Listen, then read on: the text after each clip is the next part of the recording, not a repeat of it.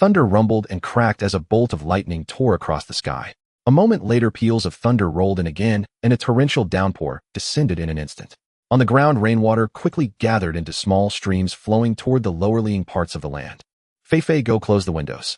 Don't let the rain blow in, a middle-aged woman said to a boy of about 15 or 16. Mother, I already closed them. Don't worry, the boy called Feifei replied with a self-satisfied look. Where has your younger brother run off to again? Such heavy rain, and he still hasn't come back. Feifei's mother looked at the downpour outside, worry and mild complaint written across her face. Mother, he went to second uncle's house to play. What are you worried about? He'll come back once the rain stops. Feifei tried to reassure his mother, then lifted his head to check whether the roof was leaking anywhere. Half an hour later, the wind died down and the rain ceased. A rainbow appeared along the horizon. Voices could be heard from the street, the sound of shovels digging into earth, and people cursing that the sudden heavy rain had soaked all the things they had laid out to dry in their courtyards. Mother, I'm back, brother. Second uncle went into the mountains. I heard a stone fell from the sky and crushed a black bear to death. Second uncle told me to come back and ask you to help search for it. A boy of 11 or 12 entered barefoot, shoes dangling from his hand as he spoke. All right, I'll go, Feifei said, grabbing a shovel from the yard before running off toward the mountain. This small mountain village called Gujia village had just over 30 households. Everyone in the village bore the surname Gu, descendants of an ancestor who had once taken refuge here in bygone days. Feifei's full name was Gu Xiangfei. At 15, he was a student of the martial academy. A few days ago, his long-ailing grandfather had passed away, and Gu Xiangfei had requested leave from the academy to return home for the funeral. This world was the Tianwu continent, where the cultivation of martial arts reigned supreme. There were also a small number of magicians, and an even rarer few alchemists who refined pills and craftsmen who forged artifacts. The martial realms were divided into 9 great stages: martial novice, martial soldier, martial master, martial general, martial lord, martial king, martial emperor, martial god, and martial saint. Each branch dean of the academies had to have attained the martial king realm to hold the position. Branches of the martial academy were established in every provincial capital, enrolling students from the age of 12. Regardless of wealth or poverty, anyone could enter to study, and there were no tuition fees. The academy provided food and lodging. After 3 years of study, students were graded and divided into ranks: core disciples, inner disciples, outer disciples, and menial disciples. Core disciples would be sent on to the Royal Martial Academy in the capital to continue their studies. Inner disciples would be assigned to the army to serve the nation. Outer disciples were hired by major clans as bodyguards. Menial disciples would simply return home and fend for themselves. Those from poorer families sometimes joined adventure teams, though their casualty rate was terrifyingly high, almost certain death. Gu Xiangfei was only 5 months away from graduation. His talent was mediocre, and he had only advanced to the martial soldier realm this year, so at best he could become an outer disciple. In his class, the top student had already broken through to the martial master realm last year. Leaving the house, Gu Xiangfei sprinted along the narrow mountain trail. The air after the rain was fresh. Nameless little birds flitted about, chirping noisily. The path was muddy, with rainwater still pooled in the low spots, yet as someone in the martial soldier realm, such terrain could not hinder his speed. In the time it took half a stick of incense to burn, Gu Xiangfei had already entered deep into the mountain. He glanced around, but the surrounding trees blocked his view, and he saw no sign of second Uncle Gu Fengsheng. Leaping lightly, he sprang onto a thick branch of a tall tree. As expected, standing higher let him see farther in a nearby small valley. Gu Fengsheng was using a wooden pole to pry at a large boulder. Gu Xiangfei dropped back to the ground and ran toward the little valley. The stone that had fallen from the sky had first landed on the small hilltop, then rolled down into the valley below. The unlucky bear had happened to be right in its path and had been crushed to death by the rolling boulder. Second uncle, I'm here to help, Gu Xiangfei called, running over with the shovel in hand. Feifei, you're just in time. Dig here with the shovel. Make it lower, and the stone will roll down, second uncle said. Second uncle pointed beneath the boulder, indicating where he should dig. Gu Xiangfei took a look at the millstone-sized rock, chose a spot, and started digging with the shovel. Now and then the shovel struck embedded stone, sending out a few sparks. After the time it takes to smoke a pipe, Gu Xiangfei had dug a pit under the boulder. Second uncle stood to the side, bracing the large stone with the wooden pole to keep it from rolling down and crushing him. That's enough. Don't dig any further, I think it's about right. Get out of there quickly, second uncle said after inspecting the pit Gu Xiangfei had opened. Gu Xiangfei immediately ran to the far side of the boulder, and second uncle pulled out the wooden pole and joined him there. The two of them found a leverage point and heaved together. The millstone-sized boulder shuddered, then rolled down toward the bottom of the small valley. Once the boulder rolled away, it revealed the massive bear crushed beneath it. Second uncle grabbed one of the bear's legs and tugged with all his strength. Gu Xiangfei hurried over to help. Together they dragged the bear to a more spacious area. Give me the shovel. I'll go find some vines to tie the bear up, then we'll carry it back, second uncle said, reaching out for the shovel from Xiangfei. Second uncle went off in search of vines, while Xiangfei walked over to the big stone. One side of it was still smeared with the bear's blood and fur. He placed his hand on the boulder, intending to find a clean spot to sit and rest for a while. Digging through rock had left him tired. Just as he was about to settle his weight onto the stone, he suddenly noticed that right in front of his left hand there was a ring embedded in the boulder. How could there be a ring inside this stone? Puzzling over it brought no answer, so he decided to dig it out first and think later. He looked around and spotted a relatively sharp rock, picked it up, and began chiseling at the part of the boulder where the ring was embedded. The boulder was extremely hard, and the sharp rock he held could hardly chip it at all. In a careless moment, he scraped his hand, and blood quickly flowed, dripping onto the boulder and then onto the embedded ring. Xiangfei hurriedly dropped the stone he was holding. He could endure this small pain, but stopping the bleeding came first. He fumbled in his pocket and pulled out a sheet of paper to wrap the wound. Seeing the blood quickly soak through, he felt around again and found a few copper coins and some tissues. He tossed aside the blood-soaked paper, took up the tissues, and wrapped his hand anew. Only when he saw the bleeding stop did he finally relax. Inwardly, he cursed his rotten luck and silently vowed, "I'm getting that ring out no matter what." He searched the area again and found several more sharp stones, then returned to the boulder ready to resume chiseling it open and free the ring. When he reached the boulder, he froze. The ring had somehow come loose on its own, lying there surrounded by droplets of his blood. He picked it up and examined it carefully. The silver-white ring was engraved with a few simple patterns and nothing more, but looked like an utterly ordinary band. Just as Xiangfei was about to slip the ring onto his finger, his vision seemed to shift, and he suddenly perceived a vast space as large as the Academy's central plaza. Inside were many wooden racks laden with jade bottles and jade boxes. Other racks held all manner of ores, and one entire rack was filled with jade pieces of uniform size and length. Some were worn smooth, bearing marks of frequent handling. In the center of the space lay a vibrant patch of grass, lush and full of life. What were these grasses meant for?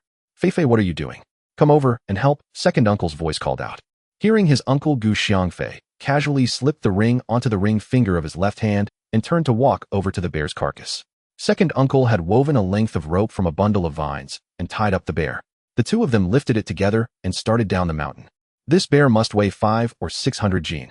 Its hide alone can fetch a gold coin, and the gallbladder another gold coin. The forepaws can sell for 80 silver coins. The meat isn't tasty, but meat is meat. Later we'll render the fat and add a little to our noodles.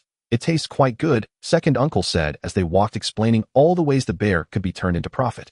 As they walked, second uncle continued telling Xiangfei which parts of the bear were valuable and how he planned to make full use of it. Second uncle's home was not far from Xiangfei's, only 50 or 60 meters away.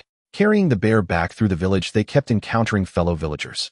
Seeing that the two had neither bow nor machete, everyone asked how they had managed to catch the bear. Second uncle walked along laughing as he explained that before the rain he had been in the mountains digging medicinal herbs when he saw a stone fall from the sky and crush the bear. Then the rain had broken out, and he hurried home to take shelter, only returning to the mountain after it cleared to bring the bear back.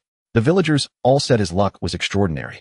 To encounter a stone falling from the heavens that killed a bear, wasn't that like a meat pie dropping from the sky? Chatting with the neighbors along the way, they hardly felt the fatigue.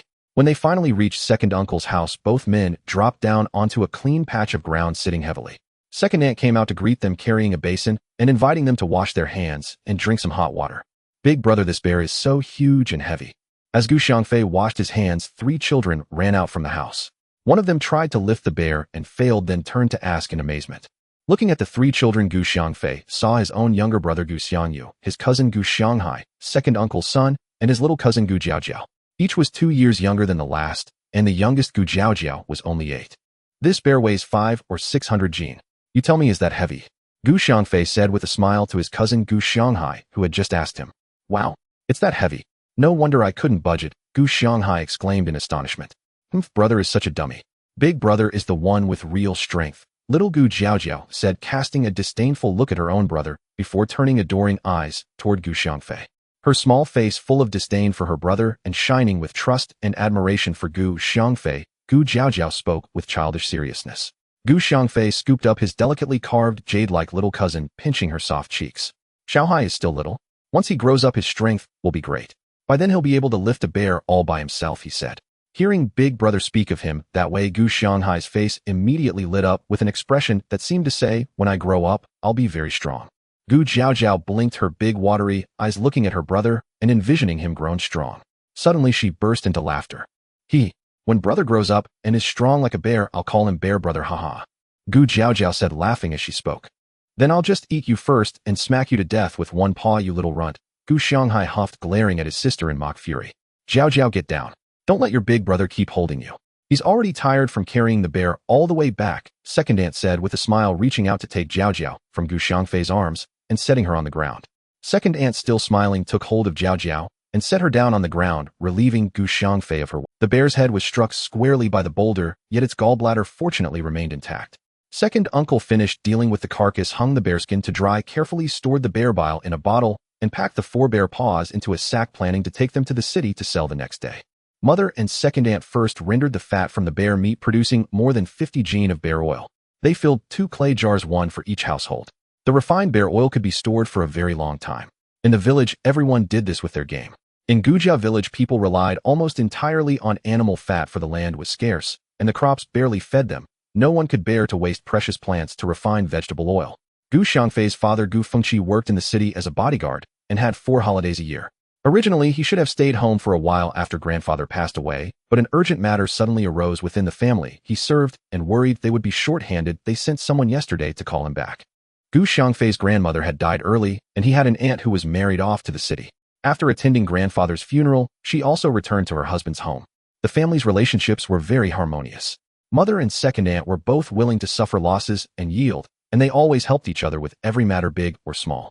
The village elders said these 2 sisters-in-law were like real sisters. They had never quarreled. Unlike other families whose daughters-in-law would practically wish to kill one another over trivial disputes, in this small village, you could hear the sounds of arguments every few days. That evening they ate a big pot of stewed bear meat at second uncle's home. Although bear meat itself was not particularly delicious, mother and second aunt had added plenty of seasonings, and the 4 children ate until their bellies were round and tight, so full that they could only walk slowly afterward. After eating, Gu Xiangfei said a few words to second uncle and went home. Mother and second aunt stayed behind to marinate the remaining bear meat. The weather was about to grow hot, and the meat could not be kept for long. They had to deal with it quickly and preserve it for future meals. His younger brother Gu Xiangyu was playing with their cousins. The children were at that lively age when play was everything. While the adults worked, they ran around nearby, occasionally helping by bringing over some tool or item. Gu Xiangfei returned home, lay down on his small bed, and once more took up the ring in his hand to examine it. Ever since second uncle had interrupted him earlier, he had spent the entire afternoon thinking about the ring.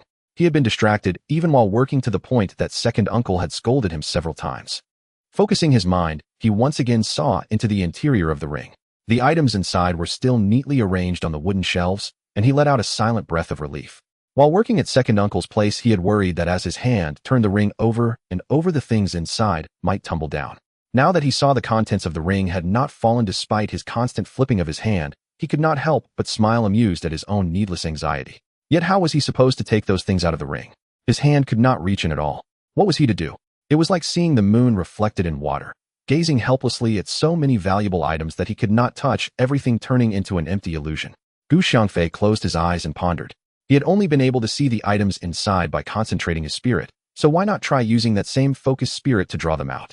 Acting as soon as the idea formed, he once again entered the ring with his consciousness, wrapped a small piece of jade with his spiritual intent, and tried tugging it outward. He clearly felt the jade being pulled out by him. He had succeeded. Staring at the jade stone in his palm, 2 inches long, 1 inch wide, less than half an inch thick, Gu Xiangfei froze for a moment. This smooth, lustrous piece of jade looked as though it could fetch several gold coins. He had struck it rich. Joy surged in his heart. He focused his mind again and drew out all the smooth, lustrous jade pieces, piling them on the bed.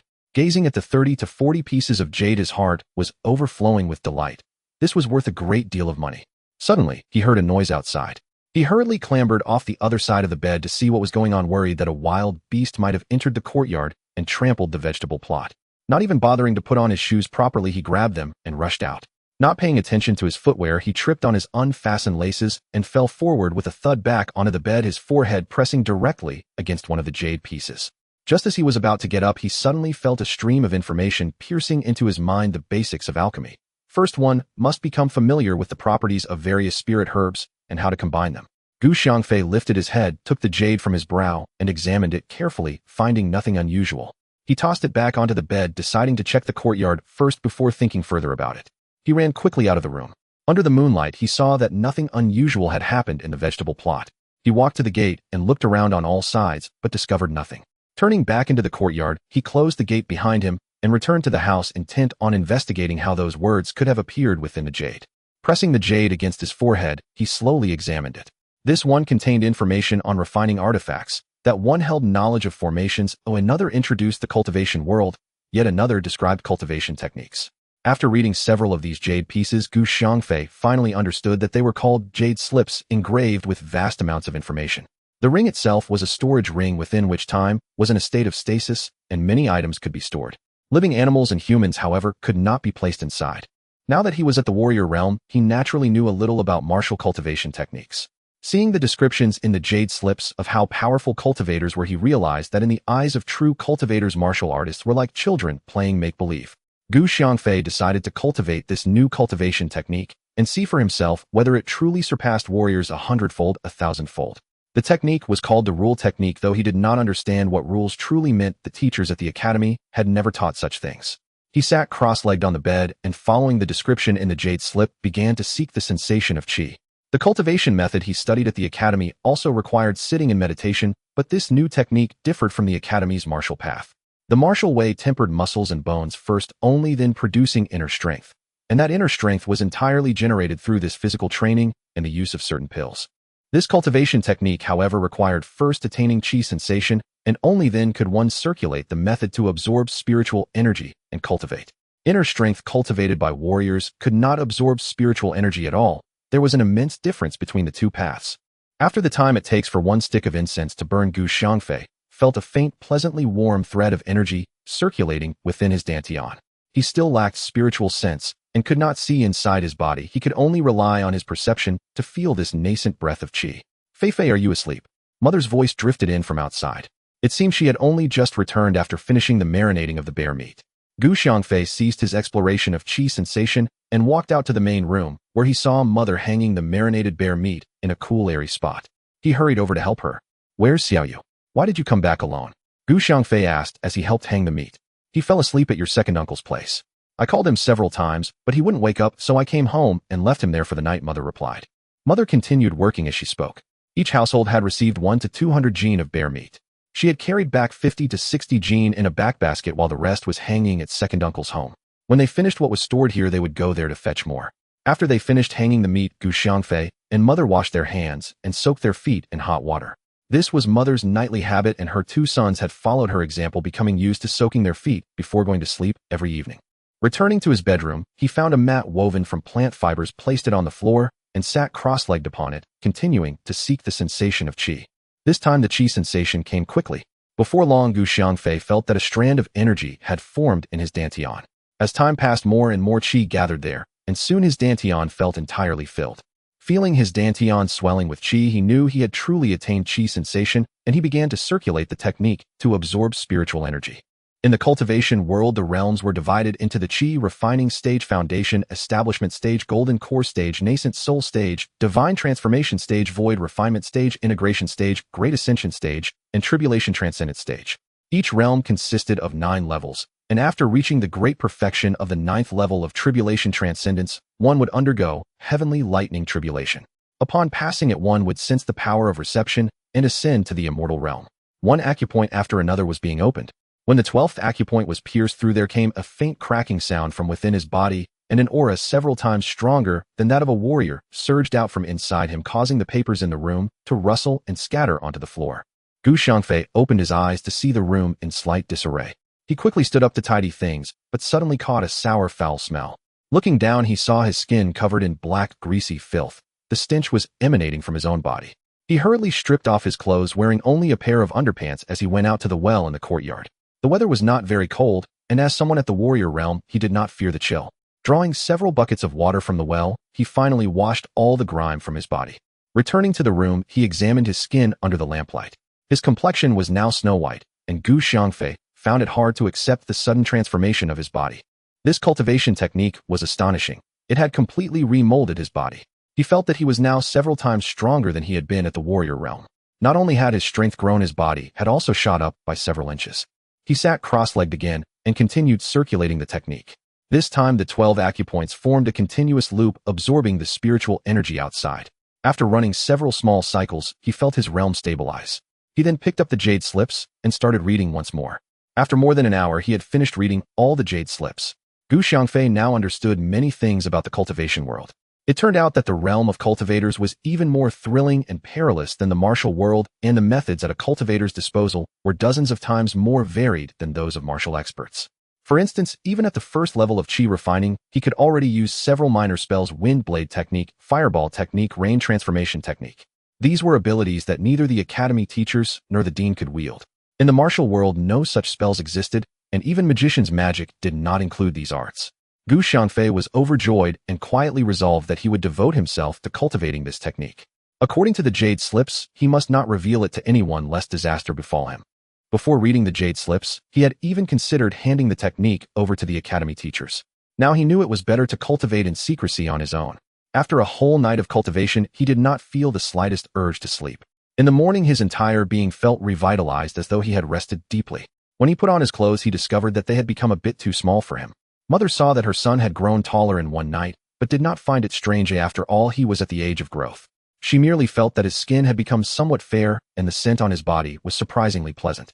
Fortunately, the weather was no longer cold. Xiangfei rolled up his trouser legs and sleeves, looking every bit like a young farmer heading to the fields. Mother took his clothes and went to find his second uncle Gu Fengqi. Second uncle, when you go to the city to sell the bearskin, buy 2 sets of clothes for Fei, as well a few inches larger than this set, she said. After speaking, Mother took out a silver coin and handed it to Gu Fengqi. Elder sister-in-law, keep your money. Leave the matter of buying clothes to me, it won't cost much. Besides, that bear was taken down by the 2 of us. We still need to give him a share. Second uncle said with a smile. This boy is growing so fast he'll surpass me soon, second uncle added, laughing. Xiangfei had finished breakfast and told his mother that he was going to the mountains to gather some medicinal herbs. He slung a backpack over his shoulders, tossed a herb shovel into the pack, and took a machete before heading towards the mountains. The saying, rely on the mountains and eat from the mountains, holds true. In Guja village, there are almost daily excursions into the mountains for herb gathering and hunting. Those fortunate enough to unearth a long-aged medicinal plant can earn a small fortune, while hunting serves as a supplementary means to support the household. Even if no herbs are found, catching a few wild beasts can still provide enough for the family to get by. After walking along the mountain path for a while, Xiangfei arrived at the large rock where he had crushed a bear the day. He now understood that this large rock was not an ordinary item. Although he did not know what kind of ore it was, he sensed it would certainly be useful in the future, so he decided to store it in his ring for now. After reviewing all the jade slips last night, he learned that the ring requires blood to recognize its master before it can be used. When he smashed the ring yesterday, he accidentally cut his hand, and his blood fell onto the ring unintentionally, completing the blood recognition, which allowed him to see the items inside. After collecting the large rock, he continued deeper into the mountains. The outskirts had already been trodden countless times by villagers, and no medicinal herbs could be seen.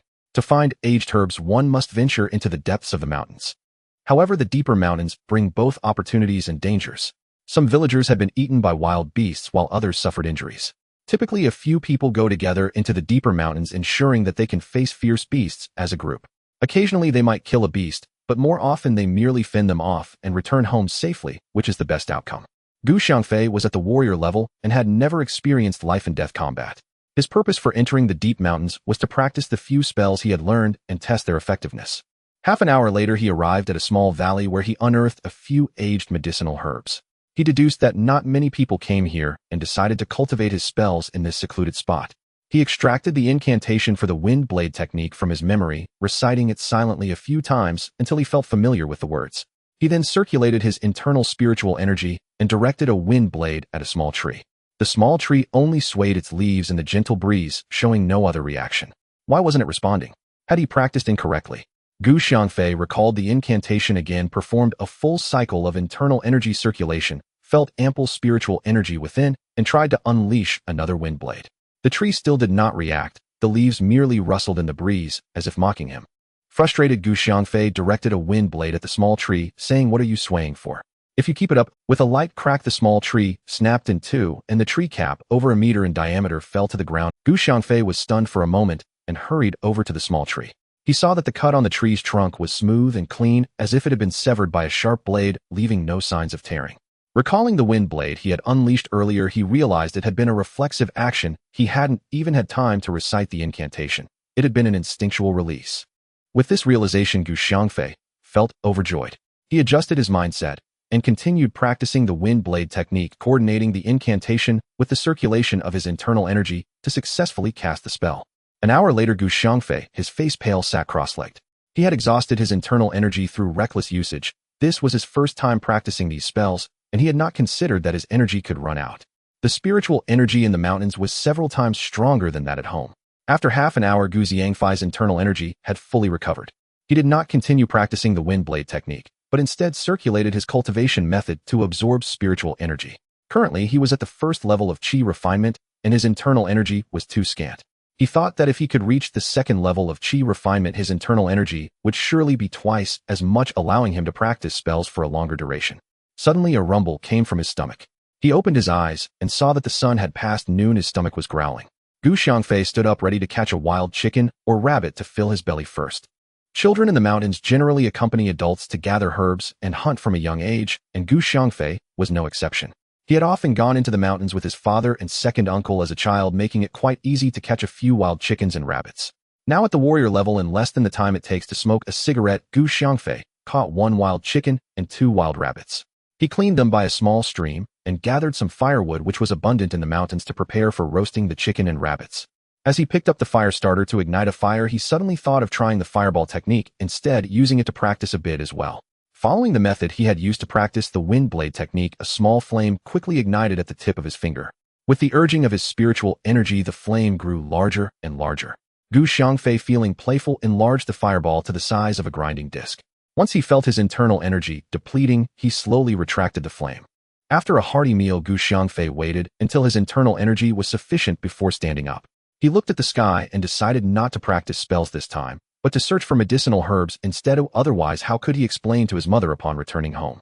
As the sun set, Gu Xiangfei returned home with a fully loaded backpack of medicinal herbs holding 2 wild chickens and 5 wild rabbits. "I'm back. Did you encounter any wild beasts?" His mother, upon seeing the wild chickens and rabbits in Gu Xiangfei's hands and the backpack full of herbs, first asked whether he had encountered any wild beasts, showcasing a mother's concern for her child, which warmed Gu Xiangfei's heart. "No, mother. Look, I've gathered a lot of aged medicinal herbs and caught a few wild chickens and rabbits," Gu Xiangfei said as he waved the wild chickens and rabbits in front of his mother. "That's good to hear. Your second uncle went to the city today and couldn't go into the mountains, so since you've caught a few wild chickens and rabbits, you can take them to him." His mother helped him take off the backpack and said, "Where is Xiaoyu? Where has that child run off to again?" Gu Xiangfei did not see his younger brother in the yard. "Who knows where he has gone? It's almost time for dinner, yet he hasn't come home. We'll deal with him when he returns," his mother said angrily, indicating that Xiaoyu would be in for a scolding. Gu Xiangfei carried 1 wild chicken and 2 wild rabbits to his second uncle's house. As soon as he entered, he saw his younger brother Gu Xiangyu being scolded by his second aunt along with his cousin Gu Xianghai, while his cousin sister stood by covering her mouth and stifling laughter. "You two, how old are you? You dare to run to the ghost cave to play? Do you not value your lives?" His second aunt, "We didn't go in and we just played outside for a bit," his cousin Gu Xianghai mumbled quietly. "You're still talking back. If it weren't for your uncle Feng Lin pulling you back, you two would have gone in. Just wait until I deal with you." After saying this, his second aunt searched for something to hit him with. Fearing that a wooden stick might injure the child, and knowing that a shovel wouldn't do either, she couldn't find a small wooden stick, so she eventually took off her shoe and gave Gu Xianghai a few hard whacks on the bottom. Gu Xianghai ran around holding his rear, and just then he spotted Gu Xiangfei standing at the door with the wild chickens and rabbits, watching him with a smile as he was being punished. "Big brother, save me." Gu Xianghai quickly ran over and hid behind Gu Xiangfei. Seeing Gu Xiangfei arrive with food, his second aunt threw her shoe on the ground and put it back on, smiling as she took the wild game from Gu Xiangfei and recounted what Gu Xiangyu and Gu Xianghai had done regarding the ghost cave. The ghost cave was not far from the village, rumored to be inhabited by evil spirits. The cave was perpetually cold and damp, resembling hell.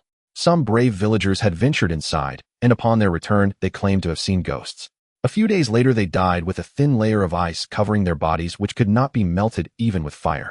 Eventually, the village elder was called, and upon inspection, he stated that it was the breath of an evil spirit that had sealed the souls of the people, preventing their reincarnation. Ordinary fire could not melt that ice, and he warned the villagers never to go there to avoid provoking the evil spirits and bringing disaster upon the village. From that point on, the adults forbade the children from playing there. This story has been passed down through countless generations. Gu Xiangfei had heard his mother caution him in his childhood never to play near the ghost cave, lest he be haunted by evil spirits and die frozen. Gu Xiangfei no longer believed such legends. Since he began cultivating, he knew that the ghost cave must contain ice-type ores or other ice-related materials. With his increasing cultivation, he decided to explore it. However, since his second aunt had mentioned it, he felt he must show some acknowledgement. He pulled his younger brother Gu Xiangyu over and playfully hit him on the rear a few times, scolding them both until he saw the satisfied look in his second aunt's eyes before letting them go. His second uncle was not home. His second aunt said he had gone to deliver bear meat to her family. Gu Xiangfei did not linger, exchanged a few words with his second aunt, and took his brother home. Brother, please don't tell mother that we went to the ghost cave, I beg you. As soon as they exited his second aunt's house, his younger brother Gu Xiangyu pleaded pitifully. Don't worry.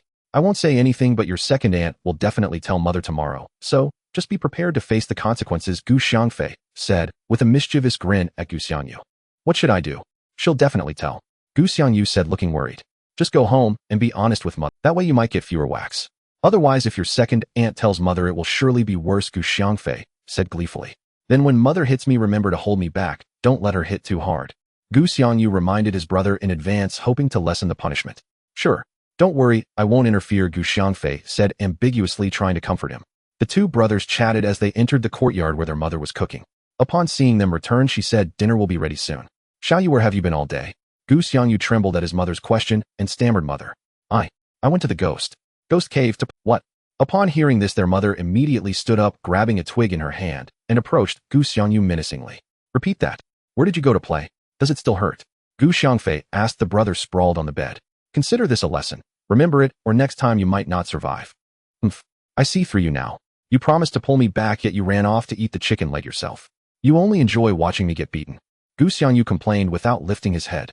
At first I did want to pull him, but didn't you see mother's expression? If I had intervened, she would have struck us both. Better that you take the beating alone than both of you get hurt. Gu Xiangfei said, wearing a look of innocence. Then at least say something kind. You ran off and ate the chicken leg. I shouted so loudly. Did you not hear me? Gu Xiangyu's whole body trembled with anger. Gu Xiangfei suppressed his laughter and coaxed him for a long, while making a string of promises until his brother Gu Xiangyu finally relented. The next morning after breakfast, Gu Xiangfei returned to the mountain, practicing spells in the morning and searching for herbs and hunting in the afternoon.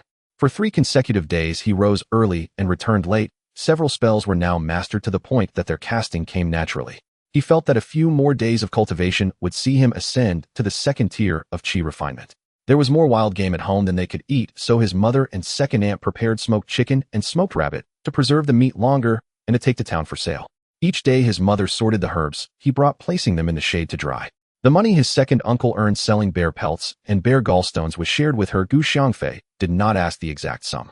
His uncle had also bought him 2 new sets of clothes. Gu Xiangfei had taken leave, and the academy had by regulation granted a month off. The martial arts academy allowed a month's leave for the death of an elder and a 6-month mourning period for a parent. The academy adjusted graduation dates accordingly, showing a certain compassion in such matters. He had been home 8 days already with over 20 days of leave remaining. He resolved to make good use of the time to improve his family's lot. His father's meager wages barely kept them fed, and now that he was grown, Gu Xiangfei intended to shoulder his responsibilities. Just as he was leaving, his second uncle happened to arrive. Feifei, today your uncle and I will go into the mountains together. These past days your hunting has kept your aunt and the others alive. Without you they'd have starved. It's thanks to you, boy. Gu Xiangfei smiled bashfully. Uncle, we are family. I'm only doing what I should. All right, let's not talk too much. Let's go. His second uncle slung a woven basket over his back and carried a cleaver. He meant to gather herbs and take some game as well. The two of them, saying little, followed the mountain path inward. Second uncle Gu Fengqing had poor aptitude and had been a menial pupil at the academy. After graduating, because his grandfather was ill and required care, he did not join an adventure squad, but chose to stay merry and raise a family. Many menial disciples made the same choice, a harder life, but a steady one, rather than risking their lives abroad for uncertain gain. After half an hour they reached the edge of the deep mountains. Beyond lay danger, but danger and opportunity walked together. Finding an ancient herb could mean a year or 2 of prosperity, and many villagers were willing to take that risk. Search nearby. Don't go deeper. If we meet a fierce beast, the 2 of us can't handle it, his uncle said, content with their current life and unwilling to risk the deeper mountains. Gu Xiangfei did not press to go further. He knew if he suggested it, his uncle would join him willingly. They agreed to meet at noon and then separated to look for herbs. Together, they would gather little. Only children inexperienced in herbs would shadow the adults. After parting ways, Gu Xiangfei used the Yufeng technique, wind riding technique, to travel more swiftly into the deep mountain. He found a place rich in spiritual energy and sat cross-legged to circulate his cultivation technique. He was now in the late stage of qi refinement, first tier. The spiritual energy in this place was dense. He sought to break through to the second tier. As he operated his cultivation method, the surrounding spiritual energy surged toward him and enveloped him. An hour later, the final acupuncture point of his chi refinement second tier opened with a subtle crack, as if ice meeting flame had shattered. A surge of chi several times stronger than that of the first tier flowed outward from his body. He had reached the second tier of chi refinement. Sensing the spiritual energy within him, Gu Xiangfei realized it now exceeded the level of a Wushi rank and was closing on Wu Jiang. His father had once been at the Wu Jiang rank, but had recently advanced to Wu Zun. Gu Xiangfei smiled inwardly at the superiority of cultivation over martial arts, then continued to rotate his technique to stabilize his newfound strength. After a while, he exhaled a mouthful of stale air and rose. Feeling some residual grime on his skin, he removed his clothes, performed a cleansing water formula to wash himself, laundered the garments, and put them back on after drying them with his cultivation. Seeing it was still before the meeting time, he decided to dig for herbs. He did not want his uncle to see him return empty-handed and laugh at him. The deep mountain was rarely visited, and many herbs there were a decade or two old. By the time of the meet, he had filled more than half his basket, and had with a few stones felled a couple of wild chickens and rabbits. He made his way to the agreed spot. "You're here, what did you find?" His uncle had arrived early, and was tending a fire. 2 prepared wild rabbits lay beside him ready to be roasted. "Not bad. I'll keep digging this afternoon, and should fill it up." Gu Xiangfei set down his basket, and the game he held. "You've done well."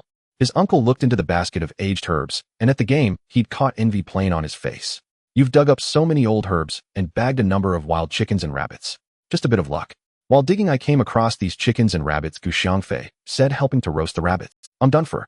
This life has been like this for me. Your father is slightly better, but still lives at others' mercy. You are the eldest. If you can look after Xiaohai and the others, don't let them end up like me, drifting through the village with no direction." His uncle sighed. "Don't worry, uncle. I will help them.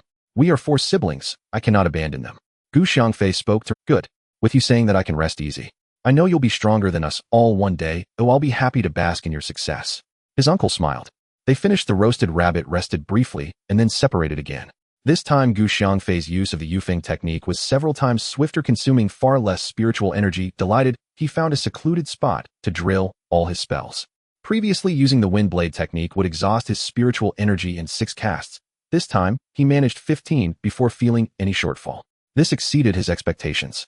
He had thought he could only sustain 12 uses, to discover he could reach 15, and perhaps with further perseverance 16 or 17, was significant. Even a single extra cast could mean the difference between life and death in a crisis. After his spiritual energy restored to its peak, Gu Xiangfei resumed digging for herbs. Practicing those techniques had eaten into his time, and he was determined to return with his basket full. Deeper into the mountains, the herbs grew denser and older. Within half an hour, he had filled his basket. Looking toward the mountain's heart, he resolved that once his cultivation reached the foundation establishment stage, he would venture further in to explore. On the way back, he was in no rush. There was still time before the meeting, and he intended to hunt a little more game for the... At his current level of chi refinement, he need not run. Armed with a handful of stones, any wild chicken or rabbit he spotted was unable to escape his palm. By the rendezvous, he had taken 9 wild chickens, 13 wild rabbits, and 12 wild eggs. It was the peak season for these birds to lay. Soon the eggs would hatch, but for now, they were a welcome prize. "You're quick this time. Have you filled your basket?" His uncle arrived with his own basket and noticed Gu Xiangfei waiting. Gu Xiangfei saw his uncle also carrying a few birds and threaded them onto a wooden pole. The 2 of them hoisted the pole together and walked home. By dusk, they returned. Gu Xiangfei left a few birds with his uncle and gave 6 of the wild eggs to his second aunt, who accepted them with delight and urged him to stay for dinner. Fearing his mother would worry, Gu Xiangfei declined the invitation and headed to his own house. His mother greeted him with a bright smile, took the basket from him, and told him to wash his hands and come eat. Her eldest son had grown capable. There was wild meat on the table every day and so many herbs that they could fetch a good price. Life at home was improving, and his mother wore a constant smile these days. His younger brother Gu Xiangyu had been unusually obedient lately, not running off, and even helping with chores. But such behavior rarely lasted. Children quiet down after a scolding only until the pain fades, then the mistakes resume. Typical of those who forget old wounds once healed. The next morning, Gu Xiangfei and his uncle set out for the mountain again. On the path, they met others from the village heading and exchanging bawdy jokes and jests. "Have you heard? Li Guilin from Huang family village was caught with the old bachelor, and they were taken. They were stripped and tied to the big tree at the village entrance as a spectacle," one villager said with a wicked grin. "Is that true? How could Li Guilin be caught with that old man? Does she fancy him that much?" Another asked. "Don't imagine Li Guilin is virtuous. She was likely in it for the money," someone else replied. "Cash and comfort. Why not enjoy both?" offered a man who had some schooling, tossing out the words lightly. Gossip among the men was as lively as among the women, but the men did not stop at words. They acted on their cue. The next morning on the mountain, they learned that someone had been with Li Guile on the night before and nearly been caught. Xiangfei could not help but wonder, tied to a tree at the village gate, how could they have managed to do such a thing? Who? Xiangfei exhaled a breath of impure air. He had reached the 3rd level of qi refinement. This was already the 26th day since he returned home, and in a few days he would head to the academy. During this period, he left early and returned late, every day practicing for 2 hours in the morning, then foraging for herbs and hunting, and in the afternoon, repeating the cycle of practicing and foraging. By now he had accumulated hundreds of game and several thousand herbs at home. Today, having broken through to the 3rd level of qi refinement, the spiritual energy within him had strengthened several times, and he had also developed divine sense. Xiangfei had always been unclear about the purpose of divine sense, as the jade slip did not specifically explain it, only mentioning that divine sense would emerge after reaching the 3rd level of qi refinement. He felt a ball of energy in his mind and couldn't help but take a glance, suddenly seeing a ball of purple energy in his mind about the size of an egg, which startled him and left him momentarily dazed.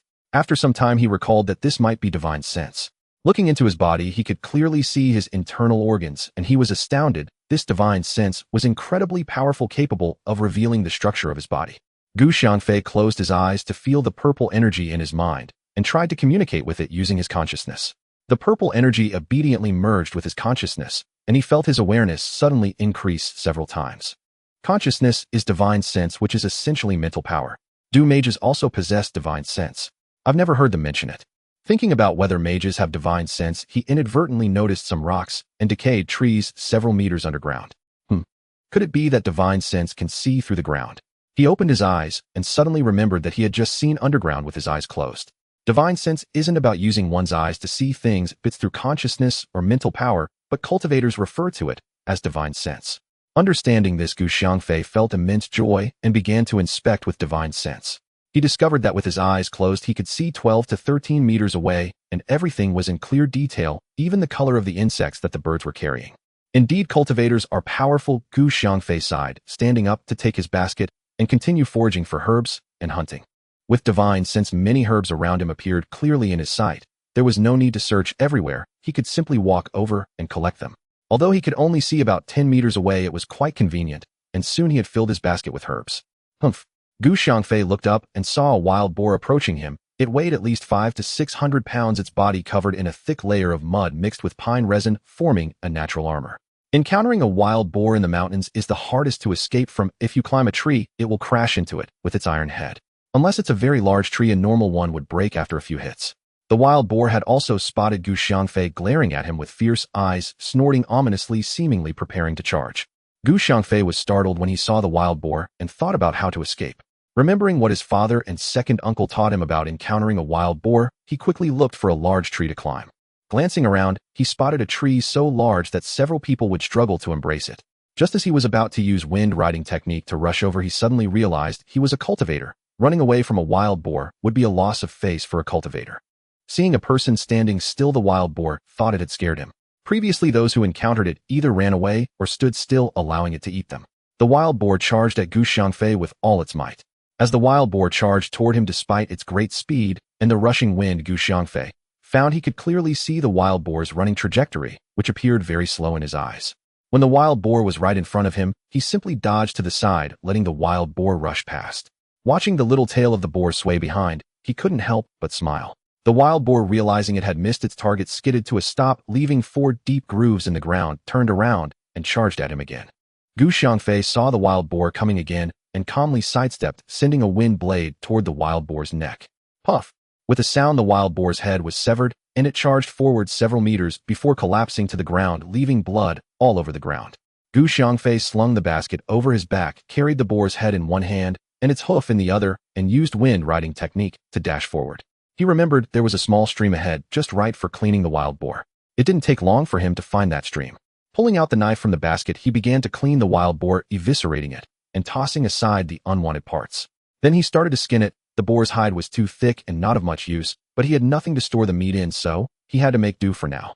After tidying up the wild boar, he found some vines to bind the meat and stored it in his ring, then used fireball technique to reduce the unwanted remains to ashes. He cleaned the knife again and placed it by the basket, then carried the basket and the boar's head toward the meeting point with his second uncle. Upon arriving at the meeting place, his second uncle had not yet arrived. He didn't want his second uncle to know he had a storage ring, so he hurriedly took out the wild boar meat and placed it on the ground. Looking at the sky, he saw it was still early, so he sat cross-legged to practice his cultivation. He was now deeply enamored with cultivation. Whenever he had time, he would sit down to practice.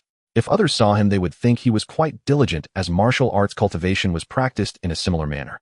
"Huh, did you kill this wild boar?" His second uncle arrived at the meeting point and asked, looking at the boar's head. What's so impressive about a wild boar?" "Don't be so surprised, uncle. Let's carry the meat home," Xiangfei said casually. "Haha, you've become quite impressive. What's a wild boar to you now? What level are you?" His second uncle asked with a smile. "I'm at the martial master level now, and I feel I'm close to becoming a martial general," Xiangfei replied proudly, but inwardly he thought, "What's a martial general? I will become even stronger in the future." "Good, stronger than your elder brother. When he was your age, he was only at the martial warrior level, even weaker than me," his second uncle remarked, slightly dimmed. "I need to grow stronger to help my family. I will become even stronger. Oh, just watch, uncle," Xiangfei reassured his second uncle.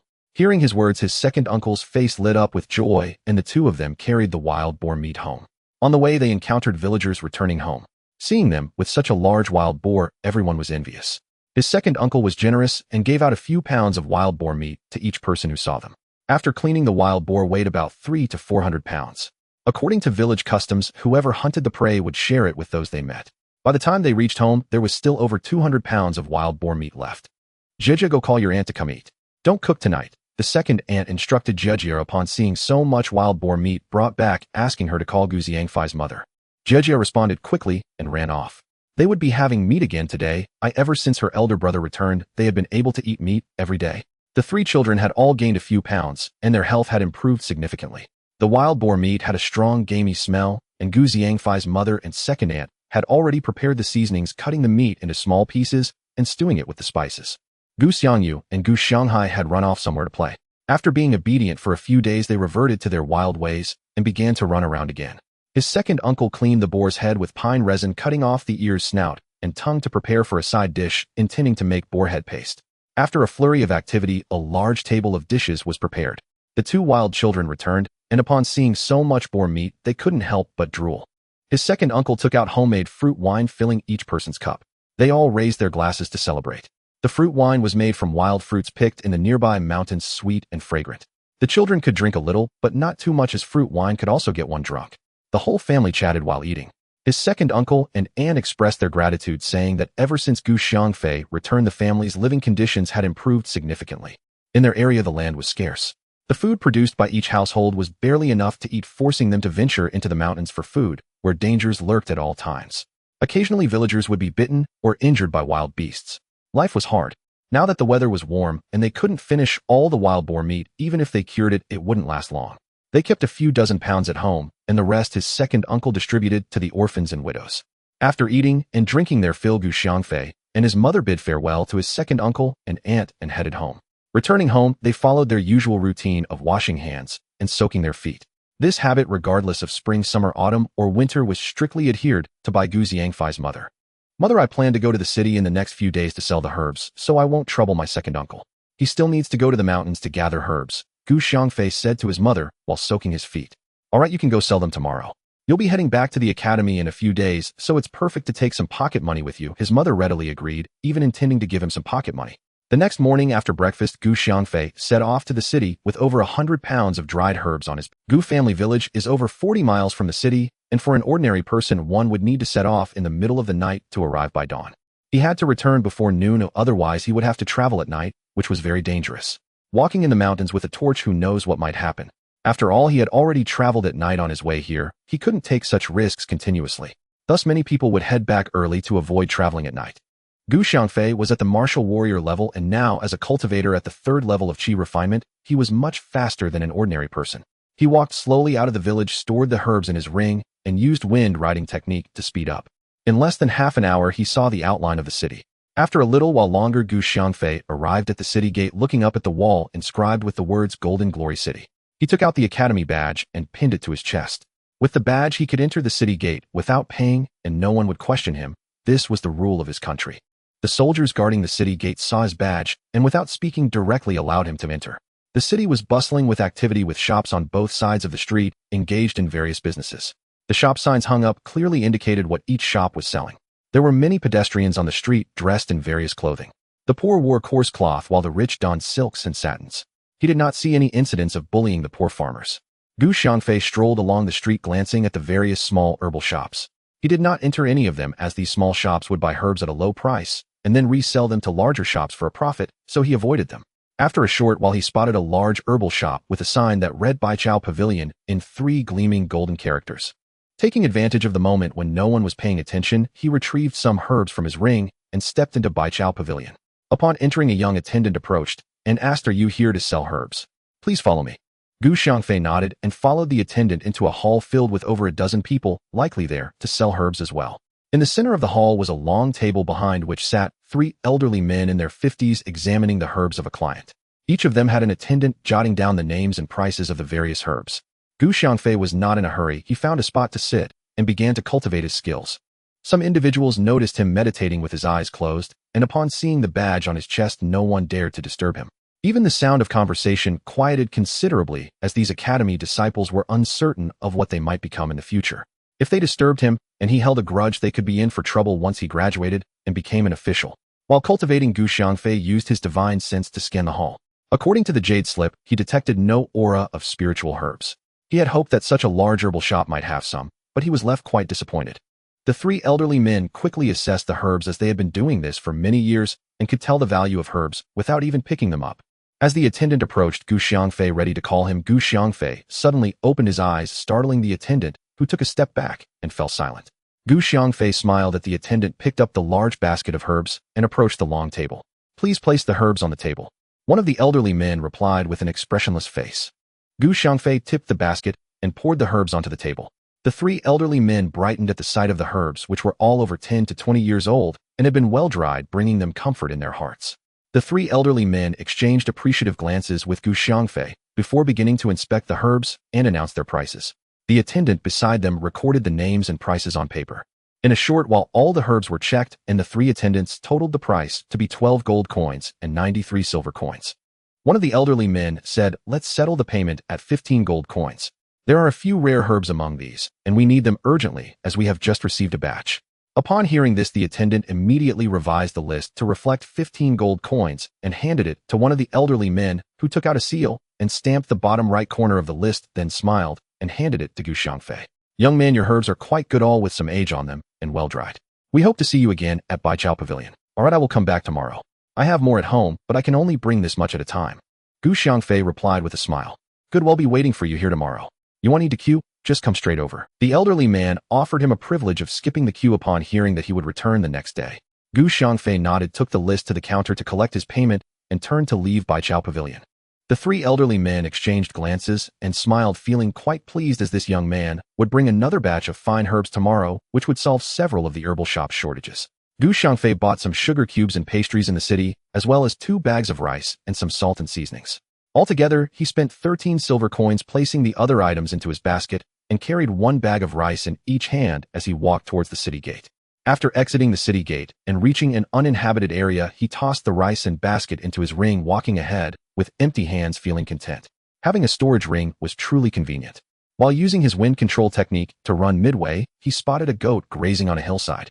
He casually unleashed a wind blade, severing the goat's head, then grabbed its leg and rushed towards a nearby stream. Upon reaching the riverside, he took out a flying sword from his ring. Channeling spiritual energy into it, the sword transformed into a dagger. After preparing the goat, he gathered some firewood and began to roast the meat. Before long, the aroma of roasted goat meat wafted all around. Gu Xiangfei turned the skewers of meat in his hands, feeling they were nearly done, and sprinkled salt, cumin, and pepper over them. After eating a few skewers, he noticed 2 individuals striding towards him, their gait vigorous and carrying an aggressive aura. Gu Xiangfei couldn't help but raise his guard. "Little brother, your skills are impressive." "Ooh, I could smell the aroma of roasted goat from far away," one of the men with a scar on his right cheek said with a smile. Yet there was something unsettling about that smile. "It's fate that we've met. Why not sit down and eat together?" Gu Xiangfei replied generously, though in his heart, he contemplated which one to deal with first if trouble arose. The 2 men weren't polite either. They sat down and began to stuff their mouths with the roasted goat meat as if they hadn't eaten in days. Their voraciousness was an understatement. Gu Xiangfei felt quite displeased as he watched them devour the meat he had roasted, thinking to himself, I invited you to eat goat meat, but you could have roasted it yourself. Why did they have to eat what I had roasted? After all, if they ate it all, what would I have left? Although he was unhappy, he did not show it on his face and put a few more skewers of meat on the fire to roast. This goat weighed over 100 pounds, and after processing there were still 60 to 70 pounds of meat left. The three of them had eaten nearly half, averaging more than 10 pounds of roasted goat meat each. Feeling full, Gu Xiangfei noticed the two men had stopped eating, so he picked up the remaining goat meat and prepared to head home. Little brother, we've eaten your goat meat today. Since there's no other way to thank you, here are 2 gold coins. The scar-faced man took out 2 gold coins and handed them over. No need, it's not like I can finish this goat meat anyway. You two helped me eat some, making it much lighter for me to carry. Gu Xiangfei replied casually, though his eyes were fixed on the gold coins in the scar-faced man's hand. Take them. There's a toll for the road to the underworld. As soon as the scar-faced man finished speaking, the gold coins flew out of his hand, aimed directly at Gu Xiangfei's head. Gu Xiangfei had been prepared for this. He crouched down to dodge the coins and unleashed a wind blade at the scar-faced man. The scar-faced man saw Gu Xiangfei dodge the coins and threw a punch towards his heart. Just as he extended his fist, he felt a sharp blade energy rushing towards him, thinking, how can there be blade energy? He couldn't see this young man wielding a weapon, so he decided to evade first. Just as he was about to sidestep, the blade energy struck him instantly, cleaving him in two. The other man had not spoken a word since the beginning. He simply focused on eating the goat meat, consuming the most of the three. Upon seeing the scar-faced man killed, Gu Xiangfei turned and unleashed 3 wind blades at the other man. That man had originally thought it would be an easy task for the scar-faced man to kill a young rookie, but unexpectedly the scar-faced man was cut in half by Wok knows what. Before he could react, he was also sliced into 4 pieces, instantly dead. How did you see through it? The upper and lower halves of the scar-faced man were severed, yet he hadn't died, immediately bleeding profusely on the ground. I kindly invited you to eat goat meat, but unexpectedly after eating you wanted to kill me. Why did you want to kill me? Gu Xiangfei angrily asked the scar-faced man. Sigh. I knew this day would come, but I didn't expect it to be so soon. You have so many gold coins, so of course you would kill for wealth. But, hate. The scar-faced man began speaking fluently, but as he lost more blood his voice grew weaker until he slumped over dead. It was Gu Xiangfei's first time killing someone, and he was surprised that he was not afraid, but rather felt a thrill. However, upon seeing the innards of the 2 men, he felt a wave of nausea and vomited all the goat meat he had just eaten. He dared not look at the dismembered bodies, closing his eyes and unleashing a few fireballs to turn the corpses. After a while he opened his eyes and saw that the ashes had been blown away by the wind. In the spot where the bodies had been lay 2 pools of molten iron. Upon closer inspection, he realized they were the weapons of the 2 men, likely short knives or daggers, having turned to molten iron from the fireballs. He kicked the molten iron away, cursing inwardly for ruining his meal and making him vomit all the goat meat. After sitting cross-legged and cycling through his technique for a few rounds, he finally calmed down. It seemed that someone had been eyeing him when he sold the herbs, or perhaps someone in Baichao Pavilion had leaked information. The 2 parties had teamed up to target those selling herbs for a high price. After contemplating for a while, Gu Xiangfei felt his judgment had been correct. Next time he sold herbs, he would observe closely to uncover any clues. Gu Xiangfei suddenly raised his hand to pat his head, wondering why he was thinking so much. His memory had improved significantly, things he did not understand before. From the moment he began cultivating, he now comprehended fully. Could it be that cultivation makes one smarter? Has my memory improved? He recalled again and found it quite incredible. Since he started cultivating, his changes had been rapid. He handled matters calmly, took things in stride, and his mindset had shifted greatly. Especially towards warriors, he felt a sense of superiority. He hurriedly calmed his thoughts, realizing that such a mindset was not good. If he entered the academy and someone spotted a flaw, it would surely raise suspicions. He did not want to attract attention from the academy, as his cultivation was still low and he could not compete against those martial emperors or martial gods. In fact, this mentality was common among cultivators. As their cultivation level rose, they began to see everyone else as insignificant. Cultivators contend with the heavens for their lives, enduring deadly tribulations, and in doing so they see themselves as masters of destiny. Would a king care about the common folk? Gu Xiangfei resolved to adjust his mindset moving forward. With a sense of relief, he couldn't help but release a long howl, causing a sudden surge of spiritual energy within him, directly breaking through from the 3rd to the 4th layer of qi refinement, and then it continued to rise as he hurriedly sat cross-legged to absorb the spiritual energy. After more than an hour, Gu Xiangfei expelled a breath of turbid air, reaching the 5th layer of qi refinement. He was in high spirits, as he hadn't expected that his improved mindset would lead to a 2-layer increase in cultivation. Upon returning home, it was just time to prepare dinner. His mother glanced at the mutton in his hands and asked, "Did you hunt this sheep yourself? Did something happen on the road? I saw wild wolves devouring mutton along the way." So I drove them off and brought the remainder home. Gu Xiangfei, concealing the truth, told his mother that the scar-faced man and his companion were merely wolves. Are you unharmed? Let me check, quickly. Worried, his mother ran her hands over his arms, shoulders, and back, searching for wounds, only ceasing when she found none. Shall you go fetch your second uncle's family? We'll all share this mutton tonight. With over 30 gene of meat, it'll spoil if we don't finish it by tomorrow. Mother, here's the money from selling herbs. Take it.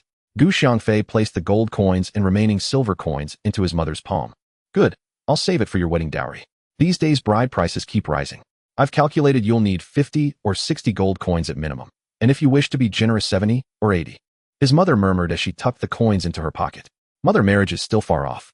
Spend this money freely, don't hoard it. Tomorrow I'll sell more herbs. I estimate these alone will fetch over 100 gold coins. Gu Xiangfei's cheeks flushed crimson at the mention of marriage, then added quietly how much the herbs were worth. These herbs are truly so valuable? His mother asked, incredulous. Yes, they're all exceptionally aged. The Bai Chao pavilion in town urgently needed precisely such specimens and offered a premium price. I've already arranged to deliver more tomorrow. Gu Xiangfei smiled as he spoke. Very well, very well. If that's the case, I needn't fret over dowry anymore. Have you taken a liking to any young woman at the academy? Tell me, shall I send a matchmaker? Her eyes shone with quiet hope. The academy strictly forbids dating fellow students. Anyone caught secretly courting a female classmate faces immediate expulsion. Gu Xiangfei spoke solemnly. I'd hoped to hold a grandson in my arms soon. It seems I'll have to wait, and her face fell with disappointment. Gu Xiangfei gently consoled her, vowing to bring home a beautiful wife, and soon grant her the joy of grandchildren. Only then did her frown soften into a radiant smile as she turned to prepare the mutton. Feifei, how did your trip to the city go today? His second uncle blurted the moment they stepped through the door. Quite well. Originally I expected 13 gold coins and several silver, but the Bai Chao pavilion urgently required my herbs, so the shopkeeper paid 15 gold coins outright. Gu Xiangfei said proudly. Excellent. You gather only the oldest, rarest herbs. No wonder they commanded such a high price. Truly fortune favors you. His uncle's expression brimmed with genuine admiration, not a trace of envy, only heartfelt joy for it. The whole family feasted joyfully on tender mutton, sipped fruit wine brought by his second aunt, and Gu Xiangfei felt no nausea, no tremor of guilt, as though the killings had never occurred. After eating their fill, some mutton remained. His mother divided half of it for his second aunt, and the uncle's family departed bellies full and content. The next morning, Gu Xiangfei returned to the Bai Chao pavilion with another batch of herbs. Spotting him, the shopkeeper beckoned him forward, bypassing the queue. Other herb sellers dared not protest. All knew offending the shopkeeper meant even the finest herbs would fetch paltry prices. This batch surpassed the last Gu Xiangfei sold herbs in order of harvest, those gathered earliest when he was still only at Qi refinement level 2 and dared not venture deep into the mountains.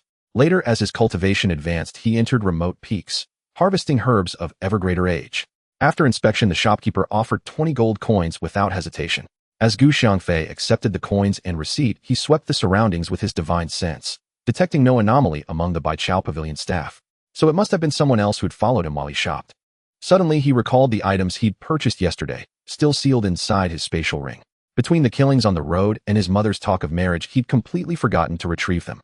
Since the Bai Chao pavilion posed no threat, he dismissed the matter. He wandered the city streets, finding nothing novel, nor any spirit stones vital to his cultivation. He visited several jewelry shops, but saw only mundane ornaments, no spiritually resonant jade whatsoever. Disheartened, he left the city gate and headed home, activating the wind-riding art en route, intending to revisit the riverside where he'd slain the men the day before. From afar, he spotted 5 or 6 figures armed with swords and knives scouring the riverbank, the sandy shore pockmarked with blade thrusts. Gu Xiangfei instantly recognized them as allies of the 2 men he'd killed.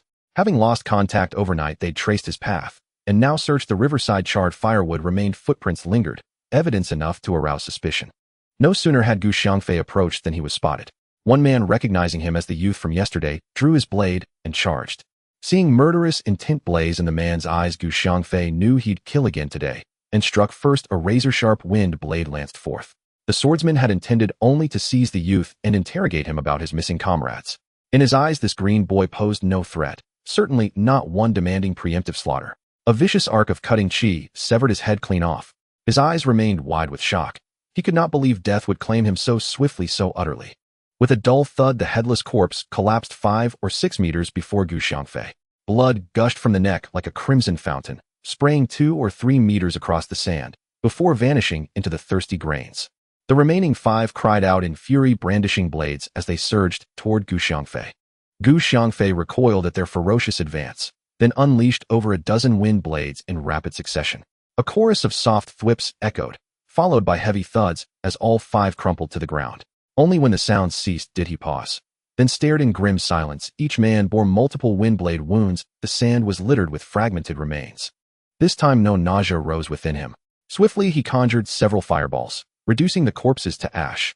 Discarded weapons were gathered, melted into molten iron by flame, then kicked into the river. The entire shore appeared pristine, save for scattered bloodstains. Without those crimson traces, no one would ever suspect 6 lives had ended here moments before. After disposing of the bodies, Gu Xiangfei reflected upon the confrontation. His panic against 5 foes revealed grave shortcomings. He resolved henceforth to remain calm in battle, to never lose composure. And should retreat become necessary, the wind-riding art remained his swift escape. He sat cross-legged upon the sand, entering deep meditation. After circulating spiritual energy through several full cycles, his turbulent heart gradually stilled. Such trials forge resilience. True growth blooms only after weathering storms. Had all 6 attacked him yesterday, as raw and untested as he was, he might well have faltered, suffered grievous injury, or worse, perished. Gu Xiangfei sighed, inwardly marveling at his own fortune. After further cultivation, he rose and walked home along the riverside path. Thereafter peace reigned. No further banditry disturbed his days. Over 5 days he sold every herb at home, totaling 125 gold coins. His mother gave him 5 coins as pocket money, stirring envy in his younger brother Gu Xiangyu. Tomorrow he would depart for the academy, so tonight his second uncle's family arrived to bid him farewell. His uncle and aunt offered gentle counsel: travel safely, foster camaraderie with classmates, ties that would serve him well in years to come. Though Gu Xiangfei already knew these truths, he listened without impatience, for this was kinship's quiet warmth, a kindness strangers would never bestow. While his mother escorted his uncle's family home, Gu Xiangfei slipped 2 gold coins to his younger brother, warning him to obey their mother and reminding him that after the new year, it would be his turn to enter the academy. Gu Xiangyu accepted the coins gleefully, vowing obedience, and promising to accompany his uncle into the mountains to gather and sell herbs. Upon returning, his mother packed his traveling clothes and carefully wrapped several cured game birds and hares, then retired only after ensuring everything was ready. Lying in bed, Gu Xiangfei reflected upon his time at home, and realized his greatest boon was the spatial ring upon his finger. Since acquiring it, his life had transformed utterly. His cultivation soared, his divine sense awakened, wealth flowed, and provisions now sufficed to feed his mother and brother until year's end. All at home flourished, yet once he'd cared little for household affairs or their hardships, satisfied merely with full stomachs. Now, having cultivated the Tao, he felt himself mature, ready to shoulder responsibility for this family. Lost in thought, he drifted into sleep, only to awaken at dawn to his mother's call. After a rich breakfast, he slung his pack and stepped outside where his mother and brother stood waiting at the gate. "Mother, please return indoors. I'll be home for the new year. Shall you obey mother while I'm away?" With those words, Gu Xiangfei turned and walked on. At the village entrance, he glanced back. His brother had already dashed off, but his mother still stood motionless at the threshold watching. He waved, smiling, yet tears spilled unbidden as he turned away. He remembered seeing her secretly drink dishwater to stave off hunger, back then too young to grasp its meaning. She'd claimed thirst-masking sacrifice. He recalled how she starved herself, denied warmth, yet ensured her sons ate well and dressed warmly. Vowing silently to lift her into prosperity, he strode resolutely toward the mountain's edge. At the sight of his wave, his mother's tears fell freely, splashing onto parched earth, instantly absorbed.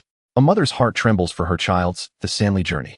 The Martial Arts Academy, where Gu Xiangfei was studying, is located in the town of Bei, over 200 miles away from his hometown Gu family village. When he returned, he took a beast cart from Bei town to Jinwang City. The beast cart moved swiftly, reaching the 2 cities in less than an hour. Moreover, with the route permit provided by the academy, riding the beast cart was free. Every city has numerous beast carts that lead to different destinations. From 6 in the morning until 5 in the afternoon, the carts depart as soon as they are filled with no fixed schedule. Now he was heading to Jinwang City to catch a beast cart. He stowed his belongings into his ring using the wind control technique, as his chi at the 5th level of chi refining made it quite easy for him. He thought that once he reached Foundation Establishment, he would be able to fly with a sword. Such flight could only be performed by martial saints across the entire martial arts continent, and even they did not possess flying swords. Although he had never seen a martial saint flying, he now suspected that they might use lightness techniques or wind control like he did, floating in the air by relying on their thick primordial power, which everyone assumed was flying. He would understand all these things in due time. For now, he pushed those thoughts aside as he approached the city gate of Jinwang City. The guards had seen him enter the city often over the past few days and had become familiar with the young man's face. They did not ask him any questions, but merely nodded at him and allowed him to enter. Having come to the city frequently over the past few days, he was well versed in the major roads of the city. There were many people in the city, and he followed the crowd to the inn where many others were also waiting for the beast cart. Jinhuang City is classified as a secondary city with 12 routes leading from it, while Beitown has over 80 routes connecting to various places. Each state city governs 10 cities like Jinhuang. Above the state city is the prefectural city, and above the prefectural city is the capital, which is where the great lords reside. There are 4 capitals in the martial arts continent corresponding to the 4 cardinal directions, each governed by a great lord. Xiangfei is under the jurisdiction of the Eastern Capital's capital. The academy he attends is merely a branch of many state cities beneath the prefectural city. Each year during graduation, the prefectural city sends people to select core disciples to study in the prefectural city. The core disciples chosen by the academy are not recognized by the prefectural city. Only those who pass the prefectural city's assessments can enter. Moreover, those who enter the prefectural city start as outer disciples. After a year of study based on each person's cultivation level, they may become inner disciples. Those who fail to be selected as outer disciples get one more chance. If their cultivation level does not meet the academy's requirements the following year, they will receive a graduation certificate allowing them to either join the army or become bodyguards for various families based solely on personal preference. No one would force them unless war broke out, at which point everyone would be required to join the army without exception. Xiangfei found the beast cart to Beitown. The staff driving the beast cart, seeing the badge on his chest, arranged a seat for him. The beast cart was pulled by 2 unicorn horses which had been trained since they were young. Unicorns are gentle in temperament, fast in speed, and have great endurance while being less prone to illness. Many merchants also use unicorns to transport goods. Large cargo stations raise many unicorns for this purpose. This beast cart can accommodate 36 passengers. The ticket prices between state cities vary. For a beast cart to Beitown, like Xiangfei's, the fare is 5 silver coins. In the martial arts continent, the currency conversion is 1 gold coin for 100 silver coins and 1 silver coin for 100 copper coins.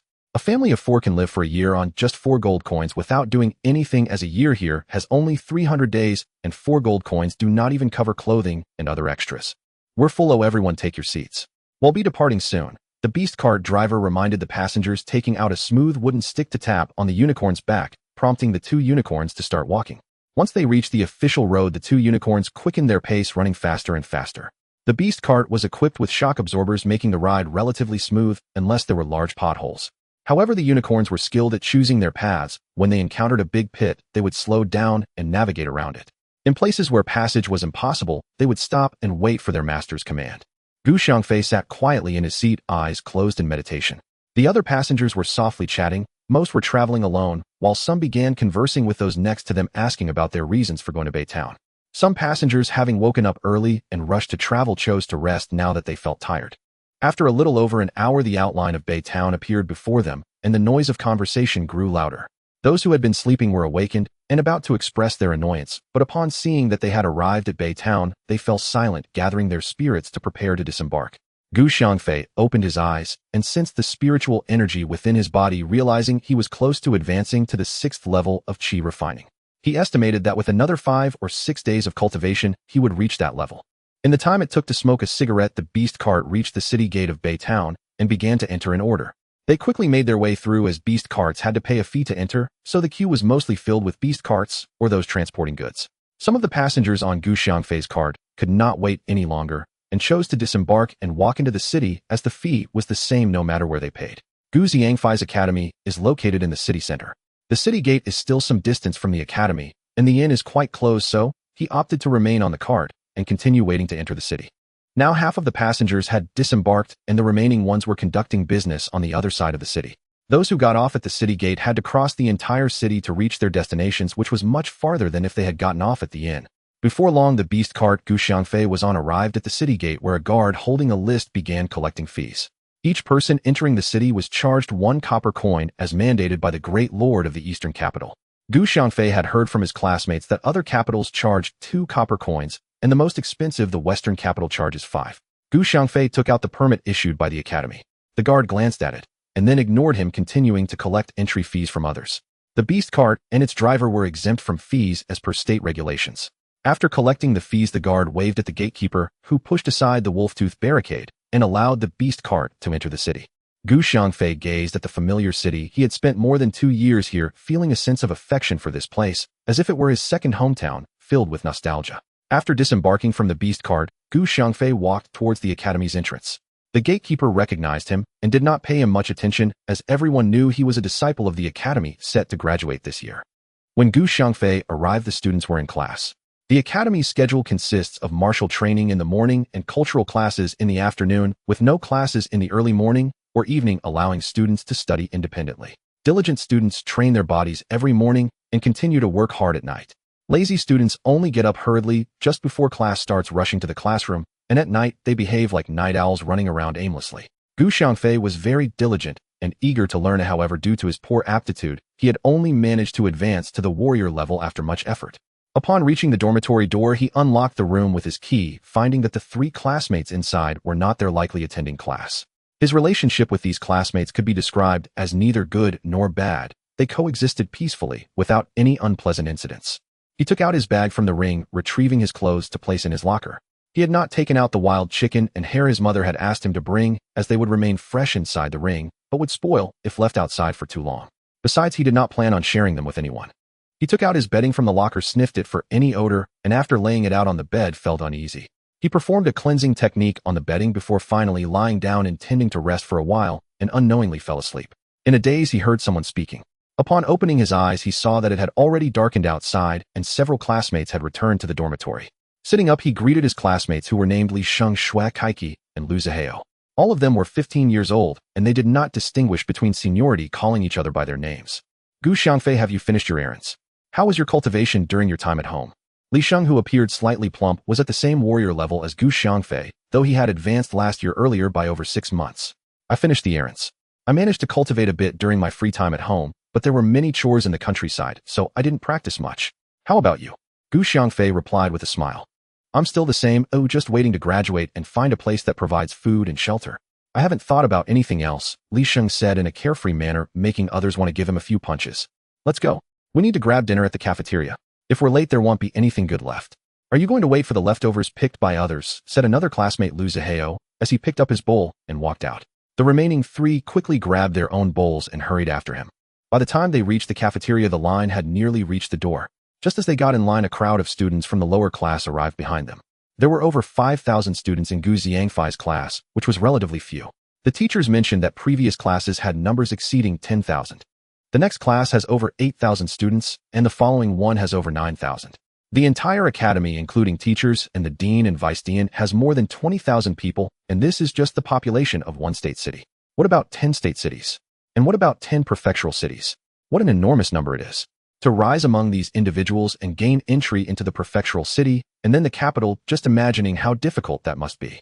The cafeteria has 20 serving windows, each with long queues. Today's meal is decent, with rice and steamed buns, 2 meat dishes, and 1 vegetable dish along with a soup. As Gu Xiangfei inhaled the familiar aroma of the food, it felt like returning home. He devoured his meal in a hurry and drank a bowl of soup, feeling quite full. After washing his bowl, he returned to the dormitory to put it away. Gu Xiangfei then remembered he hadn't reported back to the teacher, so he turned around and headed to the teacher's dormitory. His teacher is named Ma Shuguai, a gentle man who takes his responsibilities toward his students seriously. Gu Xiangfei had never seen teacher Ma lose his temper. He knocked on the door and heard the sound of footsteps inside, indicating that teacher Ma had already gone to bed. What time is it? Is he resting already? Gu Xiangfei wondered, and the door opened, revealing teacher Ma at the entrance. Teacher Ma, I'm back. I came to report my absence. Gu Xiangfei was very respectful toward teacher Ma, as the teacher had helped him a lot in the academy and had never distanced himself because of Gu Xiangfei's poor aptitude. Oh, it's you. Have you taken care of everything at home? Were you tired on the way back? Teacher Ma asked with a caring expression. Everything's taken care of. I didn't feel tired on the way. I just rode the beast cart. By the way, here are some local specialties from my hometown for you to try, teacher Ma. Gu Xiangfei said as he took out a bag containing pickled wild chicken and hare. The next morning, Gu Xiangfei rose early and arrived at the training ground. He first spent half an hour toughening his body, followed by practicing a set of martial arts. The training ground was bustling with many students exercising, and there were numerous individuals like him honing their physical strength. After finishing his martial arts practice, he left the training ground and went to the lakeside of the academy. He felt that the spiritual energy here was quite abundant, so he found a secluded spot, sat cross-legged, and began to cultivate by absorbing the spiritual energy. The surrounding spiritual energy surged towards him as he operated his technique, and he quickly absorbed. On the rooftop of a large building in the academy, an elderly man with white hair was cultivating. The primordial force within him circulated continuously along his meridians as he practiced. Throughout the academy, students were practicing in various locations, some in the training ground, some in their dormitories, some on rooftops, some by the lakeside, and some in the courtyard. The entire academy was so quiet that it felt like an ancient deserted castle. The silence was first broken by the preparatory bell of the academy. Once the bell rang, the entire academy came to life, filled with the sounds of people shouting and horses neighing, resembling a bustling marketplace, with students chasing, clamoring with their lunch trays, and some yelling after being bumped into. Xiangfei chuckled at the chaos, realizing that the academy remained unchanged despite his return. After 9 days of such routine, Xiangfei broke through to the 5th layer of qi refinement and reached the 6th layer. Initially, he thought he would break through in 5 or 6 days, but the spiritual energy in the academy was not as rich as that in the mountains, resulting in a 9-day wait for this breakthrough. There wasn't much happening in the academy. The daily events were trivial. Only during assessments did things get lively and interesting. A month later, Xiangfei reached the 6th layer of qi refinement, moving into the 7th layer, which marked the late stage of qi refinement. He only needed to break through 2 more layers to enter the foundation establishment stage. During class that afternoon, Teacher Ma informed them that there would be an assessment in 3 days, urging them to prepare during this. The assessment for students consists of 3 stages. The first stage tests the students' strength, the second evaluates their inner force, and the third assesses their cultivation level. However, the second and third stages are essentially combined, making the distinction unnecessary. 3 days later, over 5,000 students from their class gathered in the plaza. Xiangfei belonged to Class 9, with each class containing 100 students, totaling over 50 classes. The first stage of the assessment commenced, starting with Class 1. In the center of the plaza, a long table was set up where the dean and vice-dean sat in chairs at the back. On one side of the plaza stood a giant stone. Each participating student would strike the stone with all their might, and the stone would display the power of the strike as a number. The stone was as soft and comfortable as rubber, so students need not worry about injuring their fists. The teachers of each class stood at the base of the platform, with the class leader leading the students in line. The first class completed their first stage assessment quickly, and then it was the turn of the second class. Such assessments occurred every 2 months. Xiangfei had participated in countless assessments before. He was aware of his previous results and was now taking the assessment for the first time after his cultivation. Soon it was their class turn. The first to go was the class leader, who was responsible for leading the team. His name was Xiangdong, and he was a martial artist. "Go, class leader," Xiangfei suddenly shouted. Class leader Xiangdong glanced at him and smiled. Gathering his strength, he delivered a powerful punch to the giant stone, causing the numbers displayed on it to fluctuate, before finally settling at 898. Xiangdong was pleased with this result. He turned around with a smile and stepped aside to make way for the next student. Xiangfei, positioned in the middle of the line, would soon be up. Xiangfei was well aware of his own strength. Not wanting to stand out too much, he punched with only 30% of his power, and the final number displayed was 895. The academy erupted in astonishment. Everyone usually knew each other's scores, and achieving 800 was already impressive for Xiangfei. This time he had only fallen a few points short of the class leader. Had he leveled up during this time? Everyone looked at him with curious eyes. Xiangfei pretended not to notice their gazes and displayed a joyful smile, seemingly satisfied with his performance. "Good. You've made great progress during this time. Looks like I need to step up my training too, or one day you might surpass me," class leader Xiangdong remarked, coming over to pat him on the shoulder and offering a few words of encouragement. "How could I compare to the class leader? I punched with all my strength while you must have held back, otherwise you would have easily surpassed 900. Xiangfei subtly complimented Xiangdong. Upon hearing this, Xiangdong revealed a smug smile, but replied, No, I also used all my strength." Xiangfei flattered him a bit more, and Xiangdong felt even better about him.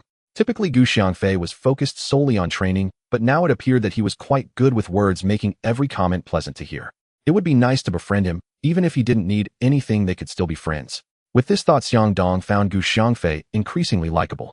The two chatted and laughed until the assessment took 3 days. After completing the first stage, they proceeded to the second stage. Xiangfei and the others arrived at the site for the second stage assessment. The previous classes had already completed their assessments, and now it was the 6th class turn. The second stage assessed the students' inner power. Each student stood before a giant stone, pushing their hands against it while circulating their inner power. The stone would display a scale for each realm. Soon it was their class turn again, and once more class leader Xiangdong went first. As he infused his inner power, the scale on the stone moved from warrior to soldier, then to martial artist, stopping just before the general rank. Xiangdong halted, his face reddening and beads of sweat forming on his forehead. "Good. Clap, clap, clap." Xiangfei was the first to cheer and lead the applause. Xiangdong turned to the students, clasped his hands in gratitude, and smiled at Xiangfei. Xiangfei smiled back. Since he was free, he thought he might as well have some fun. He wanted to make Xiangdong happy while giving everyone a bit of joy. When it was Gu Xiangfei's turn, he saw the scale stop at the initial stage of martial artist. He used his spiritual power to exert himself, breaking out in a sweat, his complexion pale and weak, clearly overexerted. Seeing this, Xiangdong hurriedly took out some tissues and handed them to him to wipe his sweat, then helped him to sit down and rest. The other students looked at him with envious eyes, realizing that Gu Xiangfei had returned not only with increased strength, but also had advanced to the martial artist level and had formed a good relationship with the class leader. After Class 9 completed their assessment, the sky had darkened. The students exited the assessment area and rushed back to their dormitories, eager to grab a meal. They were almost starving. After the first day of assessments, the previous classes could rest for 2 days, waiting for the remaining classes to finish before their respective student results were announced. During these 2 days, Gu Xiangfei practiced on the grass by the lakeside, hardly moving from that spot except for eating and other necessities. The results of his hard work during these 2 days were evident. The spiritual energy within him was nearly filling the acupoints of the 8th layer of Qi refinement. Once he filled the acupoints, he could break through the barrier of the 8th layer, bringing him closer to the foundation establishment stage and advancing his cultivation path. 3 days later, the assessment results came out, placing Gu Xiangfei at an upper middle level. Teacher Ma specifically sought him out to offer encouragement. Time flew by and graduation approached. Gu Xiangfei's cultivation level had also risen to the 8th layer of Qi refinement, which left him feeling unsatisfied. It had taken him over 4 months at the academy to advance just 3 layers, while he had achieved 5 layers at home in under a month. He later reflected on this, realizing that cultivators tend to progress quickly at the beginning, but the pace slows down later. Various reasons contributed, but the lack of spiritual energy was the primary cause. During this time, he rarely returned to the dormitory, spending almost all his days here practicing aside from his race. As for what he would do after graduation, he had not yet decided whether to continue studying in the capital or return home to care for his mother. This dilemma troubled him greatly. Now his daily routine consisted of cultivation and reviewing the jade slips. He had almost finished reading all the jade slips in his ring. Today, while scanning with his divine sense through the ring, he suddenly discovered another jade slip lying on the grass in the center of the ring. How did this jade slip end up here? Taking out the jade slip, he noticed it was covered in dirt, indicating it had been on the grass for a long time. It must have been left behind by the original owner of the ring. What urgent matter could have caused the previous owner to leave the jade slip here? Gu Xiangfei pondered for a moment, but couldn't figure it out. He smiled and thought to himself that he could simply see what the jade slip contained. Placing the jade slip against his forehead, a stream of information entered his consciousness. The jade slip revealed that its owner was Wei Feng, who was suddenly attacked by his good friend Lu Feidong. The reason for the attack was this very ring, which was not an ordinary storage ring, but a small world where spiritual herbs and fruits could be cultivated. Its greatest utility was to contain living things. Wei Feng was a disciple of the Sacred Sword sect in the Celestial Realm, while Lu Feidong was a disciple of the Divine Wind Valley. The two met during a trial and became good friends. Wei Feng had no guard against Lu Feidong and confided many of his affairs to him, unaware that Lu Feidong already harbored murderous intent deeply concealed to the point that Wei Feng did not notice. This attack was premeditated by Lu Feidong. While searching for resources in the void, Wei Feng obtained a rule technique, and Lu Feidong acquired a top-grade celestial artifact. When Lu Feidong saw Wei Feng gain a top-tier technique, his long-held murderous intent erupted, leading him to ambush Wei Feng.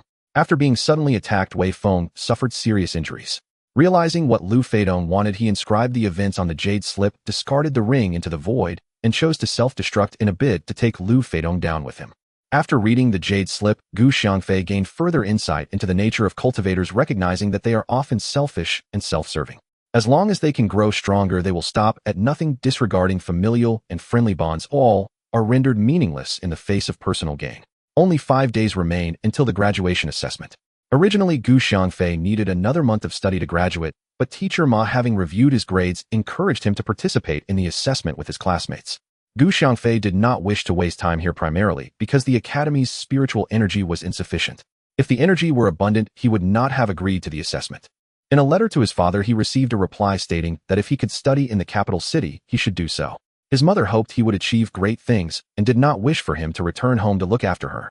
Gu Xiangfei understood his mother's intentions through the words of the letter and decided to study in the capital city. 5 days quickly passed, and the assessment began this morning, starting with the first class.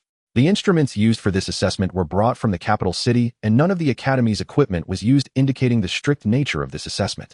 No one dared to pull strings. Of participants had to rely solely on their own strength. The assessment for the first class concluded swiftly, with 6 students passing the first stage while the rest failed. Those who did not pass did not lose heart, as there were military opportunities awaiting them nearby, which was also a viable path. After the 2nd, 3rd, and 8th classes finished, only 4 students passed the assessment. Next, please have the students from the 9th class come up. The vice principal shouted from the platform. Xiangdong was the class leader, so he was naturally the first to be assessed. Xiangfei noticed how nervous Xiangdong looked and could not help but shake his head. How could someone with such qualities succeed? As expected, Xiangdong performed poorly and failed the assessment. Xiangfei saw the dejected look on his face and didn't want to speak to him. Initially, he thought of comforting him, but seeing him unable to withstand such a blow, he lost interest in doing so. Seeing that Xiangdong had failed, the confidence of the students ahead of Xiangfei also dwindled and many underperformed. The more they faltered, the worse the subsequent participants fared, with only 1 student passing the assessment. Xiangfei recognized this student, who was usually quite low-key and diligent in his cultivation. He encountered him nearly every morning and evening. Although they were classmates, they did not communicate much, merely exchanging nods. It was Xiangfei's turn for the assessment. He was currently at the mid-stage of the 8th level of qi refining, and this time, he only exerted 1/3 of his strength. His fist struck the boulder, causing the numbers on it to change continuously until it finally settled at 943. Assessment passed next. The chief examiner said expressionlessly. Seeing Xiangfei pass, Teacher Ma was as joyful as a child filled with excitement. He had watched Xiangfei's performance over the past 3 years and knew that diligent students would always be rewarded. After the first stage of the assessment, Xiangfei arrived at the location for the second stage, which combined internal strength and realm assessment.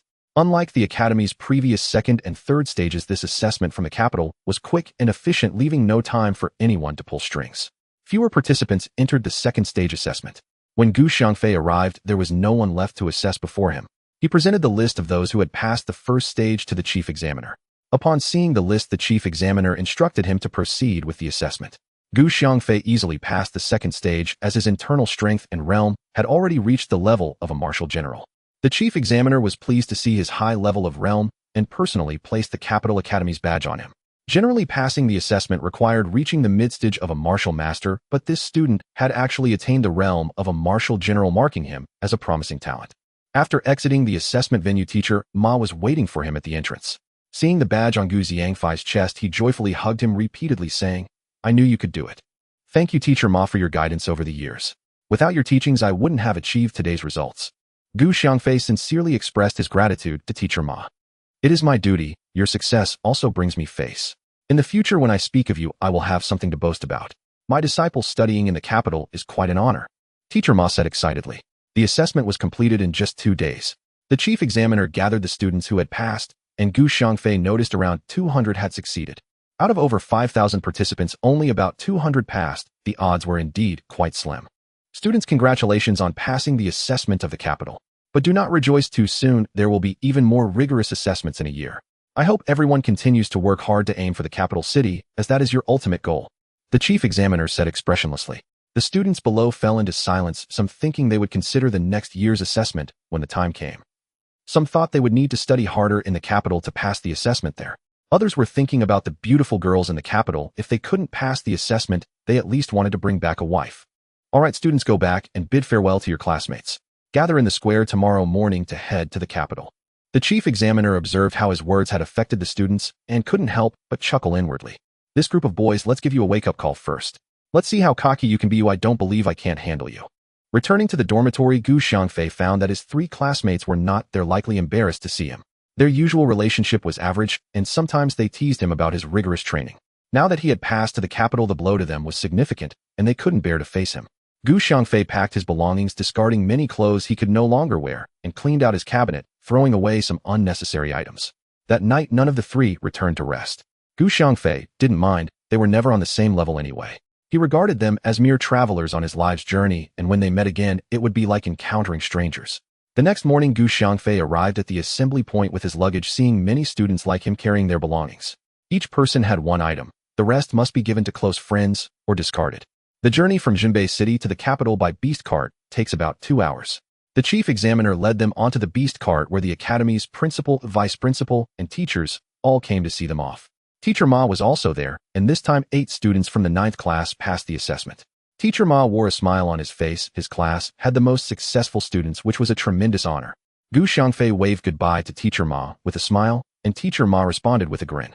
The other students also bid farewell to their teachers and the principal. After the chief examiner boarded the beast cart, it slowly departed from the academy. Gu Xiangfei looked back at the place he had stayed for 3 years, feeling a bit reluctant. He thought that next year his younger brother would come to study here, and in a few years his cousin would also return to study here. His family truly had a connection to this academy. The beast cart picked up speed, the trees on either side of the road swiftly receding, and as they moved farther from the academy, Gu Xiangfei only turned back when it was no longer visible. Gu Xiangfei, you've changed a lot. I never expected you to pass the assessment, while the most promising class leader Xiangdong did not. Truly everything is unpredictable. The one speaking to Gu Xiangfei was his classmate Li Kaiqiang. There are many things you cannot imagine. Many unexpected events occur in this world. Xiangdong's failure was due to poor performance, otherwise he would have definitely passed. You did well too. I often saw you working hard, our efforts have not been in vain. Finally, we have reaped the rewards of our hard work. Gu Xiangfei reflected on the sweat he had shed over the past 3 years. Yes, every time I come back and lie on the bed, I tell myself not to go back, but the next morning I wake up early again. Seeing my dormitory classmates sleeping soundly, I hesitate before stepping out. Li Kaiqiang lamented about his past, his eyes reddening unconsciously.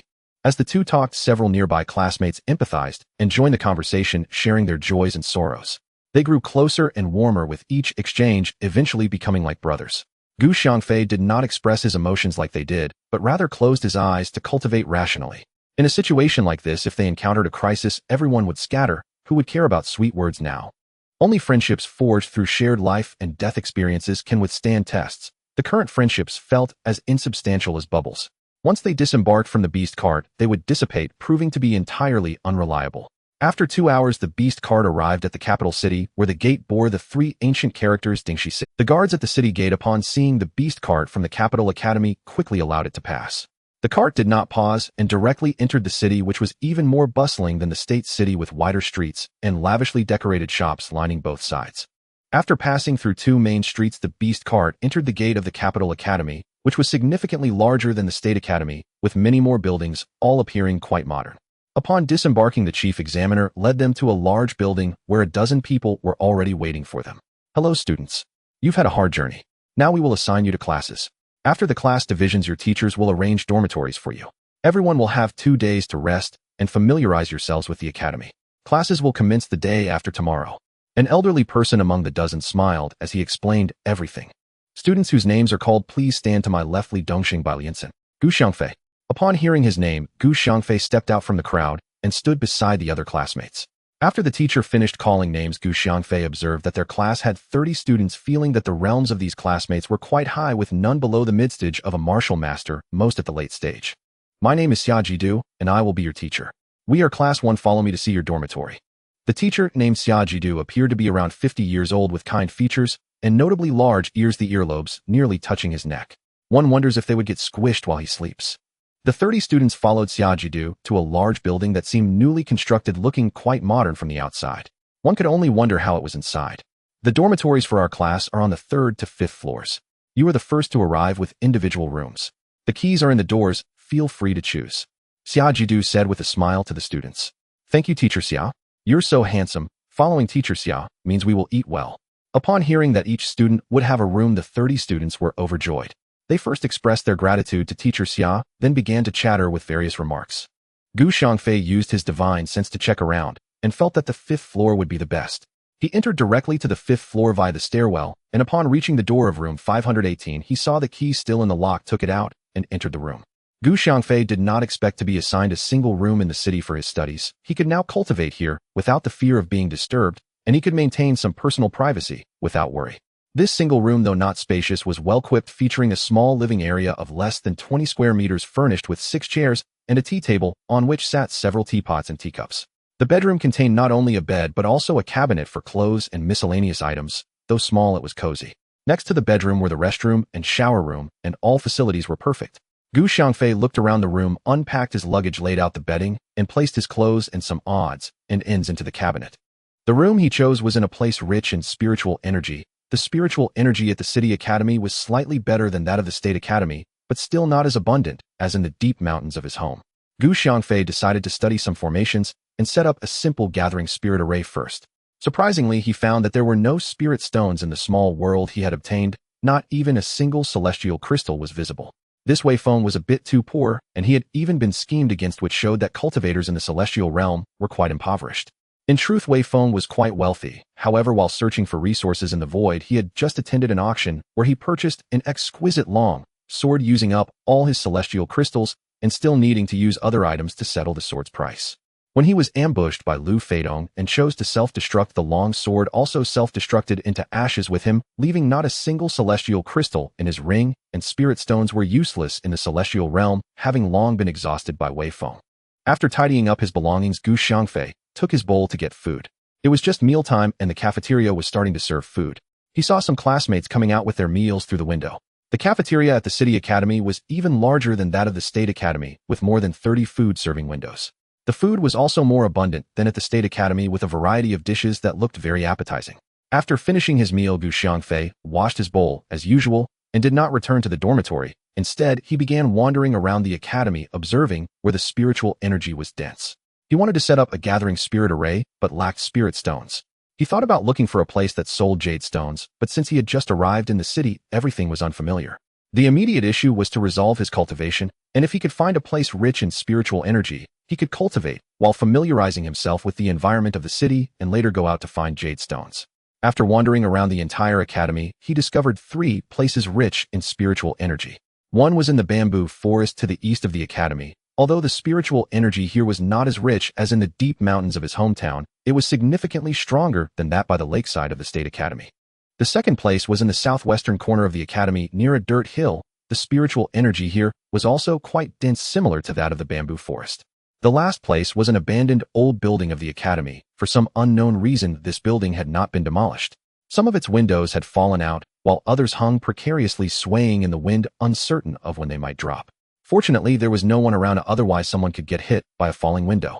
After his exploration, he understood the situation of the City Academy.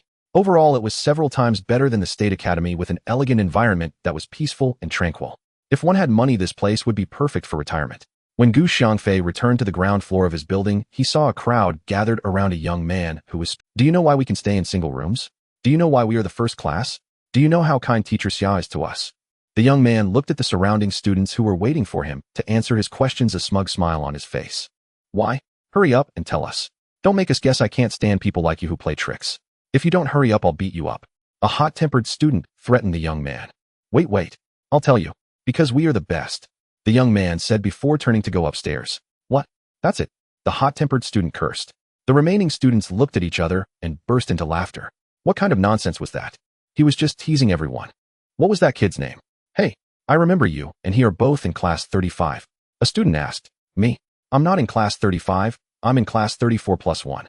"That guy is named Huang Hua," replied the student who was asked. "Huang Hua, then what's your name?" as someone asked.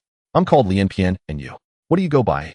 Lian Pian asked. "My surname is Bu, and my name is Bu Ran." Gu Xiangfei, who was beside them, listened to their conversation and couldn't help but exclaim, "Liar Lian Pian, unkind and unprincipled, what kind of names are these?" The students all burst into laughter at Gu Xiangfei's words, and some even applauded and cheered. "Hey, how did you know my brother's name is Bui? Did you investigate me? What are your intentions? Speak up, otherwise I'll make you pay for it." Bu Ren threatened Gu Xiangfei with a fierce look. The crowd of students erupted into laughter again. Gu Xiangfei saw that these martial practitioners were so foolish that he felt he might become a fool himself if he stayed with them, so he turned and went back to his dormitory. The next morning after breakfast, Gu Xiangfei planned to go out and explore the city. Just as he reached the entrance, he was stopped by the gatekeeper. "You are not allowed to go out before the start of classes. This is the academy's rule. Please comply." Gu Xiangfei did not expect such a rule and had no choice but to return to the depths of the bamboo forest, sitting cross-legged and operating his cultivation method to absorb spiritual energy. Soon the spiritual energy surged towards him, entering his body through his pores, and he quickly immersed himself in his cultivation. 2 days later, Gu Xiangfei reached the late stage of Qi refinement level 8. During these 2 days, he changed his location daily. Feeling the spiritual energy of the bamboo forest was insufficient, he moved to the dirt hill in the southwestern corner to cultivate, and he had yet to visit the abandoned old building. Today marked the start of classes, and students from various state academies had arrived. The academy began to buzz with activity, and their first class had an additional 70 students, making a total of 100. Entering the classroom, Gu Xiangfei saw that more than half of the students had already arrived, and more students continued to enter behind him. Casually picking a desk to sit at the academy was filled with small single desks with 2 students seated in each row. Although there were many people, it was not crowded at all. Teacher Xia entered the classroom as the bell rang, her face still kind and gentle with large ears. Students, as you all know, I am your teacher Xiajidu. Let's begin with self-introductions. Please announce your names so that we can all get to know each other starting from here. Teacher Xia casually pointed to the east. I am Zheng Jinshan from Bianzhou. I am Xiangfei from Guzhou. I am Gu Xiangfei from Jinbei City. I am Huang Hua from Jinbei City. I am Lian Pian from Jinbei City. I am Bu Run from Jinbei City. Hearing that these three people really had those names, Gu Xiangfei couldn't help but chuckle, and the other students from Jinbei City laughed as well. Someone commented, "Liar Lian Pian, unkind and unprincipled, what a great name." The class erupted into laughter, and teacher Xia couldn't help but smile as well, though as a teacher, she had to maintain decorum, so she restrained her laughter and said, "All right, let's continue with the introductions. Names are just codes for people. Oh, what's so funny about that? My name is Wan Rin from Puzhou. You should be called Wan Rin now. Why call yourself Wan Rin? What's wrong with your name?" "Hello everyone, I am Qian Rinmi with the nickname Qian Rinmi." A charming young student stood up and said, "What the heck, Wan Rin Nao Qian Rinmi? What are these names?" The hot-tempered student shouted. The students laughed uproariously again. This time teacher Xia could no longer hold back and joined in the laugh. After a long struggle, everyone had introduced themselves and no other unusual names appeared afterward. "We do not have cultural classes here. Every day is about cultivation. The academy has a martial arts arena where students can spar with each other, but no lethal attacks are allowed. Once someone is found to have used lethal force, they will be expelled and reported throughout the eastern capital. No one will dare to hire them in the future, so please pay attention to this." Teacher Xia conveyed the important points and some academy regulations, then dismissed the class for free. After listening to teacher Xia, Gu Xiangfei understood why there were no cultural classes at the academy. He had already studied cultural subjects at the State Academy. The students here were aware of the meridians and acupoints within their bodies, just as the State Academy was like elementary school, the City Academy like middle school, and the Capital Academy like university. Gu Xiangfei appreciated the academy's free-range management style.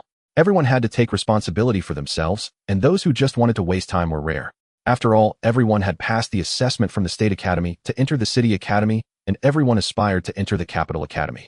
The lack of strict management from the academy was in fact better, as students would naturally strive to cultivate, improve their realms, and strive to enter the capital as early as possible. A month passed in this free-range style, and today the academy would conduct assessments for everyone. After the assessments, they would be on holiday to go home for the new year with a 15-day break. Gu Xiangfei had now broken through to the 9th level of qi refinement, and this time, he slightly raised his cultivation level, passing the assessment perfectly. The next morning, all the students gathered in the plaza where the academy's president and vice president made their first appearance, seated behind the platform desk. The president appeared to be around 60 years old, full of vitality, with a vibrant complexion and a tall imposing. The vice president was an inconspicuous old man with gray hair and a sallow complexion, as if he had just recovered from a serious illness. Today is the day the academy grants New Year's leave, and also the day to reward outstanding students. Now let's invite the vice president to speak. After the president finished speaking, he gestured to the vice president. Gu Xiangfei and the students were surprised to hear there would be awards. Teacher Xia hadn't mentioned anything about it. He looked around. The students all appeared confused, whispering to each other, their eyes filled with anticipation, wondering if they would be selected. Despite his sickly appearance, the vice president spoke with a strong voice. Just hearing his voice, without looking at his face, one would think he was a very energetic person. "Now I will call the names of the students. Oh, please come up to the stage when I mention your name. Li Dao Sa Kolei, Gu Xiangfei, Huang Hua, Bu Run, Lian Pian, Qian Rinmi." A total of 23 students came up to the stage. "Please, Li Guanshi, present the awards to these outstanding students," the vice president said in a loud Manager Li is a very serious old man. Gu Xiangfei has seen him many times and has never seen him smile. This is because Manager Li is responsible for the disciplinary issues of the entire academy, roaming around the academy every day, sternly reprimanding students when they make mistakes, which makes many students a bit afraid of him. Manager Li walked up to the platform and waved his hand at the back of the stage. Two teachers came forward carrying a wooden box onto the platform. They opened the box, but the students below stood on tiptoe and could not see what was inside. Manager Li walked to the side of the wooden box and picked up a brand new backpack from inside. The backpack was significantly larger than the one at Gu Xiangfei's home, and its craftsmanship was exquisite, appearing very sturdy. Manager Li handed the backpack to a nearby student, saying, "Pass it down one by one." Soon more than 20 students each received a backpack. Gu Xiangfei took his backpack, using his divine sense to check its contents. Inside there were several items: a short dagger made of refined steel, a metal box with the academy's emblem containing 10 gold coins, a golden academy badge, and 2 sets of training clothes. After distributing the backpacks, the principal said a few more words, informing the students of the start date for the new term, and then decisively announced the holiday. The rewarded students eagerly opened their backpacks and were delighted with the contents, while those who did not receive any rewards silently vowed to strive for the next opportunity to be rewarded. Teacher Xia was beaming with joy. Among the rewarded students, 18 were from his class. With a heart full of happiness, he spoke to everyone with a smile. Xiangfei was also very happy. He returned to his dormitory with the backpack, took out all the contents, examined them carefully, and then packed up his belongings, preparing to bring back anything he didn't need for his mother to take care of. With the new backpack on his back and the short dagger stored in his ring for emergencies, he walked out of the academy gates towards the station, encountering many students along the way, all heading in the direction of the station. The station received notice from the academy that there was a holiday today, so they specially prepared beast carts to wait for the students to return home.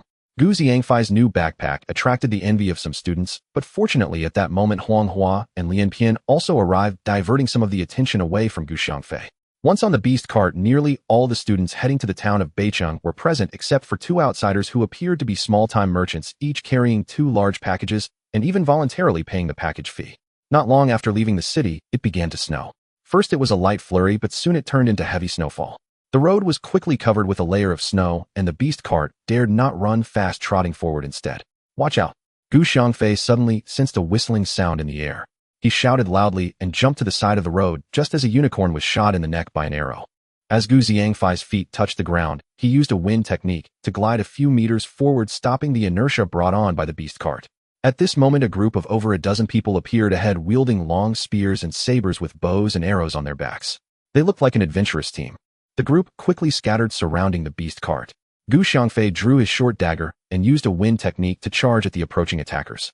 One of them, wielding a saber, charged towards Xiangfei, ready to engage him in a fierce battle. Both rushed towards each other, and in just a few steps they were in close contact. The attacker, grinning savagely, raised his saber to slash at Xiangfei's neck, aiming to end the fight quickly. Xiangfei crouched down, the short dagger gliding across the attacker's abdomen. Feeling the blade slice through, he did not look back and immediately charged towards the second person. The second attacker, believing his companion would easily deal with this young brat, paid no attention to the fight happening nearby and focused solely on the students ahead. Suddenly, he noticed a figure rushing towards him from the side, and before he could turn, he felt a chill in his neck as his head fell. At this moment, the students on the beast cart began to jump off. Huang Hua, Lian Pian, and another student all drew their short daggers and charged towards the adventurous team. The other students without weapons saw that everything around was covered in snow and any potential defenses were hidden beneath the heavy snowfall. They all turned their attention to the beast cart, frantically dismantling it and searching for suitable items to fend off the adventurers' attacks. Having killed 2 people, Xiangfei charged towards the third. This person wielded a long spear. Upon seeing Xiangfei approach, he executed a move called Poison Dragon Pierces, aimed at Xiangfei's chest. The spear moved swiftly, the tip blooming like a red flower, fierce in its approach. Though the long spear was fast to Xiangfei, it seemed as slow as the snowflakes falling from the sky. He reached out and easily dodged to the side, pushing his short dagger horizontally to slice through the attacker's neck. Xiangfei could feel he had already killed him and continued on to the next target. His short dagger primarily targeted the opponent's necks, as other areas had defenses, and his dagger was too short to cut anywhere else. Within a few breaths, Xiangfei had already killed 6 people. Although the other students hadn't killed anyone, they had managed to fend off the attacks from the adventurous team. The team leader, seeing the heavy losses on his side, whistled, and the remaining members began to retreat while fighting, preparing to escape. "Don't let them get away, I'll capture them alive and ask why they ambushed us." Xiangfei shouted urgently as he saw the enemy trying to flee. The students also realized that the attackers were fleeing and intensified their assault. 2 or 3 students attacked one, and soon they had taken down 4. The adventurous team consisted of only 12 members, having lost 6 and down 4, only 2 remained wielding their sabers and attempting to break free. Xiangfei quickly sidestepped in front of one, kicked him away, and let go of the saber in his hand. The only one left was the team leader, who, seeing the situation was hopeless, threw down his saber and surrendered. "Huang Hua, Lian Pian, you 2 interrogate them. The rest of you clean up here," Xiangfei said as he noticed the group was unsure of what to do and immediately took charge. Someone directed the students to quickly gather the weapons from the adventurous team. This team carried many weapons, each member had 2 or 3 items. The students each picked up 1 weapon and quickly armed themselves. The beast cart driver was bandaging the unicorn's wounds. Fortunately, the adventurous team had underestimated them, otherwise if they had launched a surprise attack from the side, they would have suffered significant losses. "This unicorn is done for. That arrow hit a vital spot," the driver said as Xiangfei walked by. "Then let's put it down." "How far are we from somewhere?" Xiangfei asked. "We're closer to Beicheng. It will take over an hour on foot." Soon another beast cart will come by, or we can send a message with them and have them bring another unicorn. Alright, let's do as you suggest. First we need to interrogate these people, Gu Xiangfei said, turning to walk towards Gu Xiangfei. These people came for those two guys. We were just collateral damage, Huang Hua said, as Gu Xiang. So the target wasn't us. What were those two up to? Why did they want to kill them? Gu Xiangfei asked. Those two have been followed since the capital. I heard they were carrying something valuable. We should hand them over to the state capital. We can't manage that, Huang Hua suggested. Alright, let's all clean up and get ready to leave. Gu Xiangfei shouted. The injured unicorn was left behind, while the remaining unicorn pulled the battered beast cart forward. The students did not get back on the cart, only placing their bundles on it, while the two merchants continuously expressed their gratitude. The snow grew heavier, making the road ahead nearly invisible and visibility very low. Gu Xiangfei's divine sense could see over 300 meters, and he checked his surroundings periodically. After walking a short while, Gu Xiangfei's divine sense swept over and detected a dozen people lying in ambush in the snow by the roadside. Another adventurous team waiting to launch a surprise attack. Due to the heavy snow, everyone's visibility was blurred, making it impossible to spot their hiding places. A sudden attack would definitely result in heavy casualties. Gu Xiangfei estimated the distance, less than 300 meters away. The range of their bows wouldn't reach, but those people could still shoot. Gu Xiangfei asked a student for a bow and arrows, slinging the quiver over his back. The student laughed. Are you going hunting in this snow? Gu Xiangfei smiled and replied, how about I shoot a person for you? Who will you shoot? These are all classmates. Don't act recklessly. The student exclaimed in shock, hurriedly advising him against it. Gu Xiangfei stepped forward and said, just watch. After saying that, he drew the bow and knocked an arrow. With a whoosh, the arrow flew with a deadly intent, hitting a target with a thud. A scream followed. As a person jumped up from the snow, an arrow lodged in his back, unable to reach it, hopping in pain. Gu Xiangfei shot another arrow, striking the neck of a person who had just stood up. The person fell backward and struggled a few times before falling still. An ambush. Everyone grab your weapons. The students finally realized something was wrong and shouted loudly. The hidden team on the opposite side, caught off guard, jumped up ready to fight. At this point, Gu Xiangfei had already shot his fifth arrow, each arrow claiming a life. Only the first person who was hit was merely injured, the rest had been killed. The members of the adventurous team generally had low cultivation levels. Their strength lay in their rich experience in combat, frequently setting traps, launching sneak attacks, and using poison, but these tactics sometimes proved effective. Many were not killed heathen, but fell victim to their underhanded methods. This adventurous team still had 7 members capable of fighting, yet they faced sporadic arrows flying toward them. Thud! Another team member was shot dead. The heavy snow obscured their sight, making it impossible to see even 10 meters away, let alone the much smaller arrows. With every arrow Gu Xiangfei released, the members of the adventurous team dwindled until only 3 remained, who turned and fled. Seeing them trying to escape, Gu Xiangfei activated his wind technique, quickly reaching behind them. With a few swings of his short dagger, the 3 fell to the snow, clutching their necks. Gu Xiangfei eliminated this adventurer team, and the person who was shot in the back was captured by the students. Although he grimaced in pain, he remained defiant and refused to explain why he ambushed them. Angry, the student interrogating him kicked him away, and unexpectedly, he landed on his back, causing the feathered arrow to pierce through the ground with a thud. With a sound, the feathered arrow penetrated his body, the arrowhead protruding from the front. He struggled for a moment, his head tilted to the side as he died. The student who interrogated him was taken aback and hurried over, saying, I'm sorry, it wasn't intentional. Please forgive me. I truly didn't mean it. You've kicked him to death. What good is your apology now? If he were to stand up and say he forgives you, would you still kill him? One student could no longer bear it and spoke up. Of course I would. If he wanted to kill me, why shouldn't I kill him? The student declared righteously. Then why bother with apologies? I can't be bothered to deal with you. Another student angrily turned away. After cleaning the battlefield, the beast cart continued forward, and Gu Xiangfei continued to use his divine sense to scan the path ahead. After walking several miles, a beast cart approached from ahead. Gu Xiangfei scanned with his divine sense and saw that this beast cart had come from the state city. The beast cart stopped in front of them, and the driver got off to ask what happened to you. Gu Xiangfei's beast cart driver recounted the ambush incident. After discussing, the driver of the state city beast cart decided to unload their passengers and go back to fetch another beast cart for them. The people on the state city beast cart were initially reluctant to disembark, but after a flurry of threats from the students, they all scrambled down, fearing for their lives. The beast cart turned around and left, and they, not wanting to move on, found some firewood nearby to start a fire. The snow had yet to melt, and the firewood was still dry enough to burn. The heavy snow had not stopped, and the goose feather-like flakes fell into their collars, feeling a bit chilly. Everyone huddled around the fire, extending their hands to warm themselves. The accumulation of snow on the ground was already 5 fingers thick, and judging by the weather, it seemed unlikely to stop before nightfall. It was still not noon, and everyone was feeling a bit hungry. They had been excited during the first battle, but the physical exertion had been excessive. Now that they had stopped, they were craving something to eat. Some students made snowballs and nibbled on them slowly, but soon the snow melted, leaving their hands icy, so they reached out to warm them by the fire. Fortunately, it wasn't long before several beast carts arrived. The leader of the state city guards ordered the soldiers to bind the members of the adventurer teams and toss them onto the beast cart. Gu Xiangfei and the others boarded the beast cart. The leader of the state city organized a small team to escort the state city beast cart to the prefecture city, then led Gu Xiangfei and the others towards the state city. Half an hour later, the beast cart arrived at the state city. Gu Xiangfei and the others coming from the state city academy naturally went to the academy for a meal. However, the state city academy was on break and the cafeteria was deserted, only the northwestern wind to drink. Seeing no hope, everyone had no choice but to find a restaurant on the street to eat.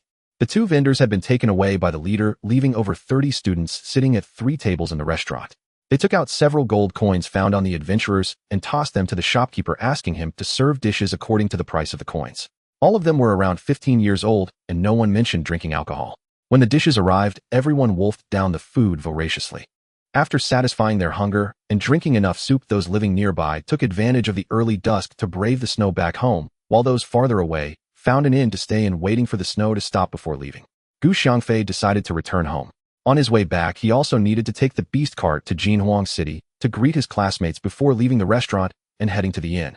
Seeing the heavy snow outside, he remembered if the snow sealed the mountains and the New Year supplies at home were not ready, what would they do for the New Year? Gu Xiangfei bought 2 bags of rice and 2 bags of flour from the rice shop, carrying them in both hands as he stepped outside.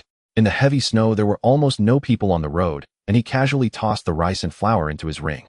After wandering around the streets and buying some New Year supplies, he also went to the clothing store and bought new clothes and shoes for everyone in the family. Seeing that he had bought almost everything, he arrived at the inn. Since the snow had just started to fall, the beast cart could still pass, but the speed was significantly slower, taking almost double the usual time to reach Jinhuang City. After getting off the beast cart at the city gate, he walked to a secluded area and used the wind control technique to tread through the snow. With his cultivation at the 9th level of Qi, refining using the wind control technique became effortless, much faster than any top-notch lightness skill from the martial Dao continent. In a short while, Gu Xiangfei floated to the village entrance and stopped. This area was close to the mountains where the snowfall was heavier. He took out all his purchases from the ring, bundled them with a rope, and hoisted them on his shoulder as he walked home. The main gate of the courtyard was closed clearly because his mother saw the snow and closed it early, preparing to eat and then rest.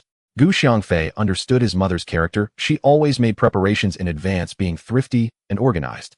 He pushed the door slightly, but could not budge it. As expected, it was secured from the inside. He called out, "Mother, open the door. I'm back." Soon the sound of the door opening came from inside, followed by his younger brother, Gu Xiangyu, asking, "Who is it? Is my brother back?"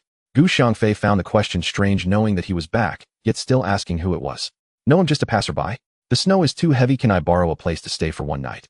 They'll give you a silver coin." Gu Xiangfei deliberately lowered his voice as he spoke. "Oh no, I'm sorry, but we have no space left.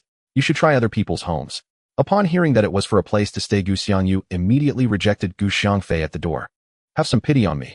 I truly have nowhere else to go, otherwise in this heavy snow I would freeze to death." Gu Xiangfei continued to tease his brother. "Oh, just walk to the right. There is a cave over there with some firewood. You can warm yourself there. My home really has no space." Upon hearing this, Gu Xiangfei thought, what a clever little trick from Gu Xiangyu. There is indeed a cave to the right, but that's the ghost cave. Going there would be asking for death. Xiangyu opened the door. "I'm your brother." Gu Xiangfei couldn't hold back anymore and was ready to teach him a lesson once the door opened. "Oh, brother, it's really you back." Gu Xiangyu opened the door with a big smile. "You just told me to go to... I didn't expect you to be so cunning." Gu Xiangfei walked in and said without good humor, "Who told you to trick me? Mother said you were back, which is why I came to open the door, and you tricked me into thinking you were just passing by." "Humph, he'll tell mother." Gu Xiangyu turned and ran into the house. Gu Xiangfei, unable to be angry with his younger brother, Gu Xiangyu followed him inside, put down his things, and his mother came out from the house, saying, "What are you two brothers doing out there? It's snowing so heavily, aren't you cold?" After saying this, his mother used a feather duster to brush the snow off him. "It's nothing, we just exchanged a few words." Gu Xiangfei smiled awkwardly. "You've brought back so many things." His mother put down the duster and asked upon seeing what Gu Xiangfei had brought. "With this snow, who knows how long it will last? The roads to the city will certainly be blocked. Since I was coming home, I thought I would buy the New Year supplies." Gu Xiangfei explained to his mother. Seeing how much he had bought, his mother felt a bit pained about spending too much money. Gu Xiangfei quickly took out the gold coins rewarded by the academy, saying, "Mother, these are the gold coins awarded by the academy, totaling 10. I used 3 for these things. This is the remaining money." "Oh, the academy awarded you so many gold coins. Looks like things are going well for you at the academy, his mother said, her face lighting up as she took the coins. Yes, after this assessment ends, the academy also rewards 2 sets of training clothes, a short knife, and a gold badge, which is this one I'm wearing. Xiangfei pointed to the gold badge on his chest. His mother touched the badge, her eyes welling up with tears of excitement, repeatedly saying it was wonderful. So have you graduated? Where will you be assigned? His mother asked, looking at the badge. Not yet graduated. I got into the Prefecture City Academy, and this badge and the gold coins were issued by them. Xiangfei realized that he hadn't written home to inform them of his situation, causing his mother to mistakenly think he would graduate this year. You got into the Prefecture City Academy. That's great.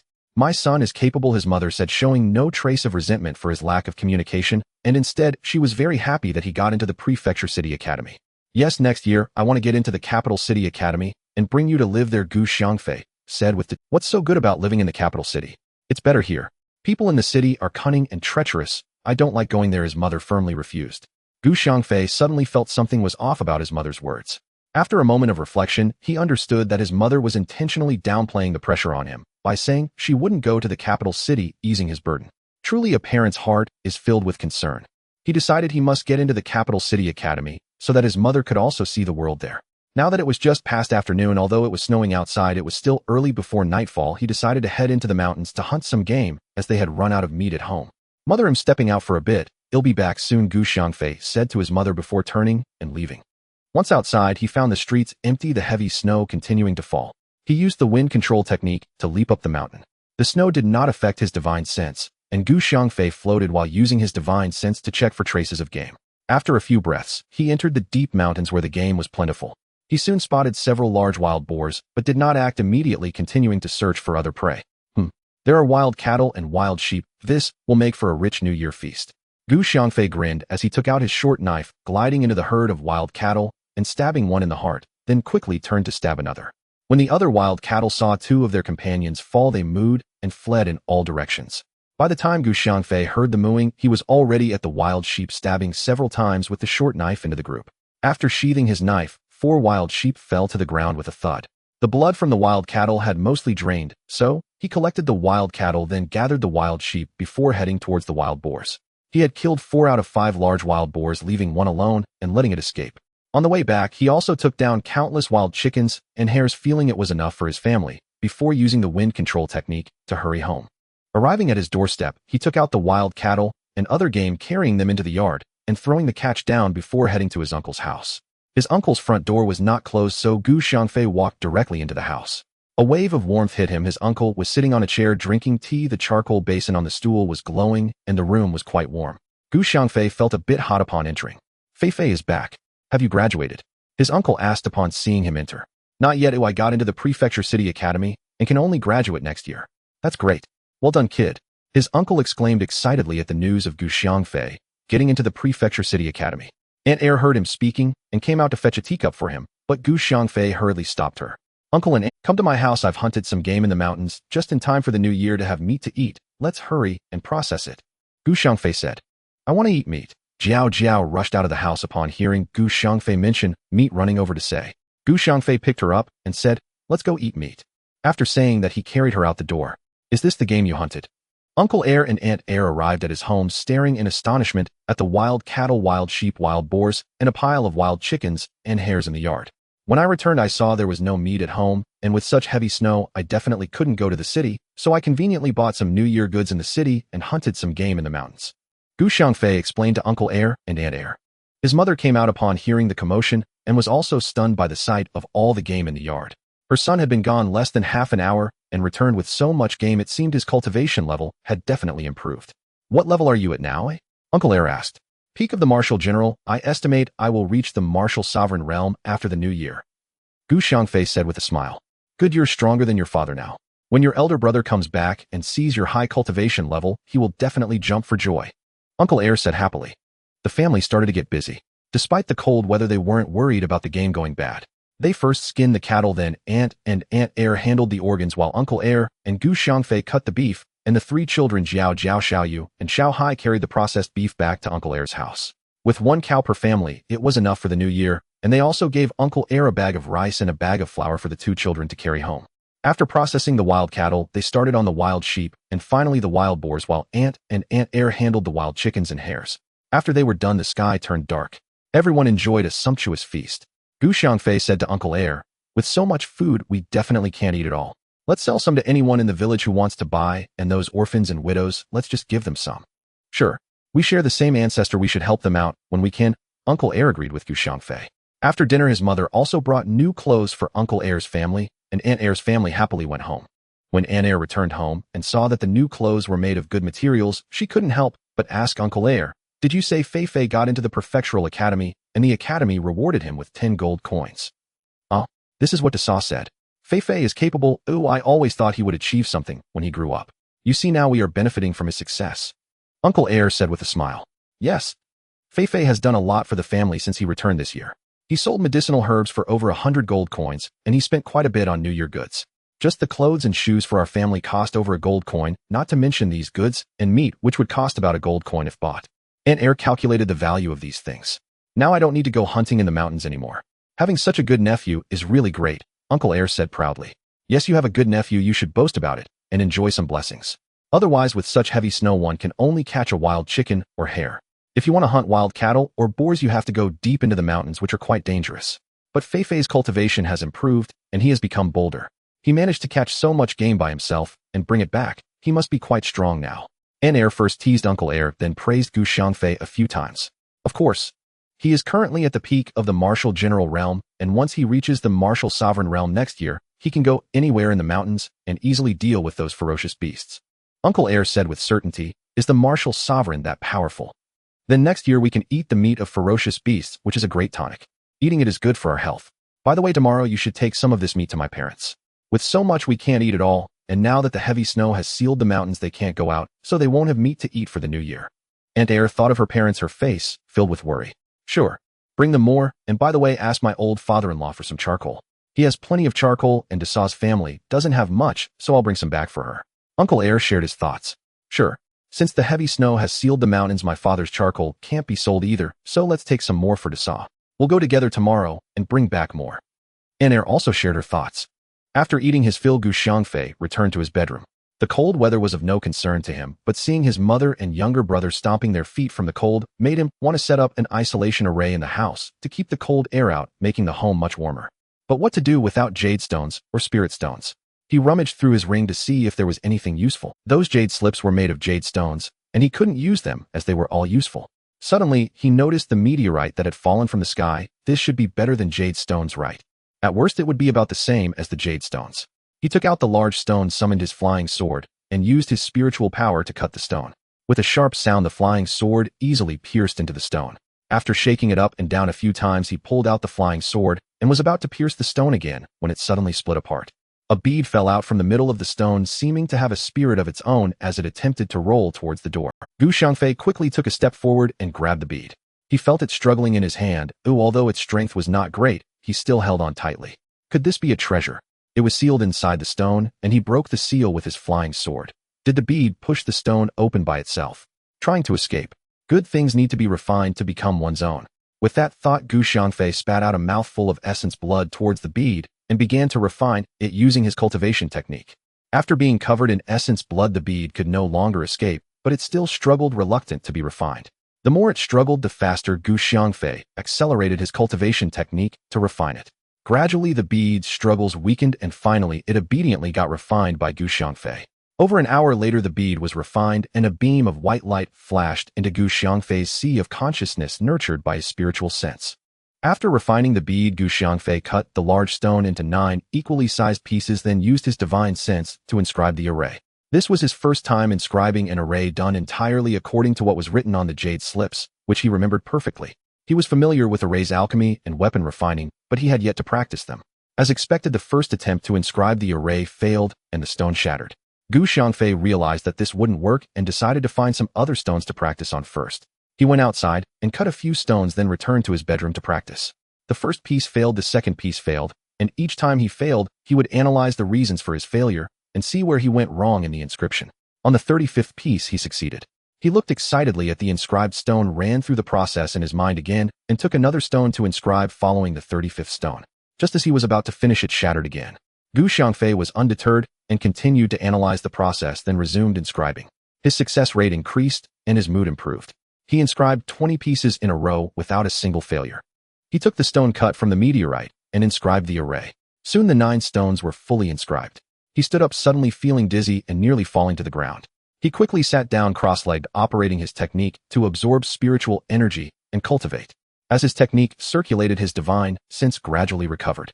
He realized that he had overused his divine sense, leading to some depletion. An hour later, he felt his divine sense had recovered, and he noticed that it seemed to be on the rise. Could it be that using his divine sense could lead to growth? This discovery delighted him. He was becoming increasingly reliant on his divine sense and understood its immense value to him. With this in mind, he decided to experiment by maximizing his divine sense. He estimated that he could scan about 360 meters now. He continued to use his divine sense in the deep mountains, intentionally depleting it. After an hour, he felt his divine sense was nearly exhausted and quickly retracted it, feeling very tired. He hurriedly circulated his technique to absorb spiritual energy, and after more than an hour, he finally recovered. Scanning with his divine sense again, he estimated he could now reach about 10 more meters. Xiangfei was overjoyed and decided to cultivate his divine sense this way. Even if he became exhausted, he wouldn't mind, but for today, he would just sleep. He was too tired. The next morning, he woke up to see that the heavy snow was still falling outside with more than a foot of snow on the ground. He hurried to the yard, worried that the snow would collapse the house. Seeing that the snow on the roof was even thicker, he used a wind technique against the snow on the roof. With a whoosh, the snow was blown away, revealing the green tiles. Now he was at ease. Turning around, he saw the snow on Uncle Air's roof and ran over, using the wind technique again to blow it away. He then noticed that the snow on the roofs of the village houses was quite thick and thought to do a good deed. He also wanted to accumulate some merit for himself. He ran around using the wind technique to blow away the snow on the roofs of over 30 households in the village before returning home. Having consumed some spiritual energy, he felt very happy that the houses in the village were now safe. He took out the inscribed stones, wanting to test their effectiveness. He used the wind control technique in the yard to drive 8 stones into the ground, with the last one being the heart of the array positioned in the center of the yard, using his spiritual power to embed the stone underground. Instantly, the temperature in the yard began to rise quickly, going from sub-zero to above zero, and the snow in the yard slowly started to melt, with snowflakes falling from the sky, turning into fine rain before hitting the ground. After about the time it takes to smoke a cigarette, the temperature in the yard stopped rising, and Xiangfei estimated it was about 15 to 16 degrees. It seems this array is truly amazing, and he must study it thoroughly in the future. Hey, why is it so warm today? His mother walked out of the house, looking at the heavy snow falling from the sky that turned into rainwater, puzzled. Mother, I set up an isolation array at home that keeps the cold air out, so the temperature inside the house has increased, making it much warmer in here, Xiangfei said with a smile. Oh, this array is so magical. Quickly go set one up at your Uncle Air's house too. His health isn't good, and he is particularly afraid of the cold. I'll let him warm up too, his mother said happily. All right, I'll go do it now. Xiangfei returned to the house, took out the remaining stones, inscribed the array, and went to Uncle Air's house. Uncle Air and Aunt Air were not home, and his 2 cousins were still sleeping. Xiangfei did not wake them and quickly set up the isolation array with the inscribed stones. After setting up the formation, he went inside to wake up Xiangfei and Jiao Jiao. The 2 children, seeing that their parents were not home, followed their older brother to their aunt's house. In the morning, the second uncle told the old lady that they would be going to their father-in-law's house today to deliver some New Year goods, asking her to take care of the children. The old lady naturally agreed, reminding them to pay attention to safety on the road, assuring Xiangfei and Jiao Jiao that they could rest easy. Jiao Jiao was the only girl in both families, treated like a treasure. Being the youngest, her brothers always indulged her, making her the happiest in the household. Jiao Jiao was beautiful, with a sweet tongue, charming the old lady, who kept all the good things for her. The temperature in the yard rose as Xiaoyu played with the 2 of them outside, even having snowball fights in the snow at the door. The 3 children played joyfully, shouting and running around. Xiangfei collected several large stones from the mountains, cutting them to the size of jade tablets. He planned to continue using his divine sense to engrave formations, which would enhance both his divine sense and formations. After failing the first time, then the second, and countless times thereafter, his divine sense was nearly exhausted. He decided to operate his technique to absorb spiritual energy for cultivation. After 3 days of this routine, his formations and divine sense had greatly improved. According to the Jade Slips classification, he was now a 2nd-level formation master with a divine sense that could reach over 430 meters. Although this practice was somewhat tedious, it enhanced both his divine sense and formations, and he found joy in the process. Today, he did not cultivate, understanding the importance of balancing work and rest. Not only had the teachers at the academy mentioned this, but it was also noted in the Jade Slip. It seemed there were commonalities between cultivation and martial arts in this regard. After snowing for 3 days, the heavy snow finally stopped. This year, the houses in Gus village had not collapsed under the weight of the snow thanks to Xiangfei, using the wind technique every morning to clear away the accumulated snow. The villagers were puzzled as to why their rooftops were free of snow. They had seen thick layers of snow on the roofs in the afternoon, yet by the next morning it had vanished. The villagers began to speculate, saying that the wind god had manifested and blown the snow away, prompting everyone to start worshipping the wind god. Xiangfei also heard his mother mention this, but he said nothing. Later, when he saw his mother and second aunt preparing to worship the wind god, he admitted that it was his doing. His mother and second aunt looked at him with skepticism and said, "You did this. You are more powerful than the wind god. You shouldn't say such things carelessly. If the deity hears, there will be consequences." Xiangfei replied with a speechless expression, "If you don't believe me, let me show you." His mother and second aunt followed him out the door. With no snow on the roof, the only way to demonstrate was in the snow outside. They stood aside while Xiangfei raised his hand, casting the wind technique. With a wave of his hand, a strong wind swirled from him, blowing away the accumulated snow in the yard, revealing the original black stones and earth covering an area larger than his family's yard. His mother and second aunt were stunned. Xiangfei paid no attention to their astonishment and proceeded to clear the snow from the road leading to his home and his second uncle's house. "This is a magic I learned from the academy's magic teacher. It's nothing to be surprised about." Anticipating questions from his mother and second aunt, he preemptively explained. "So that's how it is. This magic is so impressive, you should learn more spells. Ideally, learn a spell that can clear land for planting crops." His mother looked at him with hope. His second aunt nodded in agreement, looking at him with the same expression. Xiangfei felt a bit shy. He understood that his mother was worried about the food supply. "All right, I'll clear the land behind the house, and you can plant crops next year." Xiangfei looked at the mountain land behind his house. If cleared, it could yield 7 to 8 mu of arable land, enough for both families to cultivate. "Great. They'll go call your second uncle to help. You two should finish clearing it before the new year. That way we won't have to worry about food next year." After his second aunt hurried off to fetch his second uncle, Xiangfei, having promised his mother, began his work. It seemed he was the first cultivator to break the record for clearing land for farming. First, he used the wind technique to clear the snow. Then he continuously employed various spells: the teleportation technique to move the stones aside, the digging technique to turn the soil, and the fireball technique to reduce the weeds and bushes to ashes. His second uncle and second aunt arrived after breakfast, expecting to clear the land together with their nephew. They were astonished to find that he had nearly finished tidying up the land. He had organized such a large piece of land. His second uncle checked with a shovel, finding that the stones were only buried half a meter deep in the soil Xiangfei had cleared. The upper soil was completely free of stones, making it perfect for farming. "Wonderful. It seems your studies have not been in vain. You can even apply what you've learned to farming. This land is enough to feed our entire extended family. All right, second uncle, you can organize the rest. I need to rest for a while. I'm too exhausted." Xiangfei had used spells continuously and felt that his spiritual energy and divine sense were too depleted. He hurried home to cultivate and left the rest to his second uncle. "Go rest quickly. Don't worry about the rest. We'll handle it." His second uncle noticed his pale complexion and urged him to go home and recover. While he was organizing the land, his mother returned home to cook. When he got back, she had already prepared breakfast. After breakfast, Xiangfei returned to his bedroom, sitting cross-legged to circulate his technique, absorbing spiritual energy to recover his drained divine sense and spiritual power. The depletion of his divine sense and spiritual power was primarily due to the teleportation technique. He needed to use his flying sword to slice through the larger stones, sometimes needing to cut them multiple times before using his divine sense to lift and throw them. Although he could have done it by hand, he decided to use his divine sense for training. After completing several cycles of his technique, Xiangfei felt that his spiritual power had recovered somewhat, and his divine sense was replenished a bit, no longer feeling so drained. At lunchtime, Xiangfei stood up, having fully recovered his depleted spiritual power and divine sense. His cultivation had also risen to the later stage of the 9th layer, just one step away from achieving great perfection, bringing him closer to breaking through to foundation establishment. When he released his divine sense to scan the surroundings, he found that it exceeded 500 meters. Overjoyed, he decided to continue engraving formations over the next few days to further enhance his divine sense. Lunch was plentiful. His second uncle's family did not return home and joined them for the meal. There was no shortage of meat, rice, or flour. The vegetables were various mushrooms that his mother and second aunt had gathered in the autumn, which they soaked in water before eating. Although they were not as tasty as fresh ones, they made for decent winter dishes. "The land that Feifei has cleared this time will be enough for our family's food for the whole year next year. If the harvest is good, there may even be surplus," his second uncle said while eating. "Indeed. Such a large piece of land is very fertile. We will definitely harvest a lot. Besides, Xiaoyu will not be home next year, so it will be enough for our family." His mother chatted while eating. Sigh. "With second brother gone, there won't be anyone to play with me." Xiaohai sighed. "You child, you only think about playing all day, never helping with anything at home. His second aunt scolded Xiaohai. Exactly. You bully me every day, always snatching my treats. Jiao Jiao chimed in. The family began to tease him.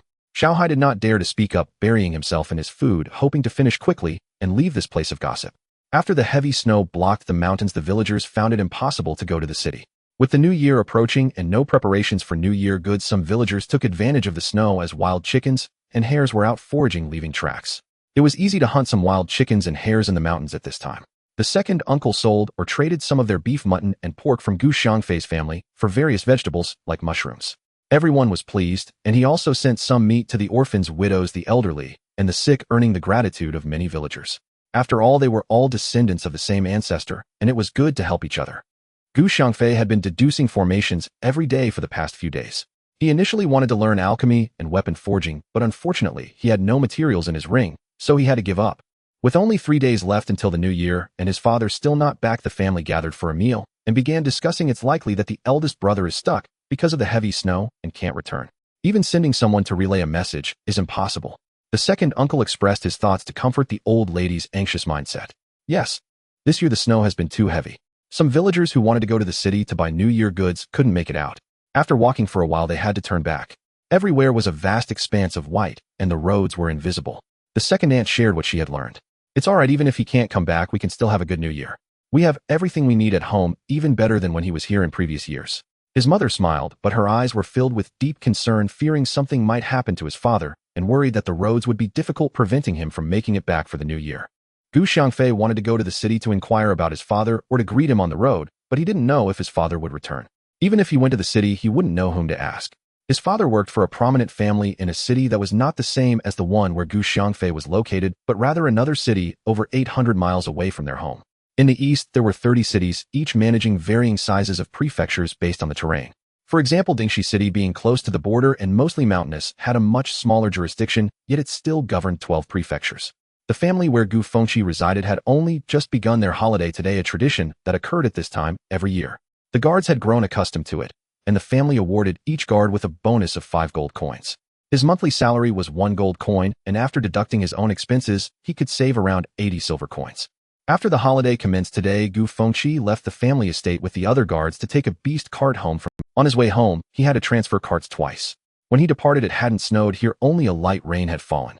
However, by the time he reached North Town, the snow had become heavy. Gu Fengqi felt a pang of worry about being snowed in, so he hurried onto the beast cart, heading to Jinhuang City. The driver informed him that this was the last cart to leave, and afterwards no more carts would operate due to the bad road conditions. The prefecture had decided to halt transport. Gu Fengqi felt a surge of relief, thankful for his good fortune. Otherwise, without the beast cart, he wouldn't know how to get home. If the situation in Jinhuang City was dire, he could at least find a few people to travel with, which would be safer than being stranded in the prefecture. By the time they arrived at Jinhuang City, it was already afternoon. The snow on the road was thick, and the beast cart did not dare to go quickly. Fortunately, it had not snowed further, and everything was blanketed in white. He found a small eatery and had a bit to eat. Due to the poor road conditions, he didn't dare buy too many items, only purchasing a few necessities for home. He then found a small inn to spend the night. The next morning, after having breakfast, Gu Fengqi shouldered his bag and left the city, heading towards the intersection leading to Gu Family Village. He planned to see if anyone was returning, hoping to travel together for safety. From a distance, he spotted a few people sitting on protruding stones in the snowy ground, seemingly waiting for companions to head home. As Gu Fengqi approached, one person stood up and asked, "Where are you headed?" "Let's travel together." Gu Fengqi replied, "I'm going to Gu Family Village." "Where are you all going?" "You're going to Gu Family Village." "I'm headed to Huang Family Village, which is perfect as we are going the same way," one man sitting on the stone said upon hearing Gu Fengqi's destination. "Great. Where are the others headed?" Gu Fengqi asked, pointing at the other individuals. "They're all heading in that direction too, but they'll split off partway. They're waiting to see if there's anyone heading in the same direction. With fewer people, they're hesitant to move forward. The high mountains and perilous roads are one concern. If they encounter feral beasts, it could be trouble, and their lives might be at stake." The man from Huang Family Village was pleased to meet someone from Gu Family Village. After all, the two villages were quite close together. It felt safer to travel with someone, especially with Gu Fengqi, carrying a long sword, clearly a martial arts expert. After chatting a bit more, people approached, quickly asking where they were heading. None were going towards Gu Family Village, but 2 of them found companion smiles spreading across their faces. Gu Fengqi and the man from Huang Family Village discussed and decided that if no one else arrived within half an hour, they would set off together regardless. The man from Huang Family Village, named Huang Shuren, was a martial artist of a military general realm. Upon learning that Gu Fengqi was at the martial respect realm, he felt reassured. Even if they encountered feral beasts, they could fight them off together. At this time of year, those returning home had mostly arrived, as everyone wished to get back as soon as possible. The early arrivals had an easier time finding companions. After half an hour passed without any new arrivals, Gu Fengqi and Huang Shiren wasted no time shouldering their bags and striding down the path home. This path had not been traveled, and there were no visible tracks. At first, the two moved quickly based on instinct until Huang Shiren, who was leading, nearly fell into an ice crevice. Then they became cautious, using sticks to probe the path ahead, which slowed their pace as walking through knee-deep snow was quite exhausting. After covering half the distance, both men were drenched in sweat and panting heavily. Even though they were martial arts experts, they were not immune to fatigue. They found a sheltered spot, gathered some firewood, and rested by the fire for a while, before continuing, as the daylight was still early and there was no rush. After resting for half an hour, just as they were about to rise and resume walking, they heard two individuals shouting as they approached from behind. As the two individuals came closer, Gu Fengqi and Huang Shiren recognized them. They were Gu Fenglin from Gu Family Village and Huang Ximing from Huang Family Village. "Brother Fengqi, you returned today too," Gu Fenglin exclaimed happily upon seeing Gu Fengqi. "Brother Shiren, we heard from people at the intersection that the two of you had left, and we happened to run into Brother Fenglin, so we hurried after you. Thankfully we caught up," Huang Ximing added cheerfully. "Since you're here, let's take a break. Wait until you all catch your breath before we set off again. We'll definitely make it home before dark," Gu Fengqi said with a smile. "That sounds good," Huang Shiren agreed. They collected more firewood, and the four of them gathered around the fire to chat. During his training today, Gu Xiangfei felt somewhat restless, sensing that his father was on his way back. The snow on the road was thick, making it difficult to traverse. He endured and practiced for a while longer, but his father's safety weighed heavily on his mind, prompting him to set out to meet him partway. After chatting for a while, Gu Fenglin and the others had rested enough, so the four of them stood up to travel together. They had barely walked for a short while when they encountered two Qingshi wolves hunting. These fierce beasts often traveled in packs, and with two solitary Qingshi wolves before them, they needed to act quickly to kill them, otherwise they would attract the pack, and the four of them would be unable to withstand the onslaught. Fortunately, all four were martial arts experts and quickly drew their swords. One of the Qingshi wolves turned tail and fled. "Block it. Don't let it escape." As Gu Fengqi shouted, he charged at the other Qingshi wolf with his sword. Huang Shiren, Huang Ximing, and Gu Fenglin rushed after the fleeing wolf, all aware that this one was heading to summon the pack, and they desperately pursued it. Seeing that it could not escape, the Qingshi wolf raised its head and howled, its cry echoing through the valley. The three were unable to stop the Qingshi wolf's howl and felt immense regret. They quickly dispatched the wolf, and Gu Fengqi also killed the other Qingshi wolf. "Let's find a sheltered spot by the mountain wall and gather more firewood. We can't run now, we'll have to rely on luck to wait for rescue," Gu Fengqi said to the others. Huang Shiren and the others understood that if they ran now, they would definitely be surrounded by the wolf pack. It was better to wait for rescue. The four quickly found a spot against the mountain wall, dropped their bags, and began searching for firewood. "The Qingshi wolves are coming." Everyone hurried to the mountain wall. Within moments, a pack of 50 or 60 Qingshi wolves approached from afar. "Quick, find some stones and build a wall as high as you can for protection," Gu Fengqi instructed the. When the wolf pack arrived, the four had built a half-meter-high wall from stones, providing a bit of extra protection. The four stood guard on three sides, piling some firewood in the center. The wolf king of the pack lowered its head and nudged the corpse of a slain Qingshi wolf, howling loudly to signal the pack to attack. Gu Fengqi wielded his sword, its glint flashing as he decapitated one Qingshi wolf. Another seized the opportunity to pounce, baring its foul-smelling jaws filled with sharp teeth towards his neck. Gu Fengqi raised his fist and struck the wolf on the head. The sound of cracking bones echoed as it was sent flying.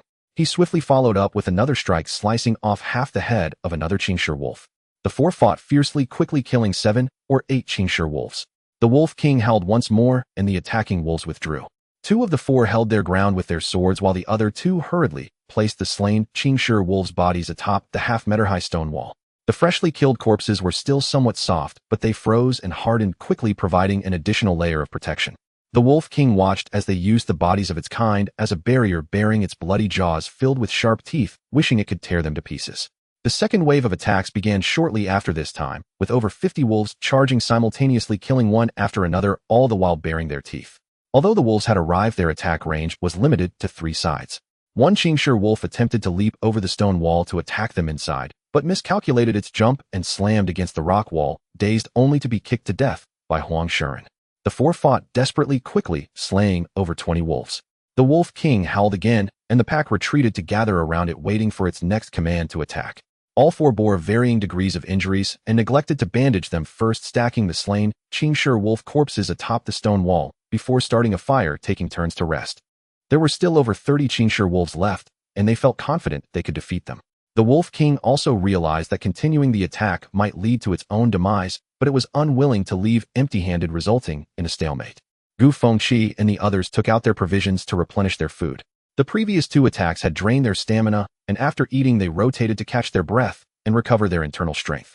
Gu Xiangfei stepped out and headed towards the village entrance. The snow along the way was thick. Without landmarks he would struggle to find his way. He followed the memory of the road to the prefecture town, thinking that if he could make a path the returning villagers would see his footprints and be able to return home safely. The snow was deep, reaching past his knees with every step, and pulling his foot out was exhausting. He considered using the gale technique to blow away the snow and reveal the path, making the journey easier.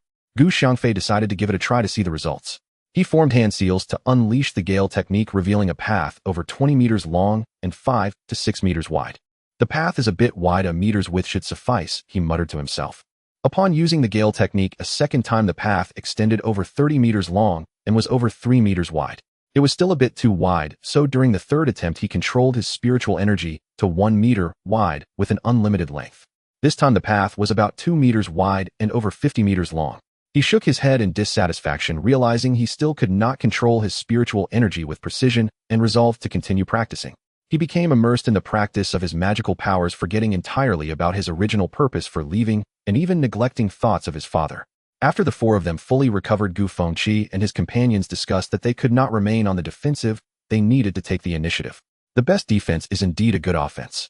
The two with the highest cultivation, Gu Fengqi and Huang Shiming, took the lead, while Huang Shuren and Gu Fenglin flanked them, aiming to lure a few Qingyan wolves over to slay, and they planned to continue using this method thereafter. As the four emerged, the wolf pack stirred. The Wolf King did not expect them to take the initiative. Although Qingyan wolves are fierce beasts, their intelligence is far inferior to that of humans. 5 Qingyan wolves charged forward without waiting for the Wolf King's command. Gu Fengqi and Huang Shiming swung their blades, killing the 5 wolves, their steaming blood melting the accumulated snow.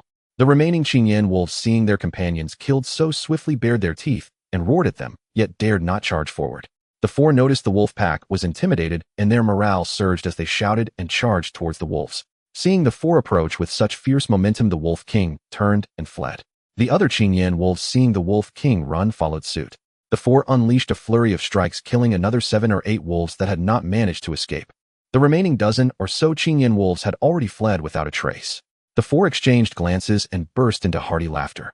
While the meat of the Qingyan wolf is not palatable, their pelts are excellent. Properly cured, they can be made into mattresses or leather clothing, both warm and comfortable. They each divided more than 10 Qingyan wolves among themselves, taking down those draped over the stone wall to place beside the fire to slowly melt. Each Qingyan wolf was over a meter long. They hacked off the limbs and hung them from branches to skin them, busily working together. After more than an hour, the four joyfully bundled the wolf pelts with the Huang brothers, carrying several skinned Qingyan wolves. Although the meat was not tasty, it was better than nothing. Seeing them carry Qingyan wolves, Gu Fenglin also took 2, urging Gu Fengqi to carry 2 as well. Gu Fengqi thought for a moment, then took 2 Qingyan wolves on his back, feeling no significant burden, and even grabbed another to carry. As they walked, the four remarked, "This pack of Qingyan wolves will surely be devoured by other wolf packs. The remaining dozen or so are insignificant. Without several years they cannot recover. We do not even know what might happen during that time. Indeed, thanks to Brother Gus' astute command, had we two returned alone, we would surely have perished." Huang Shiming said, a hint of fear in his voice.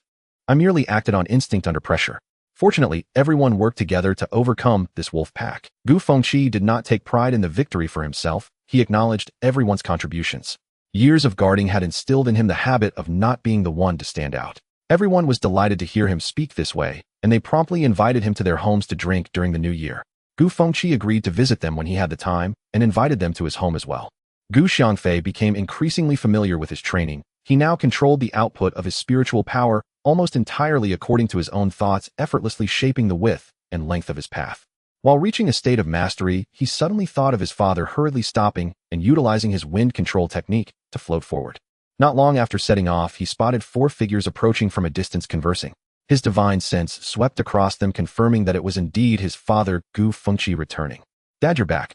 Gu Xiangfei rushed over to take his father's wolf pelts and meat. "Brother Gu, is this your son? He's grown into quite the young man."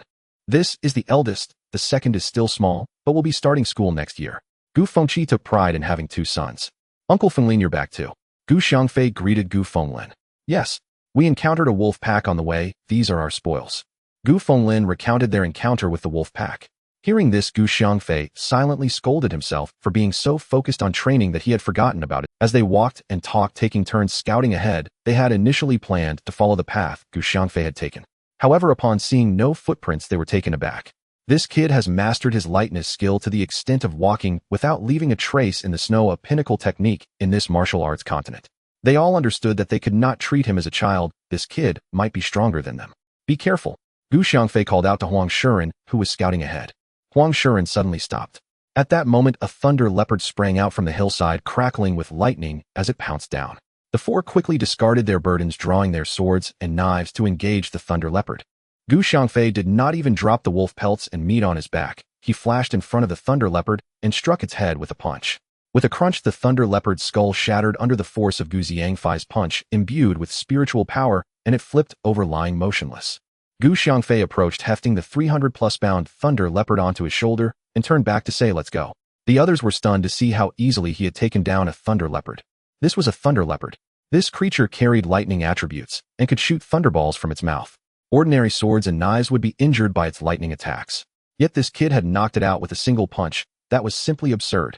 After a moment, the 4 regained their senses and hurried to follow the path Gu Xiangfei had taken, continuously congratulating Gu Fengqi. "Brother Gu, your son is truly remarkable. I never expected your son to be this strong. I'm truly impressed." Gu Fengqi was quite surprised, but felt very pleased.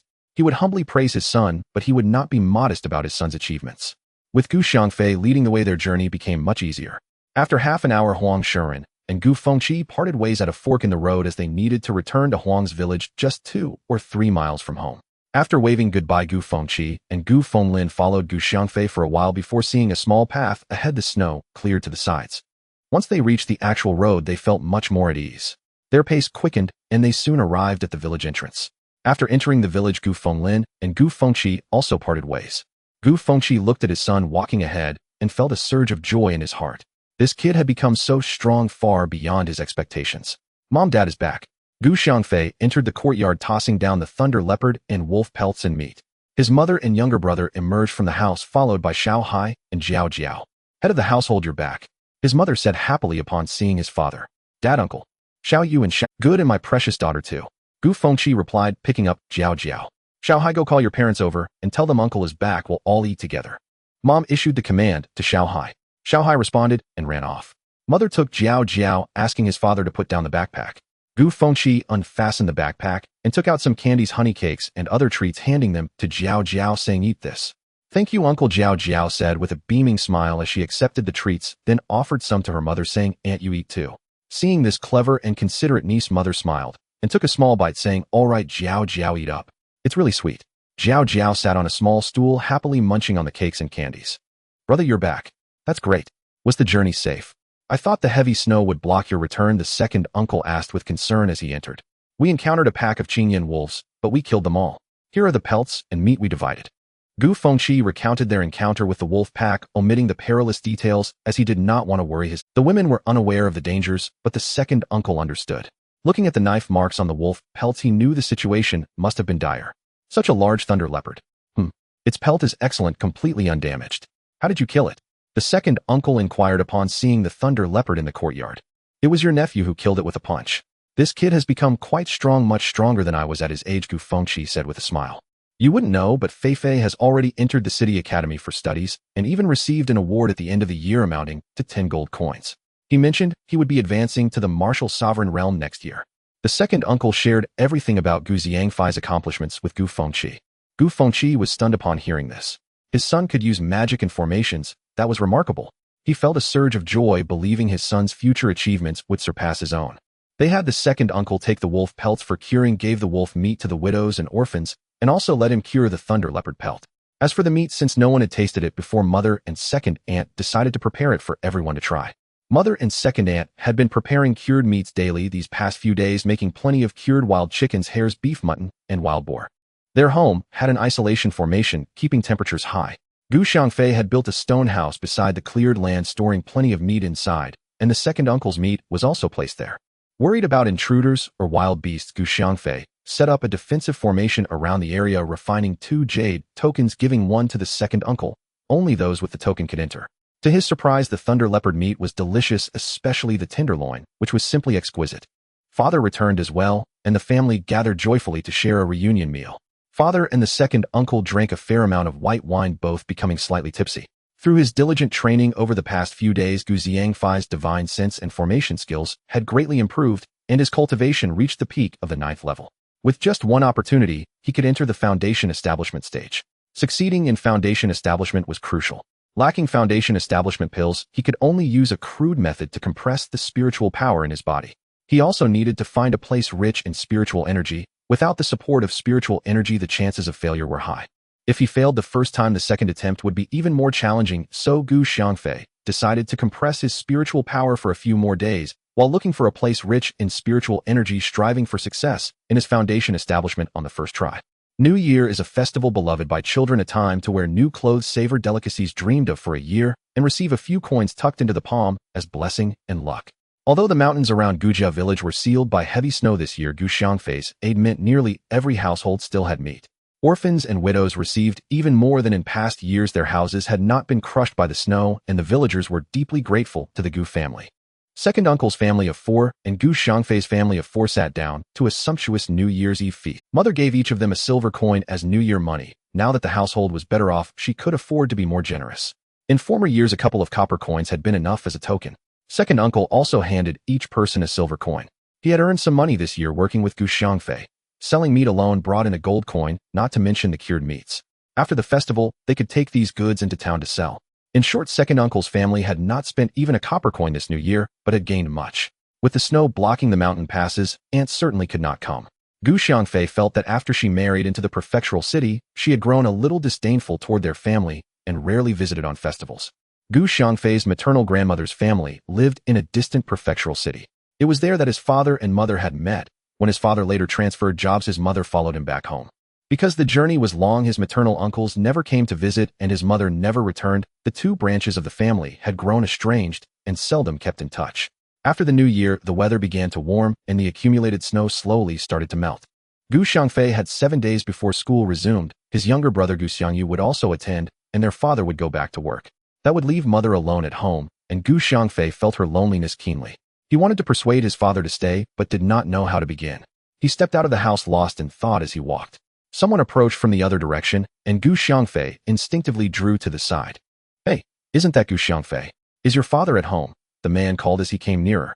"Oh, Xiangfei looked up, recognized him, and answered, "My father is at home. You can go ahead." Gu Fenglin saw him brooding, and not wishing to disturb him, walked on. Unable to help himself, Xiangfei made his way to second uncle's house, thinking that perhaps second uncle could speak to his father and learn what he intended to do. "Second uncle, are you at home? I have something to tell you," he said, and then explained his plan to his uncle. After hearing him out, second uncle replied, "All right, I'll probe elder brother's disposition and see what he's thinking. Don't worry about it. Go about your affairs for now." Hearing that, Xiangfei had no further doubts and left second uncle's house. Then a jolt of realization struck him. Why had he let such a small matter disturb his mood? If one were beset by inner demons while undergoing tribulation, transcendence, a wavering heart could invite ruin and lead to spiritual collapse. With that thought, he resolved inwardly never again to allow mundane affairs to disrupt his state of mind. There is always a way to resolve things. Once his mind cleared, his spirits rose. He felt the spiritual energy within him surge, racing toward the acupoints of the foundation establishment stage. He was on the verge of breaking through. He flashed into the mountains, employed a wind-riding technique, and drifted deeper into the range. In a valley where the spiritual energy was especially dense, he found a quiet spot, sat cross-legged, and began to circulate his cultivation technique to absorb the qi. The valley's spiritual energy immediately enveloped him. Slowly it congealed into droplets inside his dantian. He could hear the tiny sound of each drop falling, drip, drip, drip, from the first to the second to third. The condensation of spiritual force into liquid was the omen of foundation establishment. Only when the dantian filled and the liquid transformed into true essence would the breakthrough complete. He pushed his technique into overdrive, absorbing qi with a feverish intensity. As the liquid in his dantian swelled, he redoubled his efforts. The surrounding spiritual energy surged toward him. Fortunately, it was so abundant here that no matter how quickly he accelerated his intake, the supply did not diminish. Within him, the spiritual force gradually converted into true essence. Using his spiritual sense, he saw his dantian nearly filled with liquid. The spiritual energy kept being drawn and becoming force, then condensing into liquid true essence. When he felt the dantian swell to an uncomfortable fullness, he guided his true essence and struck at the barrier, preventing foundation establishment. With a crisp crack, the barrier gave way. A colossal aura burst outward in all directions. The shockwave uprooted saplings and hurled them far away, and the snow in the valley exploded outward with a thunderous rumble. An hour later, Xiangfei opened his eyes, which flashed with a new keenness. A foul smell met his nostrils. Inspecting his body, he found some greasy secretions had emerged. He performed a cleansing skill to wash his body, then circulated his technique to dry his garments. Rising to his feet, his bones cracked and popped as if stretching. He discovered he had grown taller and his trousers had become short. Extending his spiritual sense, Xiangfei was astonished. His foundation establishment spiritual perception was astonishingly powerful. He estimated its reach to be at least 10 li. Elated, he summoned his flying sword. Under the impetus of his true essence, the sword swelled in the wind until it was as wide as a door plank and over 3 meters long. From his ring, he also retrieved a heavy blade. When he animated it with true essence, the blade stretched to over 10 meters in length, broader than 2 door planks. He swung the heavy blade and watched the blade light cleave a tree some 50 or 60 meters away. With a great crack, it toppled, sending a plume of snow into the air. Remarkable, he cried aloud, delighted. He resolved to master the sacred blade sex 8 Saint Blades technique. For now, however, he would first learn to ride the sword. He sheathed the heavy blade, summoned the flying sword, and began practicing the art of sword flight as instructed by the jade slip. At first he wobbled and dared not ascend too high. With his enlarged spiritual sense, controlling the sword was nevertheless easy, and the flying sword rose faster and higher until with a sudden crash, he struck a tree. The tree snapped and fell, scattering snow. Xiangfei shook his head and sighed. Alas, rejoicing ends in sorrow. Keep striving. An hour later, he had grasped the art of sword flight. Though not yet perfectly practiced, he knew that with several more days' training, he would become as familiar with it as he had been with the wind blade technique. Noticing the time, he realized his family had already eaten. He did not intend to return for the meal. He caught a wild rabbit, roasted it, and ate as he pondered aloud whether he should venture deeper into the mountains in search of precious old herbs. Mounting the flying sword, he pressed farther into the range. After a few breaths, he reached a valley that marked the very heart of the mountains. A sweep of his spiritual sense revealed many medicinal plants. Though ordinary species, most were very old, many around a century in age. He dismounted, retrieved his herb-digging shovel, and set to gathering. The deep mountain had clearly seen few visitors. Herbs grew everywhere in abundance. An hour passed as he contemplated how to transport so many plants home. He had not brought a herb basket when he arrived. For the time being, he stored the herbs in his ring, planning to return for a basket and then load them properly. He found it odd that no fierce beasts had appeared. Unbeknownst to him, the aura he unconsciously emitted had driven them off. These beasts possessed a measure of instinct and recognized he was too formidable to bother with, so they fled. This was a consequence of his recent foundation establishment. His aura had become exposed. Once it settled down, the outward radiance would diminish. He mounted the flying sword and in a few breaths arrived behind his family home. Scanning with his spiritual sense, he spotted the herb basket, used an invisibility technique to conceal it, and stepped out into the open. Who was there? His father suddenly shouted, startling him. He hastily vanished and fled back into the deep mountains. How had his father sensed someone approaching? After puzzling for a long moment, Xiangfei realized his aura must have alerted his father. He quickly sat cross-legged and circulated his technique, absorbing spiritual energy to refine into true essence. More than 2 hours later, he rose invigorated and carefully tested his aura. There was no leakage. Only then did he feel at ease. He packed the medicines into the basket and set out for home. Back at the house, his father and second uncle were drinking tea and chatting. Second uncle gave him a knowing glance and with a smile said, "What herbs did you gather this time? Let me see." Seeing second uncle's expectant look and knowing his father would not be going out, Xiangfei's spirits soared as he handed over the basket. "Look at this. These are 100-year-old herbs. One clump could fetch a dozen gold coins. You gathered so many, how won't they sell for thousands?" Second uncle exclaimed in astonishment as he inspected the basket. "There are many more like these. Tomorrow I'll take you with me," Xiangfei replied with a smile. "Really? That's splendid. I knew you were lucky, boy. I wasn't wrong," second uncle said, delighted. During the meal, Xiangfei observed that mother was in high spirits. He understood, then, that his father had decided to stay and not abandon the family and livelihood. Feigning ignorance of the household talk, he retreated to his room, sat cross-legged, and continued his cultivation. The next morning, second uncle arrived early, likely without breakfast. Xiangfei understood his eagerness and did not delay. They nodded to each other and left at once. After climbing partway up the mountain, Xiangfei told second uncle, "It's quite far. If you let me lead, we'll be faster." Second uncle replied, "No matter how far, As long as we can gather herbs, that's all that matters. Second uncle's appetite for profit outweighed any concern for danger. Gu Xiangfei smiled, grabbed at his uncle's sleeve, employed the wind-riding technique, and raced deeper into the mountains. Gu Fengcheng felt as if he were flying when his feet left the ground, and a small hill flashed past in an instant. Terrified, he fell silent and closed his eyes, thinking only that he might as well go wherever Gu Xiangfei led him. After a short while, Gu Xiangfei slowed and released his aura. Gu Fengcheng, ready to protest, opened his eyes to find the ground carpeted with century-old medicinal herbs. This is the spot. Gather what you can, Gu Xiangfei said with a smile. So many. What place is this? How did I never come here? Second uncle looked about, unfamiliar with the terrain. This is the deepest part of the mountain. Almost no one ever comes here. I scared away the fierce beasts so you can gather with confidence. But don't come here alone, Gu Xiangfei cautioned. I certainly won't come alone. Aren't there even more fierce beasts here than elsewhere? Even a greedy fellow like me must value his life. Second uncle admitted, laughing as he acknowledged his own fondness for profit. He knew his weakness for money and laughed as he explained his shortcomings to Gu Xiangfei. After 3 consecutive days of gathering medicinal herbs, Gu Xiangfei and his second uncle decided to stop. Gu Xiangfei had to start school, and his second uncle felt it was enough. One shouldn't be too greedy. His second uncle calculated that the old herbs he had gathered could probably be sold for over 10,000 gold coins. After estimating, even he was shocked this guy had gathered quite a lot. Xiaoyu was about to start school, and Gu Xiangfei planned to take him to register. Originally, their father was supposed to go, but Gu Xiangfei volunteered, saying he knew the teachers at the academy. Their father also knew that Gu Xiangfei had only left the academy last year. The teachers and the dean would surely remember him. Their mother looked at his slightly short pants and said, "You should buy a couple of outfits when you get to the city. It seems the good food during the new year helped me grow taller. By the way, I have a training outfit I can wear. Let's wear that for now," Gu Xiangfei said, turning to head to the bedroom. Putting on the training outfit with the academy emblem, it fit perfectly. The training outfit provided by the academy usually needed alterations before it could be worn, but since he had just completed foundation establishment and had grown taller, it fit without needing any modifications. Seeing her son in the training uniform issued by the academy, their mother thought he looked spirited and handsome. If you wear the academy's badge into the city, you won't have to pay the fee. The saved copper coins will be enough for Xiaoyu's meals. Gu Xiangfei couldn't help but admire his mother's frugality, as she never forgot such small savings. The 2 brothers stepped out, and the family of his second uncle came to see them off. Everyone reminded Gu Xiangyu a few times, and Jiao Jiao even gave him a few pieces of candy. It's fine, second brother. They'll also go to the academy 2 years later. You have to look after me then. Xiaohai encouraged him a few times. Don't worry. I will definitely look after you, Xiaoyu replied with a determined expression. Under the watchful eyes of their family, the 2 brothers walked towards the village entrance. The accumulated snow had melted a lot, with only the backside of the mountain still covered in snow.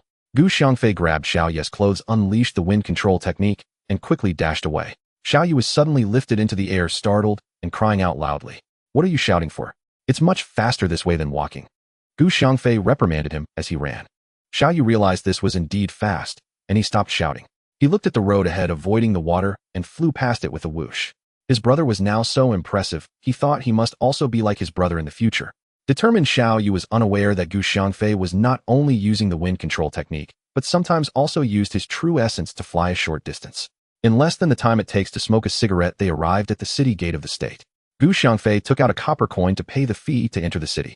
The guard saw him preparing to pay and said, "You don't need to pay. I know this is for my younger brother. He is going to the academy to study," Gu Xiangfei explained. "Since he is going to the academy to study, you don't need to pay. You can go in." The guards, "Oh, thank you very much." Gu Xiangfei expressed his gratitude and entered the city with Xiaoyu. Xiaoyu followed his second uncle to their neighborhood city. This was his first time in the state city, and he saw it was much more prosperous than the city back home, making him unable to stop looking around excitedly. Arriving at the academy gate, the gatekeeper recognized him and saw he was with a child, so he didn't stop them. "Brother, so you study here?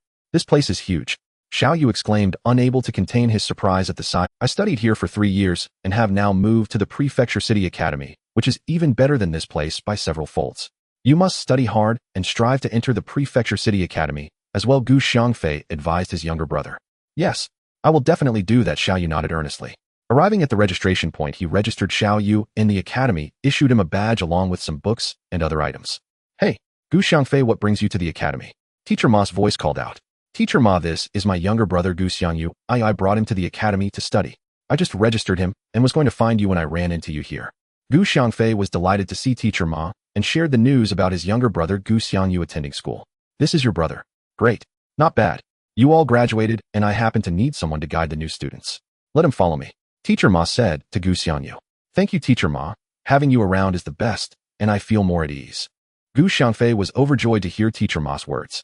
After bidding farewell to Teacher Ma, he took his younger brother to the dormitory, arranged his bedding, and told him some things about the academy, which Xiaoyu memorized. Gu Xiangfei checked the time and took him to the cafeteria for a meal. Xiaoyu was excited to see so many people serving food, feeling the bustling atmosphere was far superior to that of his village. He had always liked crowded places since he was a child. The more people, the more excited. He became a typical extrovert. After getting 2 servings of food, the cafeteria chef, who also recognized him, didn't ask for his meal ticket and instead packed him a lot of meat. After enjoying the cafeteria meal, Xiaoyu began to love this place. It was much better than home. He didn't have to work for his food, and there was so much meat, even tastier than what their mother cooked. Brother, you can go back now. I like it here. It's much better than home, Xiaoyu urged Gu Xiangfei after he had taken him to the dormitory, eager to find his classmates to play. All right, if you need anything, just find Teacher Ma. Gu Xiangfei reminded him a few times. With some preserved meats for Teacher Ma in hand, Gu Xiangfei went to Teacher Ma's dormitory, handed the items to him, and briefly discussed the situation back in the prefecture city before taking his leave. Returning home, he told his mother and others about Xiaoyu's schooling. Upon hearing that it was Teacher Ma who would teach him, their mother felt relieved. During dinner in the evening, their father said, this year, I won't be going out. I will stay home with your mother. The family is doing well now, and both of you are grown up. Be careful outside. I heard that adventurer teams are attacking beast carts during snowy weather. I know very well about the beast cart attacks. They attacked our cart back then, but we killed them all. Later, another adventurer team ambushed us in the snow, but we also killed them all. Gu Xiangfei recounted the incident to his father with a smile. So you kill people? Their mother asked with a worried expression. Actually, killing people is easier than killing beasts. I've killed at least 15 people. Gu Xiangfei said nonchalantly. Oh, you mustn't kill people in the future. It's too terrifying, their mother said anxiously. The woman saw it differently. If you didn't kill, others would want to kill them. When encountering those kinds of people, they had to kill. Your father and I have also killed quite a few who deserved it. Since you are learning martial arts, it is about killing. Tell me, what was it like the first time you killed someone? Their father first lectured their mother, then asked him about his first experience with killing. Gu Xiangfei recounted how he killed for the first time and the embarrassment of vomiting afterward. After listening, their father burst into laughter. That's a normal reaction. You'll get used to it after killing a few more times. I was the same way the first time I killed someone. Everything has a first time. Their mother listened in fear and could hardly believe that the father and son were discussing killing at the table. It felt so awkward that she eventually ran outside to vomit.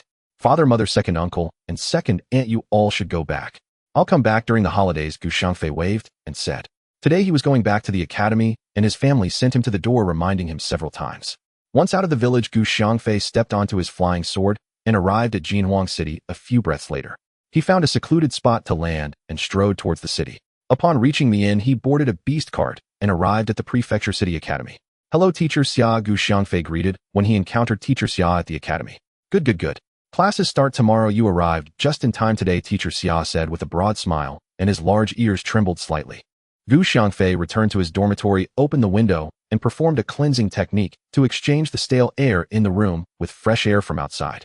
He took out the wolf skin that his second uncle had treated, laid it on the bed. The fur of the Qingyan wolf was really good, warm, and moisture-resistant. The next morning, the students came to the square. The dean was the first to speak. Today, we will commend many students. Those whose names are called, please come up to the stage. Gu Xiangfei Huang Hua Lianpian. The dean recited 34 students' names in one breath. Gu Xiangfei and the others exchanged glances, understanding what was about to happen. These students encountered bandits on their way home during the break. Not only did they kill the bandits, but they also captured a few alive.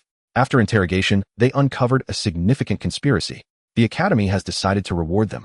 The dean recounted the incident to all the students in the academy. Gu Xiangfei and the others didn't realize there was more to the story. After they handed the captured adventurer team members to the commander of the state city, they left, and no one knew what happened afterward. Manager Li hosted the award ceremony personally, placing a gold honor medal around each recipient's neck and offering them words of encouragement. This was Gu Xiangfei's first time meeting Manager Li, who spoke to them in such a friendly manner. After awarding the medals, Manager Li also gave each of them a new backpack. After the award ceremony concluded, the dean stood up again and said, from today on, all 34 of you will be promoted to inner disciples. The badges for inner disciples are in the boxes of your backpacks. I hope the other students will learn from you and strive to be promoted to inner disciples as soon as possible. All right, that's all for now. The meeting is adjourned. Boom. The students below were in an uproar, thinking what incredible luck. They have become inner disciples just like that. Why can't such good fortune happen to us? The more than 30 of them were also bewildered, looking at each other and then bursting into laughter. Back in the dormitory, Gu Xiangfei took out everything from the backpack. There were 2 sets of academy uniforms which were black, indicating they were inner disciples. A black short knife with a black sheath and 2 pairs of black boots. He picked up a metal box containing 20 gold coins and a white badge, which represented the inner disciples' insignia. Inside, there was also a martial arts manual for the continent's internal cultivation, which every new inner disciple needed to learn.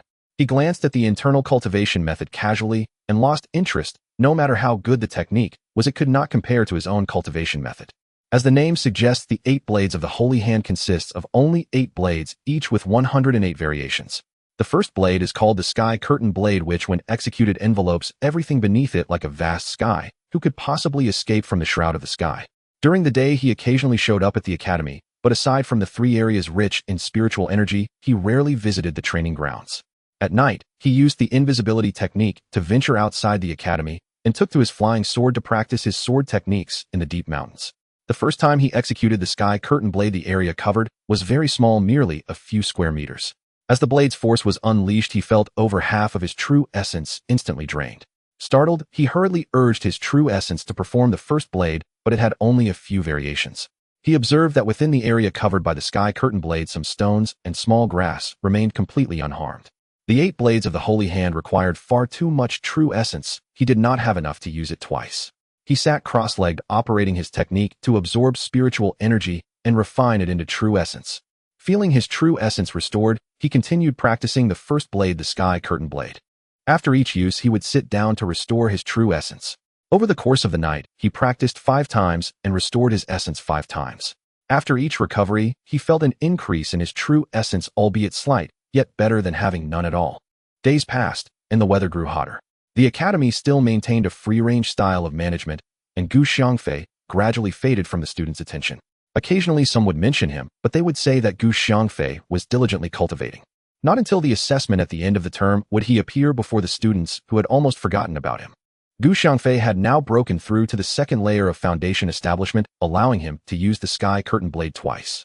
However, the area covered by the Sky Curtain Blade had not increased, while the variations had significantly grown from 6 to 30, though the struggles and hardships during this time were known only to him.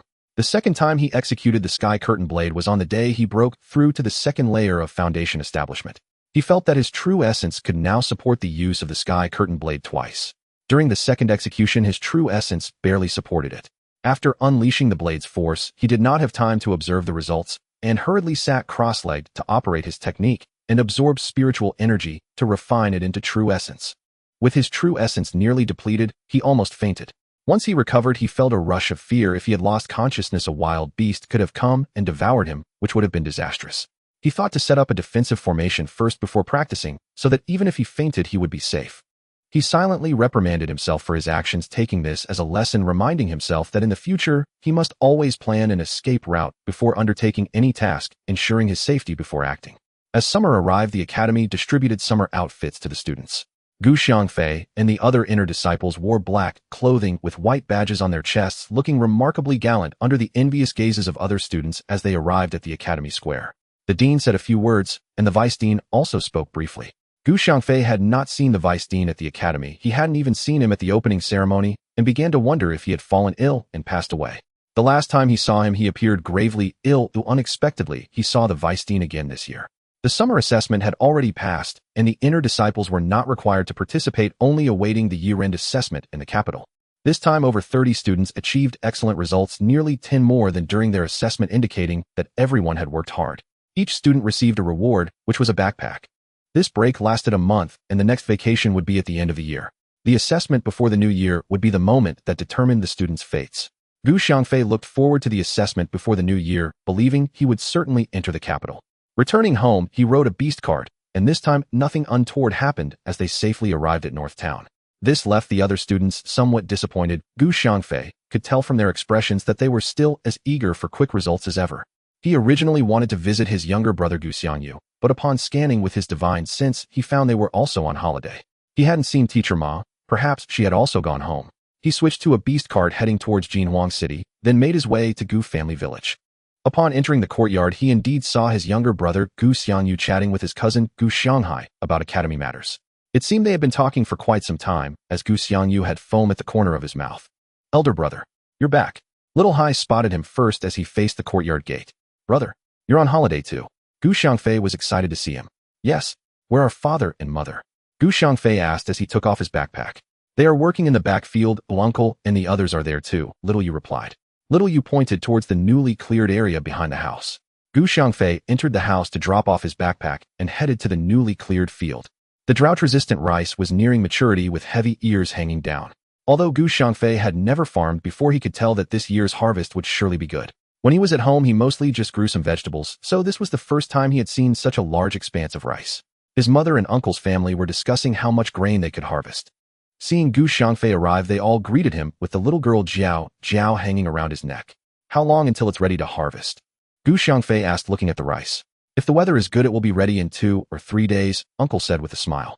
Father Gu Fengqi had also never farmed, but he had been to many places and seen many things, sharing what he learned with uncle and the others. At noon, the family had a reunion meal. During the meal, uncle said, "This year our family has a bumper harvest. The herbs sold for this amount." Uncle raised a finger. 10,000 gold coins. Gu Xiangfei guessed. Even more, close to 20,000, uncle replied with a smile. That's fantastic. Are we going again tomorrow? Gu Xiangfei was also very happy to hear this and asked uncle if they would go again tomorrow to collect more old herbs. Sure. I'll come find you tomorrow morning, uncle said, eagerly delighted to make plans with him. Gu Xiangfei could see that all 4 adults in the family were very happy, especially his father Gu Fengqi. Selling herbs was far better than him working, and it was much easier. What realm are you at now? His father asked. I'm at the mid-stage of Martial Venerable, and I've also learned a few minor spells, Gu Xiangfei replied with a smile. Good. Better than your father, Gu Fengqi laughed. I'm also a martial artist now, Little Yu chimed in from the side. Good. Not bad, keep working hard. How have you been at the academy? Does Teacher Ma treat you well? Gu Xiangfei asked. Yes. Teacher Ma treats me very well. Whenever I don't understand something, she teaches me repeatedly until I learn it. My classmates are all very envious of me, Gu Xiangyu said proudly. The next morning, Gu Xiangfei took uncle and harvested a lot of old herbs again. In the afternoon, they went once more, which thrilled uncle, as these were all gold coins. After 3 days of harvesting herbs, the rice was ready. Waking up in the morning, Gu Xiangfei looked at the vast rice field, preparing to use the cutting technique to harvest the rice. Standing at the edge of the field, he formed hand seals, channeling his true essence to activate the spell. The rice field was cut as if a fierce wind had swept through, slicing through the stalks at a height of 1 inch. After a few breaths, the entire field of rice fell to the ground, neatly arranged. Gu Xiangfei realized that this cutting technique was indeed a great helper for harvesting crops.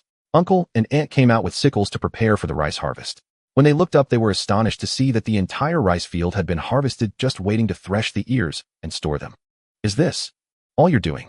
Uncle asked in shock. Yes. Uncle, go home and get a large cloth to spread on the ground. I will thresh the rice ears here, Gu Xiangfei told him. Aunt hurriedly went home to find a sturdy cloth, and uncle carried it to the field, where Gu Xiangfei helped them spread the cloth on the ground. Aunt, go home and get some bags to store the rice, Gu Xiangfei said to aunt, then turned to use his true essence to lift a handful of rice, using the shattering technique to thresh the ears on the cloth, with plump rice grains quickly appearing on the cloth. Uncle and aunt were left speechless at this miraculous scene, only coming to their senses when Gu Xiangfei called them to help store the rice. When mother and father came out, the rice was nearly all threshed, and uncle and aunt had filled dozens of bags. In less than an hour, all the rice was stored in bags. Gu Xiangfei used the wind technique to blow the shattered straw to the ground. Following uncle's method, he used the digging technique to turn the soil, burying the crushed straw underground as fertilizer. Your magic is quite impressive. Learning to farm like this is really good, Father Gu Fengqi remarked. Gu Xiangfei knew his father had caught on to something, but uncertain, he pretended to be clueless, saying that the teacher had taught him this way. After finishing the rice harvest, mother and aunt went to plant vegetables. Gu Xiangfei did not concern himself with these small matters. Every day he flew deep into the mountains to cultivate, where the spiritual energy was rich. He soon broke through to the 3rd layer of foundation establishment. After reaching the 3rd layer of foundation establishment, his true essence increased several times. He could use the sky curtain blade twice without depleting his essence, though he still could not use it 3 times in succession, as he did not have enough true essence for that. Just after returning home today, he heard mother say that the sheep from Gu Xianggan's family had strayed into the evil ghost cave. Gu Xianggan's father had gone into the mountains to gather herbs and had not returned. The villagers went out searching and found his torn clothing, realizing that he had been devoured by a ferocious beast. Gu Xianggan was the eldest in his family, with a younger brother and sister bearing the heavy responsibilities of the household on his young shoulders. Gu Xiangfei was just thinking of checking out the evil ghost cave, but fearing that mother would not let him go if she found out, he decided to enter the cave at night. After dinner, Gu Xiangfei returned to his room to cultivate for a while. Noticing the time was right, he cast an invisibility spell and headed outside, making his way toward the evil ghost cave. As he approached the evil ghost cave, his divine sense swept over the entrance, revealing frost covering the area. Feeling the chill in his body, he circulated his true essence to dispel the cold and created a protective barrier before entering the cave. After walking over 30 meters, there was a cracking sound from the true essence barrier, which developed a small fissure. Not good. Gu Xiangfei thought to himself, hurriedly channeling more true essence to reinforce the barrier. The height of the evil ghost cave was about 3 to 4 meters. Under his divine senses probing, he saw that both walls were covered with frost. The deeper he went, the colder it became, prompting him to continually thicken the protective barrier. In less than the time it takes to smoke a cigarette, a clearing appeared ahead in the evil ghost cave, spanning over 100 square meters. At the far end of the clearing, against the wall, there was a stone with a small flame flickering on it, swaying with the cave's gentle breeze. This is a celestial flame. Gu Xiangfei couldn't help but exclaim. It turned out that the cold in the evil ghost cave was caused by this small flame, which consumed all the heat around it, creating an extreme cold. It was currently in its infancy, once it matured it could potentially destroy the entire Gu family village, and perhaps even the state city would fall under its devastation. Seeing the small flame, Gu Xiangfei contemplated refining it. He sat cross-legged and spat out a mouthful of vital blood, preparing to refine the small flame. As the cultivation technique began to operate and absorbed a trace of the small flame, suddenly, with a loud bang, the entire cave was illuminated by a blaze, and the frost on the walls turned to vapor, filling the cave. His true essence barrier cracked with a series of sounds. Hastily, he channeled more true essence, thickening the barrier while casting additional protective shields. Only when he deemed it safe did he continue to refine the small flame. This time he was cautious and did not extract too much. He first took a trace to refine, then another trace. After more than 3 hours, Gu Xiangfei finally finished refining the last trace of the small flame. After being refined, the small flame obediently jumped into the palm of his hand. Gu Xiangfei looked at the small flame in his palm, which was orange with specks of light, resembling a miniature starry sky. From now on, your name shall be Xinghe, or Starflame. How does that sound? Are you satisfied? Gu Xiangfei spoke to the small flame. It seemed to like the name very much, bouncing excitedly in his palm. Gu Xiangfei sensed the bead in his sea of consciousness shake a few times. Communicating with the bead, it suddenly emanated a pulling force, and before Gu Xiangfei could react, he was swiftly drawn into another space. This space was gray and hazy with thin spiritual energy, roughly 100 square meters in size. The ground was covered in yellow soil, and not far away stood a stone tablet. The stone tablet was bare and devoid of any markings. When he reached out to grab it, he found it unmovable. Channeling true essence again, the tablet remained steadfastly embedded in the ground. Could this stone tablet also need refining? Prompted by an idea, he spat out a mouthful of vital blood, sat cross-legged beneath the stone tablet, and began to cultivate to refine it. Having learned from his previous experience with the small flame this time, he started with a trace and gradually refined it in small amounts. Unexpectedly, it was refined almost instantaneously. He felt overjoyed as he continued to refine it in small amounts. The entire process took less than half an hour to complete. Just as he finished refining the tablet, it suddenly transmitted a stream of information. Before he could check the information, the stone tablet shattered with a loud crash, and 3 beads flew out from within, exploding in midair, causing the entire space to shift. Gu Xiangfei stared blankly at the changing space, which continued to expand and rise with spiritual energy, becoming densely rich, several times more potent than in the depths of the mountains. The distant land transformed into a dark purple hue, and small grasses and trees began to sprout. As the space transformed, these grasses and trees gradually grew taller and larger. After an hour, the space ceased its transformation. Gu Xiangfei observed that the expanse was boundless, with the small grasses now turned into spiritual herbs, and the trees into spirit fruit trees heavy with spiritual fruits. What on earth is happening? Gu Xiangfei was baffled by the changes. Suddenly, he recalled the stream of information and began to examine it. This bead is called the Chaos Star Pearl, which appeared during the universe's creation. Several individuals obtained the star beads, but they were all high-level cultivators when they did only able to use the star beads as storage space. Although they planted some spiritual herbs and spirit fruit trees, they were never recognized by the Chaos Star Pearl. To be recognized by the Chaos Star Pearl, one must enter the foundation establishment stage and refine the stone tablet within the Star Pearl. Cultivating inside the Chaos Star Pearl allows one to experience time acceleration. A day outside equals 30 days inside the Star Pearl. Gu Xiangfei was thrilled to see this, realizing he would cultivate within the Star Pearl from now on. After examining the spiritual herbs and spirit fruit trees, he noted from the jade slip that none were high-grade herbs. It seemed the former owner of the Star Pearl had died, and after the spiritual herbs and fruits matured they fell to the ground unharvested. When the owner of the star pearl passed away, it also fell dormant waiting for the next fated person. Understanding the reason behind the star pearl brought Xiangfei great joy. Although he was uncertain about what universe creation meant, he knew the star pearl was a treasure and decided to research what universe creation entailed later. Trying to operate the cultivation technique yielded excellent results. After cycling through a few rounds, he entered the third layer of foundation establishment, bringing him immense joy as he continued to cultivate. Suddenly, he wondered if it was dawn outside. He quickly halted his cultivation, darted out of the star pearl, and found that the evil ghost cave was devoid of the star flame and the temperature had returned to normal. Upon exiting the evil ghost cave, he noticed the sky was brightening. He hurried home and lay in bed reflecting on the night's thrilling and perilous events. In the morning, when his mother called him for breakfast, he saw his younger brother, Xiangyu, sitting cross-legged, cultivating his internal energy. A thought crossed his mind, and he decided to let his brother experience the sensation of qi to see if he could cultivate. After breakfast with his parents gone, Xiangfei called his brother into the room and shared the cultivation technique with him to help him sense the qi. After ensuring his brother was settled, he stepped outside and noticed a dozen people running towards the evil ghost cave. Xiangfei realized that the events surrounding the evil ghost cave couldn't be kept secret any longer. Someone must have discovered the changes inside. He hadn't expected it to be found out so quickly. He followed the crowd to the entrance of the evil ghost cave, where a couple of dozen adults and children had gathered discussing fervently, yet no one dared to enter. Suddenly Xiangfei recalled the stone that had nurtured the small flame. It must be a valuable item. He decided to retrieve it, as it might be useful in the future. With so many people around, he decided to wait until nightfall to return. He turned away from the evil ghost cave and continued his training with the sacred hand 8 blades deep in the mountains. His true essence at the third layer of foundation establishment allowed him to easily perform the heavenly curtain blade 4 times with some power left over. That night, he asked his brother Xiangyu if he had felt the sensation of qi. Xiangyu shook his head and replied, "Brother, I sat for the whole morning and didn't feel the qi you mentioned. Am I too foolish?" "Not at all. It's just a cultivation technique. It seems this technique may not be suitable for you. You should continue practicing the internal energy method taught at the academy." Hearing that his brother could not cultivate, Xiangfei felt helpless and could only comfort him, urging him to keep practicing the academy's methods. Time flew by, and soon it was the start of the school term again. Xiangfei also paused his cultivation to prepare for the academy.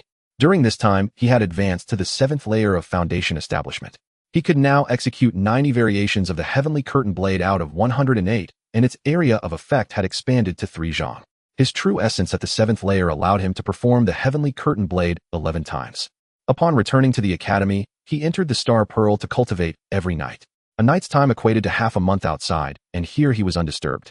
Now that he had achieved fasting, his cultivation speed accelerated even further, sometimes going days without seeing anyone as the other students gradually forgot about him. A month later, he reached the 8th layer of foundation establishment. 3 months later, he attained the great perfection of foundation establishment. Without any pills for advancing to the golden core stage, he had to compress his true essence, aiming to leap into the golden core stage in one go. In addition to cultivating daily, he also studied array formations, and his proficiency had now risen to the level of a 6th-tier array master. Winter quietly approached. The leaves had all fallen, leaving only bare branches swaying in the cold wind, while frost began to appear on the ground. Xiangfei's true essence had been compressed to its limit, and he was about to be unable to contain it. He decided to venture into the deep mountains tonight to undergo the tribulation and achieve the golden core. In the dead of night, he took his flying sword deep into the mountains, setting up a defensive array and a slaughter array. Sitting cross-legged, he operated the cultivation technique to absorb spiritual energy as thunder rumbled and lightning flashed in the sky, with dark clouds rapidly obscuring the moonlight. Boom! With a loud crash, a lightning bolt as thick as a chopstick struck Xiangfei, causing his skin to split and flesh to mangle. Xiangfei grunted but continued to channel his cultivation technique to absorb spiritual energy. Within his dantian, a circular phantom appeared representing the nascent form of his golden core. Boom! Another crack. A lightning bolt descended, and Xiangfei suddenly sensed that he had absorbed a trace of lightning tribulation's aura. Right? The lightning tribulation also follows a set of rules. His rule-based cultivation technique would assimilate all rules, transforming them into his own. The lightning tribulation aura he drew into his body struck against the barrier to the golden core stage, resulting in a light crack. The final aperture of the golden core stage was breached, and the phantom of the golden core in his dantian quickly solidified into a round golden core the size of an egg, radiating golden light and spinning incessantly. Boom! With a loud crash. Another lightning bolt descended, but this time he absorbed it completely. The true essence within his body infused with the aura of the lightning bolt circulated through his meridians and acupoints, expelling some impurities as the lightning passed through. The dark clouds in the sky dispersed, and a seven-colored spiritual cloud descended upon Gu Xiangfei, rapidly healing his battered body struck by the lightning. He hastened to absorb the spiritual energy from the colorful cloud, which was especially pure and clear, infused with the rules of heaven and earth. His cultivation at the golden core stage quickly stabilized with a faint upward trend. Such a fortunate event was rare. He accelerated the operation of his technique to absorb the spiritual energy from the colorful cloud. Just as he was about to break through to the second layer of the golden core stage, the spiritual energy suddenly vanished. Gu Xiangfei opened his eyes to see that the colorful clouds had completely dissipated. Disappointed, he shook his head and stood up, using the clear water technique to wash his body, then changed into a new set of clothes and burned the discarded ones. Tomorrow the assessment will take place, and the people from the Capital Academy will come personally to conduct the evaluation, just like the assessment conducted by the Provincial Academy. This is Gu Xiangfei's second month of advancing to the Golden Core stage, and he has already reached the second level of the Golden Core. His divine sense can reach up to 200 miles away. He has mastered all 108 variations of the first move of the Holy Hand 8 Blades, and can use it continuously up to 35 times with a range expanded to 100 meters. The first move has been mastered, and he is now learning the second move, the Earth Heart Blade, which has also seen some progress. He estimates that he will reach the mastery stage in a month. On the following morning, many people arrived at the academy, including military personnel and members of prominent families, with those from the capital arriving last. The participants in the assessment gathered in the academy square. A middle-aged man with a plump face and large ears flew into the square, causing a stir among the students. He must be a martial god or a martial saint. Only such powerful beings can fly. Gu Xiangfei noticed that this overweight middle-aged man was not truly flying, but was merely being propelled by the wind, and honestly, it was not as effective as his wind control technique. Let's begin the assessment once everyone is ready. The plump middle-aged man wasted no time and directly ordered the assessment to start. The first class went up, and the first to step forward was Huanghua. He flew onto the platform, cupped his fists in salute to the chief examiner, and then approached the giant stone, channeling his inner strength. Bang! A sound echoed against the giant stone. The numbers displayed on the stone fluctuated rapidly before finally settling at 1,520. Good. Go down and prepare for the second stage of the assessment. The plump chief examiner glanced at the numbers and took a card from the nearby recorder, handing it to Huanghua. Huanghua jumped for joy, bowed to the plump chief examiner, and turned to leave the platform. With Huanghua leading the way, the others followed suit one after another. Even those Gu Xiangfei recognized, such as Pian Buren and Qian Renmi, passed the first stage of the assessment. A student ahead of Gu Xiangfei failed the assessment, leaving the platform dejectedly, even forgetting to salute the chief examiner. Gu Xiangfei stood before the giant stone, pretended to channel some energy, and then struck the stone with a bang. The numbers on the giant stone changed rapidly, finally settling at 1,693. Good. Go down and prepare for the second stage of the assessment. Here is your card, said the plump chief examiner, handing him a card. Gu Xiangfei saluted the chief examiner and walked towards the second stage of the assessment. On the east side of the academy's square for the second stage assessment, a large tent had been erected inside, which was a table and a giant stone for the assessment. There were very few participants in the second stage assessment. Only those who had passed the first stage could take part, so the number was significantly reduced. Gu Xiangfei saluted the chief examiner, walked to the giant stone, activated his technique, and pushed both hands forward against the stone. The name of his martial realm began to flicker rapidly before finally settling on the peak of the martial master realm. Good. Congratulations. You have passed the second stage of the assessment. The chief examiner picked up a black card and handed it to Gu Xiangfei. Gu Xiangfei bowed to the chief examiner before turning to leave. As he exited the tent, he saw Teacher Xia approaching with a smile, her large ears shaking with each step. Hello, Teacher Xia. Gu Xiangfei greeted her eagerly, inquiring, Did you pass? Did you? Teacher Xia asked with a questioning expression. Here. Gu Xiangfei took a black card out of his pocket and handed it to her. Upon seeing the black card, Teacher Xia's face lit up with joy as she patted Gu Xiangfei's shoulder, saying, Well done. I knew you could pass. Thank you, Teacher Xia, for your guidance this past year. It was under your careful teaching that I was able to pass the assessment. Thank you, Teacher Xia. Gu Xiangfei flattered her. Hearing his words, Teacher Xia's smile grew even brighter as she humbly replied, This is all thanks to your hard work. I merely fulfilled my responsibilities. Congratulations, Gu Xiangfei. After chatting with Teacher Xia for a while, more students approached, prompting her to say goodbye and check on the assessments of other students.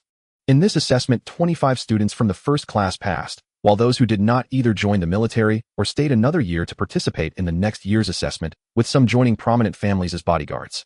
The Provincial Academy has over 60,000 students with 187 passing the assessment. This passing rate is neither low nor high, almost consistent with previous years. On the following morning, the plump chief examiner and another chief examiner took Gu Xiangfei and the others onto a beast cart heading toward the capital.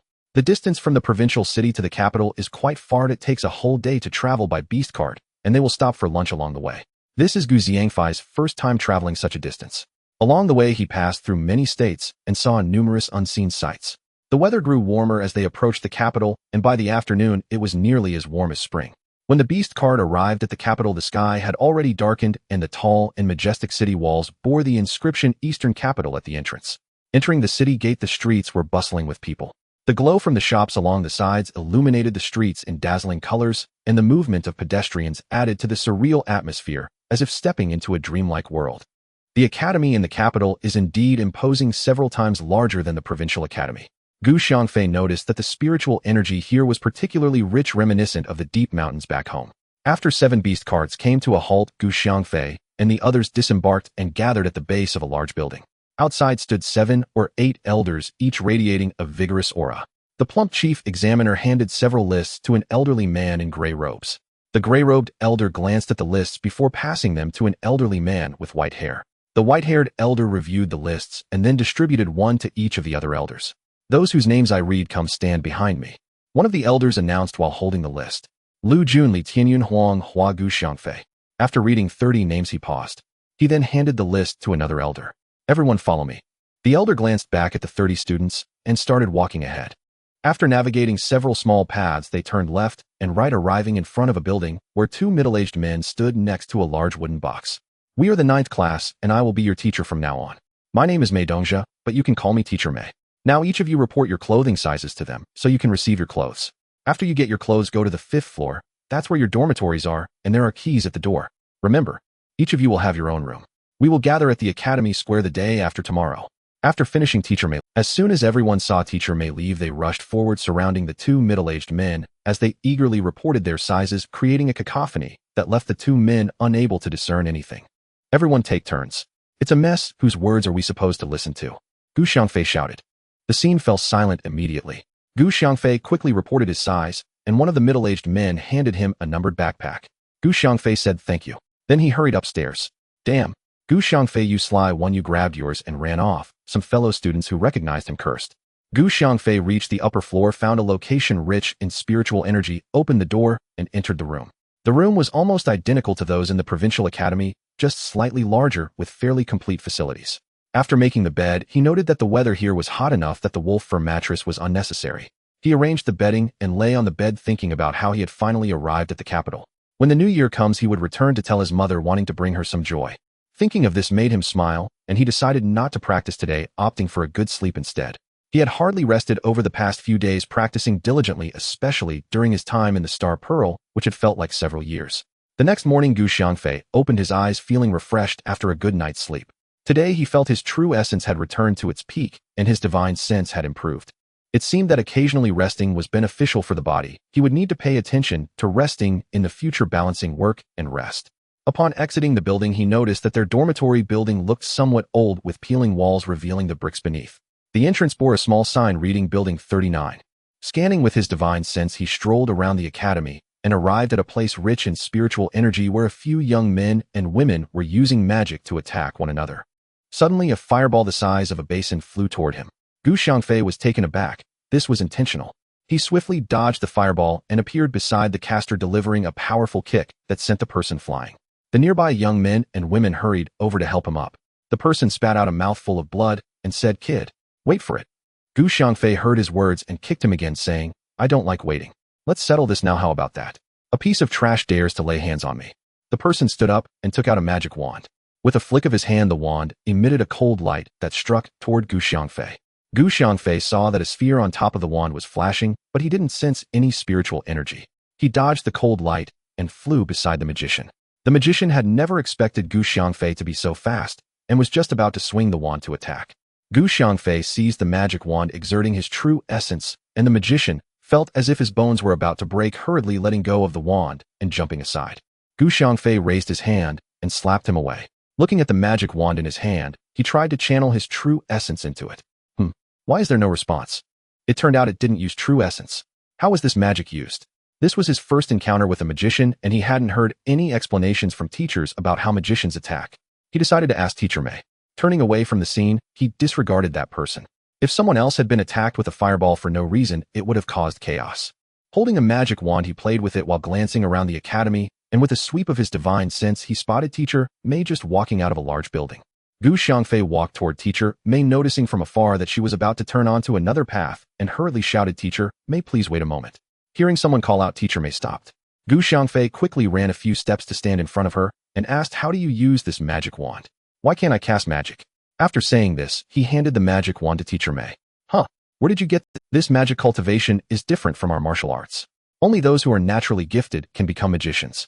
At 12, they awaken their magic, which has 5 elemental attributes: metal, wood, water, fire, and earth, as well as 3 mutated attributes: ice, thunder, and wind. This wand of yours has both fire and wind attributes. Where did you get this? Teacher Mei explained how magicians come about, though she probably didn't know much about cultivation either, nor did she. I took it from someone. While I was wandering around the academy, someone shot a fireball at me, so I beat him up and took this wand from him. I don't know how to use it. I just thought of asking you when I saw you. Gu Xiangfei recounted the incident. Good lad. You've snatched a magician's wand. You're the first student in the academy to do so, and I see the magic department is going to be embarrassed this time. Teacher Mei, after hearing the story from Gu Xiangfei, looked at him appreciatively, a slight smile appearing on her face. Then this magic wand will be a gift for me. Since I can't use it anyway, it's fine if you take it as a cane, Gu Xiangfei said with a smile. Alright, they'll use it as a cane, haha. After hearing Gu Xiangfei's words, Teacher Mei found it amusing and chuckled a few times. Well then, Teacher Mei, you can go back to your business. I'm going to look around and familiarize myself with the academy's paths, so I won't get lost in the future, Gu Xiangfei said, quickly finding an excuse to take his leave as he noticed Teacher Mei seemed busy. Seeing Gu Xiangfei being so perceptive, Teacher Mei nodded at him and turned to leave. Gu Xiangfei also walked toward another path in the academy. Unbeknownst to Gu Xiangfei, the magician he had knocked away got up from the ground, spitting out a mouthful of blood along with a few teeth. The other magicians walked up to him and said, Makori, this time I want to see how you explain this to the teacher. This person is clearly a new student. Oh, why did you suddenly attack him? Don't you know what happens if he can't dodge and gets burned? One of the magicians said. He stole my magic wand and beat me up. I will definitely take revenge. Don't let me find out who he is, I will kill him. The magician, named Makori, said fiercely. Gu Xiangfei, having familiarized himself with the academy's paths, returned to his dormitory to cultivate. 2 days later, the new students gathered in the academy square. The gray-robed elder they had seen the night before stood on the platform in the square, surrounded by a dozen others, including a plump chief examiner, who also stood there, likely overseeing things. Welcome new students to the Imperial Academy. Here you will study for a year. Each student can choose to learn martial arts or military management, with regular outdoor training every session. Those who excel will receive various rewards from the academy. Please check the display board for all academy regulations after the meeting. Be sure to remember the academy's rules to avoid errors and penalties. Class teachers, please take your students and leave now. After finishing his speech, the gray-robed elder turned and left the platform, and the others beside him followed. The students below were taken aback by how domineering the gray-robed elder was, not allowing anyone beside him to speak. They merely showed their faces on the platform, and that was it. Teacher Mei brought the students of Class 9 to the academy's display board. There are only 3 regulations in the academy. First, no fighting is allowed within the academy. Personal grievances can be resolved in the academy's martial arts arena. Second, no male students are allowed to bring female students into their personal dormitories. If caught, the student will be expelled. Third, no forming cliques to bully the weak within the academy. Violators will be expelled. These 3 regulations are quite simple, but upon seeing female students, the eyes of the male students sparkled. They were all energetic youths in a budding phase of romance, and some immediately began searching for the whereabouts of female students around the academy. Stop looking, there are no female students here. You'll see them during the training. Teacher Mei seemed to understand the students' thoughts and stated bluntly. The students all responded with a disappointed "oh" as they exchanged glances. After reviewing the regulations, you can choose to study martial arts or military management. Come to my office to sign up. Teacher Mei said a few words to the group before turning to leave the display board. Gu Xiangfei decided to study military management. He felt he no longer needed to cultivate martial arts, as his cultivation techniques were far superior to those of this martial arts continent. Having become quite familiar with the academy over the past 2 days, he headed directly to the administrative building and found Teacher Mei's office. The door to Teacher Mei's office was open, and she was sitting at her desk sipping tea. Teacher, I'm here to sign up for military management, Gu Xiangfei said as he approached her desk and bowed. Good. Your martial arts cultivation is quite good. Studying military management is fine, but don't neglect your martial arts cultivation, Teacher May advised him warmly. Teacher May took out a card, wrote his name on it, and handed it to him, saying go to the east side of the academy. There's a large gate, and at the entrance there's a sign that says military management area. Report to Fengdui. Gu Xiangfei took the card, thanked Teacher May, bowed again, and turned to leave her office. As Teacher May watched him leave, she muttered to herself, this kid's martial arts have hit a bottleneck. Studying military management is also good. With an improved mindset, he will quickly advance to the martial emperor realm and become a valuable asset in the future. Gu Xiangfei arrived at the military management area where the guard checked his card and directed him on how to get to the military administrative building. Gu Xiangfei arrived at a building with golden yellow walls, following the guard's directions to a door labeled Du Wei Room on the second floor. He knocked on the door, and a deep, steady voice from inside said, come in. Gu Xiangfei pushed the door open and saw a row of long benches against the wall with several students sitting on them. On the east side of the room sat an elderly man in a black military uniform, 2 golden stars on his shoulder, behind a desk. In front of the desk, a student was writing something on paper. Gu Xiangfei didn't understand military ranks well, but he knew this elder must hold a significant position. He sat on the bench waiting for the other students to finish filling out their information. After a stick of incense, the other students finished their paperwork and left the office. Gu Xiangfei handed his card to the 2-star elder, who brightened up upon seeing it, looked up at him with a gaze filled with curiosity and authority. Gu Xiangfei remained calm and collected, and the elder nodded subtly. No one had ever held his gaze with such composure. I heard from old May that you snatched a magician's wand. And you gave it to her? The 2-star elder asked expressionlessly. Yes, he provoked me first, so I took his wand. I had no interest in it, and just gave it to Teacher May. Gu Xiangfei didn't expect that this elder also liked to gossip. Good. Next time you snatch one, can you bring it to me? The 2-star elder finally showed a hint of a smile. Gu Xiangfei was surprised that the teachers were interested in magic wands. What use could they have for those? Sure, I'll go get one for you soon. What kind do you want? Gu Xiangfei asked with a smile. Any magic wand will do, but if you could snatch the wand of a hanging ghost, that would be best. Forget it. I'm afraid you won't be able to take him on. Just grab any wand, the 2-star elder said with a smile, likely imagining the hanging ghost's exasperated expression. After filling out the paperwork, the 2-star elder took out a card, wrote a few words on it, and instructed him to go downstairs to collect his military uniform. Gu Xiangfei bowed to the elder and turned to leave the office, heading down to the supply office. Inside the supply office, there was a desk with 2 soldiers sorting supplies. He didn't see any other students. They probably had already picked up their uniforms and left. Gu Xiangfei handed his card to one of the soldiers. The soldier took the card, glanced at it, then looked at him with a puzzled expression, but didn't say anything else, only asking him for his uniform size. The other soldier handed him a tactical backpack according to the size given, and it was heavy, though Gu Xiangfei did not check what was inside with his divine sense. The first soldier opened the drawer of the desk, took out a key, and handed it to him, explaining which building and room the key belonged to. Gu Xiangfei thanked him, took the tactical backpack, and headed toward his dormitory. He had to change places and pack his belongings. Walking back along the original route, he had just turned a corner when he encountered 4 people, all dressed as magicians, each holding a magic wand. That's him. He's the one who stole my magic wand, one of the magicians shouted angrily, pointing at Gu Xiangfei. What? You can't win, so you've come to find your parents. Only a child plays such tricks, Gu Xiangfei said, mockingly. Come on, let's go to the martial arts arena. You snatched my friend's magic wand and are so arrogant. Let's see how I teach you a lesson, one who seemed to be the leader said. Go to what martial arts arena? I don't have time to play with you, move aside. Good dogs don't block the way. Gu Xiangfei said dismissively. Gu Xiangfei had no intention of going to the martial arts arena with these magicians. They were too weak, and he had no interest in fighting them. Coward! Don't dare go! Shouted the person who had his wand stolen. Gu Xiangfei couldn't be bothered to argue with him and prepared to walk around them back to his dorm. Seeing that Gu Xiangfei had no intention of making a move, the 4 of them assumed he was afraid because they were outnumbered. As Gu Xiangfei watched, he bypassed them, ignoring the group of wizards, while the leader decided to teach him a lesson. With a wave of the magic staff, a bolt of lightning struck Gu Xiangfei. Gu Xiangfei's divine sense detected the lightning arc, which was far weaker than the tribulation lightning he had faced during his foundation establishment. He wanted to see if he could absorb it, so he did not dodge the strike aimed at his back, intentionally letting the lightning hit him.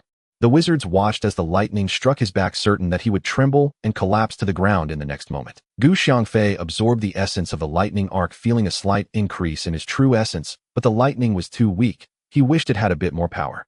He swiftly turned and threw a punch at the chest of the wizard wielding the lightning staff, effortlessly snatching the staff away. Do not let him get close, attack from a distance. The one who was robbed of the magic staff shouted. The wizard who had unleashed the lightning was sent flying by his punch, while the remaining two wizards quickly distanced themselves, waving their staffs to cast spells. A golden blade of light and a flash of white light appeared, arriving before Xiangfei in the blink of an eye. These feeble spells might pose some threat to other martial artists, but in Xiangfei's eyes they were far from sufficient. He raised a true essence shield and charged forward without dodging. Bang! Bang! With two punches he sent the two wizards flying, then waved his hand to draw their magic staffs into his possession and turned to leave. Inner chi forming a wall. This is a master of the martial emperor realm. One of the wizards exclaimed in shock.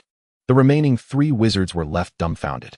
The leading wizard slapped the face of the first wizard who had attacked, shouting, "You damn fool. Did you not understand the situation before challenging him? I was nearly ruined because of you. This is a master of the martial emperor realm. How dare you provoke him? How will you explain this to the teacher?" Ignoring their words, Xiangfei returned to his dormitory, packed his things, and headed to the second floor of the military management area. He knocked on the door and entered the office of two elderly men where several students were filling out their registration forms. The two elderly men saw him come in with a backpack and asked, "What else do you need?" Xiangfei took out 3 magic staffs from his backpack and said, "I brought you some magic staffs. When I went out, I encountered some wizards who were causing trouble, so I taught them a lesson and took their staffs to bring to you." Xiangfei took out 3 magic staffs from his backpack and said, "I brought you some magic staffs. When I went out, I encountered some wizards who were causing trouble, so I taught them a..." After finishing his praise, the two elderly men laughed heartily. Xiangfei chuckled, bowed to the old men, and left the office. Did you see? One person challenged 3 wizards, not only defeating them, but also taking their magic staffs. You youngsters need to work harder. The two elderly men spoke to the students filling out their forms. The students were taken aback, having overheard Xiangfei's conversation with the elderly men, filled with astonishment at how formidable this student was. To defeat 3 wizards and take their staffs, were wizards really that easy to deal with? Some of these students began to think about challenging wizards themselves, though they would likely end up in a pitiful state. Xiangfei found his dormitory building, scanned the area with his divine sense, identified his room on the 3rd floor, and used his key to unlock the door. The decor and amenities inside were vastly superior to those of his previous dormitory. The furniture, chairs, tea table, teapot, and cups were all exquisite, and everything was new. The floor was covered with a soft carpet that felt pleasant underfoot, and the bed in the bedroom was also finely crafted, already made with high-quality silk cotton.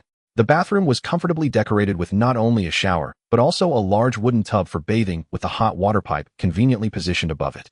Xiangfei looked at these and felt an urge to take a hot bath. After organizing his belongings, Xiangfei turned on the hot water, preparing for a soak. Lying in the wooden tub, the hot water was a bit too scalding, as he had not mixed in any cold water, but he could still endure the heat. While Xiangfei was taking a bath, the magic department in the academy was in an uproar. Bang! Crash! A loud noise erupted. "You bunch of useless fools. How dare you come here after what happened? You've made me lose all face." Not only did 3 wizards get beaten up, but they also had their magic staffs taken from them. How can you still show your faces here? And you Makili, always stirring up trouble without understanding the situation, you dare to take action. Go home and write a profound self-reflection. Get lost. All of you get lost. Just looking at you makes me angry. The office desk of the magic department was smashed by an angry old man with drooping eyebrows who continued to scold the wizards mercilessly as they left in disgrace. The old man with drooping eyebrows angrily marched into the dean's office without knocking, pushing the door open directly. "Dean, you need to take responsibility for me.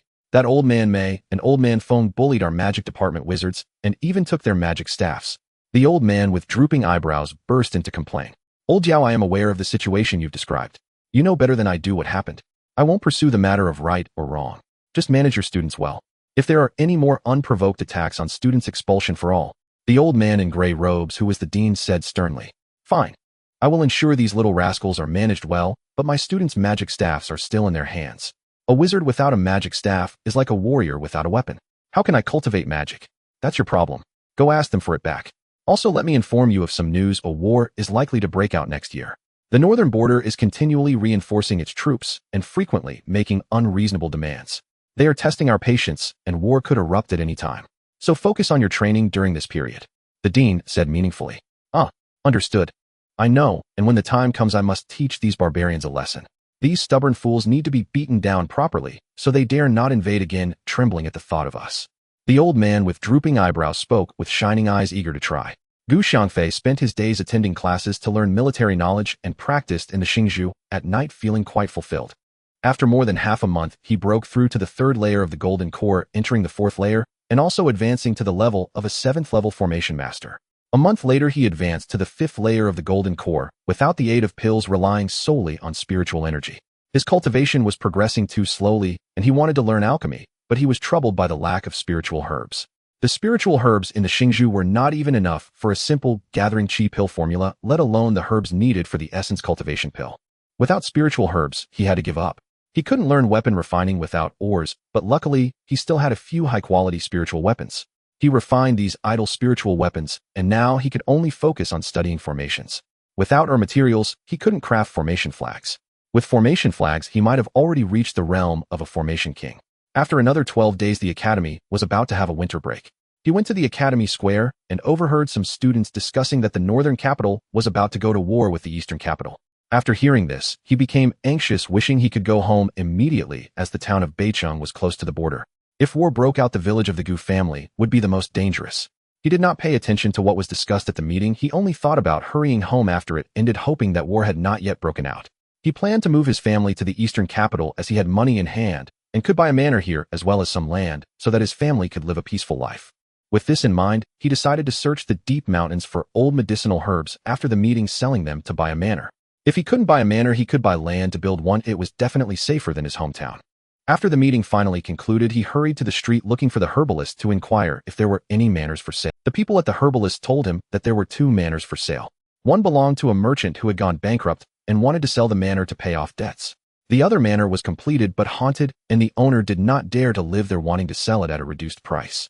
However, many people knew about the haunting and were afraid to buy it, causing the price to drop repeatedly.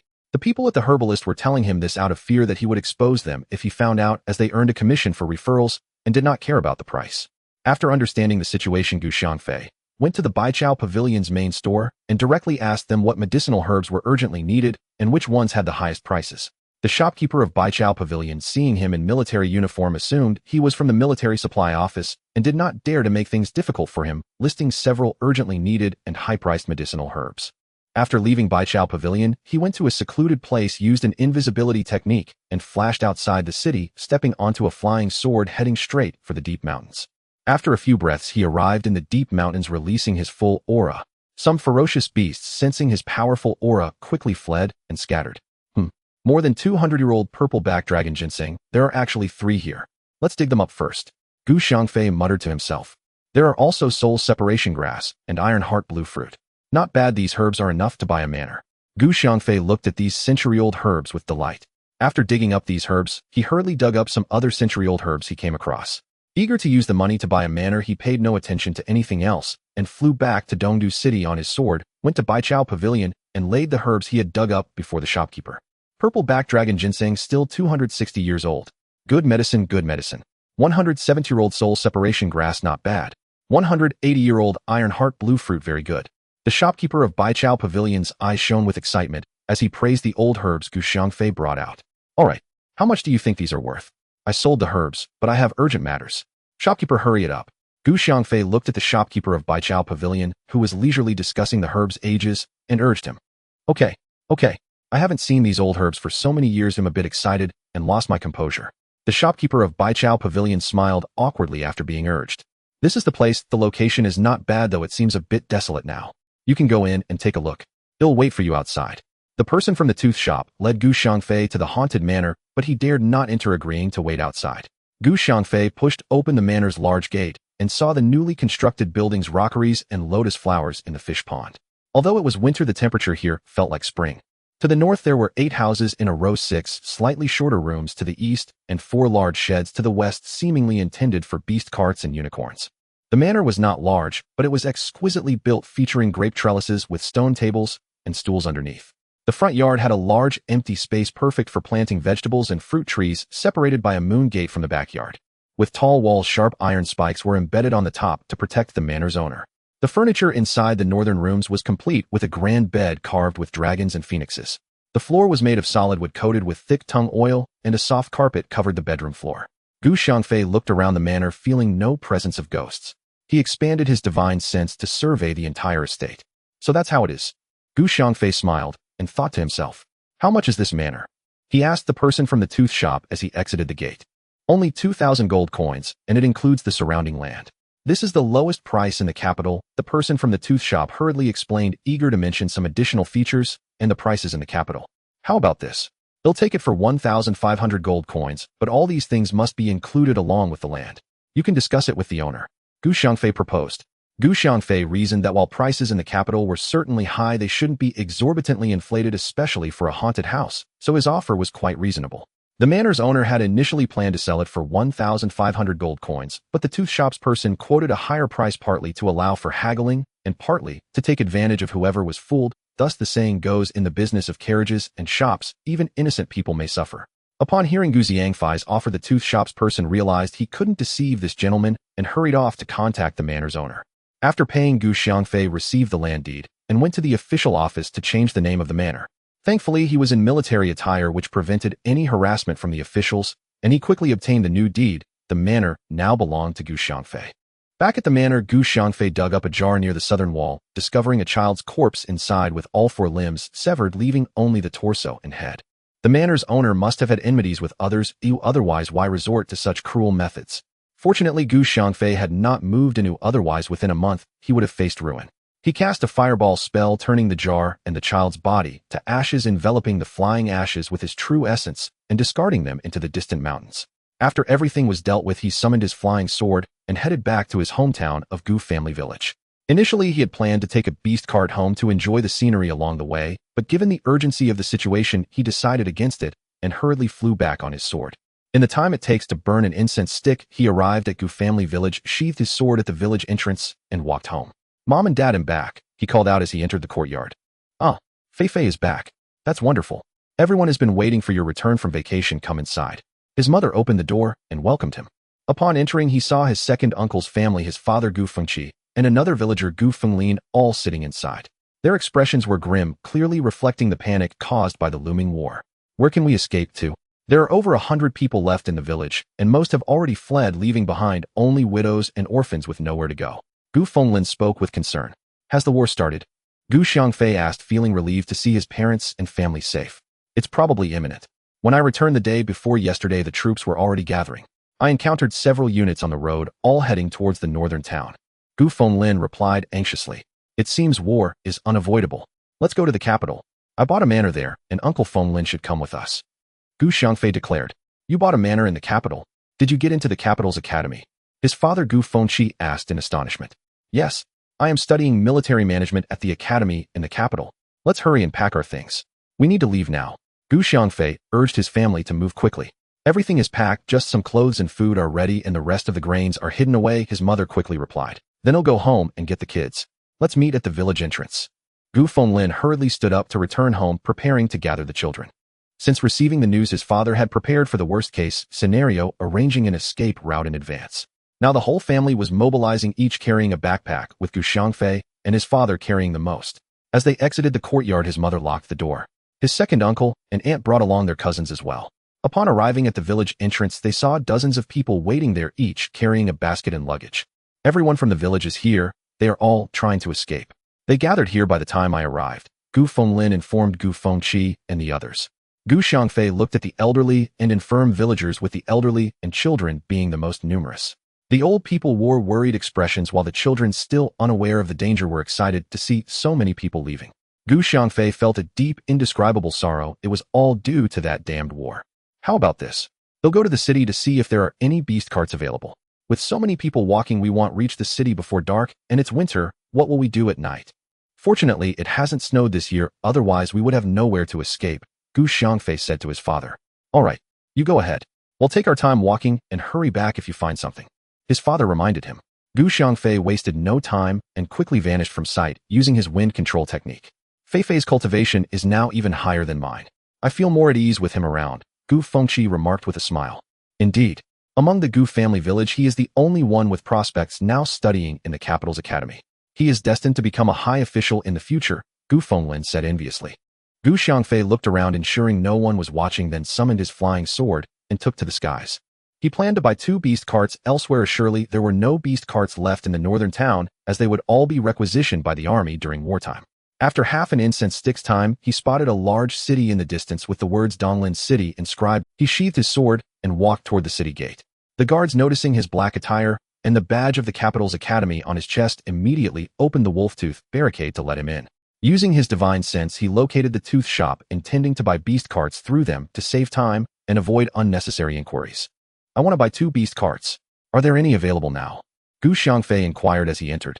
Using his divine sense, he located the tooth shop, intending to buy beast carts through. I guarantee they are the best unicorns, the tooth shop person stated firmly. As beast carts were being requisitioned everywhere, although they hadn't yet reached this area, prices had already risen. All right, here are 20 gold coins. Where are the beast carts? Gu Xiangfei said, without hesitation taking out the 20 coins. The tooth shop person immediately dispatched someone to fetch the beast carts. Gu Xiangfei inspected the unicorns and found them satisfactory. The tooth shop person had not lied. After completing the paperwork, he led 1 beast cart, while tethering the second cart's unicorn to the first, allowing both carts to move together. Upon exiting the city gate and reaching a secluded area, he stored the beast carts in his ring, summoned his flying sword, and flew towards his hometown. Everyone get on the cart. There were 43 villagers remaining, and the 2 beast carts could carry over 70 people, so they spread out. His second uncle and Gu Fenglin each drove a cart. Did you buy the beast carts so quickly? His father asked as he boarded the cart. Yes. I'm from the capital's academy. Having this identity makes things much easier, Gu Xiangfei replied vaguely. With the beast carts, their speed increased. They avoided entering cities along the way, following the main road. Whenever they grew tired, they rested. Some villagers arrived at the state city or prefectural city and sought refuge with relatives, while the beast carts now carried another 26 people, all of whom had nowhere else to go. That night, they spent the night huddled in the beast carts. With Gu Fengqi, Gu Fenglin, and Gu Xiangfei, 3 powerful individuals were present, so they were not worried about beast attacks. By noon the next day, they arrived at the capital, and Gu Xiangfei led them to the manor. There are bloodstains. It seems someone came to vandalize it, Gu Xiangfei thought to himself. His father and mother looked at the numerous houses and land overjoyed. Being the eldest, his father naturally occupied the eastern part of the house, while his second uncle had to stay on the west side. Gu Fenglin temporarily stayed in the 2 rooms on the east side, while the remaining 4 families of 13 people settled in 4 rooms. Although it was a bit cramped, at least they had a place to stay. Gu Fengqi was generous to take them in, unlike others who had fled on their own. After settling in, his mother took out some preserved meats they had brought along, and along with his second aunt and several village women, prepared a large feast for everyone. The next morning, Gu Fenglin went out, deciding to buy a piece of land to build a house. He had earned some money in recent years while away, which was seldom used in rural areas, and his wife was also good at managing finances, having saved some money. His second uncle also wanted to buy land to build a house. He currently had tens of thousands of gold coins and was looking to buy the piece of land next to his brother's house to build a house. Among the 4 families in the village, there were 2 widows, each with 2 children. The other 2 families had men who were disabled. One had lost a leg, and the other an arm, both injured by ferocious beasts while hunting. His mother and second aunt often went shopping, planning to buy some seeds to plant vegetables. Gu Xiangfei inspected the surroundings of the manor and found that someone had tried to enter the courtyard from the northwest corner, only to have their arm severed by the killing array he had set up. After all, without formation flags and spirit stones, the killing array could barely fend off mortals. He ignited a fire to turn the severed arm into ashes, which scattered away with the wind. In the capital, after the new year, before the school could start, war broke out. Soldiers patrolled the streets, immediately apprehending and interrogating any suspicious individuals. Uncle and Gu Fenglin dared not go out, fearing they would be mistaken for enemy spies. Gu Xiangfei had reached the 5th level of Golden Core during this time, mastering the second move of the 8 blades of the sacred hand, the Earth Heart Blade, and was now beginning to cultivate the 3rd move, the Xianmin Blade, which had shown some initial success. With school starting tomorrow, Gu Xiangfei estimated he would be sent to the battlefield. He had no interest in the slaughter of these mortals. If it weren't for the concern of his mother and father, he would have long since sought seclusion in the deep mountains to cultivate. When he was about to leave, his mother, with tears in her eyes, repeatedly urged him to be safe on the battlefield, to run if he couldn't fight, and that surviving was what mattered. His father, however, said nothing. He understood his son's abilities. With such cultivation, it was rare to lose one's life on the battlefield unless overwhelmed by multiple foes. Uncle wasn't too worried either, believing his wife was right if they couldn't when they should run. He knew his nephew was quite adept at running. Aunt, like his mother, was also concerned, giving him numerous reminders that deeply moved Gu Xiangfei. With his backpack slung over his shoulder as he walked down the street, patrolling soldiers, seeing his uniform and badge, did not question him. Upon entering the academy gate, the guard notified him to gather in the square. Upon arriving at the square, he saw 2 elderly men with 2 stars standing on the platform with their class students below. Gu Xiangfei consciously walked over to stand behind the students. After a stick of incense, most of the students had arrived. An elderly man from the magic department stood on the platform with a group of mages standing below him. The gray-robed elder stepped from the platform, declaring war has broken out and we now have our place to act.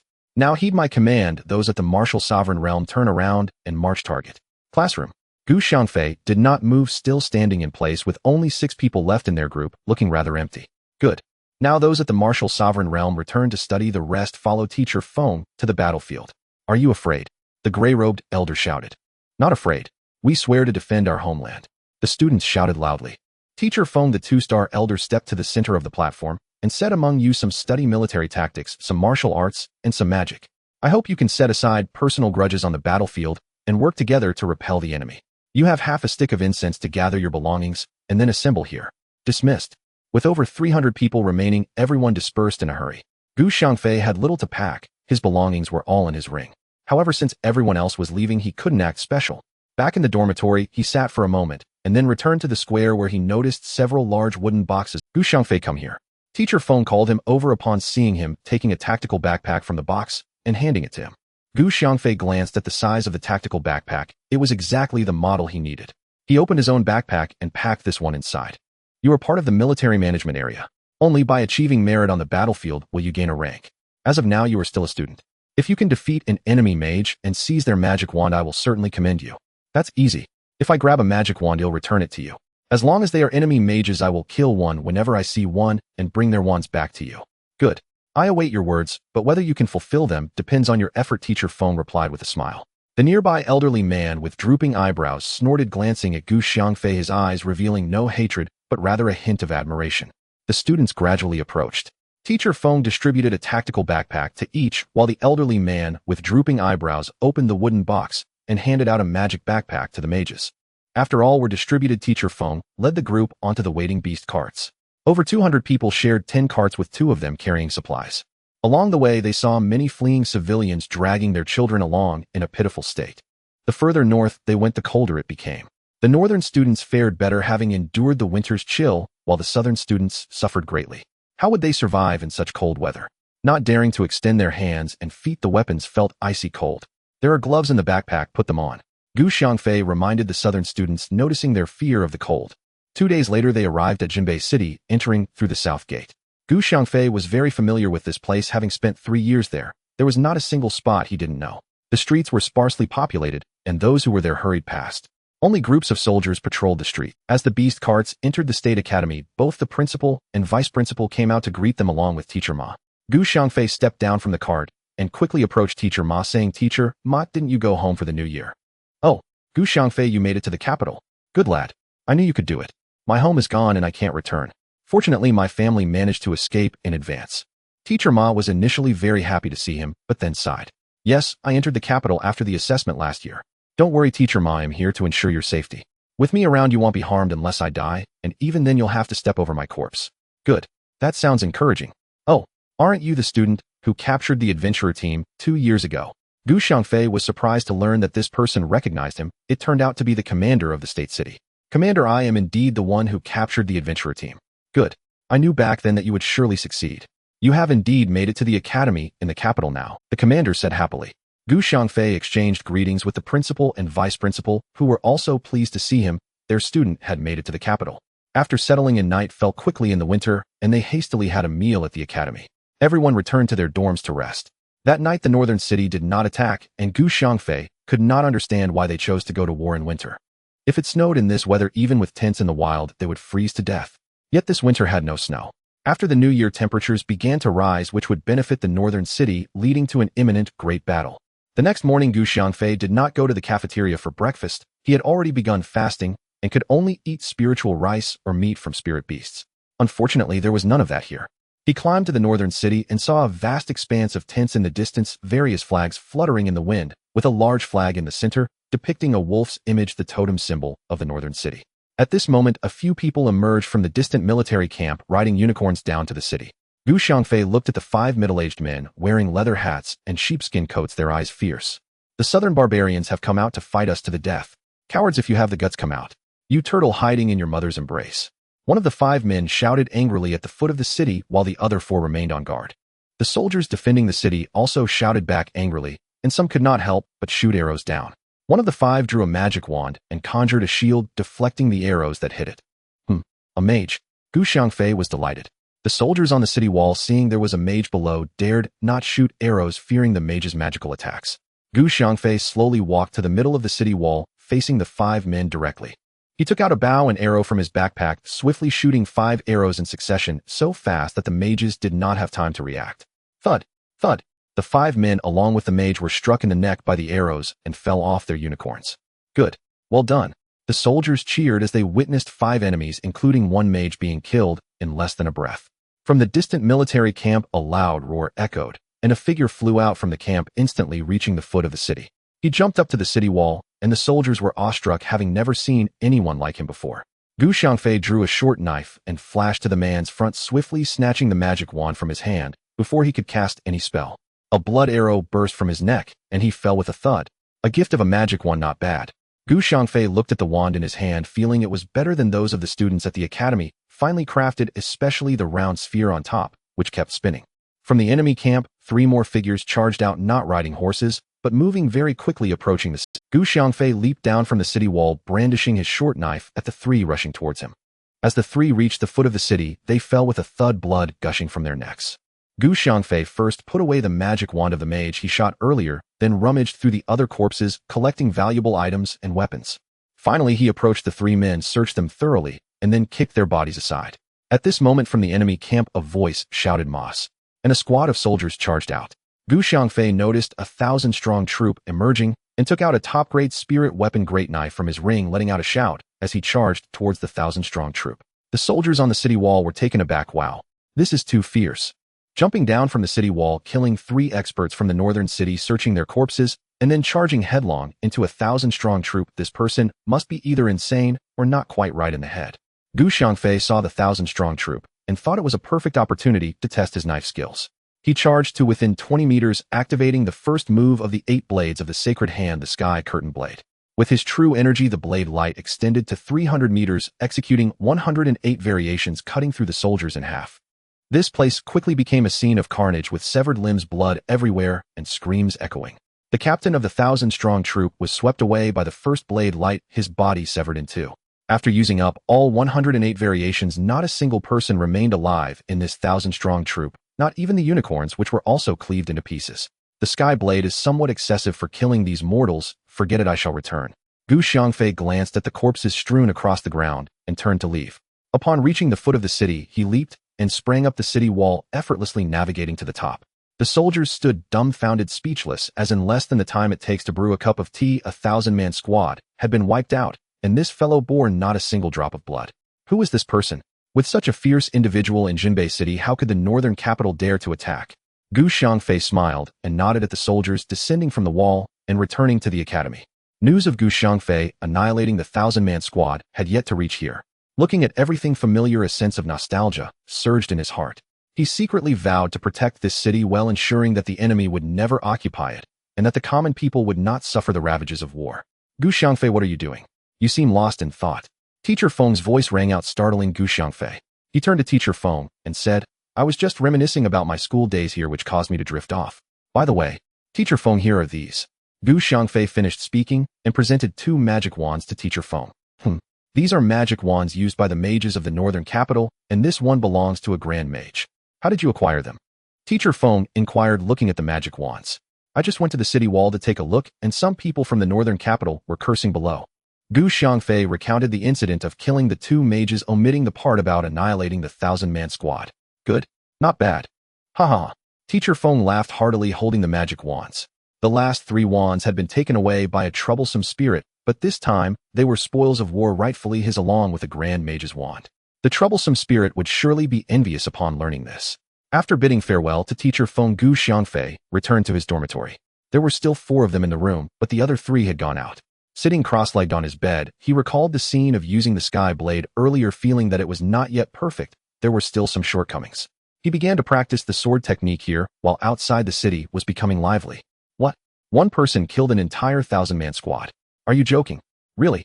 If you don't believe it, ask the soldiers on the city wall. That's what they said during the shift change. 1 person killed an entire 1,000-man squad. Impossible. As the soldiers came down after the shift change, more and more people in the city learned that a young man in black had wiped out a 1,000-man squad. The commander of the military camp also learned of this and personally went to the city wall to take a look.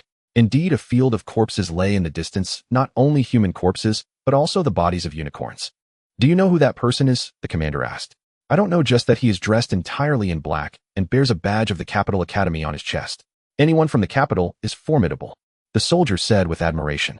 News quickly spread to the State City Academy, where the dean and a group of people sat in the conference room discussing fervently. Teacher Feng waved the magic wand in front of the old man, with drooping eyebrows, proudly saying, "Troublesome spirit. Did you see this? My student just gifted this to me. It's a spoil of war, and it's the wand of a grand mage. Ha!" Teacher Feng laughed triumphantly after speaking. "Oh, Teacher Feng, who gave you your magic wand?" The commander entered and saw Teacher Feng playing with the wand, quickly asking, "My student. He just killed 2 mages and obtained 2 magic wands which he gave to me. What's wrong?" Teacher Feng replied with a smile. "What's your student's name? Is he the one dressed in black? Is he young?" The commander asked anxiously. "What business do you have with him? Just tell me." "Just tell me," Teacher Feng insisted. "Your student not only killed 2 mages, but also wiped out an entire 1,000-man squad. I must report his name. This is a great merit." This kid didn't mention anything about annihilating the 1,000-man squad. He only gave me 2 magic wands and said this was where he studied, reminiscing. Teacher Feng was also taken aback. "I know now, it's Xiangfei. He is the only one who studied here. It seems he is reminiscing with emotion." The dean spoke up. The conference room was in an uproar as people discussed Xiangfei's matters. Some said he was diligent in his studies, others said he trained his body every morning and evening, while some mentioned he always completed his homework on time. In short, there were all kinds of comments, but none spoke ill of him. In the northern capital's military camp, the commander of the entire army, General Batulii, with a loud crash, shattered the table in front of him. "Find out who this person is. How could he annihilate a 1,000-man squad in the time it takes to brew tea? Could it be that the god of war has come to the battlefield?" General Batulii shouted loudly. "Yes." A scout quickly responded and turned to leave the tent. "Master Yin, what do you think of this matter?" "I suspect that a god of war has arrived. General, hurry and ask the Grand Lord to send our god of war and high-level mages over. Right now there's no one in the military camp who can contend with a god of war. Patrols must be intensified tonight. If a god of war arrives, we should all gather and resist. Otherwise none of us will survive." Master Yin said seriously. "Issue a command to immediately report to the Grand Lord stating that a god of war from the eastern capital has arrived. Please send over god of war and high-level mages. Additionally, tonight's patrols must be intensified. No signs of movement should be overlooked." General Batulii instantly issued the command. He was at the early stage of the god of war realm and believed it impossible to annihilate a 1,000-man squad in such a short time. Could the one who wiped them out be at the peak of the god of war? Once in the god of war realm, each minor level is hard to advance and the gap widens. A mid-stage god of war can easily defeat an early-stage god of war. A peak god of war would find destroying an early-stage god of war as easy as an adult beating a child. Though they are all human, the difference is vast, especially when facing a cultivator. That night, Xiangfei did not launch a sneak attack on the enemy camp. Instead, he corrected the shortcomings in his sky blade technique, practicing diligently in the Star Pearl for an entire night, which equated to half a month outside. General Batulii passed a restless night, finally relaxing at dawn, letting out a sigh of relief. He had made it through, and the Grand Lord's dispatched god of war and high-level mages would reach the front lines today, allowing him to sleep soundly in the future. 3 days later, an envoy from the Grand Lord of the Eastern Capital arrived at Jinbei City, awarding Xiangfei a combat medal and promoting him to a military rank in the War Academy, along with a reward of 1,100 gold coins. In the military hierarchy, ranks start from Xiangwei, followed by Zhan Du, Zhan Xiao, Xiao, Du Shang, Du Commander 1-star, Du Wei 2-star, Du Wei 3-star, Du Wei Marshal, and Grand Marshal. Xiangfei advanced from a student to Zhan Xiao, a leap of 3 ranks. The rewards for military achievements in the Eastern Capital are unprecedented. As long as one has the ability, there will be rewards. Each enemy killed earns 1 gold coin, 10 for a mage, 50 for a grand mage, and 100 for a commanding officer. The higher the enemy's level, the greater the reward. Killing an enemy commander earns a reward of 10,000 gold coins and a promotion to Du Wei. Teacher Feng holds the rank of 2-star, Du Wei earned through hard work, and Xiangfei greatly respects. The envoy also awarded military honors and rewards to other soldiers and commanders with merits. The atmosphere was jubilant among those recognized for their contributions, while those without merit resolved to strive for achievements in the next battle. The substantial rewards stirred within everyone, presented determination to fight valiantly. After the award ceremony, Teacher Feng, the old man, with drooping eyebrows, the dean of the State City Academy, and the commander of Jinbei City, accompanied the envoy to the city wall to observe the enemy's military situation, with Xiangfei among them. The northern capital's General Batulii, upon receiving 2 peak god of war experts and 3 high-level mages along with 5 grand mages felt invigorated and triumphant. Report. General, a group of people has appeared atop the city wall of Xiangfei City. Among them seems to be a significant figure surrounded by many guards. The scout entered the command tent, bowed, and reported what he had seen. Bring them in.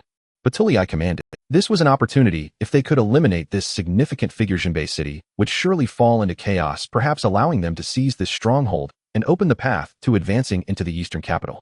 The envoy gazed at the distant northern capital army, which numbered over 100,000, while Xiangfei City was defended by only 30,000.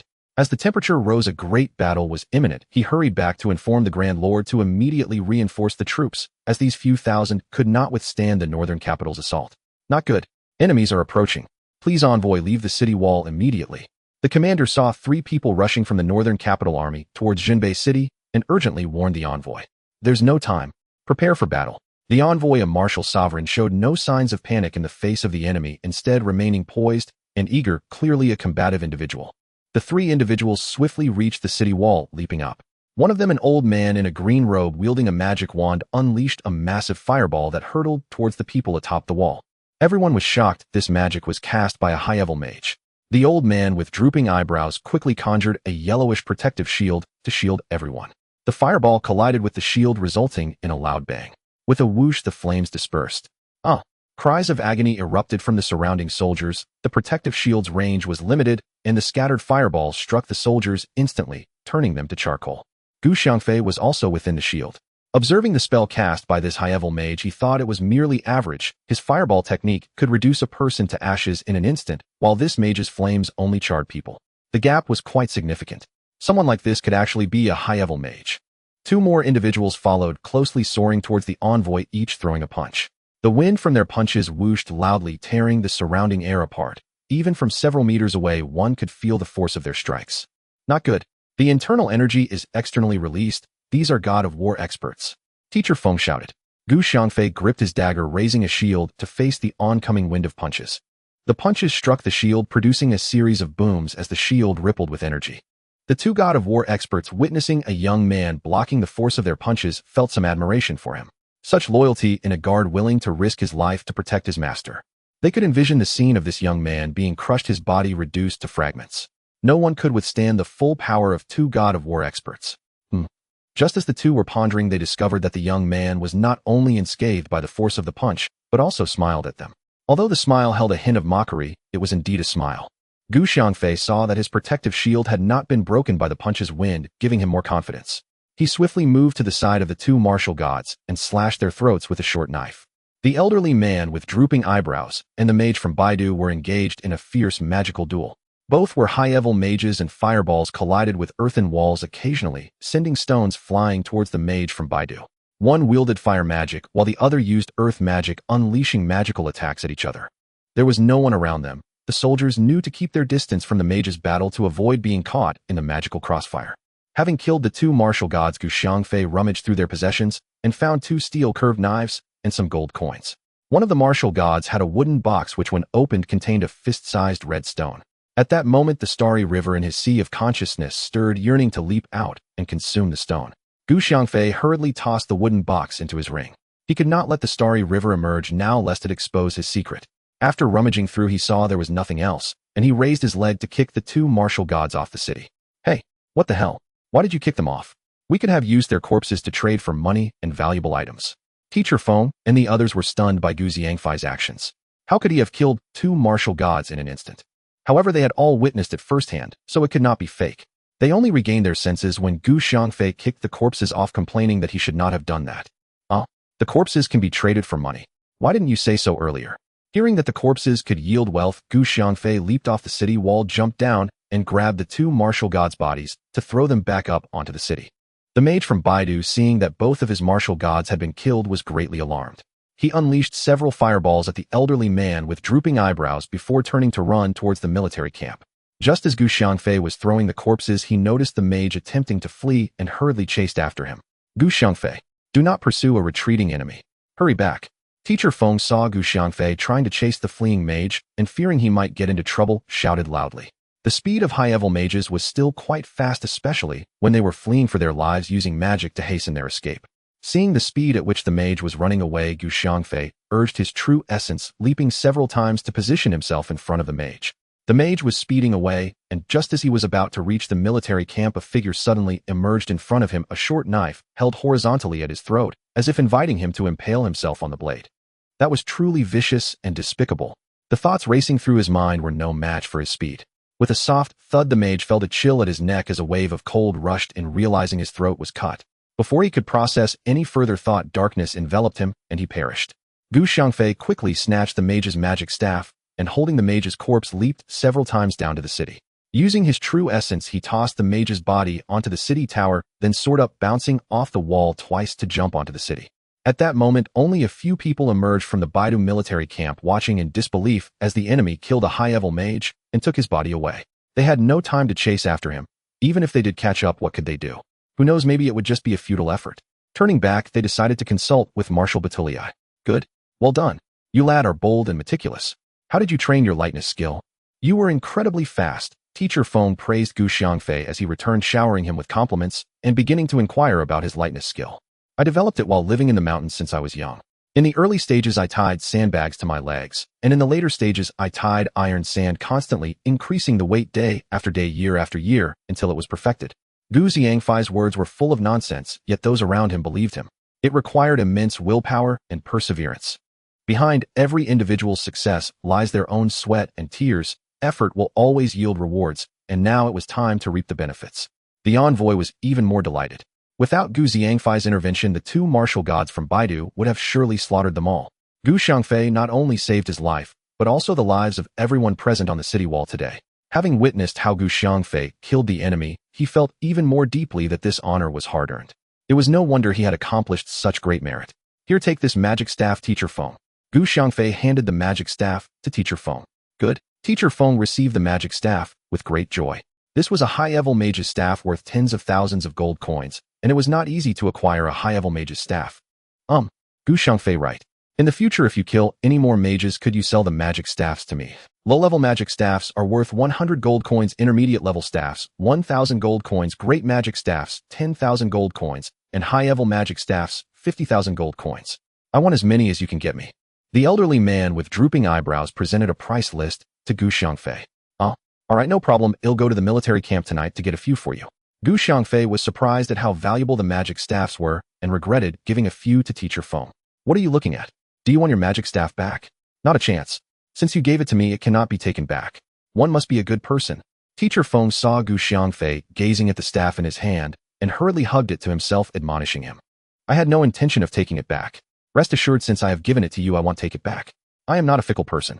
What I meant was that next time I have a magic staff, I won't give it to you. I will sell it to Teacher Diao. Xiangfei explained, reassuring Teacher Feng. Enough. I won't ask for it next time, but can you give me one of those two curved knives? These are weapons used by martial gods. Keeping one as a memento wouldn't be bad. Teacher Feng had his eyes set on the martial god's curved knife. The elderly man with drooping eyebrows explained to Xiangfei, saying to himself, if I can't have it, you won't get it easily either. Even if you do obtain it, remember Xiangfei's kindness. Get lost, you pesky ghost. This is our matter. Why are you meddling? Go away, Teacher Feng said as he shoved the elderly man with drooping eyebrows aside to prevent him from causing trouble or tarnishing Xiangfei's image. Xiangfei did not care about the value of the curved knives. Giving away one of the two he had was no big deal. Besides, he gifted one to Teacher Feng out of respect for his character. He handed one curved knife to Teacher Feng and gave the remaining one to the envoy. The envoy happily accepted the curved knife, thinking that this young man not only had impressive skills, but also knew how to treat people well. It was better to befriend him now while he was still weak than to wait until he became powerful, which would feel more like icing on the cake. Providing help in times of need is far more meaningful than simply adding embellishment, as it leaves a lasting impression. Thus the envoy sincerely sought to befriend him. The few of them conversed harmoniously, and in their presence the envoy personally penned a battle report detailing the situation on the battlefield, emphasizing the contributions of each person, especially highlighting Xiangfei's kills of the two martial gods and the high-level mage. After sending off the battle report, the dean held a grand banquet in the academy to celebrate. Everyone present raised their glasses to toast Xiangfei. Without his intervention, if the envoy had been killed in Junbei City, the Great Lord might have killed them all in his fury. This envoy was sent by the Great Lord, definitely a favored individual, and could not afford any mistakes. After the banquet, Xiangfei returned to his dormitory. The other students in his room had also returned, and upon seeing Gu Xiangfei, they congratulated him. Gu Xiangfei responded to each of them, and after a brief conversation, 3 of them went up to the city to observe the enemy situation, hoping to find opportunities to achieve merit. Many students were patrolling the city walls, all looking for chances to earn recognition. Did you not see how Gu Xiangfei was promoted and became wealthy? They were all disheartened by his situation. Seeing that several students had left, Gu Xiangfei swiftly entered the star pearl and took out the stone from the wooden box. Upon seeing the stone, the starry river flew out from his sea of consciousness, enveloping the stone in flames. The intensity of the flames suddenly surged, and the temperature skyrocketed, causing the spiritual energy within the star pearl to crackle. Gu Xiangfei hurriedly dodged, feeling the terrifying heat from a distance. Was the flame about to upgrade? He quickly took out a jade slip to check. It turned out that each unique celestial flame required rare minerals to upgrade, and flames needed different minerals to transition from yellow to purple. An hour later, the upgrade of the flames was completed. The previously yellow flames had transformed into red flames, proving that they had indeed leveled up. It seemed he would need to search for minerals for further upgrades, aiming to elevate the flames to purple, then undergo a rebirth to achieve celestial flames, and finally attain divine flames. Once he reached divine flames and upgraded to holy flames, the entire planet would turn to ashes. Gu Xiangfei put down the jade slip, feeling an overwhelming excitement. It turned out that after upgrading, the flames could not only forge spiritual tools, but also create array flags and refine pills, all of which were dependent on flames. Some pills and materials required upgraded flames for refinement. In the Baidu military camp, 2 martial gods and a high-level mage have been killed, and their corpses have been taken away. What should we do now? It is not yet time to order an assault on the city. Have the scouts returned? The Grand Marshal Batilii did not expect the martial gods from Dongdu to be so formidable. Could it be that a martial saint is in Jinbei City? He hurriedly inquired about the scouting team's findings. Reporting to the Grand Marshal, the scouting team has not yet returned. They likely won't be back until the day after tomorrow at the earliest. It won't be easy to find a route that bypasses Jinbei City. The surrounding area is filled with mountains, and some of those mountains harbor ferocious beasts deep within. A commander in the tent reported, "Tonight we will strengthen our patrols and immediately inform the Great Lord about the failed ambush on the martial gods and high-level mage. We must not conceal any details." The Grand Marshal Batilii ordered his scribe to report the military situation to the Great Lord. In the early hours of dawn, Gu Xiangfei cast the invisibility spell and arrived at the northern capital military. He first scanned the area with his divine sense, detecting the presence of 4 mages in the camp, 2 high-level mages, 1 grand mage, and 1 intermediate mage. He paid no attention to the lower-level mages, as they were beyond his target range. Entering the tent of the high-level mage using invisibility, Gu Xiangfei noted the mage's high alertness. As he sensed someone entering, he was about to raise an alarm, but suddenly found himself unable to move. His mouth opened, but no sound escaped. Then, with a sharp pain in his neck, he fell unconscious. Once inside the tent, Gu Xiangfei enveloped it with his true essence, ensuring that no sounds from within would reach the outside. After killing the 4 mages, he also dispatched the remaining warrior and stored their bodies in his ring, thoroughly searching each tent for valuables. Exiting the tent, he considered whether to eliminate Marshal Batilei as well. After some thought, he decided against it. Killing Batilei would only prompt the northern capital to send someone else in his place. Currently, Batilei was too frightened to attack Jinbei City. If a new commander took over, they might immediately launch an offensive against Jinbei City, which would suffer heavy casualties before reinforcements arrived. It was better to wait until aid arrived before eliminating Batilei, letting him live in fear for a few days, as his life would surely be unpleasant during this time. Returning to his quarters, he found his fellow students still asleep. He sat on the bed to meditate for a while before lying down to sleep. The next morning at the northern capital military camp, a report came in. Report.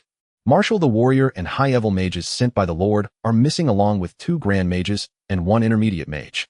There is much blood in their tents, now congealed, indicating they were likely killed during the night. A commander entered Batilei's tent to report the situation to the marshal. How is this possible? Wasn't there only 1 martial saint from the eastern capital? Are there 2 or more? Relay the order, increase vigilance, and prepare for battle at any moment. With no experts in the camp, the eastern capital may launch an attack at any time. Marshal Batilei hurriedly issued orders. After the commander left the marshal's tent, Batilei wiped the cold sweat from his forehead. It was winter. Such a situation was terrifying. 5 people had been silently killed and their bodies removed without detection by the patrols. This had to be the work of a martial saint. Oh, why hadn't they killed him? Perhaps it was because he had been too cautious and hadn't slept in the marshal's tent. They hadn't found him and left instead. Batilei thought more about this, realizing how fortunate he was to have cleverly prepared a common soldier's tent, which had saved him from disaster. He couldn't help but admire his own wit. Teacher Diao, here are the magic wands you asked for, a total of 4. What do you think they're worth?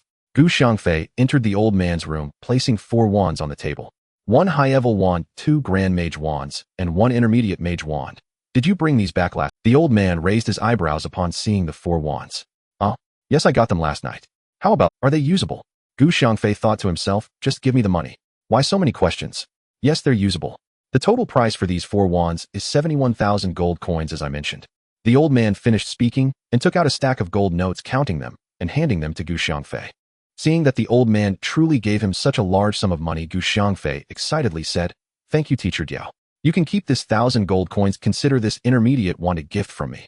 After saying this, he handed the 1,000 gold note back to the old man. "Great. Since you're giving it to me, I won't be polite. Next time you have magic wands, come find me again." Haha. As the old man laughed heartily, his eyebrows curved into a crescent shape. "Alright, next time I get more, I'll come directly to you. The lower level and intermediate wands are my gifts to you. I'll only charge for the grand and high-level wands." Gu Xiangfei was pleased to have found a way to make a fortune, casually giving away the wands he deemed not worth keeping to the old man. Upon hearing that the lower and intermediate wands would be given to him for free, the old man was overjoyed. His students needed these wands, and there was always a shortage. Now that he had a source, he felt both grateful and happy. Gu Xiangfei also delivered the bodies to the commander of Xiangfei City. The commander, seeing the bodies of both the warrior and the high-level mages, expressed immense gratitude toward Gu Xiangfei. The northern capital would surely seek to redeem these prominent figures with supplies or money. They could not afford to leave them unattended, as that would dishearten others. Who would still serve the Lord after this? Both sides found themselves in a standoff over the current situation, one waiting for the Lord to send reinforcements, the other awaiting the Lord's dispatch. 5 days later, reinforcements from the eastern capital arrived, totaling 30,000 troops. 7 days later, another 40,000 arrived, bringing the total forces in Xiangfei City to 100,000. On the 9th day, 2 more thousand arrived, led by a marshal sent by the Lord. When the Grand Marshal arrived, many generals opened the southern gate to welcome him into the city. Upon seeing the Grand Marshal, Gu Xiangfei recognized him at once. Wasn't this the envoy who came the first time? It seemed this envoy was indeed a favored person before the Lord. As soon as the Grand Marshal arrived, he promoted Gu Xiangfei's rank, directly elevating him to a high rank. The commander reported that Gu Xiangfei had infiltrated the enemy camp at night, killing 1 warrior and 4 mages, including a high-level mage and 2 grand mages, and had brought their bodies back. Upon hearing this, the Grand Marshal was overjoyed and promoted Gu Xiangfei to another rank, raising him to commander, rewarding him with 5,000 gold coins and encouraging him to continue killing enemies to earn merits. If he could kill the Grand Marshal of the northern capital and bring back his body, he would be promoted to a 1-star officer. Gu Xiangfei was overjoyed, declaring that he would immediately set out to kill the Grand Marshal of the northern capital, Badalay, and bring back his body. Becoming a Grand Marshal was a well-considered decision for the envoy. On the way back, he thought deeply, knowing that with Gu Xiangfei as a surprise force, the northern capital would certainly suffer a setback this time.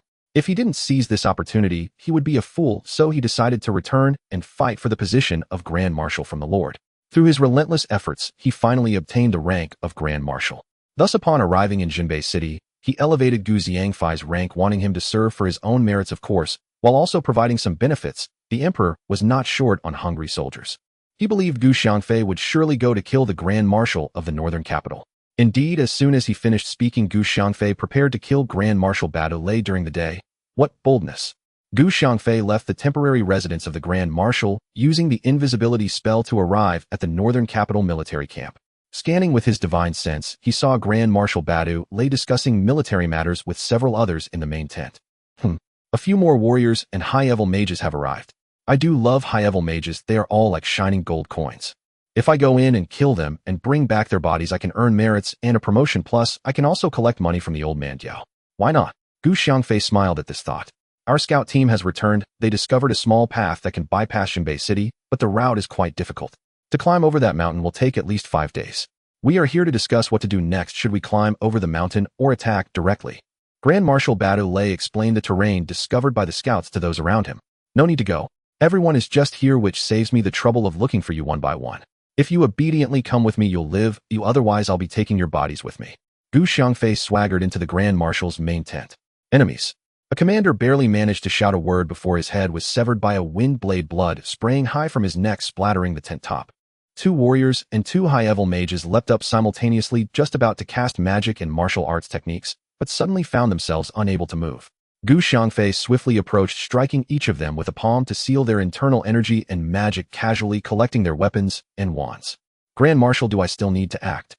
Gu Xiangfei said with a smile, then unleashed a wind blade technique, cleaving a commander trying to escape from the camp in half.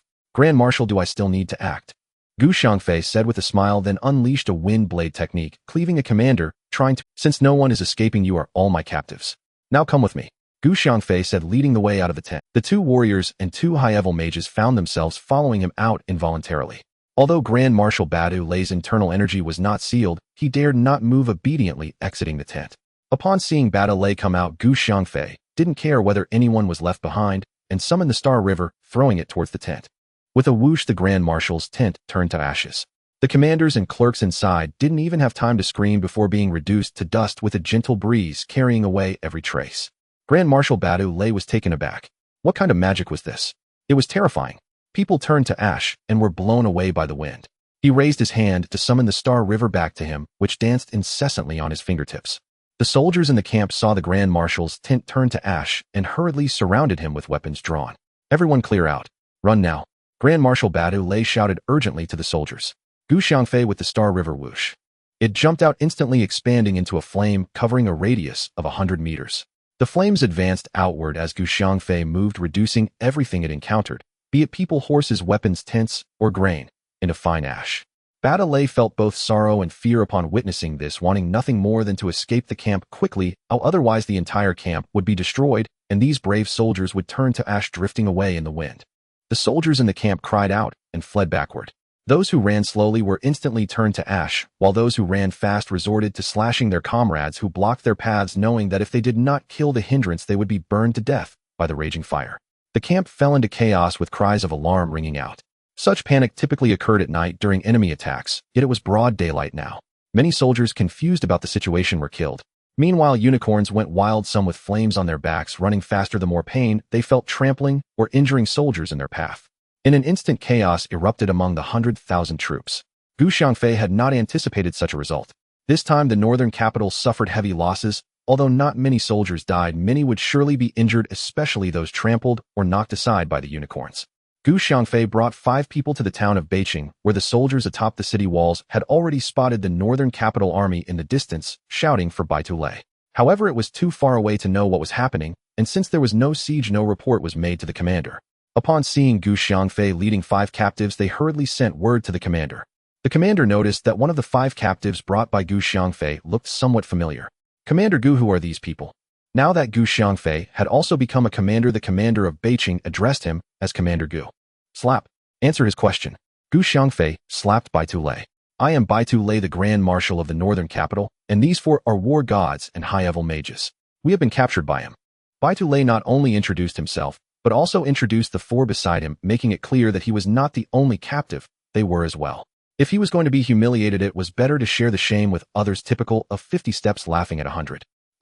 Quickly report to the Grand Marshal, telling him that Commander Gu has captured Baitu Lei, the Grand Marshal of the northern capital, along with several war god mages. The others should go down and open the city gates to let Commander Gu and the others in. The commander issued 2 commands.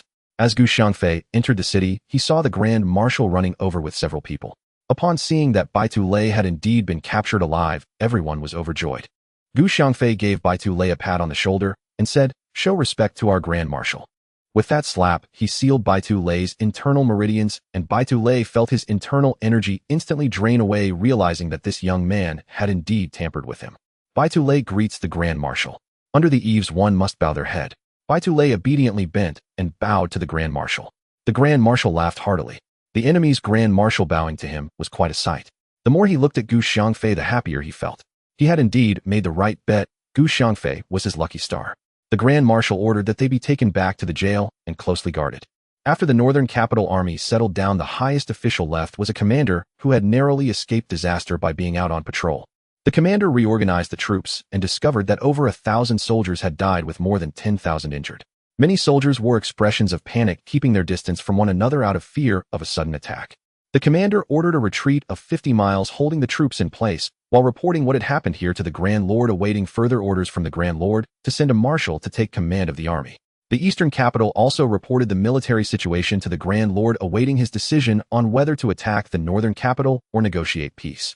As days grew quiet, Gu Xiangfei sold 2 high-level magic staffs, earning 100,000 gold coins in promissory notes. Both the old man with drooping eyebrows and Gu Xiangfei were beaming with joy, each benefiting from the transaction. After several spring rains, spring arrived, the earth revived, and all things began to grow. The eastern capital had no clear objectives, merely standing off against the northern capital. Rewards had been issued, and Gu Xiangfei was promoted to a 2-star lieutenant, receiving a reward of 10,000 gold coins. Gu Xiangfei never expected such a rapid promotion, attaining a rank equal to that of teacher Feng. In less than 2 months since he arrived in Beijing, he had become a 2-star lieutenant.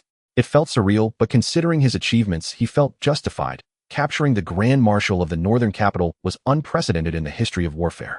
During this time, cultivation was inconvenient with 4 people in the house. He could not enter the Star Pearl, so he could only deduce formations and study alchemy and artifact forging in his mind. After the promotion to 2-star lieutenant, the academy arranged a separate room for him, allowing plenty of time for cultivation.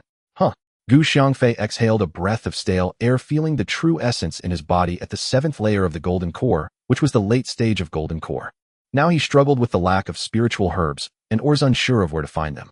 He had once questioned whether such things truly existed in this continent.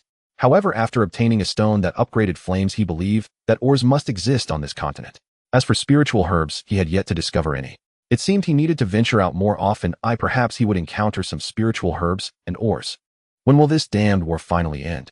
If it weren't for his parents and relatives at home, he would have gone to the northern capital to kill the Grand Lord long ago to avoid wasting time. His parents were his concern, yet they were also a burden on his path of cultivation. Fortunately, he was still young and could wait a few more years. Suddenly one day, the northern capital army retreated, followed by their own orders to withdraw.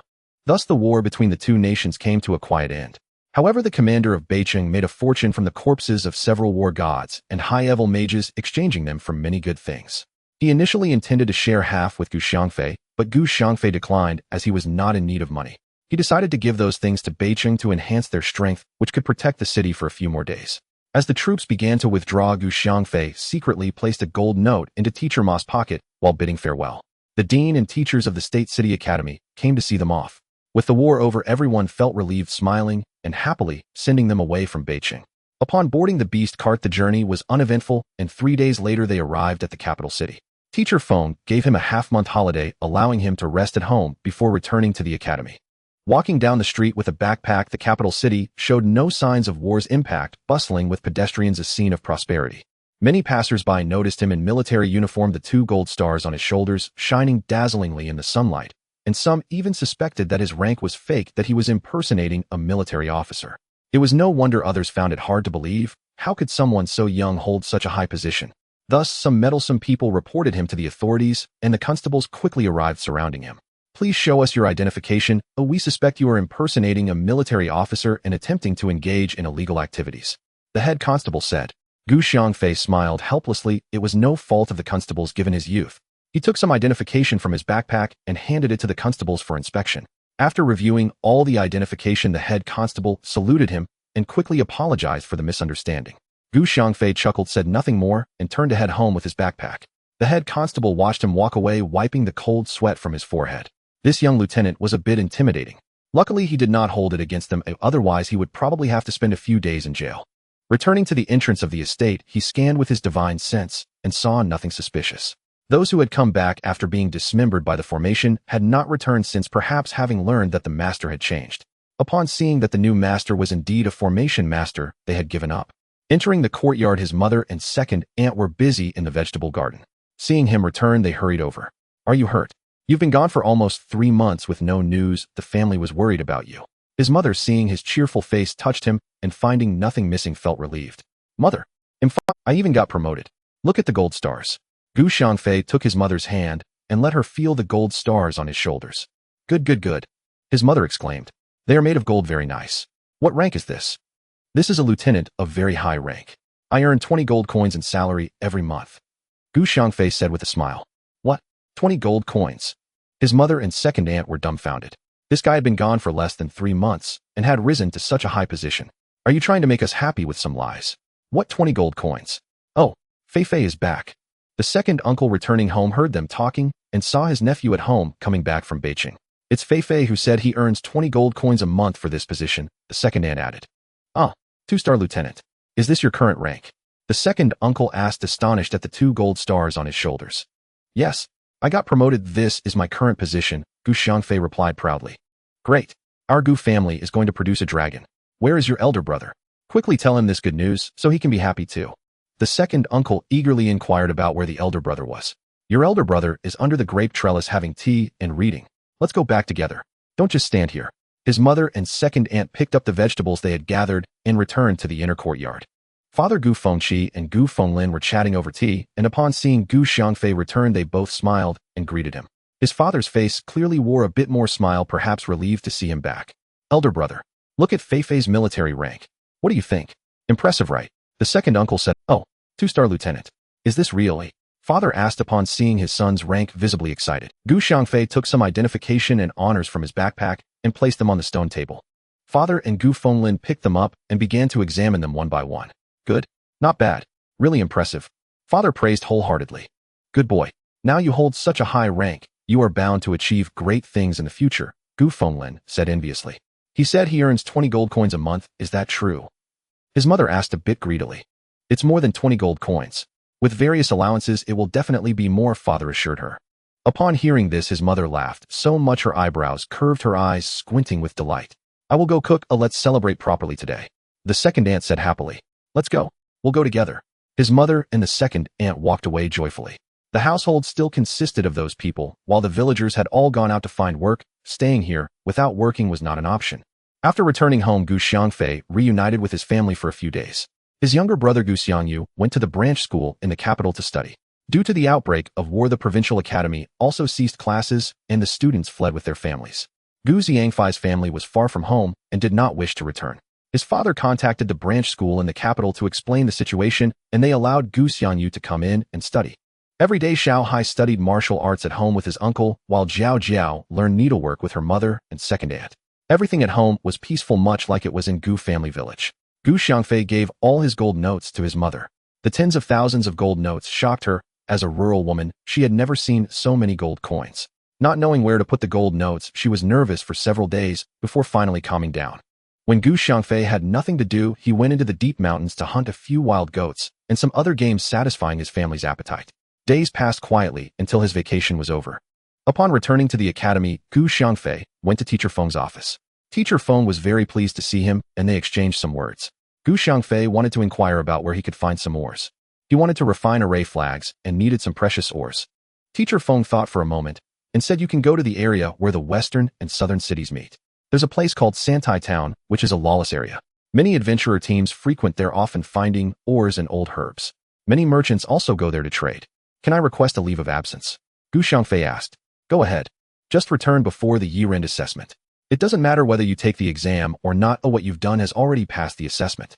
When you return at the end of the year, you'll simply receive your graduation certificate. There's nothing else to worry about. Teacher Feng smiled as he spoke.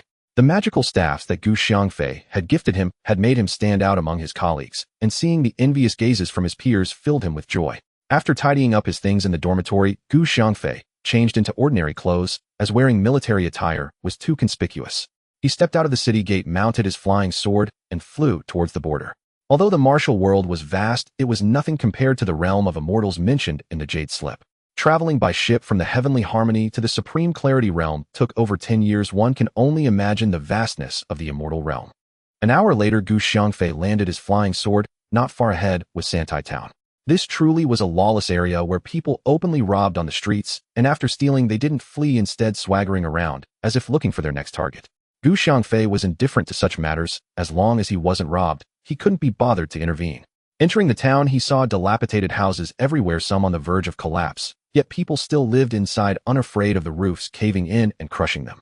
There were still some decent houses like the Junzai Lion, which looked brand new compared to the neighboring shabby buildings. Not far away was a Yihong courtyard, which was also well built, with several elegantly dressed courtesans on the upper floor waving silk scarves to entice customers inside. Hey, are you new here? There's an entry fee of 2 copper coins. A burly man shouted as he approached. Get lost. Gu Xiangfei already knew this man was just trying to intimidate him. Since entering Santai Town, his divine sense had swept the area, and there was clearly no one in charge. Now asking him for a fee was merely a ruse to swindle a couple of copper coins or extort him. The burly man realized that Gu Xiangfei was not someone to mess with after he shouted to get lost. He decided it wasn't worth getting beaten up for 2 copper coins. He might even lose his life. Gu Xiangfei browsed the stalls one by one. He was not familiar with ores or spiritual herbs and relied solely on his instincts examining things that contained spiritual energy. After checking several stalls without finding what he needed, just as he was about to move to the next stall, he noticed several people running backward. Shortly after, more people joined in running back, and at the stall he intended to visit, the owner was covering his wares with a cloth and hurriedly fleeing. Finding it strange, Xiangfei followed the crowd, and upon arriving saw dozens of people surrounding an open space filled with various items haphazardly mixed together, including ores, herbs, and several pieces of jade. At the back of the clearing, several individuals were pulling out ores, herbs, and broken weapons from bags. Everyone, don't push. Once everything is out, if you see something you like, just let me know, and we'll give you a fair price. A man at the back of the clearing shouted loudly. The noise in the crowd quieted down, and familiar voices. Xiangfei stood outside and released his divine sense to scan the area. What is this? It actually enhances divine sense. His divine sense detected a gray stone containing a green stone the size of an egg. Upon touching the green stone with his divine sense, he felt a slight increase in his divine awareness, and his sea of consciousness became more refined. Could this be a stone for cultivating divine sense? Spiritual herb. He discovered another plant with starry patterned leaves. As those several individuals pulled more ores and herbs from their bags, he found several spiritual herbs, and suddenly a surge of spiritual energy flowed out. Spirit stone. Xiangfei nearly shouted with joy. This spirit stone was slightly larger than a pigeon egg, pure white like jade. All right, everyone, you can start selecting. After a while, all the items in several bags were taken out, and the man began to let the onlookers pick the items they needed. Xiangfei squeezed forward, grabbing the gray stone and the white spirit stone. The people he squeezed past began to curse. Damn it, why are you pushing? Which bitch ripped her pants? You stepped on my foot, compensate me for my medical expenses. Among the crowd, a loud man continuously cursed. Xiangfei raised his hand and slapped smack. The burly man was sent flying out of the crowd, colliding with several people before landing on the ground and rolling a few times. Xiangfei stepped up to him and kicked crack. The sound of bones breaking echoed as the burly man let out a pained scream, collapsing into unconsciousness. The crowd in the courtyard fell silent, internally marveling at how ruthless this young man was. This Ting Yong had it coming. He had been doing nothing but robbing others in the town. However, this time it was quite a spectacle. His gang surely wouldn't let this young man go. Boss, how much for these 2 items? Xiangfei turned and smiled at the man. Everyone looked at him in astonishment. This young man was changing too quickly. Just moments ago he was full of murderous intent, and now he turned around with a gentle smile. Oh, these 2 will be 20 gold coins. The man did not seem intimidated by Xiangfei's earlier act of violence, and quoted a price as if nothing were amiss. Xiangfei took out 20 gold coins and handed them to the man, then picked up the 4 spiritual herbs he had his eye on. These herbs should be 10 gold coins. The man looked at the spiritual herbs in Xiangfei's hands. Give me that half piece of wood. I'll make a wood carving for my sister. Xiangfei picked up the half piece of wood. He sensed a trace of vitality within it, unlike other woods, and felt that this wood would be useful to him. All right, I'll give it to you. The man figured that the somewhat moldy wood might not attract any buyers, as he had only taken it to use for firewood. Since the young man asked for it, he decided to give it to him. After paying the gold coins, Xiangfei left the courtyard, having found nothing else appealing. The crowd during his purchase dared not speak. They anxiously awaited for him to finish so they could select, fearing he would take all the good items. They were worried yet impatient, hoping he would leave soon. Unexpectedly, the young man didn't even pick anything, but he was delighted with the precious herbs and metals. That's him. He beat up Tan Yong and even broke his leg. As Xiangfei exited the courtyard, 7 or 8 people surrounded him, one of whom, with a sharp face, pointed at him. Kill him. Avenge Tan Yong. A seemingly leading man, missing half of his left ear, shouted. You're looking for... Before Xiangfei could finish speaking, they charged at him. Bang, bang, bang. Ow. A chorus of screams erupted, echoing throughout half the town. These individuals had the highest martial realm of being warriors, yet in Xiangfei's eyes they were nothing. With a kick, he sent each of the 7 or 8 people flying. Their meridians shattered from the impact of his true energy, rendering their martial arts completely useless. They would never stand again. Crack. The sound of bones breaking echoed as he broke the legs of those individuals. The one named Tan Yong had cursed his mother a few times, which made Xiangfei very angry. Cursing others was one thing, as he was somewhat at fault for pushing others first, but he didn't mind too much.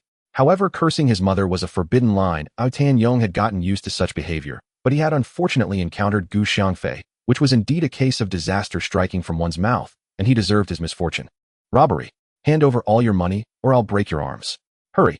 Xiangfei decided to go all out as a villain. These people were up to no good, and surely the townsfolk had suffered under their hands. Among the crowd, he spotted the very individual who had robbed others when he first arrived in town. These 7 or 8 people had over 10,000 gold coins. Gu Xiangfei did not expect such a large sum, which indicated how many people they had robbed. His divine sense swept across and found Tan Yong lying in a room, cursing loudly. Once the boss catches that kid, if I don't skin him alive, I'll change my surname. So what will your surname be? Dog? Or Wangba? Gu Xiangfei approached Tan Yong's bed and kicked him off. A fireball landed on him, and before Tan Yong could scream, he was turned to ashes. This room will be mine from now on. Not bad. Quite sturdy. Gu Xiangfei looked at this set of rooms, which had 5 rooms and a living room, but it was too messy inside, piled high with all sorts of items. He estimated that most of the items were stolen. Gu Xiangfei hung a sign at the door stating that he would handle various items at the lowest prices. Soon people on the street noticed it was this young man who had beaten up Tan Yong and his group, robbing them of their money, and unexpectedly took over their house and handled their items. News spread quickly, and soon everyone in the town knew. Some clever individuals came in to buy things, knowing that the early arrivals would get the best items. After all, Tan Yong's group was finished, so what was there to fear? After handling all the items, he earned several thousand gold coins. He didn't know the prices of these items. They were all sold at the price others offered, nearly given away. He burned the bedding on the beds and used a small spell to clean the house. Closing the door, he took out a gray stone and carefully cut it open with a flying sword, revealing the green stone inside. Picking up the green stone, which was as soft as a raw egg and contained some liquid, he scanned it with his divine sense and felt a sudden tremor in his sea of consciousness, expanding a little. Was this the upgrade of his divine sense? Gu Xiangfei was overjoyed and took out some jade slips from his ring to check what this green soft stone was. How could it allow his divine sense to advance? After checking all the jade slips and finding no information about the green soft stone, he decided to ignore it for now. This was a good item, so he took out a jade box, put the green soft stone inside, and sealed it. He took out a spirit stone and tried to operate his technique to absorb it. After a full circulation, Gu Xiangfei smiled. This was a medium-grade spirit stone, and the spiritual energy it contained was denser than that in the deep mountains of his hometown. Where did these people find such items? Following them might lead to a spirit stone mine or that green soft stone. With this thought, he used his divine sense to observe those people and decided to track them. The group had finished selling all their items and was now eating and drinking in a tavern. Judging by their appearance, they must have earned quite a bit of gold ordering a rich feast. Having already entered a fasting state, he didn't need to eat every day. Sitting cross-legged, he practiced his technique, and after several circulations, he used his divine sense to check the movements of these people. After the group had eaten and drunk to their fill, they returned to their original courtyard, lying on their beds to rest. It seemed that they weren't leaving today, so Gu Xiangfei didn't need to keep an eye on them and focused on his cultivation. Exhaling a breath of turbid air, he opened his eyes and sensed his cultivation. He had reached the 9th layer of golden core. Using his divine sense, he scanned the area where those people were staying. They actually left. Checking the time, it was around midnight. These people were quite alert. Perhaps they were afraid of being followed, so they left in the middle of the night. Releasing his divine sense to check, he saw that these people were quickening their pace in the southwest direction, running ahead with great speed, led by the man who had sold the items. Gu Xiangfei stood up and left the door, using the wind control technique to follow them from several miles behind, constantly observing them with his divine sense. After 2 hours, these people stopped, each sweating profusely. They took out their water bags to drink some water, sat down to rest for a while, and then got up to continue running, this time changing their route towards a desolate area. Gu Xiangfei followed closely behind, watching as they frequently changed directions. Upon reaching the desolate area, they ran along the edge for a while before sitting down to rest. By now the sky was beginning to brighten, with a hint of dawn appearing in the east. Following these people, he arrived at a small valley where they stopped running. Each of them took out the food they had brought and began to eat. Half an hour later, they reached the other side of the valley and disappeared. Gu Xiangfei scanned with his divine sense and discovered that these people had entered a hidden cave behind the valley. The entrance was very concealed, surrounded by bushes and vines. Without divine sense, it would have been hard to find. Gu Xiangfei was not in a hurry to enter the cave. He planned to wait for these people to leave before going and estimating that they wouldn't venture into particularly dangerous places. The leader seemed to be prudent, otherwise after such a long time there wouldn't be any casualties among them. 2 days later, these people came out carrying large bundles and wielding rusty long knives and spears. After they emerged, the group followed the small path out of the valley. The last person to leave was the leader, who tidied up the grass and vines they had trampled before turning to depart. Gu Xiangfei secretly admired the leader. This person was meticulous and cautious. Following someone like this might not yield great riches, but at least life would be guaranteed, without major blunders leading to death. Overall, this person, if it were a battle, this person would be suitable for defense. Gu Xiangfei scanned with his divine sense and saw these people exiting the valley, heading towards the edge of the desolate area before slipping into the cave.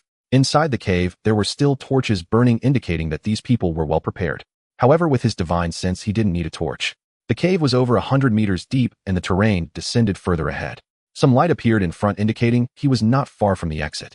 Upon exiting the cave, a vast stone forest appeared before him, surrounded by towering mountains, as if situated in a valley. The cave was the only exit, and the spiritual energy here was exceptionally rich, several times denser than that in the deep mountains of Gus family village, making it a perfect cultivation spot. The stones in this stone forest resemble the exterior of that green soft stone. Xiangfei approached the stone forest and picked up a fragment from the ground. Indeed, it was the same type of stone. Overjoyed, he realized that these stones contained valuable materials. It seemed this trip was not in vain, and he quickly released his divine sense to investigate. Under the coverage of his divine sense, the entire stone forest was revealed to him. Not all the stones were the green soft stone. Some contained pieces the size of juju pits, while the largest were as big as basins, exuding a dense green aura. The moment his divine sense touched them, he felt extremely comfortable and couldn't help but let out a groan. Taking out a large knife, he swung it at the stone forest. As stone chips flew, he felled the trees bearing green soft stones, starting with the large ones, and then moving to the smaller ones, ensuring he didn't overlook even the juju pit-sized stones. After a busy half-day, he began collecting the green soft stones. The last juju pit-sized green soft stone accidentally cracked open, releasing a stream of green liquid. Startled, he opened his mouth and swallowed the green liquid. Instantly, he felt his sea of consciousness slowly expand. He quickly sat cross-legged and operated his technique to guide the green liquid in his sea of consciousness. With each cycle, his sea of consciousness expanded by a circle. Suddenly, his sea of consciousness trembled, and his divine sense leveled up, while the green liquid in his sea of consciousness vanished without a trace. His sea of consciousness had increased by more than double what had grown from the size of a basin to that of a large cooking pot, more than twice the original size. What if it was a stone the size of a pigeon egg? His sea of consciousness was bound to upgrade further. With this thought, he took out another juju pit-sized green stone, this time not breaking it. Instead, he placed it in his mouth and bit through the stone skin. Instantly, a cool sensation rushed into his sea of consciousness. Half an hour later, Xiangfei opened his eyes, his face filled with joy. Indeed, this time his sea of consciousness had leveled up again, and its area had expanded to the size of 3 large cooking pots. He released his divine sense and scanned the area, finding that everything within a radius of 300 miles was covered by his divine sense. Overjoyed, he decided to find time to continue cultivating his divine sense. For now, he needed to search for other spiritual herbs and ores. Crossing through the stone forest, he came upon a collapsed building that looked to be several hundred years old. Inside were some skeletons along with rusty swords and shields, suggesting it was once a gang stronghold that had been wiped out. He released his divine sense to check for ores and other valuable items within these ruins, and suddenly discovered a hidden chamber. Under one of the houses, the floor was paved with such stone slabs. Beneath one slab, there were more than 10 steps leading down to the hidden chamber. Xiangfei found this hidden chamber and was overjoyed, hoping to find something he needed inside. He used the earth escape technique to arrive at the hidden chamber. The door to the chamber had already fallen, and the space was not very large, about the same size as an ordinary. Inside were a row of wooden shelves and several large wooden boxes. The shelves held some books and a few wooden boxes. Scanning through the books with his divine sense, he found they were filled with anecdotes and gossip, suggesting the chamber's owner had a penchant for such reading, with no notes indicating what this place was. He picked up a wooden box, and with a crack it shattered, likely due to age as the box had decayed. A stone fell out of the box. Spirit stone! Xiangfei exclaimed excitedly. This spirit stone was even larger than the one he had purchased, about the size of an egg, and its spiritual energy was even denser, possibly due to being preserved in the wooden box. There were 4 wooden boxes here. Xiangfei smashed all the boxes, discovering 3 spirit stones and 1 ore. He didn't know the material of the ore, but since it was stored in a wooden box, it was likely valuable. The 5 large wooden boxes had all decayed and fallen apart. Although they appeared to be intact wooden boxes, they crumbled at the slightest touch. Inside, the boxes were filled with gold ingots arranged neatly and uniformly. In one of the boxes, he found a piece of parchment with a densely drawn circuit diagram. Xiangfei examined the diagram with his divine sense and discovered that the endpoint of the circuit diagram was located in the heart of the desert. Was there something in the center of the desert? These gold ingots will be brought back to my mother, as she will surely love them. Thinking of his mother's greedy expression, Xiangfei smiled and waved to collect these items. Exiting the hidden chamber, he found a place with rich spiritual energy, sat cross-legged, and operated his technique to absorb the spiritual energy, refining it into true essence. The surrounding spiritual energy surged towards him, enveloping him completely. His body acted like a bottomless pit, absorbing as much spiritual energy as it encountered. Golden core, mid-stage of the 9th layer, latest stage of the 9th layer, and the great perfection of the 9th layer. 3 days later, Gu Xiangfei prepared to transcend the tribulation and advance to the nascent soul stage. He only had 5 spirit stones in hand, which he reluctantly took out completely, using his flying sword to cut 3 of them and set up a gathering spirit array. The remaining 2 stones were reserved for when he needed more spiritual energy. Fortunately, the spiritual energy here was exceptionally abundant, and with his gathering spirit array set up, the surrounding spiritual energy converged here. After operating his technique for a full cycle, dark clouds gathered in the sky, thunder rumbled, and the entire valley was enveloped by the aura of the tribulation. In the distance, those who had finished selling their goods came here, startled by the sudden appearance of dark clouds and thunder in the sky. Not good, there's a demon transcending the tribulation, we must run quickly. The leader had heard of the legends about demons transcending tribulation, and seeing the unusual situation in the sky, he felt an aura of extinction and hurriedly called his team to leave. Boom! Crack! With a loud noise, 9 arcs of lightning as thick as a baby's arm descended from the sky and struck Gu Xiangfei, who instantly absorbed and refined it into true essence, impacting the acupoints blocking his advancement to the nascent soul stage. Once the lightning arc transformed into true essence, it struck fiercely, causing several cracks to appear in the barrier to the nascent soul stage. Gu Xiangfei accelerated his technique, gathering the true essence within him, waiting for the next lightning arc to strike, preparing to break through the barrier. Boom! Crack! With another loud noise, 9 arcs of lightning fell again. At that moment, as the lightning arc struck him, he quickly absorbed it, guiding the true essence formed by the lightning arc to converge with the true essence within him to impact the barrier to the nascent soul stage. Crack! A light sound emanated from within, and the golden core in his dantian cracked open, revealing a tiny figure about an inch tall, slowly transforming from illusion to reality, a miniature version of Gu Xiangfei. The figure opened its mouth to absorb spiritual energy, gradually growing larger with each intake, eventually becoming a 3-inch tall figure. The nascent soul stage is associated with the 4-9 tribulation.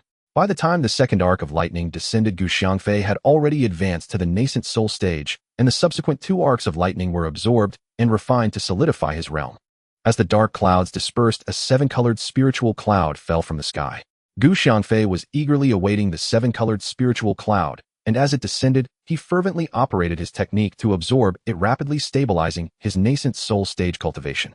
Using the pure spiritual energy of the 7-colored spiritual cloud, he broke through to the second layer of the nascent soul stage, and after solidifying that layer, he completely absorbed the 7-colored spiritual cloud without wasting a single bit, unlike during the golden core stage, when he lacked experience and wasted some. The spirit stones used to set up the gathering spirit array turned to dust. Now he had 2 spirit stones left, which he treasured like gems, placing them in a jade box. He summoned his flying sword and carved out a cave on a mountain peak rich in spiritual energy, preparing to cultivate his divine sense. He collected several hundred pieces of green soft stones, planning to use the smaller ones first to see how far his divine sense could advance and how large his sea of consciousness truly was. He first consumed a green liquid the size of a jujube pit, but after this dose, he didn't advance. After consuming another piece, he finally advanced. He didn't check how large his sea of consciousness was, but kept consuming the green liquid to advance, starting with 2 pieces at a time, then 3, then 4, eventually switching to green liquids the size of pigeon eggs, and finally, to chicken egg-sized liquids. After consuming 2 more pieces of green liquid, his sea of consciousness felt very comfortable, with no inclination to advance. Could it be that I can't advance anymore? He used his divine sense to check his sea of consciousness. What the heck? He couldn't help but curse. His sea of consciousness resembled a vast lake, and he had a premonition it might be the size of a fish pond. He never expected it to be as large as a big lake. No wonder he couldn't advance. How could he with such a vast expanse? After sensing his cultivation, he thought, not bad. I'm at the 3rd layer of the nascent soul stage. It's time to check the center of the desert. I wonder what treasures lie there. He scanned the area with his divine sense, but did not find anyone else. Why hadn't those people returned? Little did he know that while he was transcending the tribulation, those people had already come and for safety were led away by their leader. Exiting the cave, he used the wind control technique to fly toward the center of the desert. This desert spanned several hundred miles. He flew up into the sky, locating the center based on the map. Using his divine sense to explore underground, he found nothing and continued to expand the range of his divine sense. Finally, he discovered the location. So it's here. How did it shift so much? After thinking it through, he realized that this was the route map from hundreds of years ago. After so many years, the wind and sand had buried some land, causing the deviation. He performed the earth escape technique to burrow into the underground hall. The entrance had long been filled with wind and sand. If it weren't for his earth escape technique, others would never find it. Inside the hall were some stone artifacts, stone tables, and stone benches. There were 4 doors facing east, west, south, and north, each with a door resembling living quarters for 4 people. He first entered the eastern door. As soon as he pushed it, it fell apart, being wooden and aged. It looked intact, but crumbled upon contact with external force. Inside the room, which was several dozen square feet in size, there was a stone bed, a stone table, and a stone chair behind the stone table. There were also 2 iron cabinets left unlocked. The situation inside the room was clear at a glance, with the 2 iron cabinets standing out. Xiangfei felt something was strange. He sensed there was more in the room. Scanning with his divine sense, he discovered the truth. This person is truly cunning. It turns out there was another wall built outside the original wall, hiding the real treasures inside. Ordinary people would come and take things from the iron cabinets and leave without a clue that deeper underground lay more treasures. Using his flying sword, he cut through the stone wall, revealing more than a dozen large wooden boxes inside. These boxes were coated with high-quality tung oil, showing no signs of decay, even after hundreds of years. Opening one of the wooden boxes, he found it packed with rare ores along with a list detailing the names of these ores. Xiangfei glanced at the list, noting the quantities and names of the ores. The second box contained more ores, the third, fourth, until the 8th box, which held a pile of wooden boxes. Opening one of these wooden boxes revealed 6 excised snow-white stones, spirit stones. Xiangfei exclaimed in delight. Scanning with his divine sense, he confirmed that this box was filled entirely with spirit stones. There was a note stating white flawless stones, 600 pieces. He waved his hand to collect the spirit stones into his ring. This was a valuable treasure, and spirit stones were what he lacked the most. What does it mean that these people called spirit stones white flawless stones? What are the uses of these white flawless stones? The 9th box also contained 600 spirit stones, and the 10th box had 600 spirit stones as well. Xiangfei was overjoyed collecting all these boxes. Although he was unsure what the ores would be used for now, they might come in handy in the future. The iron cabinets contained gold bars and jewelry, which were far less valuable than those ores. 1 spirit stone could buy an iron cabinet full of gold bars, but since he was there, he couldn't let them go. He collected them for now. Next, he went to the south door, which had no partitions, but beneath the stone bed was a space holding 8 large wooden boxes filled with ores and spirit stones. Surprisingly, there were 5 boxes of spirit stones here, each containing 600 pieces, totaling 3,000 spirit stones. The west door had no barriers, just 10 large wooden boxes with no iron cabinets, but there were only 2 wooden boxes containing 1,200 spirit stones. After collecting everything from the west door, he finally arrived at the north door, which, like the east door, was also built with a partition. There were 4 wooden boxes with spirit stones. Xiangfei was delighted to collect all these into his ring. He then used his divine sense to scan the hall and discovered a stone box under the floor. Lifting the stone slab, he took out the stone box and opened it to find 3 intact books. The first book was titled Comprehensive or Guide. Xiangfei flipped through a few pages, discovering various properties and names of ores, each illustrated with diagrams and descriptions. This book could serve as a reference. The second book was a general outline of refining tools, detailing how to melt, extract, purify, and combine ores. This book wasn't very useful to him. The third book introduced the sect of the Refining Tools clan, detailing its development from inception to the difficulties faced and how they were resolved.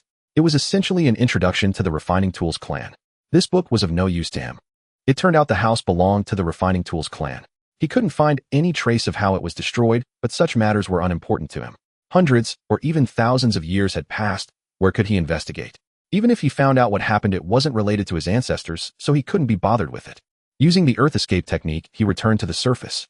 He decided to check the town for any spiritual herbs or anything else. It had been so long since he last returned, he wondered if anyone had taken over his house. He was filled with anticipation.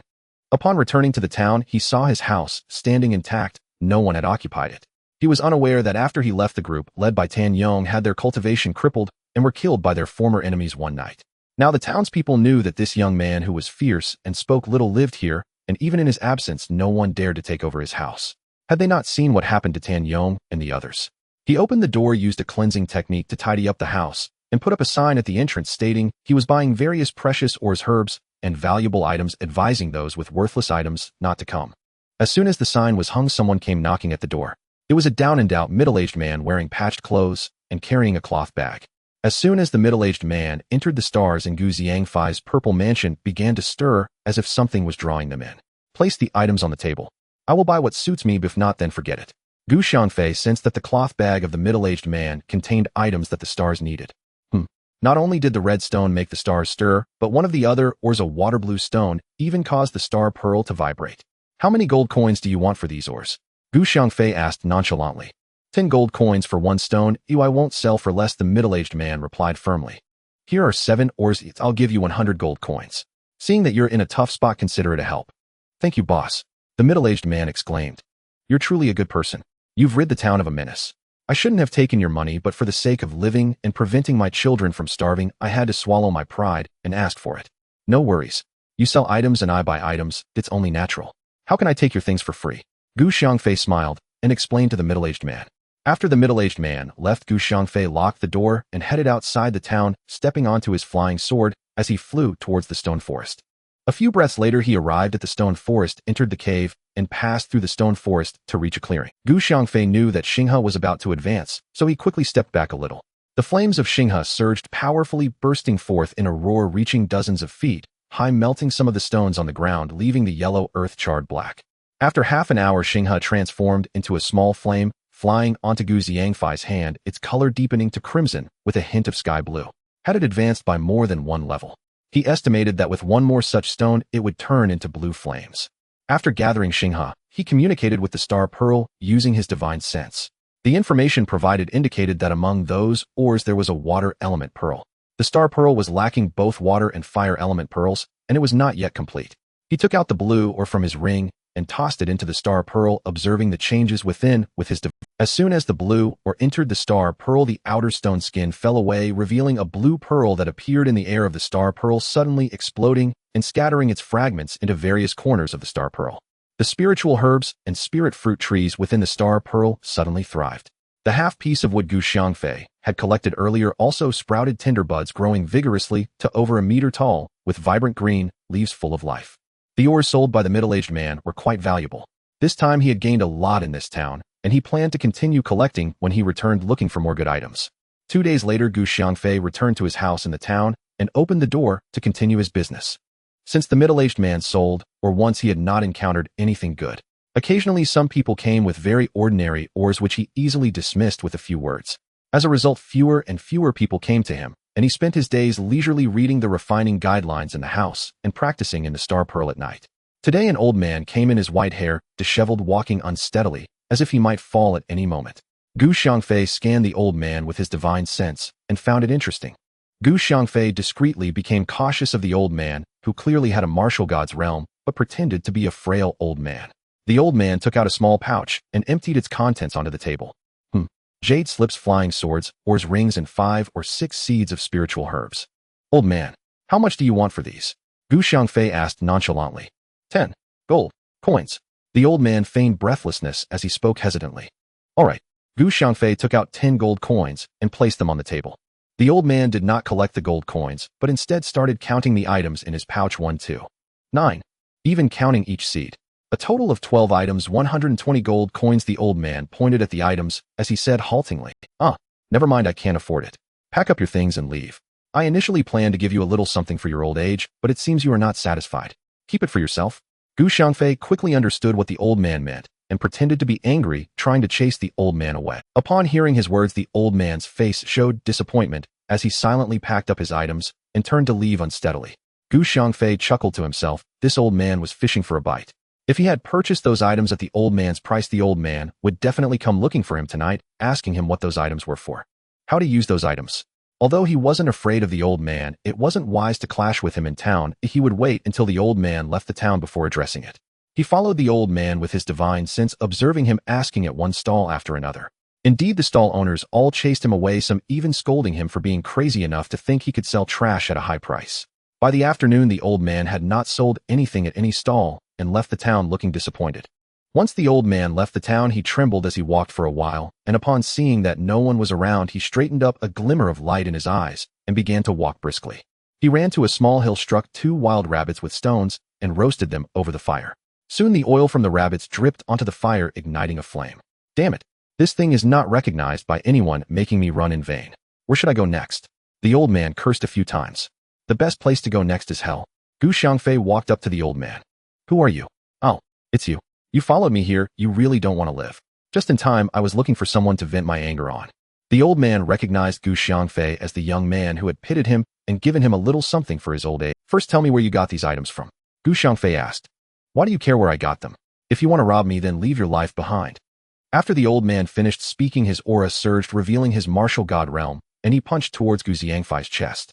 The punch carried a whistling wind, the air around them cracking with a loud sound, and he forcefully struck against Gu Xiangfei. Bang! Crack!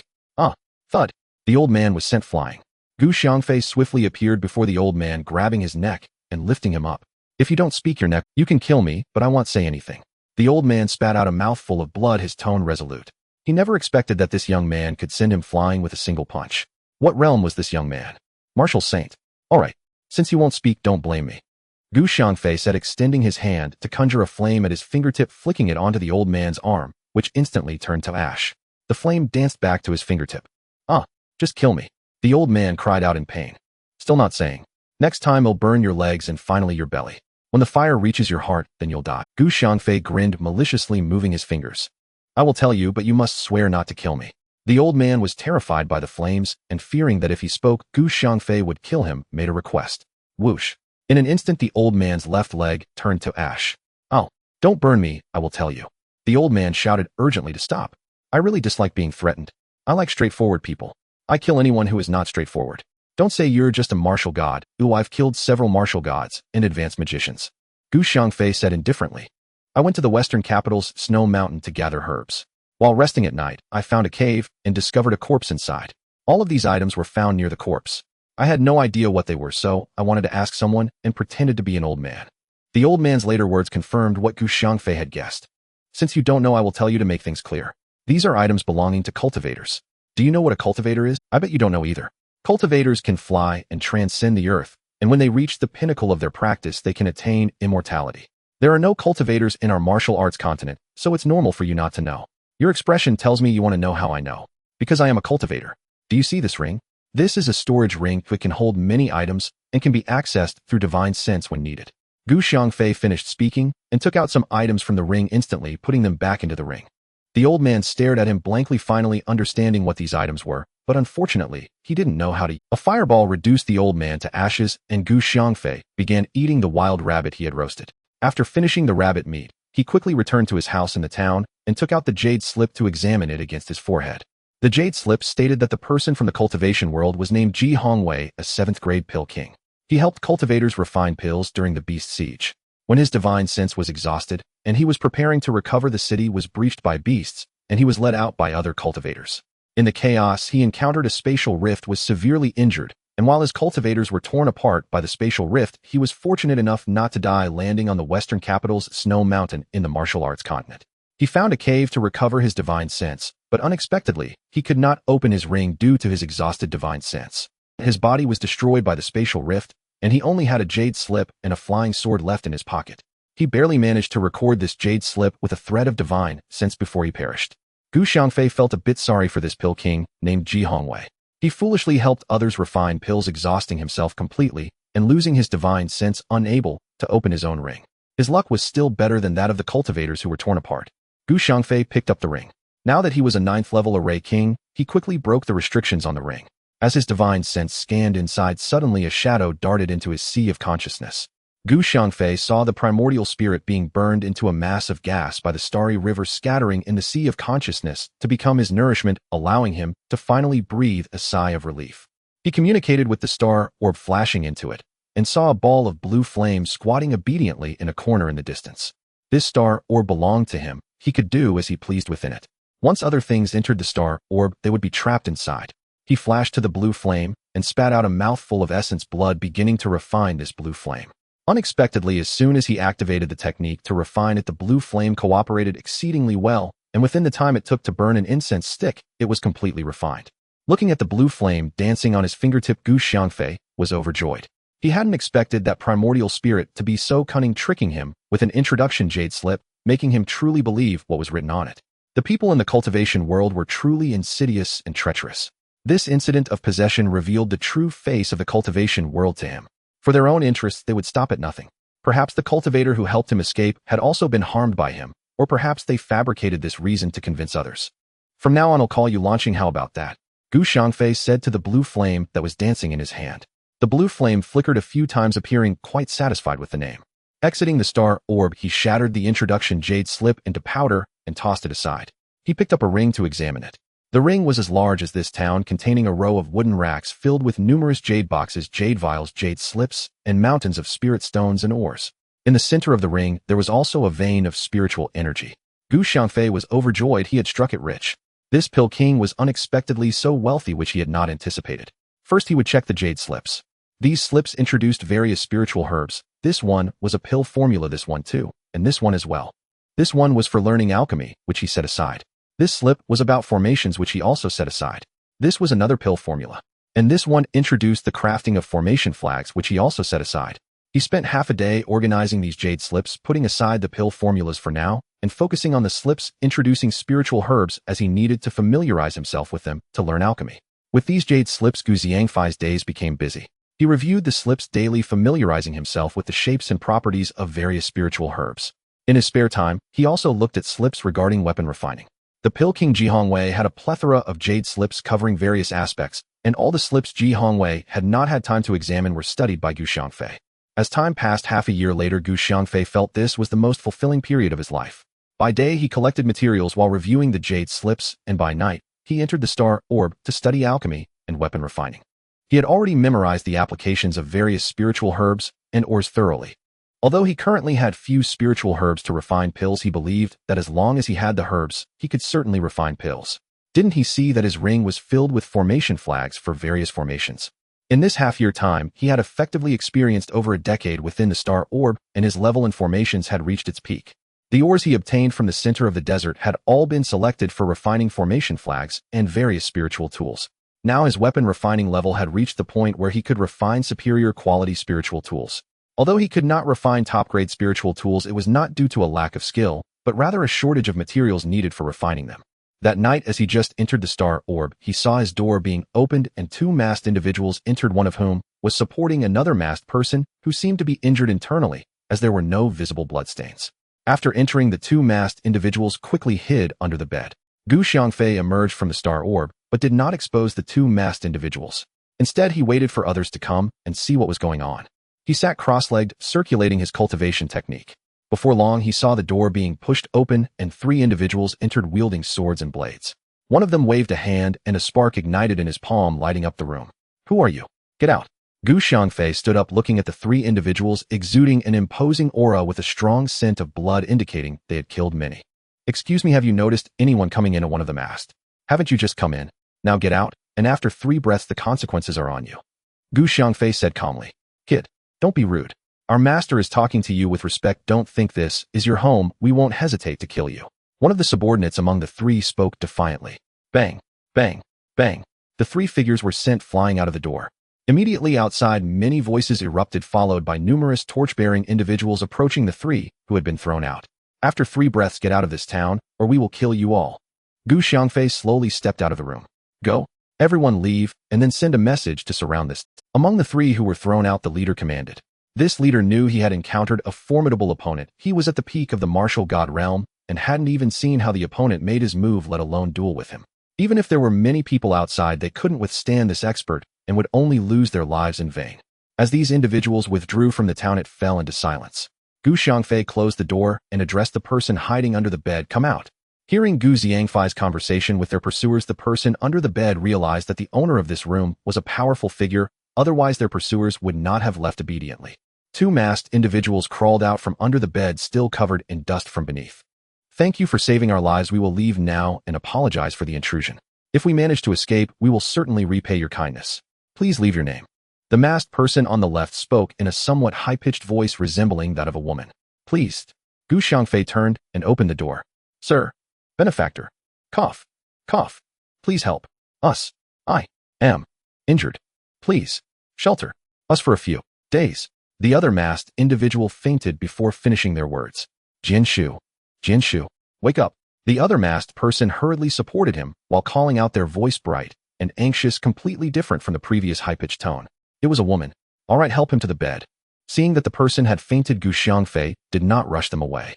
"Thank you." The masked woman helped Jinshu lie on the bed and took out a porcelain vial from her pocket, pouring out a pill for him. Xiangfei saw them go inside and stepped outside, setting up a defensive formation with the formation flags, a slaughtering formation. This time with the formation flags and spirit stones, he wanted to see how effective the formation would be. Thank you, benefactor, for taking us, and we will repay your kindness. The masked woman said as Xiangfei entered the house, cupping her fists in gratitude. Forget it, heal your wounds, and leave here quickly. This place is very chaotic. Xiangfei was not thinking about their repayment. He hoped they would leave soon, as he was studying alchemy and weapon refining and did not want to invite unnecessary trouble. The masked woman noticed his indifference and said nothing more, bowing as she turned to care for Jianshu. On the first day, those people did not enter the town. They heard the townspeople discussing how these individuals had surrounded the town, allowing only entry but not exit. Anyone who attempted to leave was beheaded. The townspeople panicked and stayed inside, fearing for their lives. The streets were much less crowded, as everyone was afraid of attracting unwanted disaster. 3 days later, Master Jianshu had recovered somewhat and could sit and circulate his cultivation technique to heal. During these days, the masked woman found it strange that this young man did not eat anything, sitting in a chair daily, deep in thought, occasionally gesturing with his hands. He sat like this for an entire day without eating. The masked woman thought that the town was locked down and he couldn't buy food, so she offered him her own provisions. To her surprise, he didn't even look at it, simply shaking his head without saying a word. On the 4th day, those people entered the town and began searching house by house for the masked individuals. Any house owner who resisted was killed. In an instant, the entire town fell into chaos, with cries, curses, and commands being shouted. Soon the sounds of screams faded, and it seemed everyone had been killed. Quickly, these individuals arrived at Xiangfei's door. The one among the 3 who had been thrown out was leading them. He hated the owner of this house for making them lose face and fiercely raised his leg to kick the door. Before his leg could touch the door, he saw his foot come into contact with some ripples. Then white light flashed, and with a few sounds of poof, this person was shredded into pieces without even a scream. Retreat. This is a killing formation set by a formation master, someone shouted loudly from behind. Wow. These individuals ran into the street, their faces showing horror. This killing formation was too terrifying.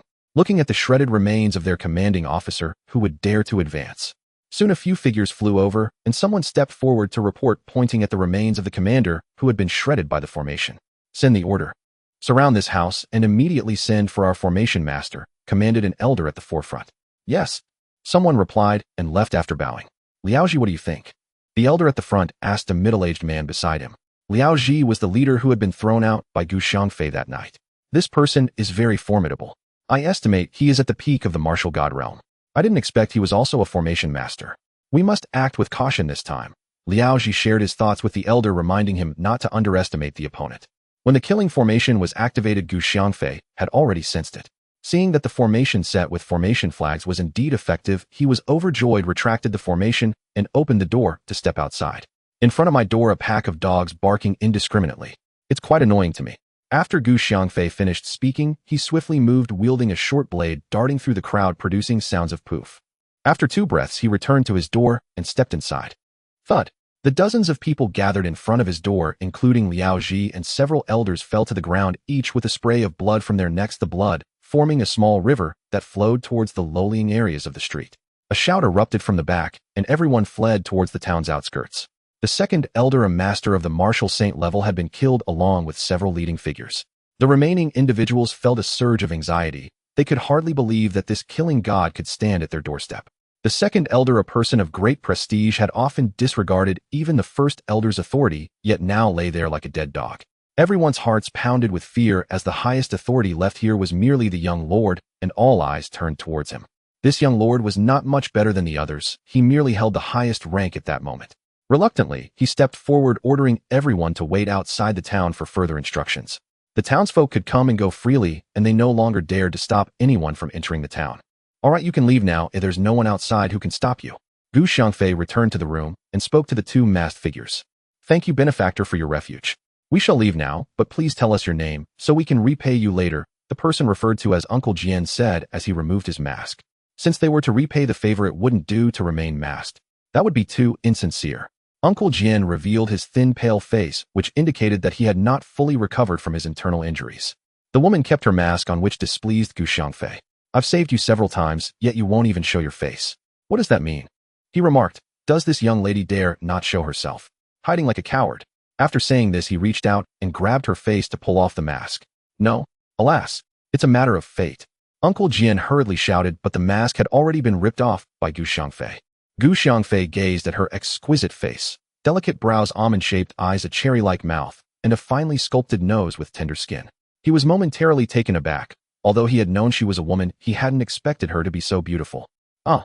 The woman gasped, looking at the mask in Gu Xiangfei's hand, her eyes revealing a hint of determination. I didn't expect you to be a woman. I apologize, you may leave now. Gu Xiangfei felt awkward for a moment, then urged them to depart. Please, young lady, tell me your name, so that I may report to my lord. Uncle Jian bowed to Gu Xiangfei and asked, What did you call me?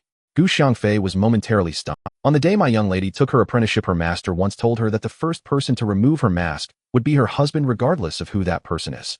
Uncle Jian explained to Gu Xiangfei why the woman kept her mask on. It doesn't matter what he does, this person is her husband. If she does not agree, it could bring disaster to her family. This must be a joke. There can't be so many complications. Don't listen to her master's nonsense.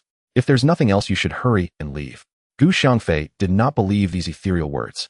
The woman, seeing that Gu Xiangfei had no intention of keeping them, did not reveal her name, and instead, since you look down on me and I cannot defeat you to avoid bringing disaster to my family, I can only repay your kindness in my next life.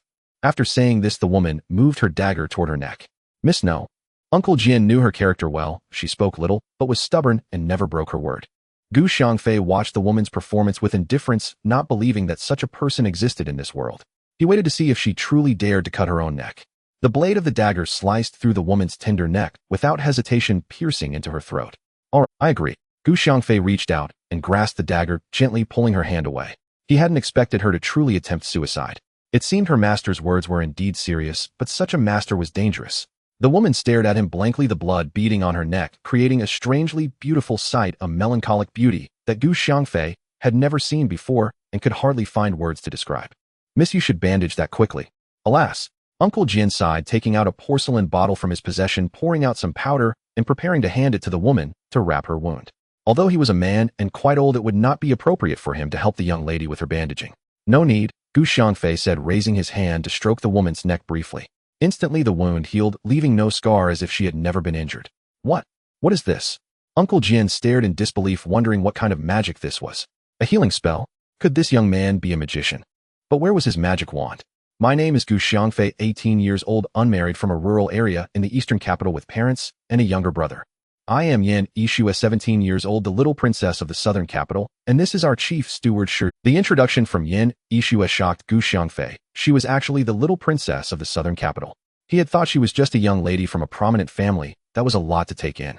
This year my master allowed me to descend a mountain. On my way back, I encountered the son of the dean of the Western Capital Academy. He tried to unveil my mask, and I killed him. They began hunting me down. Thankfully, I met Uncle Jian, or I would have been captured. However, those accompanying Uncle Jian were also killed, and he suffered internal injuries while saving me. Yan Yishue recounted her experience of being chased. Please take this pill, Uncle Jian. Since Gu Xiangfei had already agreed to marry the little princess, Uncle Jian was no longer a stranger, and he took out a pill to hand to him. Uncle Jian accepted the pill and swallowed it without hesitation, indicating he had full trust in Gu Xiangfei. The pill melted instantly upon entering his mouth, and Uncle Jian felt a surge of energy rising from his dantian, hastily channeling his technique to guide the energy through his limbs. His internal injuries healed instantly, and some hidden injuries also recovered as the energy flowed through, breaking through the bottleneck he had faced for over a decade and advancing to the late stage of the martial god realm. What kind of pill is this? I have never heard of such a pill before. It was several times stronger than those made by alchemists. This young lord actually gave him such a precious pill, leaving Uncle Jian extremely grateful and secretly determined to repay this young lord, well, as he owed him both his life and this gift. What plans do you have now, eh? Gu Xiangfei asked them. Uncle Jian, you should return to the southern capital. Tell the Grand Lord that I am following my husband now. All right. I feel at ease following the young lord. I will report to the Grand Lord upon my return, Uncle Jian said, trusting Gu Xiangfei, wholeheartedly knowing he would protect the little princess. After speaking, Uncle Jian stood up and walked to the door. Upon opening it, he was immediately stunned. More than 20 bodies lay at the doorway, among them the one who had pursued them, Liao Ji, as well as several elderly figures that looked somewhat familiar. The most familiar was the second elder, who lay lifeless on the ground. This was a martial saint-level expert. This young lord was far more formidable than they had imagined.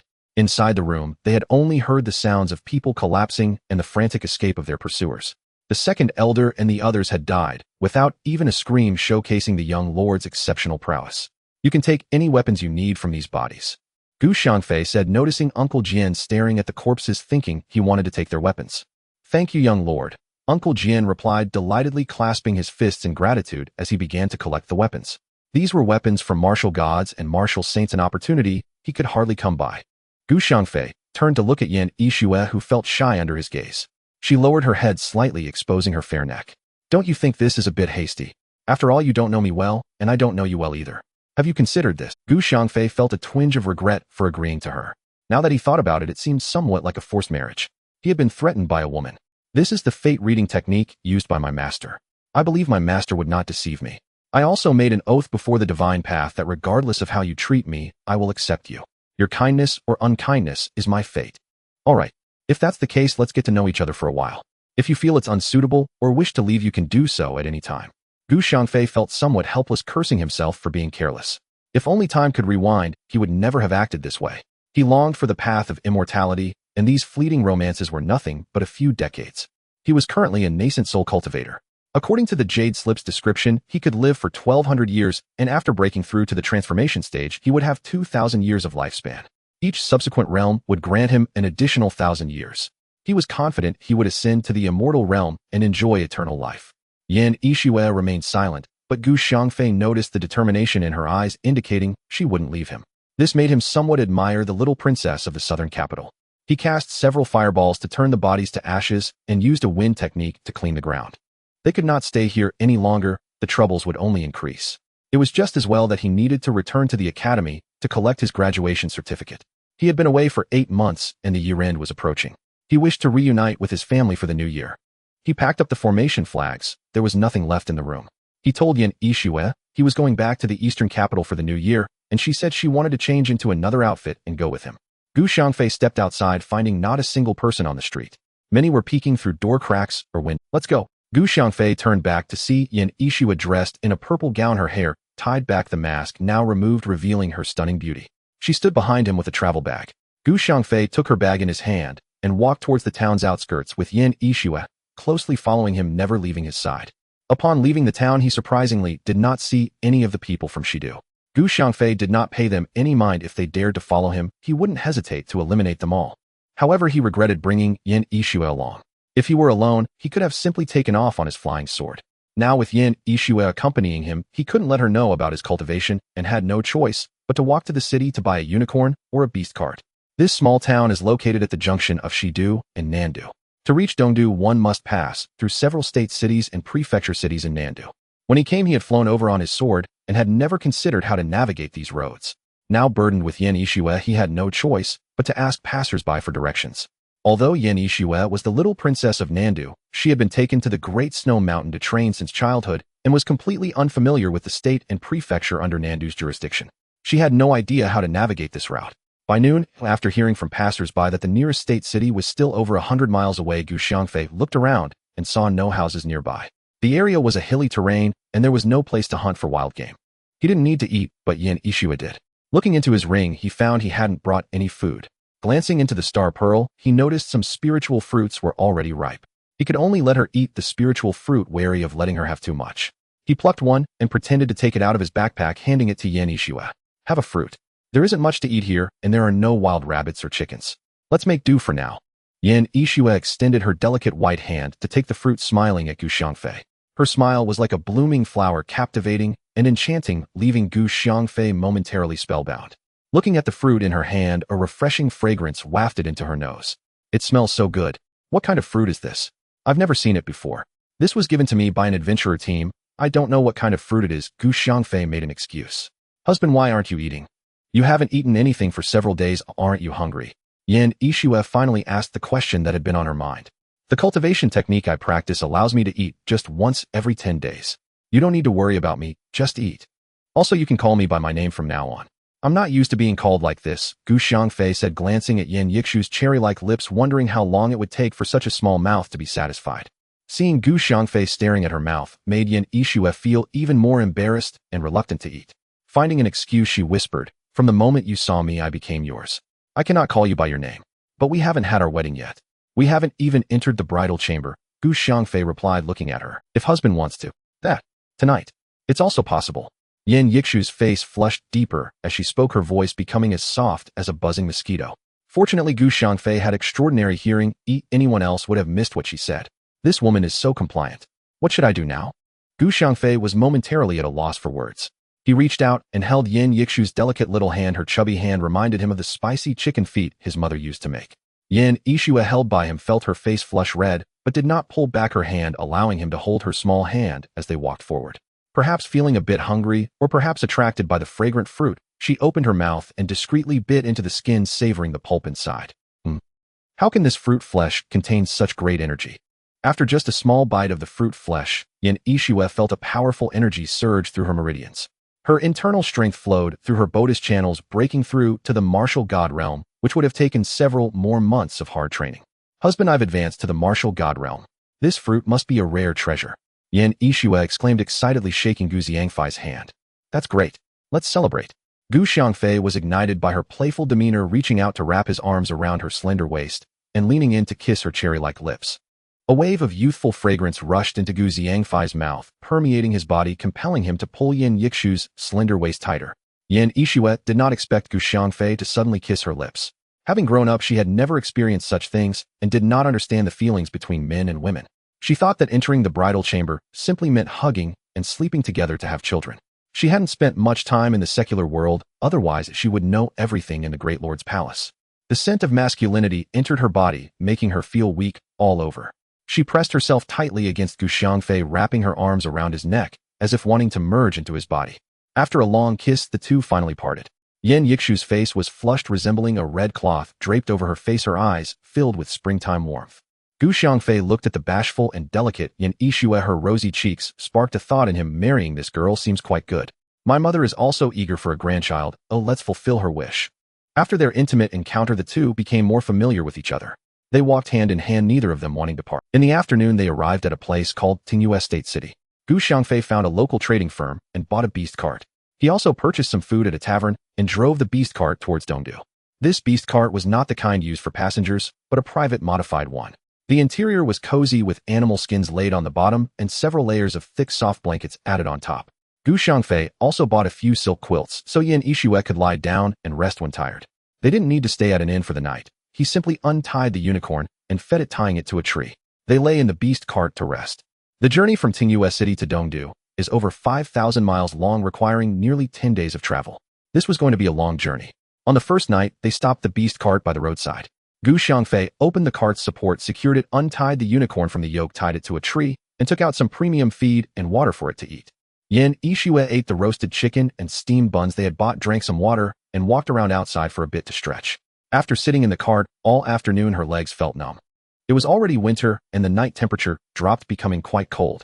When Yin Yixu returned to the beast cart, she saw Gu Xiangfei meditating and did not disturb him. Instead, she took a silk quilt and lay in the cart watching Gu Xiangfei. This man would be her husband in the future. He looked quite ordinary, but was pleasing to the eye. His scent was delightful, especially when he kissed her. That fragrance made her feel intoxicated, filled with joy and excitement. After running several cycles of cultivation, Gu Xiangfei noticed the spiritual energy here was sparse compared to that in Gu family village. He opened his eyes to find Yin Yixu staring at him with wide eyes, her gaze somewhat infatuated. Gu Xiangfei closed the front and back doors of the beast cart, raising the temperature inside a little. He then lay down beside Yin Yixu. Seeing Gu Xiangfei lying next to her without a quilt, Yin Yixu pulled her silk quilt over to cover him. Thus they ended up sharing the same bedding. Gu Xiangfei had not slept for several days, spending each day learning alchemy and forging. It had been over a decade since he last rested, and as soon as he laid down in the comfortable beast cart, he quickly fell asleep. Yin Yixu also hadn't rested in the past few days, spending each day in a life-or-death struggle. Uncle Jian was injured, she was even more afraid to sleep. Even in Gu Xiangfei's room, she didn't dare to sleep surrounded by many people. Tonight she lay down and quickly fell asleep. A night passed without incident. The next morning, Gu Xiangfei felt a soft, plump object pressing down on him. Upon opening his eyes, he saw Yin Yixu sprawled over him. Perhaps she felt cold in the middle of the night, or perhaps Gu Xiangfei's scent attracted her. After enduring panic for so long, she found a safe harbor in Gu Xiangfei and instinctively drew closer to him, feeling safe being near him. Gu Xiangfei looked at this girl who had experienced a range of emotions, from killing to fleeing, witnessing her subordinates being killed one by one, and seeing Uncle Jian injured while saving her. In just a few days, she had gone through what ordinary people would never experience in their lifetime. Yin Yixu felt she had finally found a warm place in the cold night. She snuggled closer to this warm spot, feeling extremely comfortable. Gu Xiangfei saw the happy expression on Yin Yixu's face and couldn't help but secretly chuckle. This girl must still be dreaming. He reached out to wrap his arm around her shoulder. Her frail body pressed tightly against his chest. Even though they were both dressed, they could still feel each other's bodies touching. Yan Yixue opened her eyes to find herself lying on Gu Xiangfei. Aside from the clothes between them, their bodies were pressed closely together. Her face suddenly flushed, and she didn't dare to struggle free, obediently lying on Gu Xiangfei, allowing him to play with her. The redness on her face did not fade. On that warm and quiet morning, they lay together for over an hour, before finally getting up to wash up. After eating something, they continued driving the beast cart forward. As their time together on the road increased, they became more familiar with each other's habits, and their feelings for each other gradually deepened. 7 days later, upon entering the territory of Dongdu, they decided to stay overnight in a nearby state city. After days of camping in the wild, it had become inconvenient. Yan Yixue wanted to take a bath as she felt dirty after so many days. The beast cart arrived at a state city called Lishan City. They paid the entrance fee and drove the beast cart to a large inn where Gu Xiangfei requested a luxurious room with bathing facilities. Yan Yixue impatiently entered the room, stripping off her outer clothing and taking her change of underwear into the bathing area. Gu Xiangfei looked at the clothes Yan Yixue had changed out of and used his divine sense to check her bag, discovering she only had 2 sets of clothes, a money pouch, and a long sword. She likely lost everything else while fleeing. When Yan Yixue came out of the bath wearing only her underwear, Gu Xiangfei realized that this girl had developed well. Her bust was ample, and he couldn't help but reach out to grab. Yan Yixue did not expect him to do that, and let out a startled cry, escaping momentarily.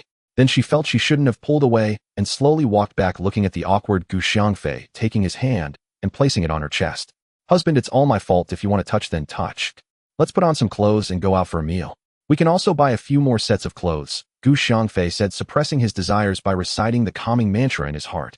Gu Xiangfei dropped his hand and pushed her to put on her outer clothing. They went downstairs and found a tavern where they ordered several local specialties, and the waiter recommended the local rice wine. After finishing their meal, Yan Yixue bought 2 sets of clothes and a few pieces of underwear at the clothing store, and also chose 2 sets of clothes and underwear for Gu Xiangfei. Back at the inn, though she had slept aboard the beast-drawn carriage for days, Yan Yixue still felt unsettled in her heart. She immediately shed her outer robe and collapsed onto the bed, stretching her lithe body luxuriously, a deep, satisfying release. Gu Xiangfei watched the beauty stretch, and with her undergarments offering little concealment, her snow-pale skin gleamed softly, igniting within him a surge of suppressed desire that flared violently anew. In moments, he stripped off his own clothes and lunged atop her, swiftly discarding her undergarments to reveal a figure sculpted with exquisite grace. Yan Yixue had never experienced such intimacy. No one had instructed her, nor even hinted at what was expected. Gazing upon Gu Xiangfei's unfamiliar anatomy, she instinctively covered her eyes, peering shyly through her slender fingers. Though Gu Xiangfei himself lacked experience, he had often passed by the Yihong Pavilion, and town merchants who traded with him frequently teased him about having seen women's bodies, even offering to escort him inside, offers he always declined. 2 novices, guided solely by instinct, nonetheless found their way quickly into the act. "Husband," she murmured afterward, "how did you know just what to do?" When the storm of passion subsided, Yan Yixue nestled against his chest and asked the question. Gu Xiangfei paused momentarily, speechless, then suddenly recalled, what if she could cultivate the Dao? "Xiao Shui, let me teach you a cultivation technique. See if your body resonates with it," Gu Xiangfei said tenderly, using her childhood name. She smiled. "Mother called me Xiao Shui. Please call me that too." He imparted the incantation, instructing her to sense the flow of qi. Still unclothed, she sat cross-legged upon the bed, focusing inward. Gu Xiangfei watched her intermittently, his expression taut with quiet tension. He longed more than anything for her to feel that first whisper of qi, so they might together tread the immortal path. After half an hour, disappointment flickered across his face as she remained unresponsive, likely born without spiritual roots. Yet just as despair settled, he sensed a subtle ripple in the ambient spiritual energy and whirled around, elated. At first, Yan Yixue's mind wandered back to their shared intimacy, unable to still itself. Only after a full incensestic's time did her thoughts finally settle, allowing her to truly perceive the qi. "Husband, I felt it," she exclaimed, radiant with joy. "Excellent," he replied. "Now I'll transmit the method of circulating the energy. Remain perfectly still." With a single fingertip pressed to her forehead, he infused her with the pride of snow and ice art, a technique he'd discovered within Ji Hongwei's storage ring. Then he placed 2 spirit stones into her palms, guiding her to absorb spiritual energy through the art's prescribed circulation. She didn't understand the purpose of the stones, but when her husband instructed, she obeyed without question. The pride of snow and ice art had been found within Ji Hongwei's storage ring, an enigma in itself. Who gifted it to him? Why would a man seek a cultivation art expressly designed for women? Now fate had bestowed it upon Yan Yixue. Within a few breaths, she sensed a gentle current emanating from the stones. Guiding that current along the meridians prescribed by the art, she felt acupoints burst open one by one. Unlike any martial arts circulation she'd ever known, martial arts techniques activated far fewer acupoints. Suddenly, crack! A soft, crisp sound echoed within her body, followed by a torrent of overwhelming energy surging forth from her core. Cultivation Realm 1, Spirit Gathering. She whispered, incredulous. So swiftly. What kind of art is this? Surely it cannot be real. Then a pungent odor struck her senses. Opening her eyes, she recoiled, her once pristine silken skin now coated in a greasy, foul residue. Xiangfei too had not anticipated her breakthrough in less than half an hour. Yet glancing at the spirit stones in her hands, he understood, unlike his own early struggles, she cultivated amid abundance. He had trained only where spiritual energy naturally pooled thickly, never with such aids. Yin Yixue leapt from the bed naked and rushed to the bathing chamber.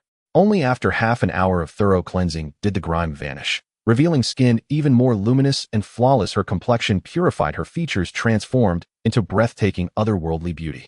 Emerging from the chamber, she stole another glance at Xiangfei, whose gaze had frozen in awe. Her cultivation had elevated her radiance beyond mortal grace. This celestial being, he mused, is my wife. How utterly improbable. Noticing his lingering gaze, Yin Yixue's heart swelled with quiet delight. He cannot bear to part from me. And recalling their earlier union, a warm, familiar yearning stirred anew within her. She stepped before him, leaned close, and whispered softly into his ear. Without hesitation, he swept her up and carried her back to the bed. When tranquility returned, Yin Yixue gazed at him, cheeks flushed, eyes brimming with profound affection. He extended one arm, and she nestled into his embrace, their bodies entwined as they drifted into slumber. At noon, they awoke separately. Yin Yixue stared at the delicate plum blossom stain blooming on the white sheet, then carefully tore it free and tucked it into her satchel, guarding her secret fiercely. Beyond the city gates, Xiangfei guided the beast-drawn carriage while Yin Yixue rested against his chest. Their bond, forged in profound intimacy, had deepened into inseparable unity. Not a moment passed apart. Wife, accept this ring. Drip a drop of your blood upon it. Thereafter it shall obey only you, Xiangfei said, presenting the refined storage ring he'd reclaimed from Jihongwei, now adorned with a lustrous gemstone. How exquisite. Thank you, husband. But why must I bleed? She asked, delighted as she slipped it onto her finger, though it fit snugly, refusing to slide fully to her knuckle. It is a spatial storage ring, he explained, gently watching her fumble. Blood binding seals its loyalty to you. Oh, she gasped upon glimpsing the vast interior space. Such immensity. How much could it hold? No wonder you carry so little. All your belongings must reside here. Our cultivation art must never be revealed to anyone, not even our parents or masters. Even my own father and mother remain unaware of mine. Xiangfei spoke with solemn gravity. Yes, husband, I swear I'll tell no one. But, is our art truly so extraordinary? Yin Yixue asked, astonished. We happen to stand in the wilderness. Let me show you what my cultivation enables. With those words, he summoned his flying sword, lifted her onto its blade, and infused it with true energy, whereupon it expanded rapidly and shot skyward like a silver comet. Ah, husband, we're flying. Truly flying. Yin Yixue cried, watching rooftops shrink into specks, then towns dwindle to apple-sized orbs as they soared ever higher.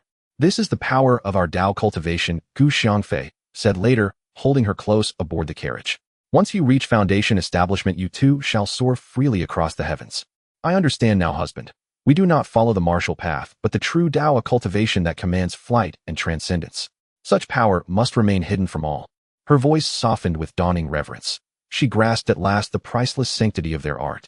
Having tasted the profound sweetness of union, they fell into rhythm, cultivating diligently by day, lodging each night in provincial inns, where their passion often raged until neighbors pounded on the door in protest. 5 days passed. The capital loomed ever nearer. Yin Yixue had ascended to Spirit Gathering Realm 5. Her progress accelerated immeasurably by the steady supply of spirit stones. Wife, the capital lies ahead. We near home. Let me change attire. You may drive for now. Yin Yixue faltered, nerves fluttering. Soon she would meet her in-laws. What would they think of her? Anxiety coiled tight within her chest. Part of her wished the journey would never end, but destiny brooked no delay. The bride, however timid, must face her husband's family. Oh, husband, is this your uniform? A 2-star commandant. You hold such high rank. She breathed, awestruck by the black military garb and the twin golden stars gleaming upon his shoulders, ranks she recognized well. Indeed, I am a 2-star commandant, though still a cadet. I graduate this year. I've returned only to collect my diploma. Xiangfei smiled. I had no idea you held such rank. You never told me. I worried all the way. I even considered taking you to the southern capital to petition the Grand Lord for an appointment. You're punished. Tonight, extra duty. She teased, laughing. Gladly. However many times you decree, he replied, his gaze darkening with playful heat. We'll see. Depending on your performance, she murmured, cheeks faintly flushed. Commandant has returned. The capital's sentries hurried to lower the iron-barred gate as Gu Xiangfei approached in his beast-drawn carriage. All knew him. The youngest commandant in history, his rank earned purely through unmatched merit, untainted by favor or deceit. Here is our home, arrived. Step down. Gu Xiangfei halted the carriage before the manor's grand gate. Yan Yixue trembled with equal parts excitement and trepidation, gripping his hand tightly. Gu Xiangfei gently squeezed her shoulder in reassurance. Together they entered the courtyard, where his mother and second aunt sat sipping tea, conversing peacefully. Mother, second aunt, I'm home. Gu Xiangfei greeted them warmly. Your daughter-in-law Yan Yixue paid. She knelt and kowtowed deeply. His mother and aunt stared stunned. What on earth is happening? Before rushing forward to lift her up, Gu Xiangfei, too, stood frozen, unprepared for such formal obeisance. Dear child, rise, please rise. They helped her up, gazing in wonder. This girl's beauty eclipsed even Li the widow, famed as the loveliest woman in Gu village by 100-fold. Mother, tell us, what is the meaning of this? His mother asked, turning to Gu Xiangfei. Mother, allow me to explain everything from the beginning. Ah, you are the southern capital's princess. His mother gasped, startled. Here I am, simply your daughter-in-law. No title, no distinction. Please, mother, set aside such thoughts. Yan Yixue took her mother-in-law's hand and smiled warmly. Ever since Yan Yixue arrived at home, both my mother and second aunt have been wearing smiles on their faces every day, feeling quite proud. This little princess from the southern capital affectionately calls them mother and second aunt daily, and even helps with the farm work, showing no airs of royalty. Gu Xiangfei plans to visit the academy today to check when they will issue the graduation certificates. Upon stepping outside, he sees various vegetables planted in the fields ahead. In this season, it is already cold in Gujia village, yet here it feels as warm as spring. He breathes a sigh of relief, realizing that deciding to settle in the capital was indeed a wise choice. The people on the streets are dressed in relatively thin clothing, unlike the bulkier outfits worn in Gujia village. The climatic difference between these two places is striking. He heard from Yan Yixue that people in the southern capital are still wearing summer clothes. Arriving at the academy, he finds Teacher Feng's office, just as Teacher Mei is also present. The two large ears converse, still trembling slightly. Hello, Teacher Feng. Hello, Teacher Mei. Gu Xiangfei greets the two teachers. Oh, Gu Xiangfei is back. What games did you bring this time? Teacher Feng asks with a smile. You rascal, you didn't bring me a magic wand. That old man Feng always shows off in front of us. It's driving me crazy. How shameless. Teacher Mei says, her large ears trembling with indignation. Enough, enough. At your age, you still ask your own student for things. Aren't you more shameless than I am? Before Gu Xiangfei could speak, Teacher Feng hurriedly interjected, saying a few words to Teacher Mei. Teacher Mei couldn't compete with Teacher Feng's eloquence and could only huff to express her dissatisfaction. If I have the opportunity, I will definitely give you a magic wand. Just wait. Gu Xiangfei promised this honest Teacher Mei a magic wand. Huh, great. I will wait. Teacher Mei exclaimed happily upon hearing this. Hey, race, your graduation certificate. It was issued the day before yesterday. Since you didn't come back, I kept it here for you. Now that you're here, take it. Thank you, Teacher Feng. Do I have any arrangements? Gu Xiangfei asked. No arrangements. There are many positions that are already occupied. Even by seniority, you'll have to wait a few years before a position opens up. Just rest at home for now. After all, you receive a salary every month. Just do whatever you want. Teacher Feng thought Gu Xiangfei wanted to work and hurriedly offered him some comfort. Upon hearing this, Gu Xiangfei was overjoyed. He originally didn't want to work, and now that there were no positions available, he could practice every day and pursue his own path. All right then. It seems I have no choice but to wait. Gu Xiangfei felt happy in his heart, but pretended to look helpless on the surface. After bidding farewell to the two teachers, Gu Xiangfei returned to his dormitory, tidied up his belongings, and left the academy with his backpack. To be honest, he had no fondness for the academy in the capital. It was far less memorable than his time at the academy in the state city. Upon leaving the academy and walking home, the thought of no longer having to come to the academy in the future made him feel greatly relieved and excited. At that moment, his true essence circulated rapidly within him. Crack. With a sound, he broke through the barrier of the fourth layer of the nascent soul and advanced to the fifth layer. Then he broke through the fifth layer of the nascent soul and reached the sixth layer, finally slowing down the circulation of his true essence. Gu Xiangfei did not expect that an improvement in his mental state would also lead to an enhancement in his cultivation. Overjoyed, he hurriedly took out 2 spirit stones, held them in his hands, and began to absorb the spiritual energy to solidify his realm. What kind of technique is this? How can it absorb the air around it for cultivation? An old man on the street observed Gu Xiangfei, who was standing still muttering to himself. After a quarter of an hour, Gu Xiangfei opened his eyes and casually tossed the used spirit stones into a nearby trash bin. Not long after Gu Xiangfei left, the old man hurried to the trash bin retrieving the spirit stones that Gu Xiangfei had discarded. What kind of stones are these? I've never seen them before. What are they used for? This young man can absorb the air just by holding these stones. I must go back and send someone to find out what these stones really are. The old man left with the discarded spirit stones filled with questions. Feifei, you're back. How did the academy arrange things? Where are you going to work? My position is hard to arrange. Teacher Feng told me to wait at home. As for me, I didn't want to work anyway. It's great that I have a salary every month, Gu Xiangfei said proudly. Sigh. I knew it would be like this. I've already inquired. It's definitely hard to arrange for someone as young as you with a high-ranking position. A low position doesn't match your status and a high position is already occupied. So just wait. I won't urge you anymore since you also don't lack money. His mother analyzed it thoroughly for him. Darling, you're back. Did you get your graduation certificate? Any job arrangements? Upon returning home, Yan Yixue asked the same questions. I got the graduation certificate, but there's no job arrangement. It's just right. I don't want to work, so I have time to practice. Gu Xiangfei shared his thoughts with Yan Yixue. Now that I know that cultivation is much more powerful than martial arts, I've already reached the 7th layer of qi refinement. I estimate I can reach the foundation establishment stage before the year ends, and then I can fly with my sword. Every time I think of this, I get excited. That's great, husband. This way we can focus on our cultivation. I want to go home for a visit before the year ends to see my mother. Can you accompany me? Yan Yixue looked at him with pleading eyes, waiting for his response. All right, he'll accompany you. I want to wait until you reach the foundation establishment stage before we go, and visit your in-laws as well. How does that sound? Gu Xiangfei shared his thoughts. Great. He'll work hard, thank you, husband. Yan Yixue nodded happily, her face displaying a determined expression. The old man returned to his family and immediately summoned the steward. Master, do you have any orders? The steward entered and respectfully asked. Have you seen this kind of stone? Arrange for someone to search for it.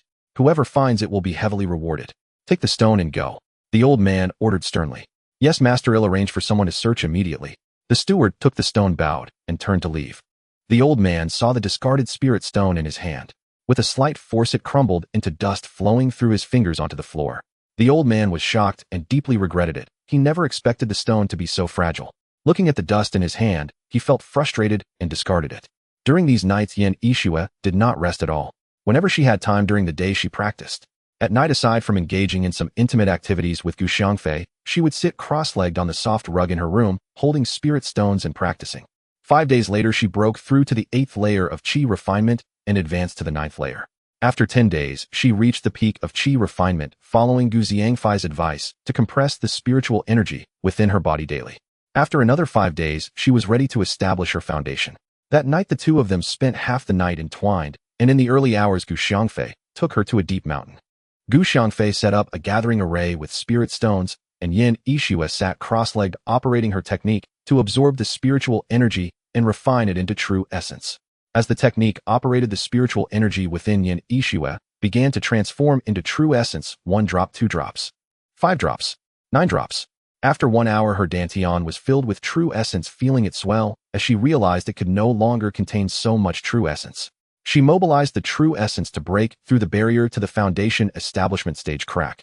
A light sound resonated within her body, and an aura that was dozens of times stronger than the qi refinement stage instantly spread out, like a stone dropping into a lake, creating ripples that expanded outward. Half an hour later, Yan Yixue stood up, ran to Gu Xiangfei's side, lightly jumped into his arms, and kissed him deeply. They kissed for a full quarter of an hour before parting. Husband, I have established my foundation. Teach me how to fly with a sword.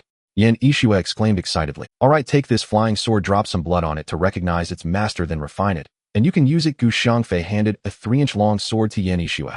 Yan Yixue looked at the tiny sword, feeling a bit puzzled, but she trusted her husband's words.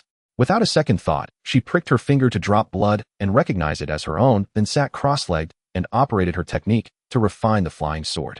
Oh, so it grows so large after the refinement. This is truly amazing. Yan Yixue stared at the flying sword in her hand, which transformed into a sword over 3 meters long and over 2 meters wide, astonishing her. First, step onto the flying sword and use your divine sense to guide it to fly according to your thoughts. Gu Xiangfei shared his learned experiences with her. At first, Yan Yixue wobbled as she flew, but as time passed, she became more familiar with it. An hour later, Yan Yixue could already fly freely in the sky, sometimes soaring high and sometimes gliding close to the ground. The more she practiced, the more skilled she became, thanks to Gu Xiangfei's relentless teaching, avoiding the early mishaps he experienced when he crashed into trees. Upon returning home, Yan Yixue's excitement had not yet faded, and she pulled Gu Xiangfei to engage in several sessions of exercise before they finally fell asleep in each other's embrace. Steward Su, has there been no news of that stone after such a long time? The old man asked angrily. Master, none of the subordinates have seen this kind of stone, and we've searched every mine in the family's industries and found nothing. We've also contacted our clients, but they all said they haven't seen this kind of stone. Some clients mentioned that this stone doesn't seem to originate from our continent. Steward Su recounted the search for the stone in detail, explaining that it wasn't due to a lack of effort, but simply that no one could find it. Old Rin, don't lose your temper. Be careful not to die of anger at your old age. An old man in gray robes entered with a smile, teasing the old man. Old he, why are you here instead of staying at your academy? Speak up. Night owls don't come here for no reason, the old man, named Rin, shot back at him. I came today to arrange for some students to take up positions. Here's the list, you can arrange it as you see fit. The old man, named, he placed a list on the table. I knew you wouldn't come with good news. Just send those students to the local city below. There are no positions available here in the capital. Even the 2-star general position that Old Feng asked me to arrange for someone from your academy has no openings. Old Rin looked at the list and mentioned Old Feng's situation again. That's fine, sending these students to the local city is okay. I know the person Old Feng asked you to arrange for. He is the youngest 2-star general from our academy. He has already made significant contributions at such a young age, and he will surely excel in the future. Oldie said proudly. I've heard about this matter as well.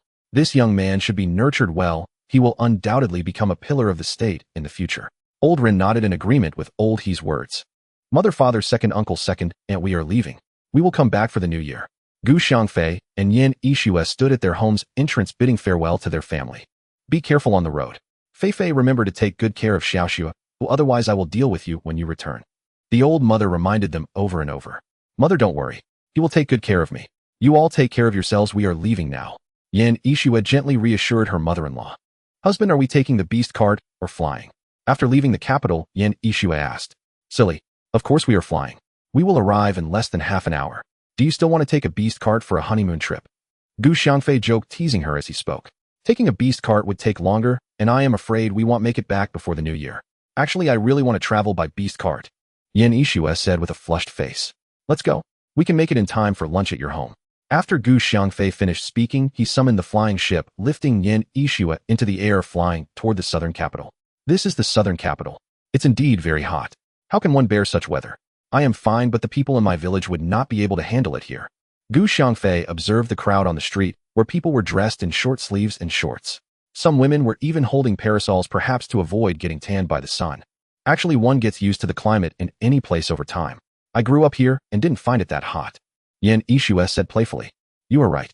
Wherever one stays for a long time, one eventually gets used to it. But even so, one still thinks of it. Gu Xiangfei said with deep emotion. Ahead is the Lord's Palace. What do you think of it compared to the Lord's Palace in the eastern capital? Yin Yixue asked. Gu Xiangfei looked at this palace, which was vastly different from the one in the eastern capital. The architectural design style showed significant disparities. Every place has its own characteristics, just like local snacks, each being different and unique. This palace is built according to the characteristics of the southern capital, and the palace in the eastern capital has its own features. They cannot be compared to each other. Gu Xiangfei commented on the palace. Halt. This is the Lord's Palace. Unauthorized persons, please do not linger here. The palace guard stood with a gun, speaking expressionlessly. Yin Yixue took a jade token from her backpack and waved it in front of the guard. You are the little princess. You've returned, little princess. I will immediately send someone to report to the Lord.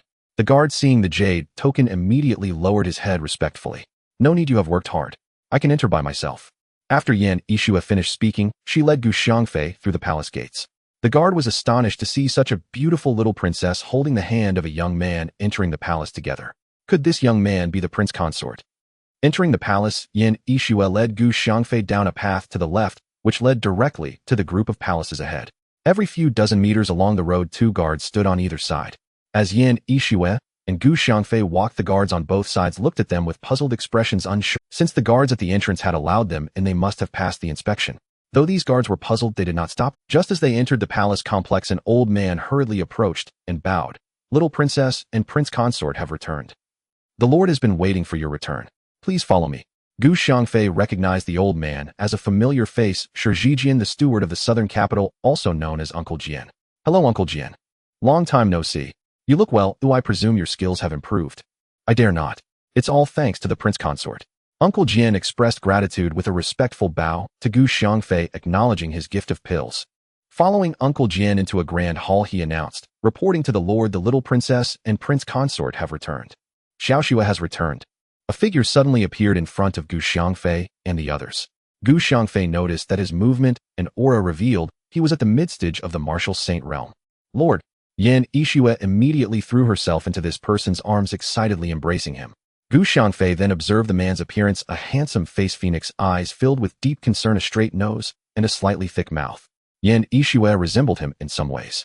Lord, this is my husband Gu Xiangfei. He is the one who saved me and Uncle Jian. Yan Yixue shyly introduced Gu Xiangfei. I have met the Lord. Gu Xiangfei bowed to this man, as he was Yan Yixue's father, and proper etiquette must be, no need for that. Although you and Xiaoxue are destined to be together, I must tell you this, if you ever wrong Xiaoxue, I will deal with you. Even though you are powerful, I will capture you with all the forces of the southern capital. The Lord felt somewhat uncomfortable towards the young man who had taken his precious daughter, and his tone involuntarily became a bit harsher. Gu Xiangfei understood this was a father's responsibility. What father wouldn't want their daughter to be happy? Thus he did not take the Lord's threat to heart. He could understand the bond between father and daughter.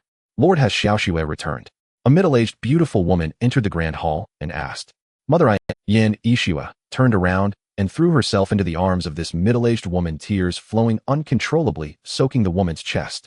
Good child, it's great that you've returned. I have heard from Uncle Jian. Is this my son-in-law?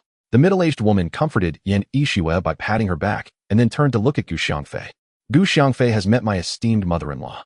Gu Xiangfei greeted the middle-aged woman after hearing the conversation between mother and daughter. Good. Nice. A very spirited young man. The middle-aged woman looked at Gu Xiangfei and smiled. Reporting to the Lord, the envoy from the western capital requests to see you.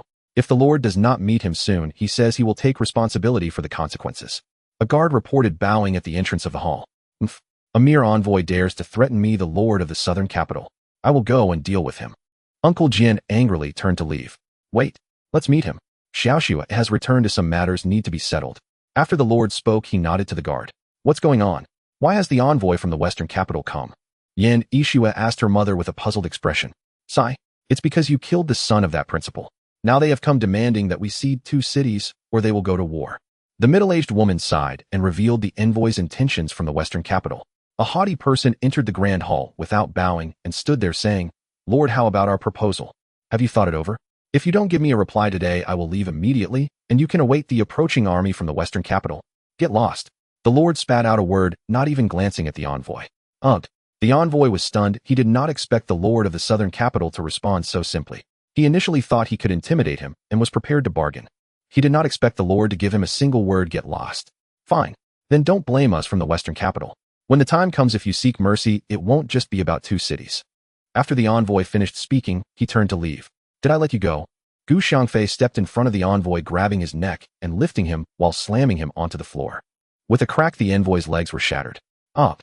The envoy from the western capital screamed in pain, pointing a finger at Gu Xiangfei, but before he could speak, crack. Another sound was heard as that finger bent back against his hand. Up.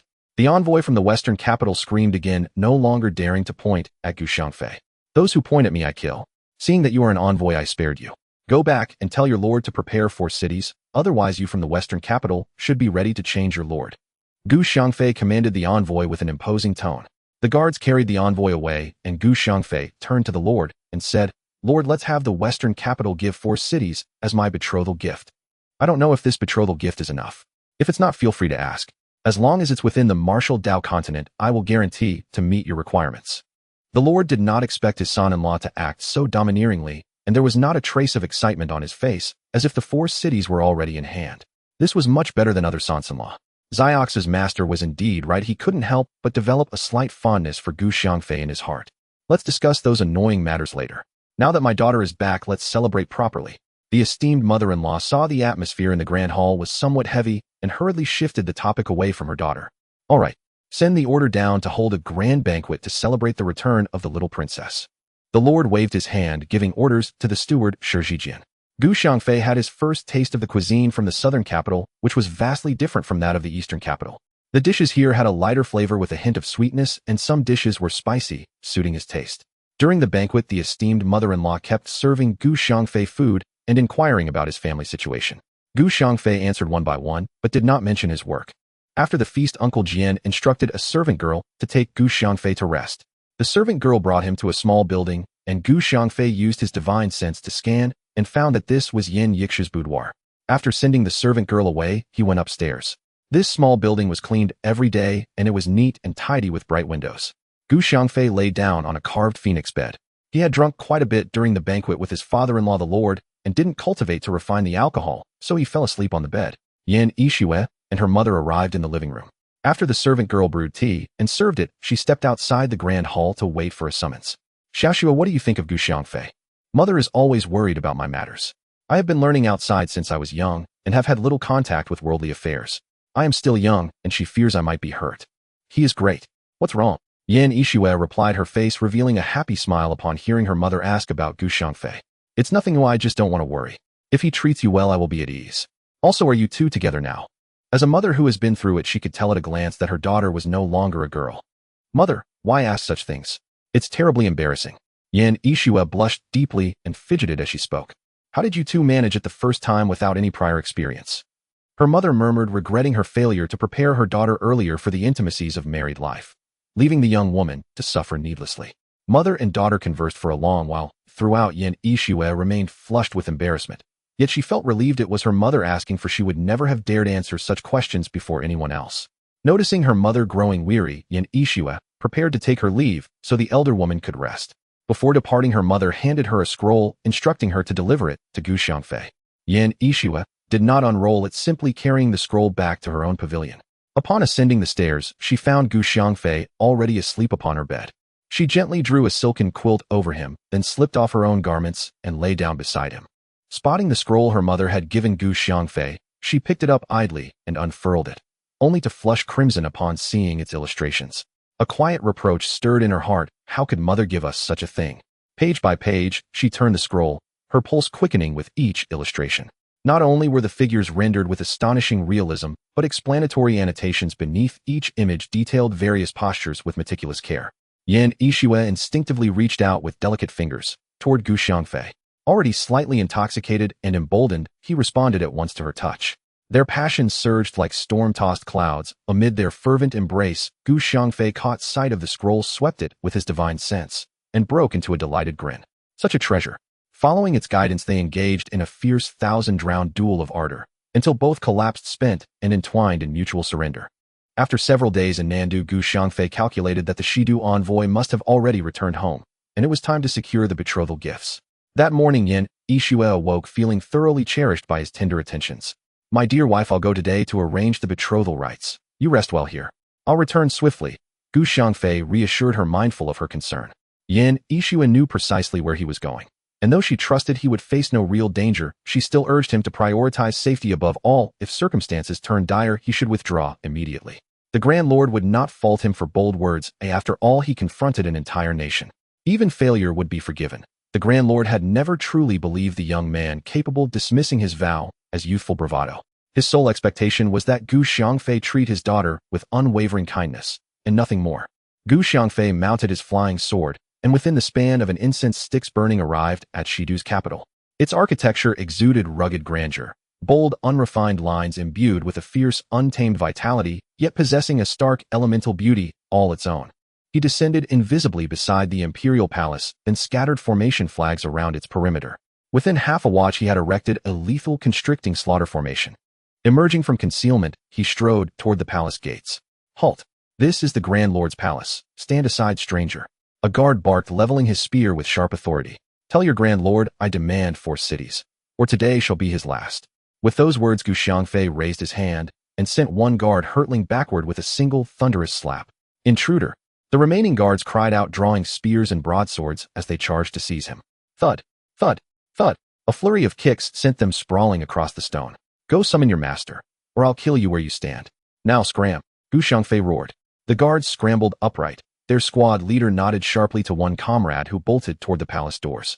Inside the Shidu palace, the Shidu envoy knelt before the Grand Lord, weeping bitterly as he recounted how the youth from Nandu had shattered his leg. Great Lord, that insolent youth who broke my leg has sent me back with a message. He demands 4 of our cities, or he will depose you. He threatens to slaughter your sons, seize all your daughters as concubines. When I dared protest, he broke my leg. Great Lord, avenge me. The envoy exaggerated wildly. His soul aimed to provoke the Grand Lord into launching war against Nandu. Bang! Unforgivable arrogance. Guards, mobilize the army. We march on Nandu in 3 days. The Grand Lord smashed the table before him, bellowing orders to his attendants. Before the guard could depart, another burst into the hall, blood streaking his face, dust clinging to his robes. Report. Great Lord, a youth has appeared outside the palace gates. He beat our guards and demands 4 cities, or else he will slay. The guard faltered, too terrified to utter the rest. Slay what? Speak. The Grand Lord, sensing ill tidings from the guard's hesitation, insisted, though he already dreaded what came next. He said he would kill you and replace you as Grand Lord. The guard whispered, summon the elders. I shall see for myself how he intends to slay me. A callow youth dares demand territory from me, assaults my envoy, insults me, beats my guards. I shall capture him alive, flay his skin, tear out his sinews, to purge this outrage from my heart. And as for the Grand Lord of Nandu, just wait. I shall appear before you soon enough. The Grand Lord raged, venting fury before action. Moments later, the palace elders assembled, including the Dean of Shidu Academy. Great Lord, word reached me that an intruder has breached our outer gates. I've already dispatched 2 elders to apprehend him. Once captured, we'll sever his head and send it to Nandu, to witness the Grand Lord's dismay. Ha ha ha. The senior elder roared with laughter, already picturing the Nandu Grand Lord's ashen, horrified expression. Hearing this, the Grand Lord swelled with delight and joined the mirth. Report. Great Lord. The 2 elders engaged the youth from Nandu, but fell in a single exchange. Their severed heads are here, and he bids us all come forth, to die.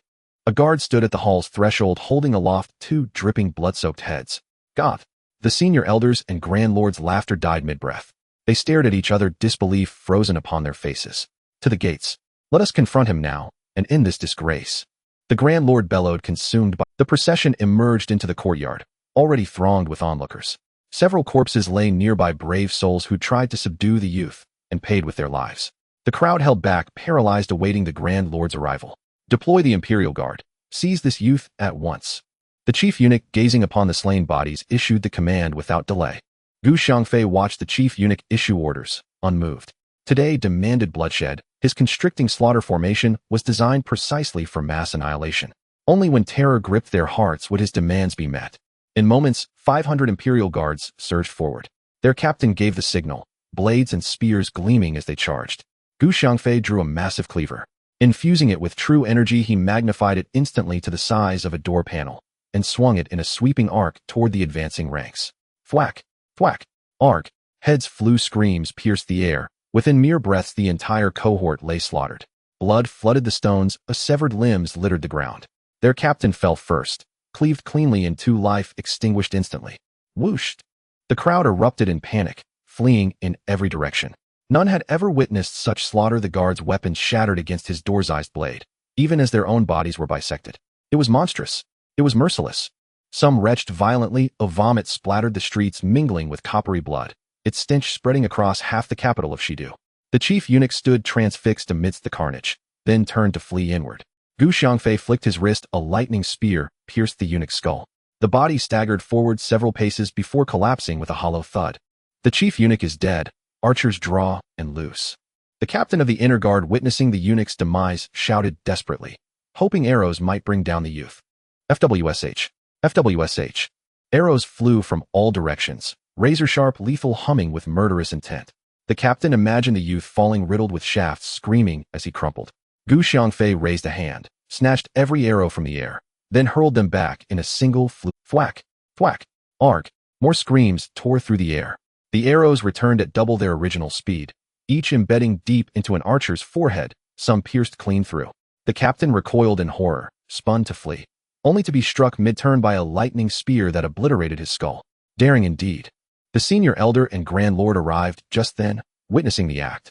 The elder roared, leapt skyward, and drove a palm strike toward Xiangfei. Oomph! The elder was still a martial saint. His speed formidable, yet to Xiangfei's divine sense sluggish. With effortless precision, he perceived the trajectory of the palm strike and sidestepped lightly aside. The elder's palm struck empty air, boom, shattering the granite paving stones beneath with explosive force.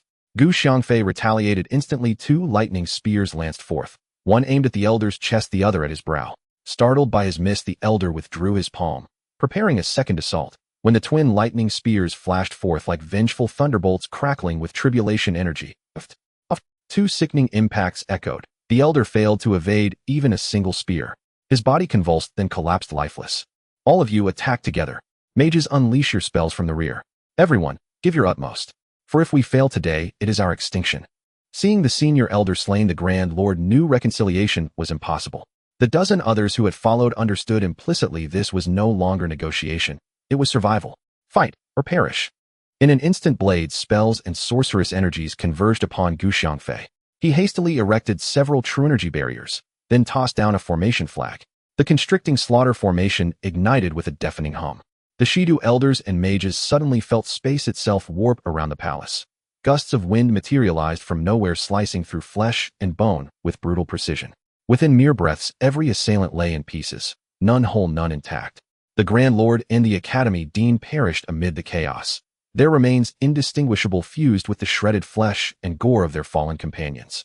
Xiangfei raised his hand to summon the formation flag, allowing the onlookers outside to finally see the situation inside the slaughtering formation. Wow! A chorus of retching filled the air, the stench of blood mixing with the sour smell of vomit quickly spreading throughout the street. Is there anyone here who can take charge? Come out. Otherwise I will destroy the palace, Xiangfei commanded sternly. Senior, please show mercy. I am Ouyang Huishan, the Vice President of the West Capital Academy. I hold the highest office here. May I ask what instructions you have, Senior? An old man with white hair ran over from the street and bowed to Xiangfei. My request is simple: hand over the 4 cities near the South Capital to be managed by the South Capital, Xiangfei stated his condition. Good. Understood. I will immediately send someone to arrange the handover with the South Capital. Please rest assured it will be done within 3 days, Ouyang Huishan quickly agreed. Those who did not comply had been turned to fragments, and he did not wish to meet the same fate. Xiangfei had slain all the high-ranking officials here. He, as the vice president, had never even had a chance to sit in the position of the president, yet now he had the opportunity to become the lord of the West Capital. Ouyang Huishan secretly felt grateful towards Xiangfei and naturally agreed to his conditions. Seeing that the vice president was so reasonable, Xiangfei did not make things difficult for him. He raised his hand to collect the weapons and magic staffs on the ground. Good. I will wait for you for 3 days, otherwise you know what the consequences will be, he said before vanishing. Ouyang Huishan did not expect that this young man could use invisibility. A sudden thought crossed his mind: with invisibility, he could go to that place. He decided to inform Xiangfei next time they met. If this matter was settled, he might also gain a share of the spoils. Xiangfei stepped onto his flying sword, heading straight for the capital of the South Capital. This time not only did he avenge an Yixue by killing the president, but he also subdued the Lord of the West Capital, obtaining many weapons and magic staffs, while eliminating the threat the West Capital posed to the South Capital, which also gained 4 cities. Husband, you're back. Was everything smooth? Yan Yixue quickly asked upon seeing Xiangfei. It went exceptionally well. The highest official in the West Capital is now the vice president of the West Capital Academy, and everyone else, including their lord, has been slain by me. Within 3 days someone will come to hand over the 4 cities to the South Capital. Xiangfei held Yan Yixue's small hand, smiling as he informed her. Oh, really? That's wonderful. The Lord can rest easy now. We no longer have to worry about the West Capital invading. Thank you, husband. After Yan Yixue finished speaking, she looked up and kissed him on the cheek. Xiangfei touched his face and thought to himself, is the Lord of the West Capital only worth a kiss? What? Is what you said true? Xiangfei said it himself. Upon hearing Yan Yixue say that the West Capital was finished, the Lord asked her several questions in succession. It's true. This was told to me by my husband. Do I believe him? Yan Yixue replied firmly. We will know the truth in 3 days. If it's true, this will indeed be a blessing for our South Capital, and we will certainly arrange a grand wedding for you. Yan Yixue's mother began to believe her daughter's words. Good. What you said is right. We will know in 3 days, and if true, we will proceed, as your mother suggested.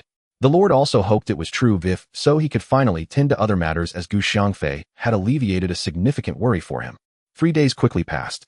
The Lord frequently checked the time, feeling restless in the palace, and surprisingly began to hope that this matter was indeed true. Suddenly, he slapped his forehead, internally chastising himself for being so impatient. Even if it weren't true, what could be the worst that could happen? How bad could it possibly get? If all else failed, they could simply go to war. The Lord thought about this, and surprisingly felt no hatred towards Xiangfei for deceiving him. It was something he shouldn't have believed in the first place. It seemed that his many years of self-cultivation had still not passed the test. Report. Lord, the West Capital envoy is waiting outside the palace, saying he has come to hand over the 4 cities. Just as the Lord was annoyed at his lack of composure, a guard came in to report. What? Let him in. Upon hearing the guard's words, the Lord felt immense joy, but maintained a calm demeanor as he summoned the West Capital envoy. After the West capital envoy entered, he showed the utmost respect, handing over the 4 cities near the South capital for them to manage, and hoping the Lord would accept. The subsequent matters were easily handled. The Lord immediately sent people to take possession of the 4 cities and arranged for the envoy to stay at the relay station until everything was settled. After arranging everything, the Lord returned to the courtyard behind the palace, and upon seeing his wife, he said with a beaming smile, "Gu Xiangfei truly wiped out all the high-ranking officials in the West capital, and the West capital envoy has already handed over the 4 cities to us." Oh, really? That's wonderful. It seems that Xiao Shui's husband is indeed formidable. We can rest easy knowing Xiao Shui will marry him. Xiao Shui's master must have profound cultivation to foresee what would happen in the future. Yan Yixu's mother spoke with admiration. Indeed. How about this? We will hold their wedding in 3 days. Do you have any objections, my lady? The Lord was currently in high spirits, feeling very pleased. Typically a decisive person, he surprisingly asked for his wife's opinion, which left Yan Yixu's mother quite astonished. Xiao Shui Gu Xiangfei has already sent the betrothal gifts. Your father has decided to hold the wedding for you in 3 days. Her mother came to her small building smiling broadly. Oh, the West capital has given us the 4 cities. Yan Yixue quickly inquired. Yes. Just now your father arranged for people to take possession. This time it's all thanks to Gu Xiangfei's efforts. Her mother was extremely satisfied with her son-in-law. 3 days later, the Lord held a grand wedding for Gu Xiangfei and Yan Yixue in the palace. Almost all the high-ranking figures of the South capital attended, and seeing the mountain of gifts, Yan Yixu's mother beamed with joy, thinking among her daughters, this youngest one has found the best husband. Bow to heaven and earth. Bow to the parents. The couple bows to each other. As the officiant Uncle Jian smiled broadly, feeling immensely grateful for this son-in-law who not only saved his life, but also helped him elevate his cultivation level, and now presented 4 cities as a betrothal gift, making him admire the groom even more. Hey, have you heard? This son-in-law is something else. He single-handedly wiped out all the high-ranking officials in the West capital and forced them to hand over the 4 cities before stopping. This news had already spread throughout the capital. Even the lower cities knew about it. Our lives in the South capital will be much easier with this son-in-law. Guests who came to congratulate began to discuss among themselves, whispering and occasionally bursting into hearty laughter. Hey, this time we've been overshadowed by this young son-in-law. A look at how everyone is talking about him. A middle-aged man said to the 2 younger men next to him. It's hard to argue with that. I certainly can't compare. However, I heard from my mother-in-law that the young son-in-law is from the East capital and intends to return there, which is good news for us. One of the young men said to the other 2, "Oh, if that's the case, that's great. He poses no threat to us. Building a good relationship with him now might be useful in the future. Even if not, we'll leave a good impression." The middle-aged man who spoke first said, "Right. Sister-in-law is indeed insightful. Oh, let's have a few drinks with the young son-in-law later." The other 2 nodded in agreement, indicating that they found his words very reasonable. Gu Xiangfei entered the bridal chamber and lifted the red veil off Yan Yixu's face, revealing an extraordinarily beautiful visage. Though he had seen it countless times, seeing Yan Yixue dressed as a bride was a first for him, and he found himself momentarily mesmerized. Now seeing Gu Xiangfei, Yan Yixue showed a hint of shyness, her face slightly flushed as she bashfully asked, "Husband, why are you looking at me like that?" "It feels a bit strange," she added. "My wife is beautiful. Ooh, I want to look a little longer," Gu Xiangfei replied, wanting to forever remember this moment. They would share life and death, never to be separated. "Husband, you go out and toast the guests. Don't worry about me. Ooh, I'll eat when I'm hungry," Yan Yixue said, afraid of losing propriety and making the Lord lose face, assuring Gu Xiangfei that this was her home. Gu Xiangfei thought for a moment and agreed. He kissed Yan Yixue on her cherry lips and turned to step into the hall outside. The hall was now bustling with voices, acquaintances urging each other to drink, and strangers introducing themselves, all raising their glasses to wish the little princess happiness in her marriage. As soon as Gu Xiangfei emerged, he was surrounded by people who all toasted him, expressing their gratitude for his significant contributions to the South capital. "Lord, it's really you," a voice called out, causing the surrounding noise to fall silent. Why is this envoy from the East capital referring to the groom as a military commander? Someone hearing the East capital envoy asked in confusion, "What's going on?" "I don't know. Could the groom have another identity?" Someone picked up the conversation. Everyone began to whisper among themselves, exchanging glances. "Oh, you know me. May I ask who you are?" Gu Xiangfei asked, momentarily stunned. "I am the envoy from the East capital. I met Lord during my time at the East Capital Academy. I came today to discuss trade between our 2 nations with the Lord of the South capital. I didn't expect to encounter the little princess's wedding and came to share in the joy. I never expected the groom to be Lord," the East capital envoy said happily. Having a military commander as a groom made things much easier, and he heard from those nearby that the groom had achieved great merit for the South capital, and the Lord was very grateful for him. "Good. If you need my assistance, just let me know." For now, let's drink. Gu Xiangfei felt that helping out was worthwhile, as it was a matter concerning his own country. Moreover, trade between the two nations was a good thing. At this moment, the lord approached reeking of alcohol, evidently having had quite a bit to drink. This is the little prince's husband, as well as the 2-star military commander from the East capital. Now he is my son-in-law. Oh, everyone raise a glass to my son-in-law, and wish them a happy marriage. After the lord finished speaking, he joyfully raised his glass, and drank it all down. All the guests cheered in unison, raising their glasses and shouting, wishing the groom, the military commander, a happy marriage. After the wedding, Gu Xiangfei stayed in the southern capital for 3 more days before deciding to return to the eastern capital, as the new year was approaching and his mother was waiting for him to come home. Yan Yixue was aware that they were going back for the new year, so she discussed the matter of returning home with the Grand Lord and shared some heartfelt words with her mother. The next morning, Gu Xiangfei bid farewell to Yan Yixue and the Grand Lord's family. His mother reminded Yan Yixue to be filial to her in-laws when she arrived at her new home, not to act like a princess, and assured her that she could return to visit whenever she wanted, as the little house would always be kept for her. The Grand Lord also gave his advice mainly to be cautious on the road and not to underestimate the journey just because of his high cultivation level. He advised them to act carefully. After leaving the city, Gu Xiangfei and the others found a secluded spot, stored away the beast cart, and took to the skies on their flying swords, heading to the eastern capital. Half an hour later, they landed near the capital of the eastern capital, released the beast cart, and after Yan Yixue was settled, Gu Xiangfei drove the beast cart toward the city gate. Upon returning home, his mother was overjoyed to see the two of them back, warmly holding Yan Yixue's hand and asking her questions. Annie, having finished her chores, also came over to greet them, and Xiao Jiaojiao affectionately called her big sister-in-law, as she really liked this big sister-in-law, who was not only beautiful, but also treated her well, often bringing her gifts. Father and Uncle Heir were also very happy to see Yan Yixue, as she was now part of the Gu family. Despite being a little princess from the southern capital, she had no airs about her and worked hard in the fields like anyone else. Gu Xiangyu and Gu Xianghai, these two boys, respected this big sister-in-law greatly, as Yan Yixue often guided them in their martial arts training with patience for anything they didn't understand or could not do. After a lively New Year celebration, younger brother Gu Xiangyu went to the academy as he was set to graduate this year, and cousin Gu Xianghai was also heading to the academy to study, bringing a sense of quiet back to the home. During this time, Gu Xiangfei's cultivation broke through to the 8th level of the nascent soul stage. He estimated that in another month he would advance to the transformation stage. With plenty of spirit stones at hand, he could set up a spiritual gathering array for training. Both he and Yan Yixue were improving rapidly in their cultivation, and he was very grateful to the elder who had given him the ring. Although he ended up killing him, he still felt a deep gratitude, as without that elder he would not have been able to obtain the treasures within the ring. Every day aside from training, he was rolling in bed with Yan Yixue, fully enjoying the scroll given by her mother. During this time, Yan Yixue was flourishing like a fairy, and his mother was delighted to see it, as her wish to hold a grandchild was soon to be fulfilled, making her smile broadly. One day, father returned from the street with a shocking piece of news. We should return to Gujiao village. Many ferocious beasts had appeared in the Xingyue Sea, attacking the coastal cities of the eastern capital. They had already taken 2 cities, and apart from a few who managed to flee, the rest had been devoured by the beasts. Father recounted the situation with lingering fear to the family. The Xingyue Sea is located in the middle of the 4 capitals and is much larger than the combined area of the 4 capitals. Many merchants travel to neighboring countries for trade using fleets, as it is much closer than overland routes, and they can transport more goods at a lower cost. The Xingyue Sea experiences beast tides every few decades, with many ferocious beasts emerging to attack the surrounding cities. Previously, it was rare for beasts to attack the eastern capital. Most assaults were on the southern and western capitals, while the northern capital had never been attacked.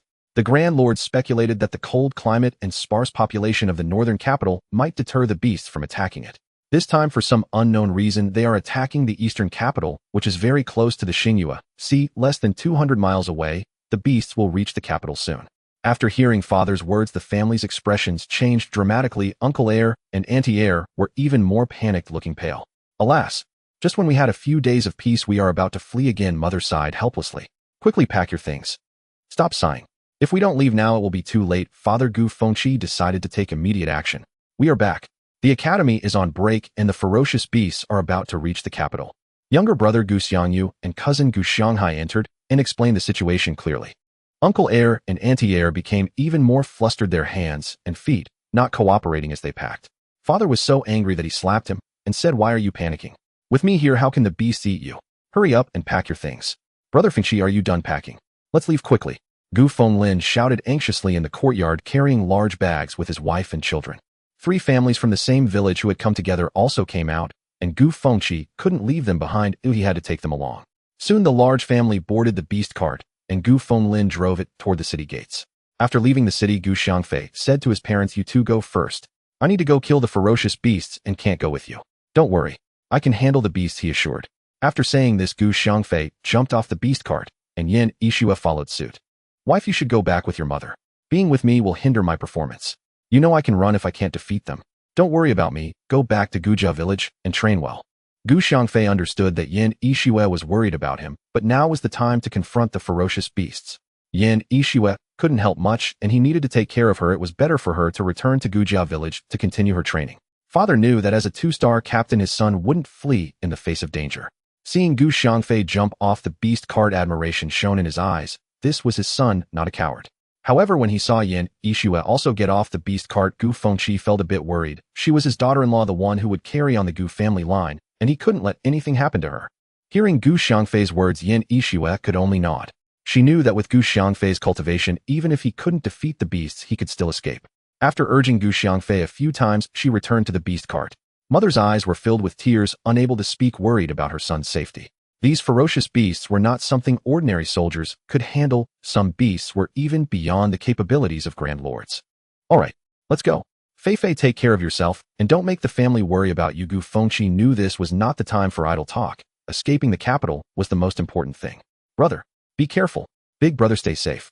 We'll wait for you to come back." The words from his younger brother and cousins moved him deeply, as family ties were forever unbreakable. Gu Xiangfei watched the beast cart disappear into the distance until it was no longer visible before turning back toward the capital. On the way, he switched into his military uniform, instantly revealing the demeanor of a battle-hardened soldier, striding confidently toward the academy in the capital. The streets were in chaos, with people calling for their loved ones, shouting and urging each other as beast carts rushed by and collided, creating a scene of confusion. Soldiers quickly appeared on the streets, forming lines and columns as they gathered toward the city square. Gu Xiangfei did not go to the square, but headed directly to the academy to find Teacher Feng. When Gu Xiangfei arrived at Teacher Feng's office, it was empty. He extended his divine sense and saw Teacher Feng, the dean, the vice-dean, Teacher Mei, and several other teachers in a meeting room, holding a meeting. Gu Xiangfei did not enter, but stood at the door of the meeting room waiting for them to come out. "Captain, are you waiting for someone?" People passing by were in a hurry, but only one person stopped to speak with him. Before he could respond, a group of people emerged from the meeting room. "Good lad. I knew you wouldn't run away. I'll come with me." Teacher Feng smiled brightly upon seeing Gu Xiangfei. Other familiar teachers greeted him as well, including Teacher Mei and the elder with the drooping eyebrows, especially the latter, who had purchased many magic wands from Gu Xiangfei, greatly boosting his magic system's power. "Teacher Zhao, do you still need magic wands?" "I have some high-level ones left." Gu Xiangfei recalled the magic wands he had obtained in the western capital upon seeing the elder with the drooping eyebrows. "Oh, of course I want them. I'll take as many as you have. Hurry and bring them." The elder urged him as they were about to battle the ferocious beasts, and high-level magic wands were in great demand. Gu Xiangfei's offer was a timely help. "You promised to give me one, so you have to give me one this time as well," Teacher Mei hurriedly said from the side. "I'll definitely give it to you. Where are you going? Where can I find you?" Gu Xiangfei could not expose his storage ring, pretending to go back to retrieve the magic wands before finding them again. "We're going to the square now. You can find us there shortly." The elder with the drooping eyebrows said this before hurriedly leaving with the other teachers, dragging along Teacher Mei, who was reluctant to leave. Gu Xiangfei took another stroll down the street and noticed that the situation had improved a bit after the law enforcement team came out to maintain order. The chaotic scenes had stopped and the beast carts were operating normally along their routes. Although some were in a rush, there were no more traffic jams. A quarter of an hour later, Gu Xiangfei arrived at the square of the capital, where thousands of soldiers had gathered, standing in neat and orderly rows, with various military units positioned separately. There were spear soldiers, archers, shield bearers, and large sword teams, all looking impressive and commanding.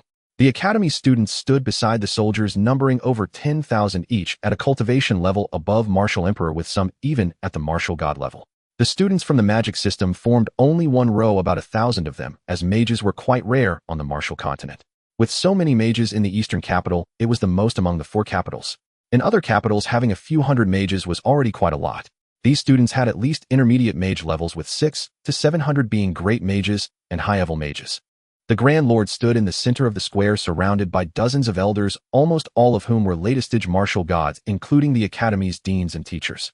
"This time the beast attack is the largest in decades. We must protect our people and eliminate the ferocious. Now team leaders, take your squads and set off."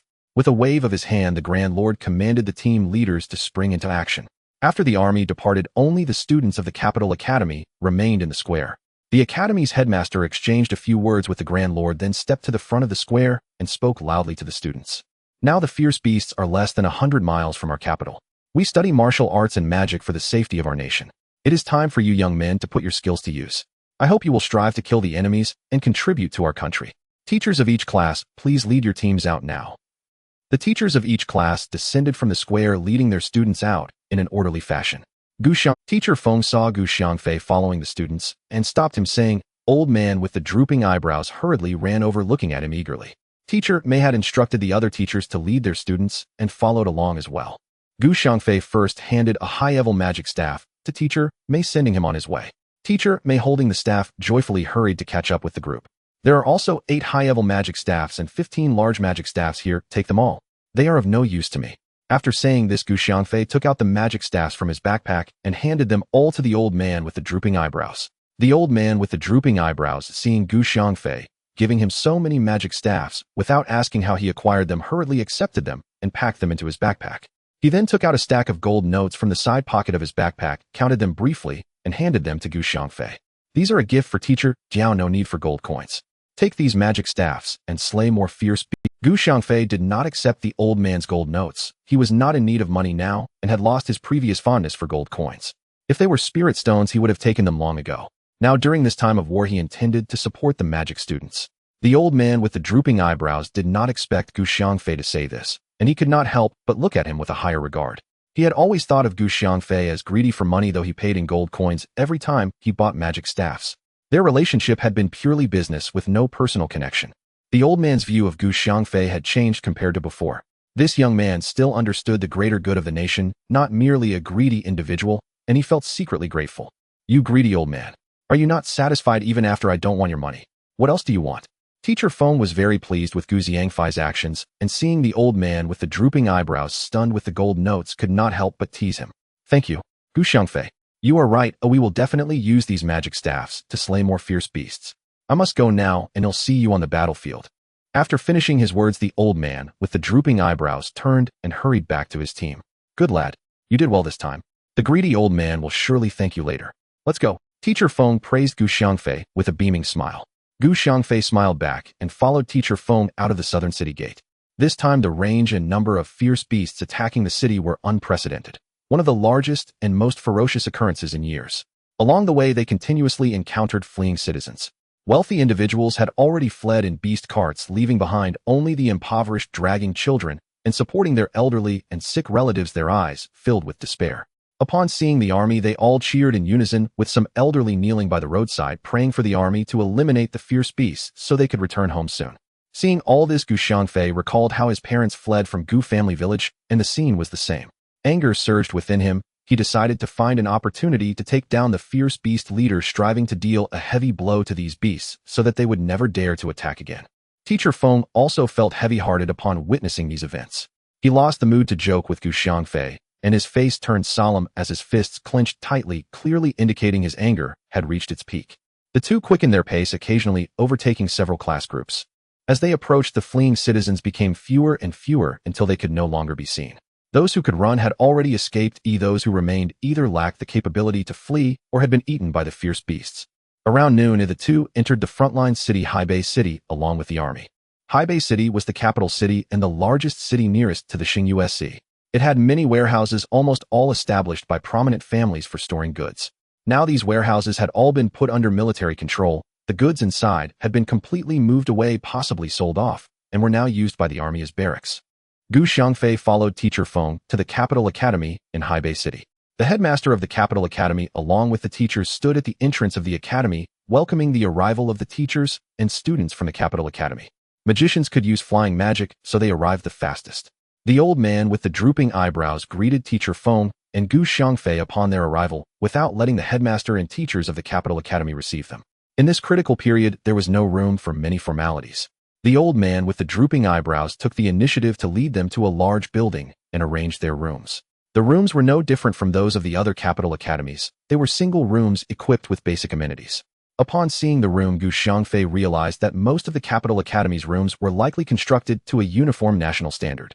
After tidying up the room, Xiangfei stepped outside, not wanting to interrupt Teacher Feng and the old man with the drooping eyebrows in conversation. He walked alone out of the academy's main gate towards the city wall.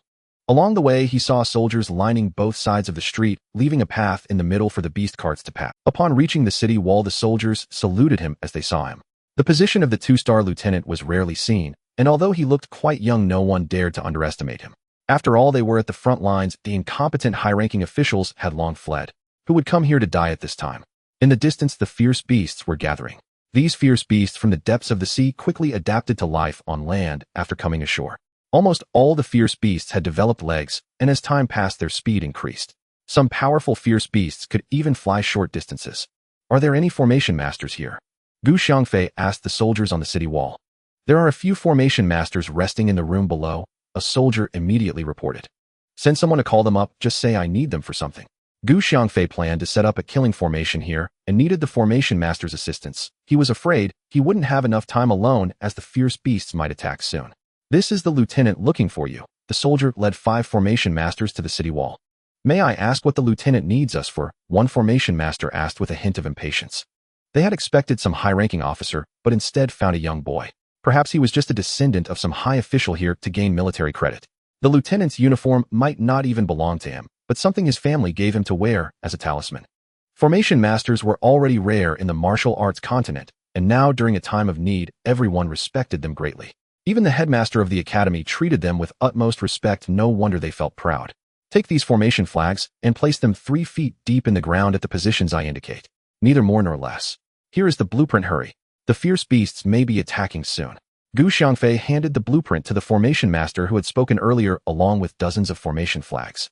This formation master had never seen such formation flags before. They usually used jade stones engraved with formation patterns for their setups, and did not care how deep they needed to be buried as long as they worked. Now seeing the blueprint and such small formation flags which were blank and black, he did not know what material the small flags were made of. After looking at the blueprint, he finally realized the difference. He could not fully understand the formations on the blueprint, but he felt it was far superior to their own formation blueprints. After examining the blueprint, he no longer underestimated Xiangfei. He was also curious about the power of this formation and hurriedly led the other formation masters to set up the formation flags outside the city according to the blueprint. Xiangfei pulled out more formation flags and leaped down from the city wall, causing a stir among the soldiers who exclaimed in surprise. The lieutenant had jumped down from the 10-meter-high city wall without fear of falling. When they saw Xiangfei land effortlessly, not even staggering cheers erupted. This lieutenant was truly not a coward, he was indeed a master. Xiangfei did not have time to hide his cultivation anymore. Time was running short. He hurriedly drove the formation flags into the ground. The fierce beasts in the distance had already begun to move. They would likely reach Heavenly City in no time. The other formation masters were also speeding up the setup. 5 people were faster than one, and after the 5 formation masters finished placing the flags, they were lifted back up to the city by basket. At this moment, the fierce beast army was charging over. The fastest ones were less than 50 meters away from Xiangfei. The soldiers on the wall shouted loudly, "Lieutenant, hurry up. The fierce beasts are coming." The fastest fierce beast saw a person busy below and opened its large bloody mouth, trying to gulp down. Xiangfei looked at the 3 formation flags in his hand. He still needed to place 2 more flags to complete the killing formation. He could not let the fierce beast interfere with his setup. He raised his hand to cast a wind blade. The fierce beast saw the approaching human and opened its mouth even wider.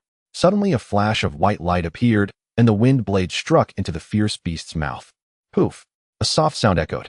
Half of the fierce beast's head was severed, and it ran a few more meters before falling to the ground with a thud, kicking up a cloud of dust. So powerful, the soldiers on the wall could not help but shout. They had not expected this lieutenant to be a magician. This magic was incredible. It had decapitated the fierce beast from dozens of meters away. Taking the opportunity, Xiangfei placed the last formation flag. This flag needed to be placed in the formation center. He would wait until he was back on the city wall to activate the killing formation. At this moment, hundreds or thousands of fierce beasts charged over. Xiangfei summoned a top-grade spiritual weapon, a large blade, and let out a long howl. Under the manipulation of his true essence, the blade expanded to the size of a door, its blade light stretching hundreds of feet long. The first strike of the 8 divine blades, the celestial canopy blade.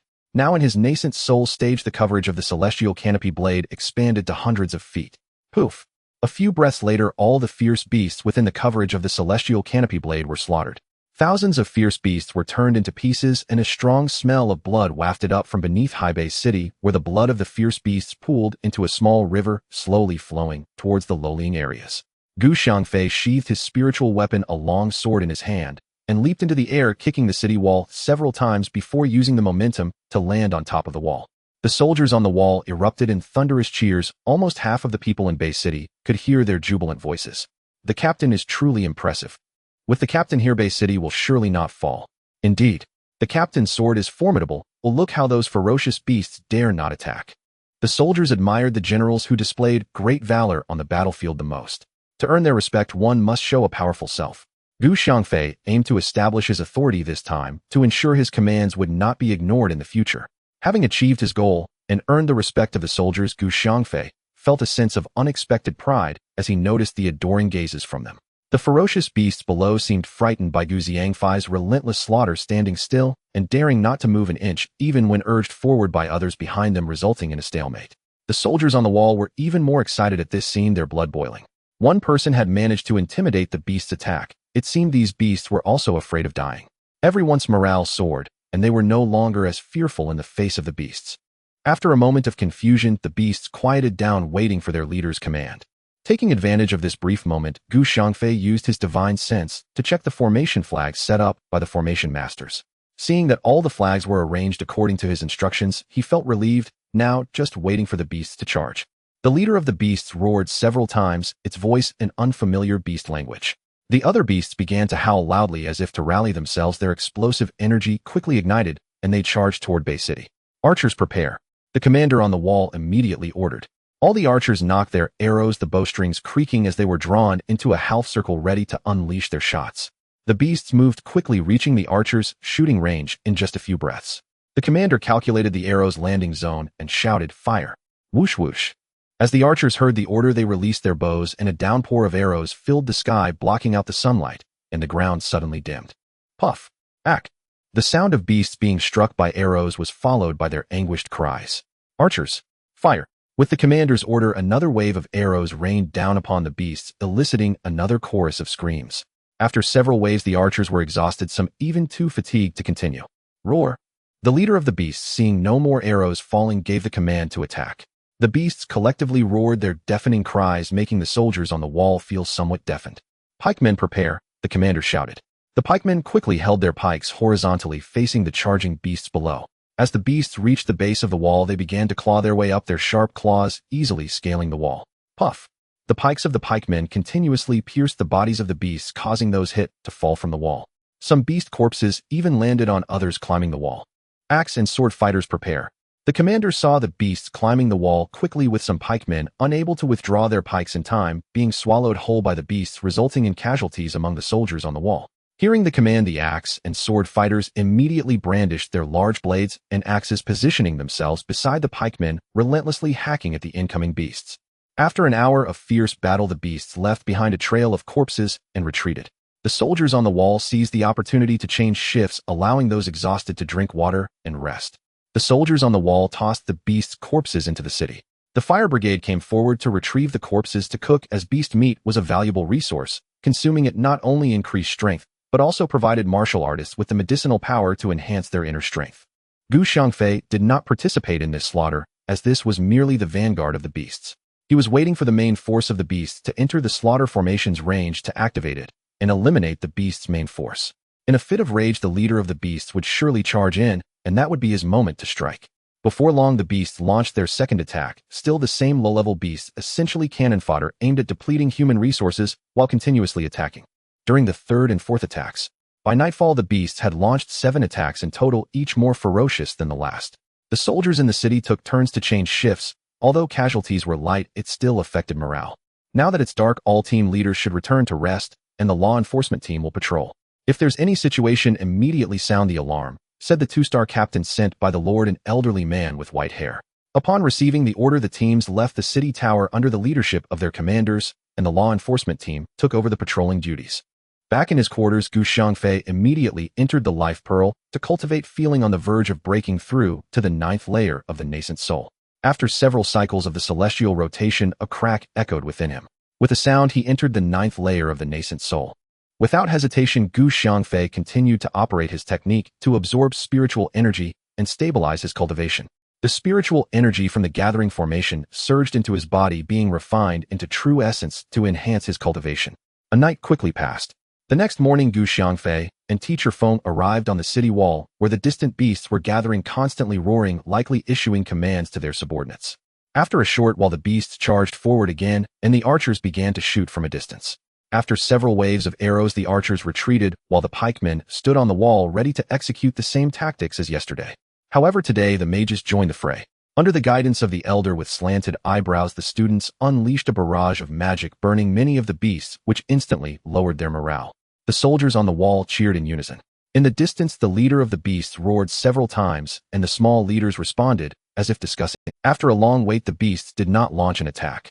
A whole day passed like this, and Gu Xiangfei suspected that the leader of the beasts was secretly plotting something. Each day repeated like this, the main force of the beasts never attacked, always hiding behind their vanguard. The war stagnated for half a month. Gu Xiangfei had now reached the great perfection of the nascent soul stage and prepared to compress his true essence for a while before advancing to the god transformation stage. After another 6 days, all the soldiers and mages felt somewhat fatigued. Gu Xiangfei had compressed his true essence to the utmost limit and planned to advance to the god transformation stage that night. After midnight, Gu Xiangfei stepped onto his flying sword and arrived at a small island. This island was densely vegetated with a clearing in the middle, perfect for his tribulation for the god transformation stage. He threw down a pile of spirit stones and set up a gathering formation, sitting cross-legged to cultivate and absorb spiritual energy to refine into true essence. The starry sky was suddenly covered by dark clouds, and the sound of thunder echoed across the sky. Boom! 5 arcs of thunder as thick as arms fell down, and Gu Xiangfei awaited the arcs to descend, hoping to use them to break through the barrier to the god transformation stage. Crack! A light sound echoed from within, and with one strike, he broke through the barrier to the god transformation stage. A powerful aura surged outward, the shockwaves scattering the vegetation on the island into chaos. Boom! Another 5 arcs of thunder struck Gu Xiangfei, and instantly the energy from the arcs was absorbed and refined into true essence, stabilizing his realm. Gu Xiangfei did not expect the advancement to the god transformation stage to be so easy. Overjoyed, he fervently operated his technique to absorb spiritual energy and refine it into true essence. When the 7-colored spiritual clouds descended, he had already reached the 2nd layer of the god transformation stage. After absorbing the colorful clouds, he broke through to the 3rd layer, and his cultivation was quite stable. Using a cleansing technique to wash himself, he stored the remaining spirit stones and stepped onto his flying sword to return to his quarters to continue his cultivation. The next morning, Gu Xiangfei arrived early at the building where teacher Feng lived. "Oh, you're here so early today?" Teacher Feng remarked, somewhat surprised, but said nothing more. "Teacher Feng, I wonder if these beasts have some secret. Since they began attacking Bay City, their main force has not appeared. I suspect the leader of the beasts is quite intelligent and has likely reached the realm of a demon beast." Gu Xiangfei shared his thoughts with teacher Feng, hoping for differing perspectives. You are correct. I have been observing these beasts as well. It seems they are employing a strategy of exhausting our troops. I see our soldiers and mages are becoming fatigued. If this continues, in a few days the beasts will launch a large-scale attack and take Bay City in one fell swoop. Teacher Feng looked at Gu Xiangfei with approval and shared his thoughts. If that's the case, the leader of the beasts must have advanced to the demon beast level, and their cultivation is likely formidable. Gu Xiangfei knew about demon beasts. They advanced through tribulations like cultivators and then ascended to the immortal realm. Be cautious in the next few days. If things seem dire, don't take risks. As long as you keep the Green Mountains, you won't worry about not having firewood. Teacher Feng advised him. Gu Xiangfei instantly understood that the message was to retreat if they couldn't win rather than risking his life. There would always be opportunities in the future. Today the archers lost their strength after shooting 4 waves of arrows, while the pikemen and axe fighters could only withstand 2 attacks before sustaining casualties, forcing the commander to quickly change shifts. The mages were also using their spells less frequently, needing to rotate to recover their mana, and the frequency of rotations had increased compared to before. Gu Xiangfei noticed that the leader of the beasts had been observing the rotation of the city defense teams. He thought to himself that when the beasts launched a heavy attack, he would deliver a devastating blow. You have your plans, and I have my contingencies. Teacher Feng was somewhat worried about the leader of the ferocious beasts. If this guy was truly as terrifying as Gu Xiangfei described, it would indeed be alarming. Everyone knows that when ferocious beasts attack a city, they swarm in a frenzy. If they can conquer, they will, but if not, they will retreat. This was the first time a planned assault on a city had occurred in the martial arts continent. Moreover, the fact that it took an entire month to execute this plan indicates just how high the intelligence of the ferocious beast leader is. This day passed without incident. Xiangfei wanted to see whether the leader of the ferocious beasts was indeed a ferocious beast or had evolved into a demonic beast. Teacher Feng observed the organized and methodical attack of the ferocious beasts, which was nothing like the chaotic assaults of the past. The two had vastly different thoughts in their hearts. Upon returning to the academy, Xiangfei went straight to his dormitory to cultivate. Teacher Feng went to the conference room to discuss what he had seen today, as well as the conversation he had with Xiangfei, for everyone to analyze and ponder. The commander leading the expedition was a general named Chun Haowen at the midstage of a martial saint. After listening to Teacher Feng, the general felt puzzled, recalled for a moment, and suddenly his expression changed drastically, realizing that the situation precisely matched Teacher Feng's description. It seemed that this ferocious beast assault on the city was definitely planned. Our soldiers and mages, after such prolonged fighting, were already exhausted. If the ferocious beast leader suddenly dispatched the main forces, Bay City might be conquered in one fell swoop. General Chun Haowen's face turned grim, but he still shared his thoughts with everyone. If the plan of the ferocious beasts is indeed as we suspect, how should we respond now? If Bay City falls, the ferocious beasts will march straight towards the capital. When the enemy is at the city gates, the capital will probably be lost. Teacher Feng's words were not alarmist. He wanted to see if anyone had a good plan. Tomorrow, gather the citizens of Bay City to assist in the defense. This matter must not be leaked. We vow to live and die with Bay City. The elder with drooping eyebrows declared resolutely. All right, there's no other way now. We will do as Elder Diao says. Even if we die, we will take a piece of the ferocious beasts with us. General Chun Haowen had no other viable options either and decided to follow the elder's advice. It had come to a life-and-death situation now, or at worst he would sacrifice his life here. The next morning, Xiangfei awoke from his cultivation, having made a slight advancement in his cultivation. After exiting the star orb, he donned his defensive spiritual armor, put on military attire over it, gripped his spiritual weapon, and stored some formation flags in his ring. He estimated that the ferocious beasts would deploy their main force today as planned for a large-scale assault, and the killing formation he had set up would come into play. As he left the building, he spotted General Chun Haowen and Teacher Feng, along with a dozen others, just exiting the building. Xiangfei, come here for a moment now. I have something to say to you. General, what's the matter? Xiangfei asked, a bit puzzled as he had never met this general before. He only learned about General Chun Haowen after arriving in Bay City. Observing the general's command during the resistance against the ferocious beasts, he realized that this man's leadership skills far surpassed those of the envoy during the battle with the northern capital. But what did the general want to say? Last night we heard Teacher Feng's report. We suspect that the ferocious beasts will launch a total assault within the next couple of days. If you can escape, you should do so quickly. We will stay behind to cover your retreat. The general's words touched Xiangfei. He was being encouraged to flee Bay City during a crisis, indicating that they did not want him to die here. General, don't worry. I already have a plan to deal with the ferocious beasts. Although they have a plan, and it will surely succeed, they are still ferocious beasts. Even if they advance to demonic beasts, they cannot compare to human intelligence.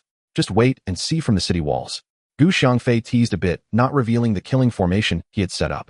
The general's eyes brightened upon hearing his words, and he quickly asked, what plan do you have? I can't disclose it now, but General, just focus on your command. I will let you see a good show when the time comes, Xiangfei said with a smile, his eyes filled with encouragement. All right, since you don't want to say, I won't press you. Let's wait for your show. Let's go together. The general turned and waved his hand, leading the other commanders and teachers out of the academy. What did the general say to you? I saw a glimmer of hope in his eyes. What exactly did you tell him? Teacher Feng asked, pulling Xiangfei aside as they walked last. I merely told him to watch for a good show when the main forces of the ferocious beasts attack, and that he needn't worry about them breaching Bay City, Xiangfei replied with a smile. Oh, do you have a secret? Hurry and tell me. Let me in on it too, Teacher Feng urged, grabbing his clothes and causing Xiangfei to pause momentarily. I must warn you not to tell anyone, but I suspect that this attack by the ferocious beasts on our eastern capital is being manipulated from the shadows, or perhaps someone has made a pact with the ferocious beasts. It could be someone from our side or someone from their side. I'm not sure yet. Let's investigate after this matter passes, Xiangfei concluded, pointing northward. Teacher Feng nodded thoughtfully. He also felt that this ferocious beast assault was somewhat different from the usual.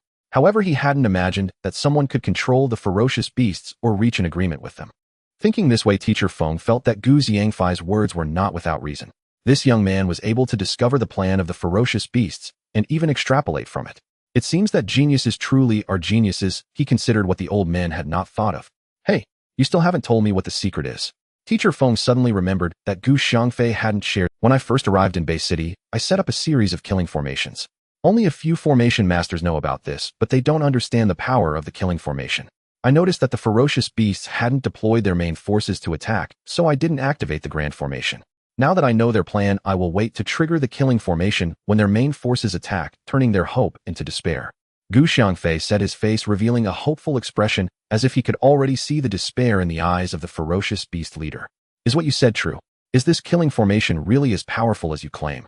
Teacher Feng asked, his tone filled with surprise and doubt. Although I know that there are formation masters setting up formations, I have seen those defensive formations in Base City being easily breached by the ferocious beasts. They were of no use at all, and I was somewhat disappointed with the performance of the formation masters. Now when Gu Xiangfei talks about this killing formation, I find it hard to believe. Whether it's truly powerful or not, you'll find out when the time comes. We've arrived. As they spoke, they had already reached the city wall. Gu Xiangfei noticed that Teacher Feng was still deep in thought and reminded him. Oh, Teacher Feng finally realized they had reached the city wall.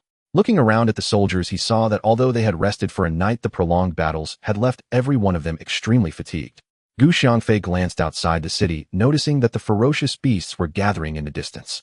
He estimated they would launch an attack within the next incense stick's time. He used his divine sense to check again and discovered that the main force of the ferocious beasts was also gathering further away. This main force consisted mostly of massive creatures with huge fangs and tusks, each ferocious beast being over twice the size of a unicorn. Seeing these ferocious beasts, Gu Xiangfei realized that these were the true ferocious beasts. The ones attacking the city earlier appeared to be mere children in comparison. It seemed that today the ferocious beasts were going all out to attack the city. This main force of over 100,000 ferocious beasts could potentially breach the defenses and conquer Bay City in one assault.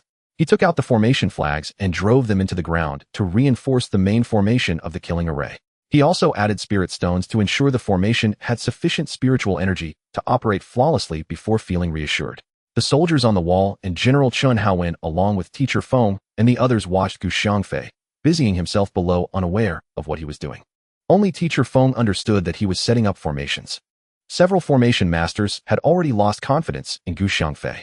They hadn't seen any results from the formations he set up for so long and assumed that his formations had failed. They secretly thought that he was too young. Learning formations wasn't so easy. The ferocious beasts are coming again. Archers, prepare. The commander felt he had already said this countless times. Sometimes, even at night, he would unconsciously say these words in his dreams, waking up his colleagues who shared the same room. Eventually, they moved out to avoid the disturbance. After a day of fighting, no one could bear to be awakened at night for long. This time, the archers could only fire 3 volleys of arrows before becoming exhausted. Some archers collapsed on the ground after shooting their 3rd arrow. Pikemen, prepare. Swordsmen, get ready. The commander saw that the archers were unable to continue, so he had to arrange for other troops to take their place. Mages, prepare to assist. The elder with drooping eyebrows also issued orders to the mages. Several hundred mages, wands in hand, quickly positioned themselves behind the pikemen, preparing to attack the ferocious beasts to prevent the pikemen from being killed. This situation had been executed orderly for a month now, with everyone performing their roles systematically. However, the duration of their shifts was becoming shorter, and the intervals for replacements were getting increasingly brief. After the first wave of ferocious beasts was repelled, the commander took his team down, and the incoming commander quickly organized his troops in preparation for the second wave of attacks from the ferocious beasts. Before half an incense stick had passed, the second wave of attacks from the ferocious beasts came swiftly. This assault was even fiercer, with ferocious beasts nearly climbing up the walls. Dozens of teachers and the principal of the academy had to take action to push the ferocious beasts back. During the second assault, the defending soldiers suffered heavy losses, with even a dozen mages falling in battle. The faces of the leading commander and the elder with drooping eyebrows showed signs of deep sorrow. Even though the soldiers suffered severe losses, there were still reinforcements available. The casualties among the mages, however, left the elder with drooping eyebrows heartbroken. Nurturing a mage took all his effort, and now losing a dozen of them was devastating. Gu Xiangfei did not perform remarkably on the city wall. Instead, he was dispatching fierce beasts while resting. Despite this, the beasts charging towards him were all slain, and he even saved a few mages in the process. Gu Xiangfei saw the main force of the fierce beasts in the distance, fully gathered, with their leader waving its claws and roaring at them, prompting the beasts to echo its cries. With a sweep of its claws, the leader of the fierce beasts charged towards Haigang City, crashing through the smaller beasts that attempted to block its path. Some of these smaller beasts were unable to evade in time and were trampled into a mush. The main attack of the fierce beasts has commenced. Quickly summon all soldiers and prepare all archers. Mages, ascend the city walls. The Grand Marshal, seeing so many large fierce beasts, hastily issued commands. Teacher Feng and Gu Xiangfei were indeed correct. The leader of the fierce beasts had developed high intelligence, and understood the strategy of exhausting the enemy. Their survival depended on today. With a roar, the leader of the fierce beasts incited its main force to rush forward, even more frantically preparing for a full assault on Hegang City. The soldiers and mages on the city were paralyzed with fear at the sight of so many massive fierce beasts, leaving them with little combat power. The archers were so frightened that they could not even draw their bowstrings. Although the Grand Marshal and the teachers did not falter like the other soldiers, the slight trembling of their hands revealed a hint of fear. Xiangfei leaped down from the wall, and the exquisite spirit blade in his hand, fueled by true essence, instantly transformed into a size comparable to a door panel. The first move of the 8 blades of the Saint Hand, the Sky Veil Blade. The second move, the Earth Heart Blade. The third move, the Mysterious Gate Blade, were unleashed consecutively. A blade light extending hundreds of feet swirled up the dust and leaves from the ground, creating ripples in the air as it surged towards the main force of the fierce beasts. With a sweep of the blade light, fierce beasts larger than unicorns were reduced to fragments, their screams resonating. A vacuum zone appeared before Xiangfei. The continuous execution of the 8 blades of the Saint Hand depleted his true essence. Observing the fragments on the ground, he felt a sense of satisfaction. These 3 moves had nearly reached perfection. It was time to cultivate the 4th move, the Sovereign Blade. With that thought, he soared upwards and landed on the city wall after a series of leaps. The soldiers and mages on the wall, along with Grand Marshal Chen Haowen and the Dean of the City Academy, all gazed at Xiangfei with wide eyes. What kind of blade technique is this? They had never seen such a domineering blade technique before. This one slash had annihilated over 10,000 large fierce beasts. They all believed that Xiangfei had executed a single move, completely unaware that the martial Dao continent also had cultivators, and their limited perspective restricted their imagination. After a few breaths, people regained their senses, and an uproar erupted on the city wall, with applause echoing as they were stunned by Xiangfei's extraordinary skills, cheering for his safe return to the wall. The leader of the fierce beasts below the city, seeing a human capable of such prowess, hesitated for a moment, and then roared loudly, commanding the underlings to continue the attack. The remnants of the corpses further provoked the bloodlust of the fierce beasts, who roared loudly as they charged towards the city wall, intent on breaching Hegang City and devouring all humans within. The archers on the city wall were inspired by Xiangfei, managing to shoot several more arrows each. While these arrows inflicted minimal damage on the fierce beasts, those that were hit roared with increasing ferocity, rushing down to the base of the wall with their sharp claws extended, ready to climb up. Seeing that these fierce beasts were almost at the base of the wall, Xiangfei took out an array flag, plunging it into the heart of the formation while inserting 2 spirit stones to maintain its operation. A buzzing sound erupted as the grand formation was activated, followed by the sudden emergence of a massive wave of blade light from beneath the city wall, instantly enveloping these fierce beasts. The sounds of limbs being severed echoed continuously. The soldiers on the wall, along with Grand Marshal Chen Haowen and the teachers, were left in a daze. Only a few array masters observing the slaughtering formation murmured in disbelief. So that's how it is. So that is how it is. Is this the slaughtering formation? Teacher Feng grasped Xiangfei's arm, trembling with excitement. Yes, this is the chain slaughtering formation. Don't be fooled by the mere 100,000 fierce beasts. Even if several 100,000 more came, they would be wiped out just the same. Xiangfei looked at the slaughtering array he had set up, his face reflecting satisfaction. Roar. The leader of the fierce beasts, witnessing all its underlings being enveloped by the blade light, could not see what was happening inside the formation.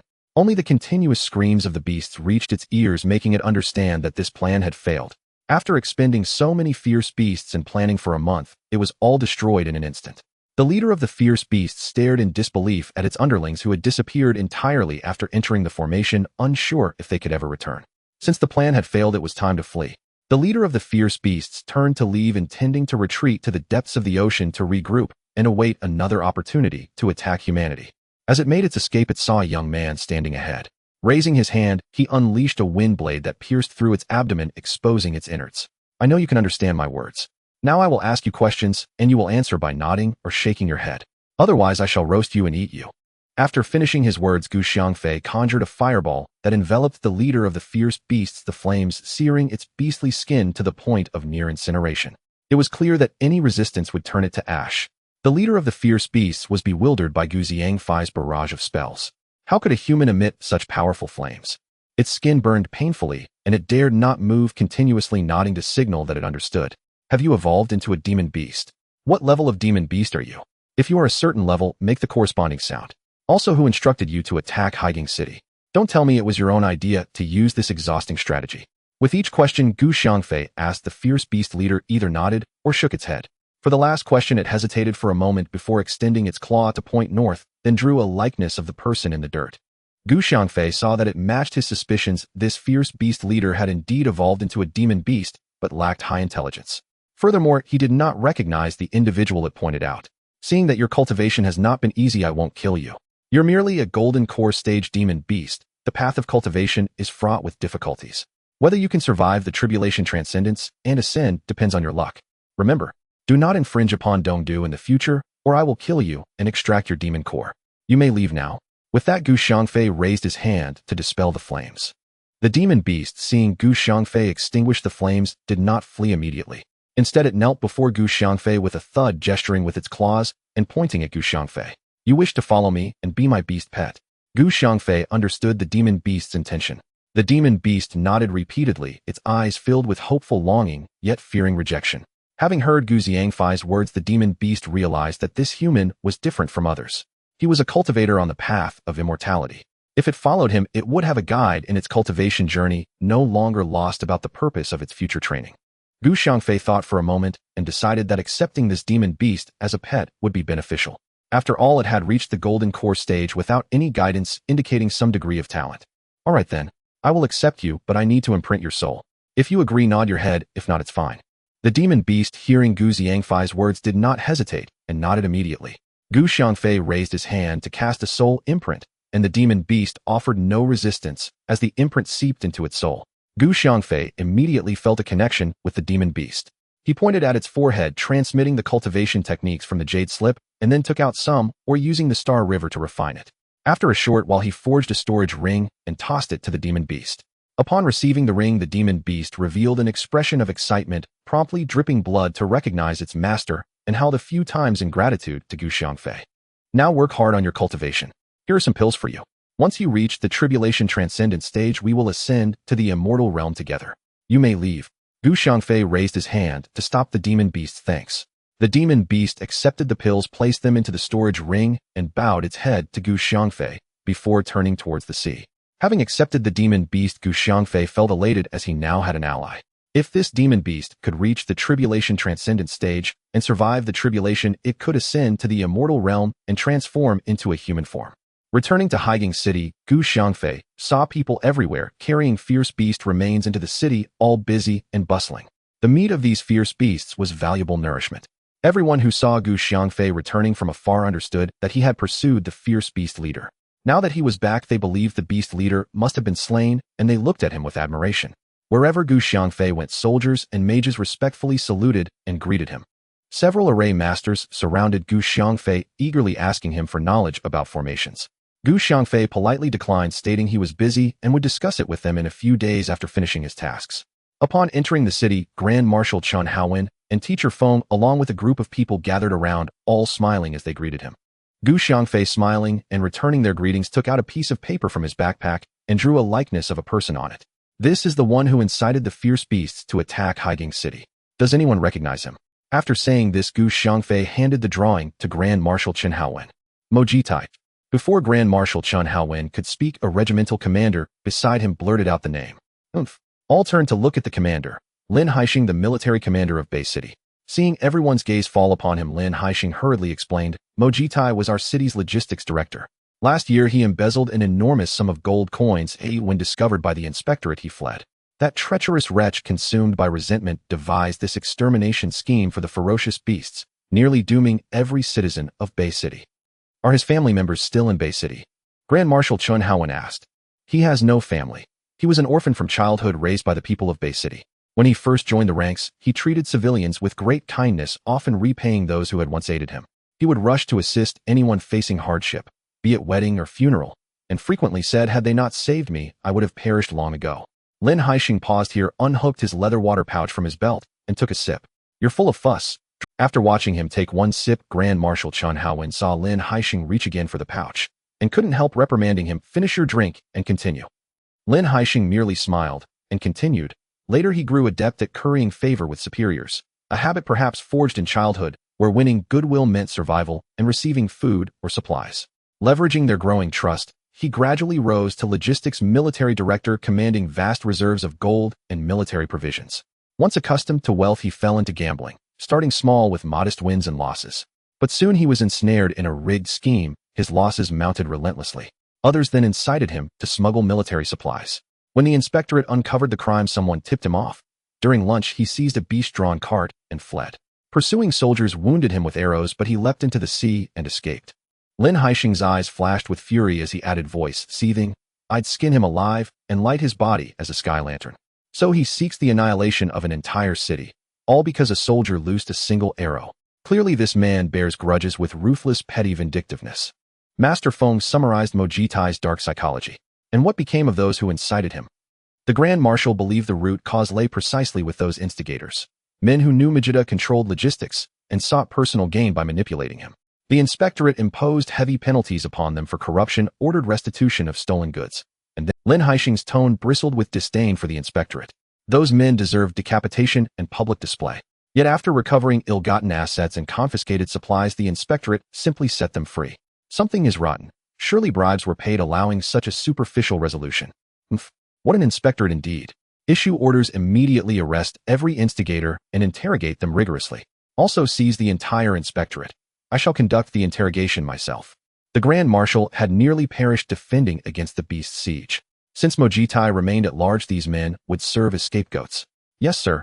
Lin Haixing beamed with delight. He had long wished to apprehend them, but his low rank and their powerful patrons had restrained him. Now with the Grand Marshal's decree, he finally exhaled a breath of long-suppressed indignation. These instigators and inspectorate members were all still in Bay City, not by choice, but because the ferocious beasts had encircled the city, sealing all escape routes. With the beasts now vanquished, the city's crisis lifted, and they felt no need to flee. Confident they could resume profiteering undisturbed. They planned to recoup all losses incurred during the beast siege. Lin Haixing already knew their hideouts and swiftly rounded them up, delivering them under armed guard to the military camp. Who on earth gave Lin Haixing such audacity to dare arrest us? A gaunt, monkey-faced man sneered at a fair-skinned youth confined beside him. Daring to arrest me? Let's see who dares. Once I uncover his identity, he'll rue the day he laid hands on me. Kai's fair face twisted with venomous resolve. With a loud clatter, the prison gate swung open. A squad of soldiers marched in and hauled them to their feet, dragging. I refuse to leave. Whoever imprisoned me must release me. You rabble dare drag me out. I'll wait right here for that dog Lin Haixing. Kai, assuming the soldiers meant to release them, raged arrogantly at Lin Haixing, only to be struck across the back with a sword flat. Crying out in pain, he obediently followed the soldiers from the cell, already plotting vengeance in his mind. Still dreaming of revenge against our commander. That will have to wait until your next life. This arrest was ordered personally by the Grand Marshal, and he himself will preside over your interrogation. Soon you'll lose your heads. A soldier mocked them. Upon hearing it was the Grand Marshal's personal inquiry, Kai and the gaunt man paled and collapsed trembling on the floor.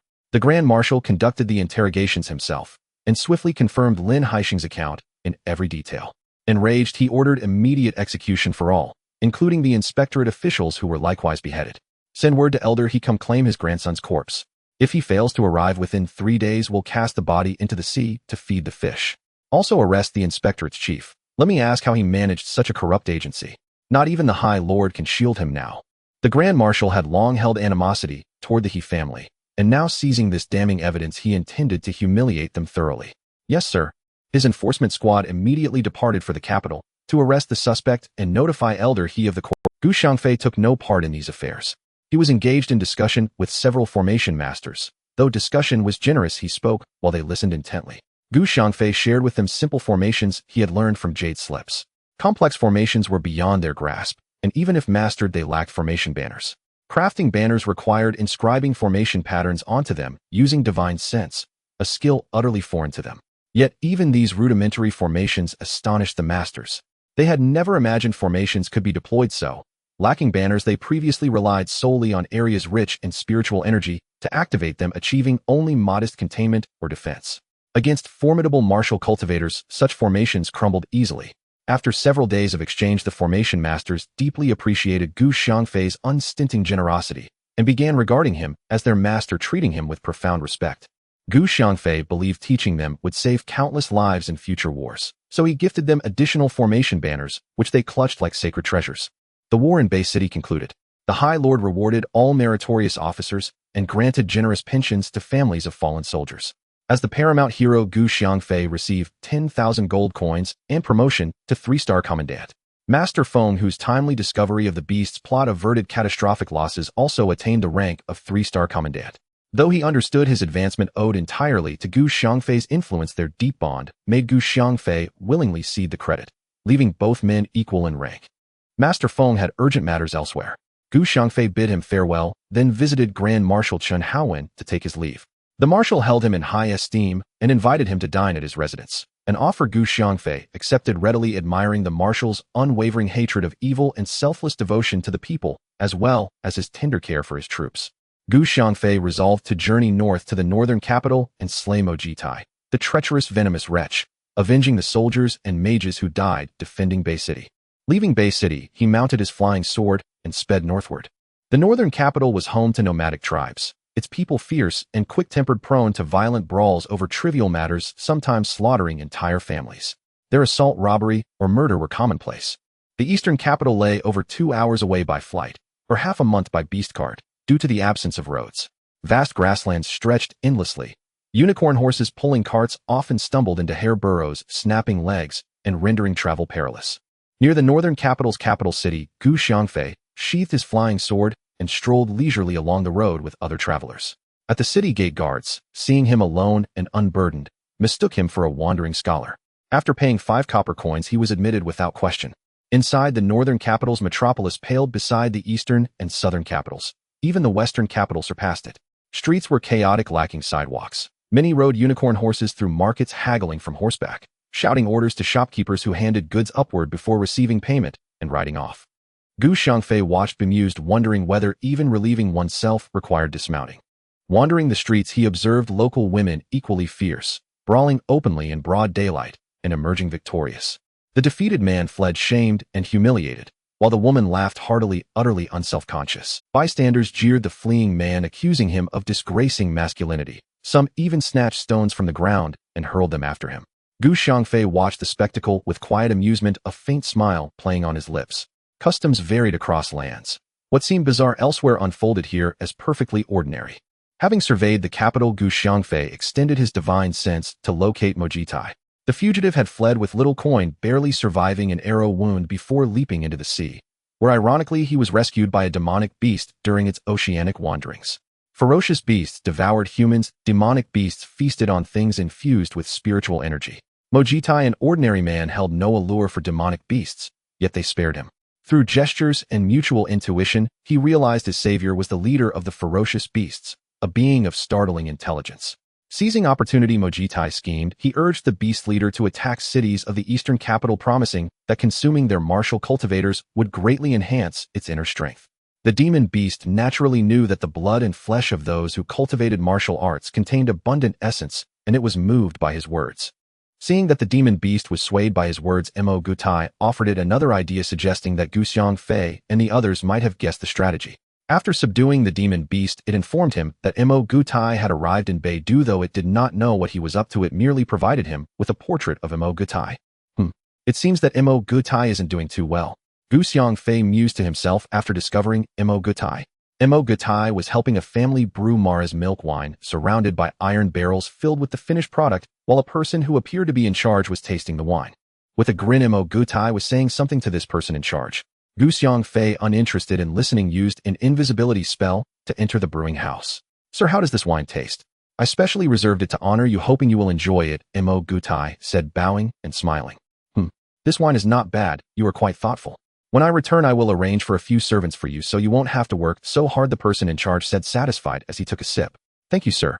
I will always remember your kindness and strive to brew even better wine to honor you," Mo Gutai said with a joyful smile. "Too bad you're about to die. You won't have time to honor anyone." Gu Xiangfei revealed himself, looking at the treacherous and venomous little man. "Who are you?" The person in charge barely finished his sentence before Gu Xiangfei raised his hand, and a fireball turned him to ashes. "Mo Gutai, do you remember Haiwan City? Do you remember those ferocious beasts?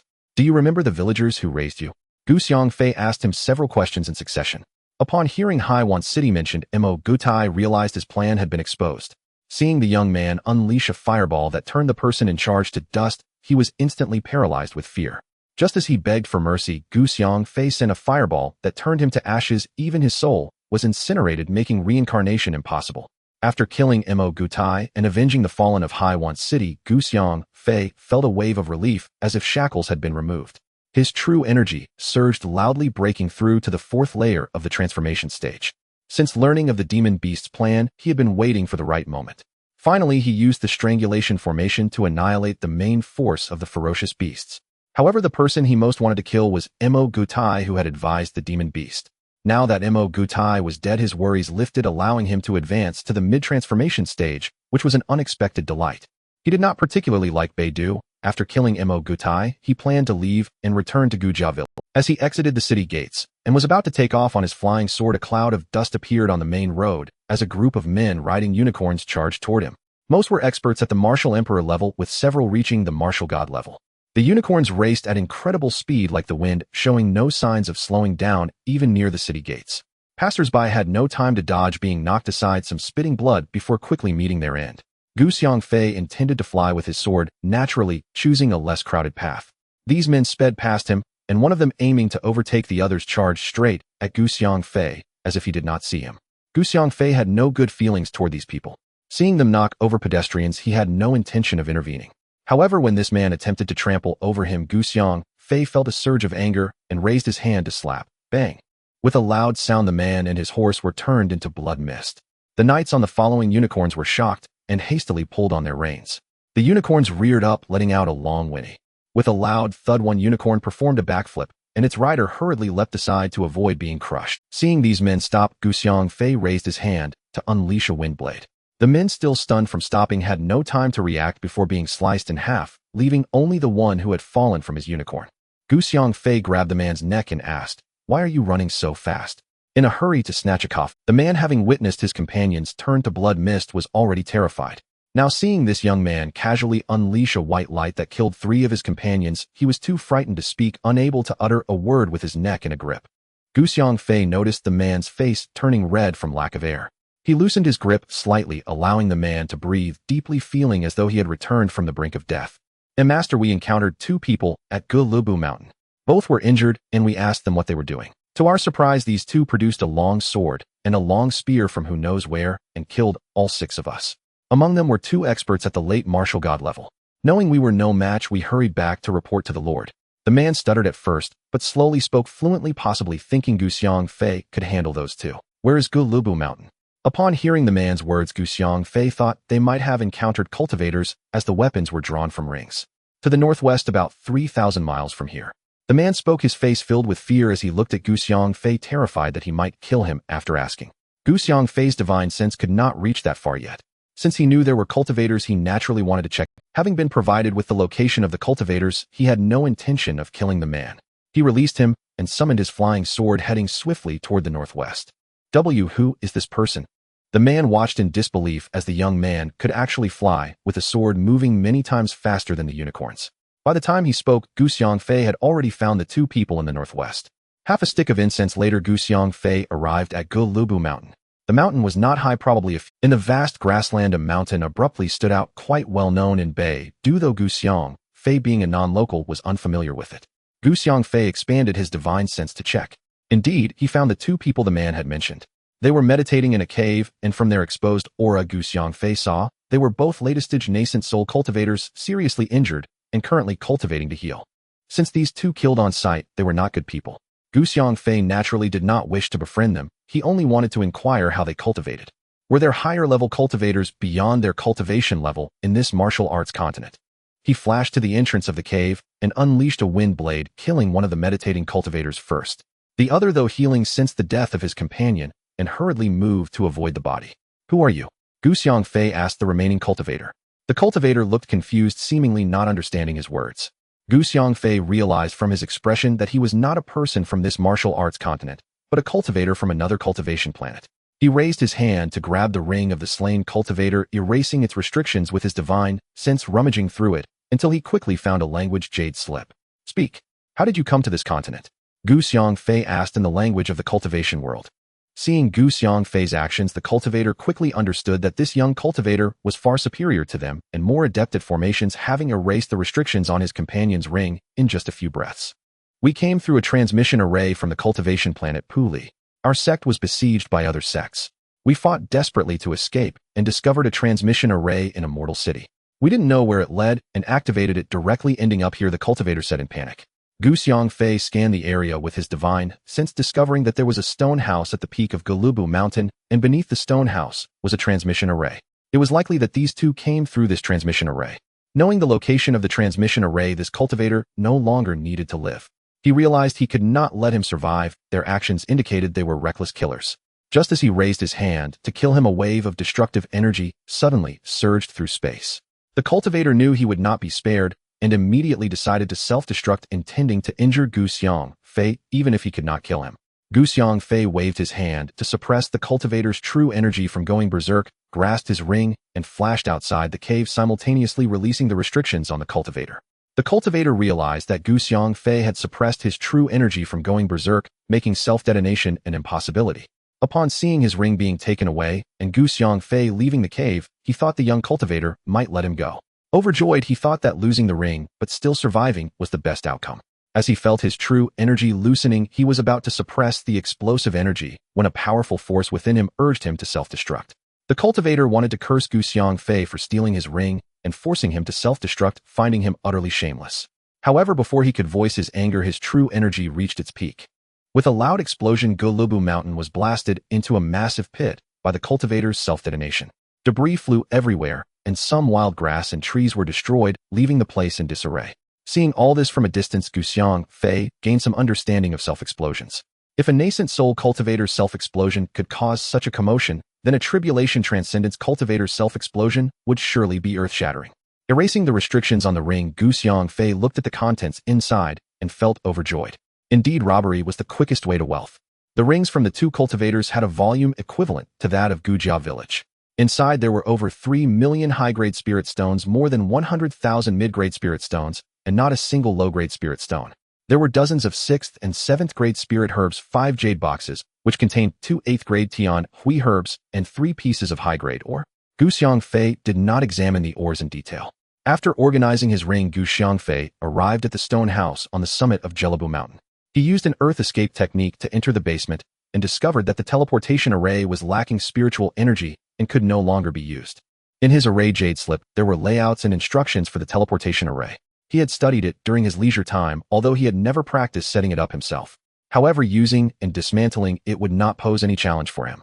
This teleportation array could be reactivated by placing spirit stones into it.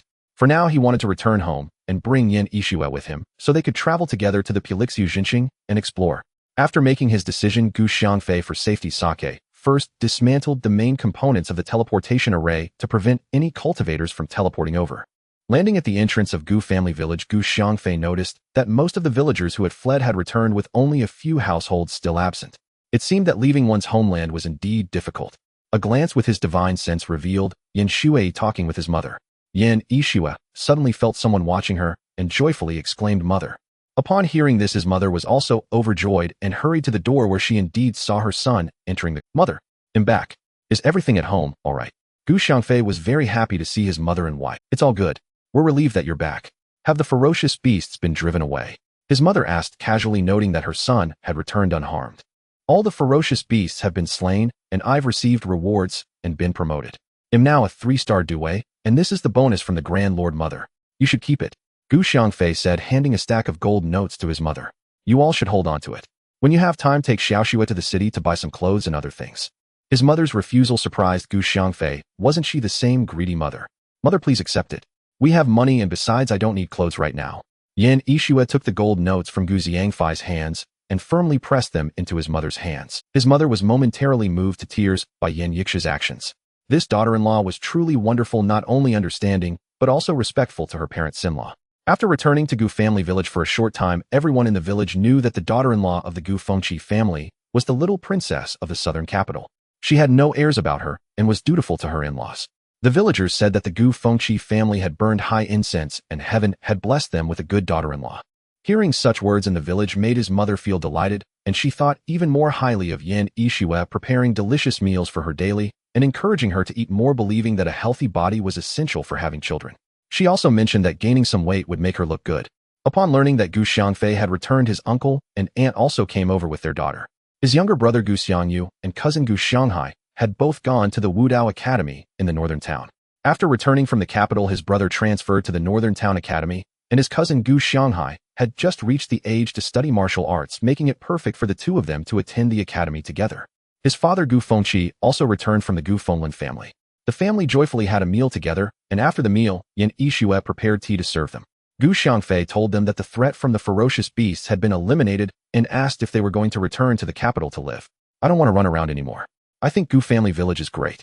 Last time the northern capital attacked, we weren't affected by the war. Anyway, I don't want to go to the capital. Oh, it's better to stay at home.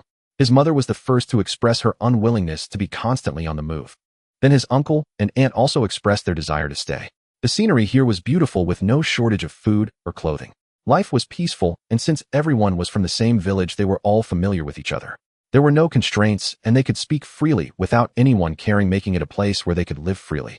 His father Gu Fengqi said nothing. Since they were at home, he would stay at home too. If anyone wanted to go to the capital, he would follow, showing no objections. He seemed to have seen through the mundanities of life, appearing content wherever he was. Since they had decided to stay in Gu family village long-term, Gu Xiangfei wanted to demolish their old house and rebuild it as a manner similar to those in Chengdu, as there was plenty of space here. Gu Fengqi was very pleased about the new house and actively went with his uncle to the mountains to search for wood for the rafters. Gu Xiangfei decided to reinforce the foundation and took Yan Yixue to the mountains to mine stones. Seeing Gu Xiangfei bringing back so many stones, his uncle also wanted to demolish and rebuild his own house. He felt shy about telling Gu Xiangfei, but spoke more casually with his older brother. Gu Fengqi was naturally very protective of his younger brother and readily agreed to let him use the stones for the foundation. The villagers all came to help. His mother and aunt cooked for everyone daily.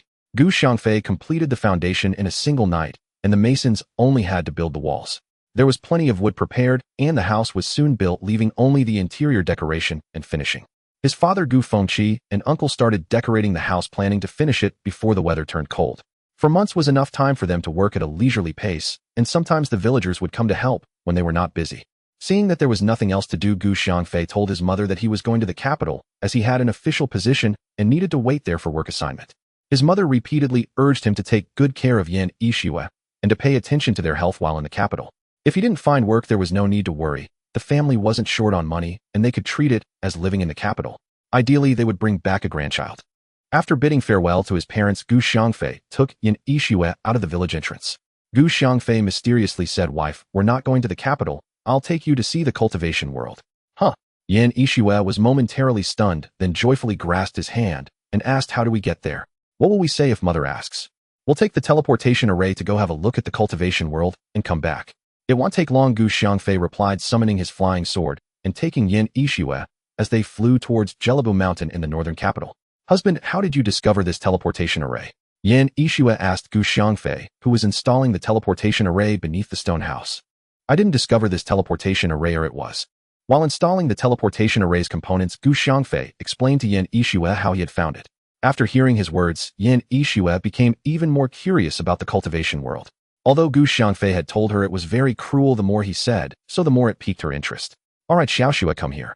After Gu Xiangfei finished installing the teleportation array, he embraced Yan Yixue, placed spirit stones in the grooves, and activated the teleportation array. A white light flashed, and the two vanished from the array. Bang! Two figures appeared in a basement. "Husband, where is this?" Yan Yixue asked Gu Xiangfei, feeling a bit dizzy as she looked around the room. Gu Xiangfei was less affected by the teleportation. Upon hearing Yan Yixue's question, he used his divine sense to check around. Indeed, this was a mortal city where he occasionally spotted one or two cultivators at the first or second levels of qi refining, but no higher level ones. Using an earth escape technique, the two arrived in the streets. Yan Yixue had already learned the language from the language jade slips. Observing the pedestrians and shops on the street, she noted that most buildings were quite similar to those in the martial arts continent. If not for the different language, one might think they were in the capital city of the martial arts continent. The two strolled along the street, but found nothing of value, deciding to check out the cultivation city. Upon exiting the city gate, they turned back and saw the three large characters on the city wall: Fenyu City. Gu Xiangfei summoned his flying ship, whisking Yan Yixue away at high speed. "This cultivation world is vast. Husband, where are we going? Do you have a map?" Yan Yixue asked as they flew for a while, without seeing any people or cities. Gu Xiangfei, prompted by Yan Yixue, hurriedly took out a jade slip from his ring. Moving forward would lead them to a desert. No wonder there were no people or cities here. Quickly changing direction, they headed towards the nearest cultivation city, Luoli City. After flying for 2 hours, they spotted a magnificent and massive city wall standing not far ahead. Landing the flying ship, Xiangfei reached out to hold Yin Yixu's chubby little hand, and they walked side by side towards the city gate. One spirit stone to enter the city. The guard at the city gate said expressionlessly as they approached. Xiangfei tossed 2 middle-grade spirit stones to the guard and entered the city without waiting for a response. The cultivation city was much larger than the mortal city. However, there was an anti-flight array in the city prohibiting flying. The streets were paved with bluestone, and there were shops selling elixirs and spirit artifacts, as well as shops selling talismans and other magical items. Business was thriving with many cultivators coming and going. Xiangfei arrived at a shop and purchased an introductory jade slip for 2 middle-grade spirit stones. After reading it, he handed it to Yin Yixue for her to take a look. In this Pulixiu continent, there are 9 major cultivation sects, 1 hall, 2 valleys, 3 sects, and 3 gates. Ranked first is the Shunwei Hall, known for maintaining peace when the Shunwei appears. The only sect that can rival Shunwei Hall is the Pill Artifact Array Alliance, which can stand toe-to-toe with it, preventing Shunwei Hall from becoming too dominant. The rest are small sects and minor schools. Additionally, there is a Loose Cultivator Alliance. Those like Xiangfei belong to the Loose Cultivators. If one can refine elixirs or artifacts, or is an array master, they can join the Pill Artifact Array Alliance in the cultivation world. After reading the introductory jade slip, Xiangfei wanted to join the Pill Artifact Array Alliance, for it would ensure his safety. After all, his cultivation level was only at the transformation stage, and he had to take care of Yin Yixue, a small foundation establishment cultivator, in this cultivation world. The prices for elixirs in the shop were shockingly high. Xiangfei saw that even low-level elixirs, which he wouldn't bother to pick up if they fell on the ground, were being sold for 10 spirit stones each. He decided to take the assessment to become an alchemist in Luoli City. Now he was capable of refining 6th-grade elixirs, classifying him as a 6th-grade alchemist, just 1 step away from becoming a 7th-grade Dan Wang. The location of the Danshi Array Alliance is next to the square of Luoli City with a grand entrance. A large sign at the entrance displays 5 golden characters Danshi Array Alliance, and below it is a smaller line indicating that it is the 39th branch of the Alliance in Luoli City. Xiangfei was not interested in knowing how many branches there were. He was here to take the alchemist examination. As soon as he entered the door, he saw a guard similar to the one at the academy's entrance who asked, "What are you here to take the assessment for?" "Alchemist." Xiangfei simply replied with 3 words. "Please register here, then go through the door on the left. Someone will summon you." The guard spoke in detail, perhaps to leave a good impression on Xiangfei. Before entering the examination, the guards were quite amiable, but if one failed, they would not be so courteous. Xiangfei registered his name and took Yin Yixue through the door on the left. Pushing open the door revealed a long corridor with 5 or 6 people queuing in the middle, apparently also there to take the alchemist assessment. Xiangfei stood behind them with Yin Yixue standing shoulder to shoulder with him, occasionally whispering to him and stifling giggles. The others waiting for the assessment looked on enviously, thinking they should have brought their partners along at least to have someone to talk to rather than standing there awkwardly. At that moment, the door opened, and a middle-aged cultivator walked out looking dejected. "Next, Gong Bowen." A voice called from inside the room, and a cultivator standing at the front pushed the door open to enter. "I heard this Gong Bowen is taking the assessment for the 3rd time. If he fails again, he will lose his qualification forever. I wonder what he's thinking. If he can't even pass as a 1st-grade alchemist, what is he doing here? If it were me, I would have focused on my cultivation instead, wasting 3 years like this." A cultivator in front seemed to know the details of the alchemist named Gong Bowen. "Persistence is key, right? Who knows, he might pass this time." Another cultivator, impressed by Gong Bowen, expressed hope for his success in the assessment. "Even if he passes as a 1st-grade alchemist, the pills he makes will only be usable by Qi refinement stage cultivators. Foundation establishment stage cultivators can't use them. What good is that?" Another cultivator chimed in. Xiangfei observed that these cultivators enjoyed discussing others' affairs as if they could go on endlessly, perhaps even leading to a quarrel. "You don't need to come for the assessment anymore. You just focus on cultivating." A voice came from the open door, and the cultivator named Gong Bowen walked out, his face filled with despair, clearly having failed again. After an hour, it was finally Xiangfei's turn. Of the cultivators who had gone before him, only one had passed, and that was just a 3rd-grade alchemist. Next, Xiangfei. Xiangfei nodded to Yin Yixue, signaling her to wait for him outside. Upon entering, he saw that the room was large with a row of wooden racks in front filled with jade bottles, each labeled with the name of the pill inside. A quick scan with his divine sense revealed that the highest-grade pill was the transformation pill, which was produced by 4th-grade alchemists. The examiner was a cultivator at the transformation stage, though quite aged, with white hair and a ruddy complexion, giving off an air of ethereal wisdom. "What grade of alchemist do you wish to assess for?" the old man with white hair asked. 6th grade, Xiangfei replied straightforwardly without modesty. 6th grade, the old man repeated in surprise. "Yes, 6th grade," Xiangfei affirmed. Good. Please take out the spiritual herbs, and let's begin. The old man was somewhat surprised that someone so young would want to assess as a 6th grade alchemist. Although he had some doubts, no one would joke about assessment failures here. If one failed, they would have to wait another year. Xiangfei planned to refine the barrier-breaking pill, a medicinal pill for cultivators at the void refinement stage to break through to a small realm. The higher one advanced, the more difficult it became, and even breaking through a small realm was a challenge.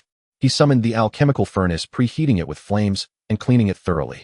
The furnace was already sealed and would be clean without needing to do so, but Xiangfei was accustomed to this, much like washing fruit at home. As he summoned the Star River flame, the old man's face froze. This flame was no ordinary fire. Although he had just advanced to the 3rd level, once this flame evolved into celestial flames, it would be catastrophic, likely capable of destroying the entire cultivation world in an instant.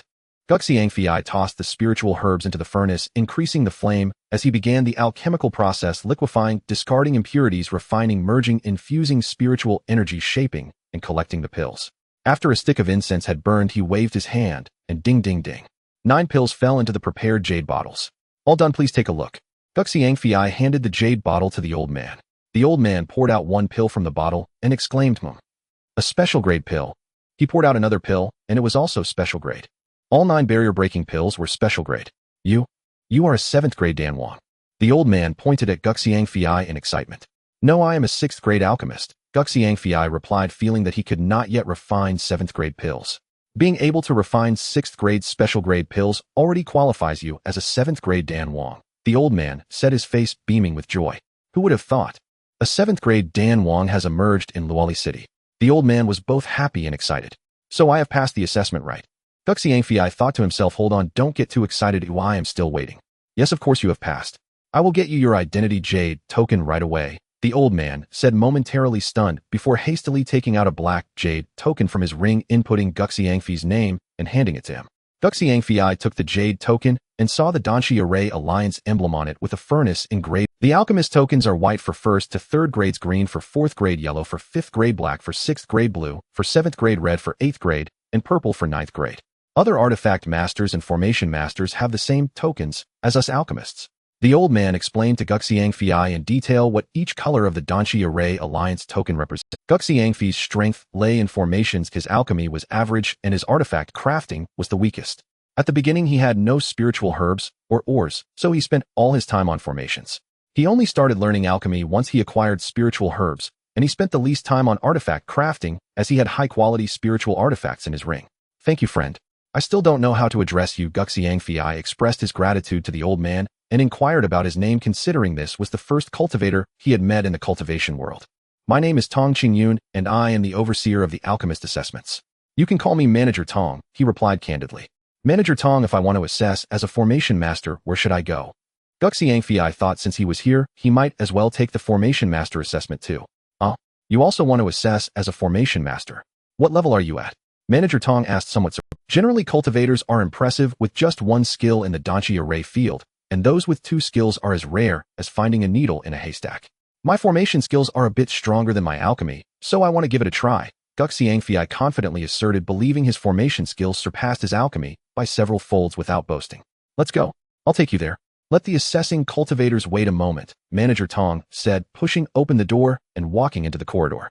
Xiangfei followed him out, waved to Yan Yishue, and accompanied Manager Tong to the middle corridor where several cultivators were waiting at a large door, likely for the formation master assessment. Manager Tong pushed the door open and Xiangfei held Yan Yixu's hand and followed him inside. Upon entering, he found that the room was a hall where a cultivator was setting up a formation while an older man with a grizzled beard sat leisurely on a chair sipping spiritual tea. Seeing Manager Tong enter, the older man chuckled. What brings you here, you old fellow? I've brought a friend here for the formation master assessment. You can check him out after he finishes. Manager Tong pointed to the assessing formation master and then back at Xiangfei. Oh, what kind of formation master could warrant your personal visit? I want to see how skilled he is. The older man was somewhat puzzled. Manager Tong was usually hard to invite, and now he had personally brought a young cultivator for the assessment, which was quite surprising. The cultivator setting up the formation became flustered upon seeing more people. In his haste, with a loud bang, a formation flag was destroyed by spiritual energy, leading to a failed formation. The cultivator's face turned red as he saluted the older man and hurriedly left. He's gone. You can proceed with your assessment now. Before the older man could speak, Manager Tong directly bypassed him and let Xiangfei take the assessment. The older man did not stop him and nodded at Xiangfei, signaling him to begin. Xiangfei took out a formation flag and began setting up a 9th-level defensive formation. As he continuously placed the flags, the older man's expression grew increasingly serious. After a stick of incense as the last formation flag was placed, the formation emitted a soft hum. Is this a 9th-level defensive formation? Manager Tong, who could not set up formations, recognized that this was indeed a 9th-level defensive formation. 9th-level formation, King. The older man stood up in shock, knocking over his chair without noticing. Do you know any other formations? The older man asked excitedly. I can also set up a 9th-level strangulation formation and a 9th-level confinement formation. Xiangfei replied, omitting the 9th-level chain strangulation formation as it would take too much time. Good, then start. The older man immediately urged him to begin, as he was merely a 7th-level formation master, far from a 9th-level formation king. Xiangfei raised his hand to summon the flags back, then began to set up the 9th-level strangulation formation. One by one, the formation flags were driven into the ground, and the older man fixated his gaze on the flags Xiangfei was placing. As the last formation flag was driven into the ground, a humming sound arose, and a 9th-level strangulation formation began to activate. Indeed, it is a 9th-level strangulation formation.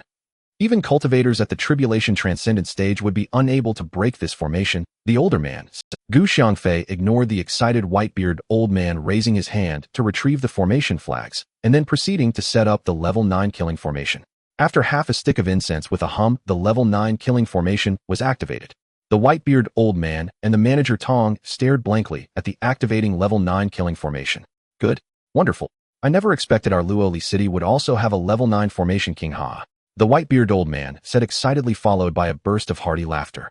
Not only is he a level 9 formation king, but he is also a 7th-rank alchemist, Manager Tong added. What? A 7th-rank alchemist? The white-beard old man was completely devastated this time. Oh my. It's impossible for others to reach 7th-rank alchemist in a lifetime. Moreover, he is also a level 9 formation king. How can anyone else live?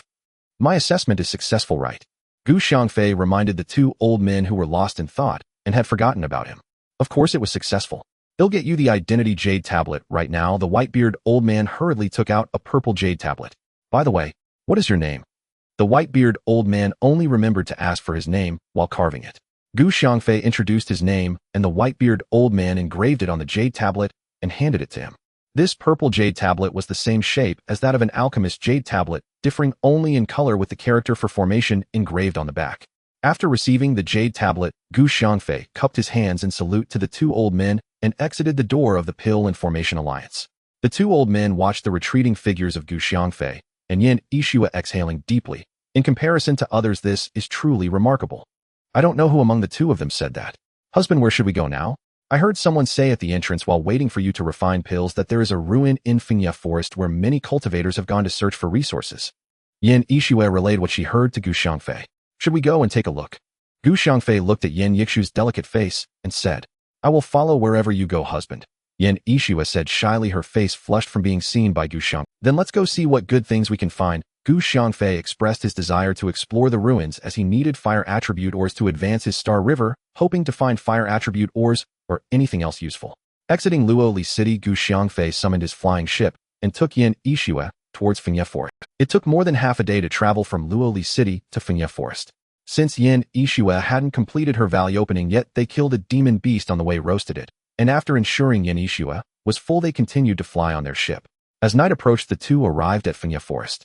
Xiangfei noticed the sky was getting late, deciding to explore the forest tomorrow and to rest outside for the night. They found a small hill, dug a cave dwelling, and set up a defensive formation and a strangling formation. Once inside the cave, Xiangfei took out a wolf pelt from his ring and laid it on the ground, followed by a silk quilt, and the two lay down to rest. After a day of both alchemy and setting formations, Xiangfei quickly fell asleep from exhaustion. On her first trip to the cultivation world, Yin Yixue found everything curious, and after looking around a lot also felt a bit tired. She snuggled into Xiangfei's arms and soon fell asleep. A peaceful night passed.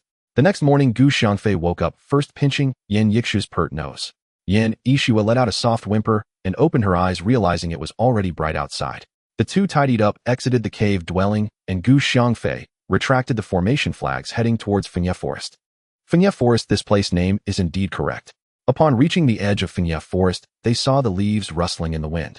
Even with dense trees, strong winds blew through the gaps, causing the trees to lean to and fro, but when the wind stopped, the trees stood tall and straight. Following a small path where people had walked, they ventured deeper into the ruins, while simultaneously releasing their divine senses to detect any impending dangers.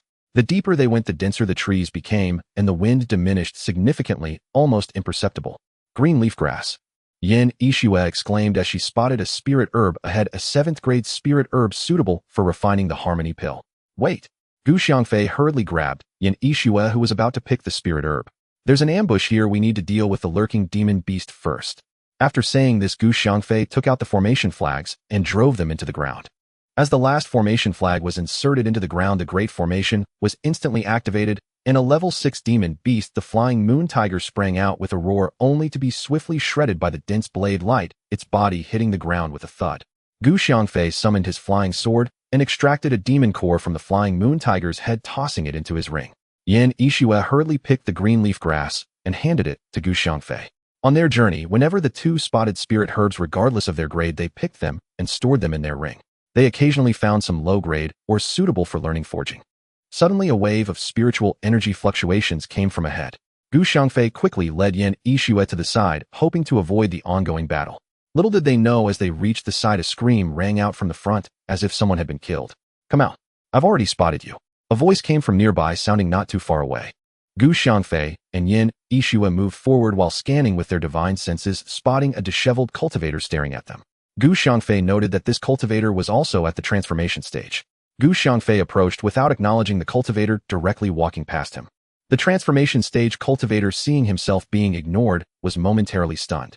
He couldn't figure out why Gu Xiangfei initially avoided him, but after being called out, Gu Xiangfei simply disregarded him and walked past. "Wait!" The cultivator hurriedly shouted. Gu Xiangfei ignored him and continued pulling Yin Yixue forward. The disheveled cultivator, seeing that his words went unheeded, angrily stepped in front of Gu Xiangfei. Gu Xiangfei took out a top-grade spirit weapon, the first blade of the sacred hand, 8 blades, the sky curtain blade, which struck in an instant. The disheveled cultivator had no time to evade, hastily summoning his spear to defend himself. Regretting that he had insisted on confronting them, it was too late to back down. In a flurry of blade light, after 108 transformations, the disheveled cultivator was sliced into pieces. Gu Xiangfei retracted his ring of fireball, reducing the corpse to ashes. "Why did you kill him, husband?" Yin Yixue asked, puzzled. "He was blocking our path, of course, he had to be killed. People like him, so self-righteous, must be eliminated for peace of mind. Didn't you see he was just looking for trouble?" Gu Xiangfei said as he continued to pull her hand forward. "Otherwise, why would he block our way? Did he think he was delivering food to us?" Yin Yixue thought about it and indeed realized her husband was right, just like when she encountered the son of the principal of Shidu Academy, she had also killed him. As their divine senses swept over, they spotted a grand hall ahead, surrounded by hundreds of cultivators attacking it. With each attack, the hall emitted a white light, causing ripples in the air. The defensive formation below was supported by spiritual energy veins, and even if these cultivators attacked for a year, they could not break this defensive formation. It was purely a waste of spiritual power. Gu Xiangfei led Yin Yixue to circle around to the back of the hall, where no cultivators were attacking the formation. "Wife, wait a moment. I will open the formation. You must enter quickly, or else you'll be trapped and crushed to pieces." Gu Xiangfei warned Yin Yixue about the dangers of the Great Formation. "Then, he'll wait for you here," Yin Yixue said, lacking confidence, fearing she would be too slow and get trapped. "How about this? He'll carry you. I can't leave you outside. Oh, I don't feel secure." Gu Xiangfei insisted on not leaving his wife behind in this perilous cultivation world. "All right." Yin Yixue did not hesitate, happily jumping onto Gu Xiangfei's back, realizing she was indeed very important to her husband. Gu Xiangfei inserted the formation flags into the ground. With a crack, the formation split open a gap. He raised his hand to retract the flags and swiftly entered the formation, followed by another crack as the formation sealed itself again. Wow, the spiritual energy here is so rich. Upon entering the hall, Yin Yixue was immediately captivated by the abundant spiritual energy inside. Gu Xiangfei saw that there were 12 upper-grade spiritual energy veins laid out in the open space within the hall. In the center of the hall was a jade table with 5 jade boxes on it. Gu Xiangfei didn't rush to collect the spiritual energy veins, but first opened a jade box. Upon opening, he found a set of top-quality spiritual armor for women. Even the boots were in a female style. "Wife, this is perfect for you. Quickly refine it." Gu Xiangfei handed the jade box to Yin Yixue. He opened the second jade box and found a bead exuding a fiery aura. The Star River sensed the bead's energy and became anxious, jumping around in the purple mansion, but it couldn't come out without Gu Xiangfei's permission. He sealed the jade box and stored the star bead inside, then picked up the third jade box. Opening it revealed a stone emitting an extreme cold aura, causing Xiangfei to shiver and nearly drop the jade box. He stored the jade box and opened the fourth one, which contained a book. Xiangfei found it strange, wondering why it was a book instead of the usual jade slips. The book was titled Complete Guide to Spirit Herbs and Fruits, detailing images and uses of various spirit herbs and fruits, and concluding with an introduction to materials needed for upgrading flames explained in great detail from low to high grade. Xiangfei was overjoyed, planning to set it aside for further study later. He then opened the fifth jade box, which contained another book titled Complete Guide to Escape Techniques. Upon opening, he saw it described how to cultivate various escape techniques, such as 5 elements escape, wind escape, space escape, and planet escape. Xiangfei was thrilled. With this guide on escape techniques, he now had a means to escape when in danger. If he couldn't win, he could just use an escape technique to flee. After tidying up the jade boxes, he used his divine sense to scan the area, realizing there was nothing else here.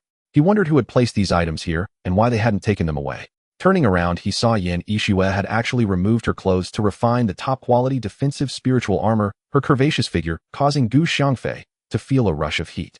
After waiting for a while, Yin Yixue finally refined the spiritual armor, raised her hand to wear it, and upon looking up saw Xiangfei staring at her, causing her cheeks to flush, revealing her enchanting beauty. "Let's go." Xiangfei embraced Yin Yixue and kissed her. Yin Yixue jumped onto his back, and Xiangfei waved his hand to gather the spiritual energy veins, moving to the back of the main hall, where he took out the formation flags, opened a gap, and flashed outside the hall. Scanning with his divine sense, he saw that thousands of cultivators were attacking the Great Formation. Xiangfei smiled slightly and quickly left this place with Yin Yixue. Exiting the Fingya forest, he summoned the flying ship and headed towards the next city. After flying for a day, they arrived at a city called Frostleaf City, which was even larger than Loli City, almost twice its size.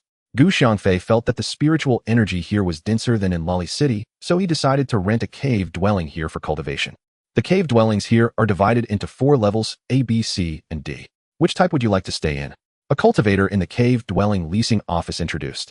How much is a level A cave dwelling per month? Xiangfei asked.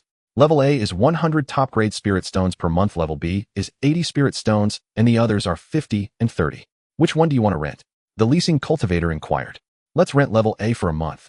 Xiangfei took out 100 top-grade spirit stones and handed them to the leasing cultivator. Here's the jade token to open the cave dwelling. Hold on to it.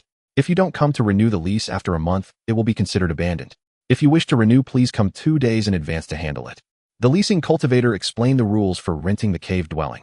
Xiangfei took Yin Yixue to the cave dwelling, used the jade token to open the door, and indeed found the spiritual energy inside to be very rich. It was truly a great place for cultivation. As soon as Yin Yixue entered the cave dwelling, she fell in love with it. Not only was there a bed, but also a bathing area designed with great consideration. That night, the two didn't cultivate, but instead indulged in passion, rolling in bed all night, holding each other as they fell asleep. The next day at noon, after waking up, Xiangfei set up a gathering spirit array in the cave dwelling, then took out a spiritual energy vein. The two of them sat cross-legged on the vein, operating their techniques to absorb the spiritual energy and refine it into true essence.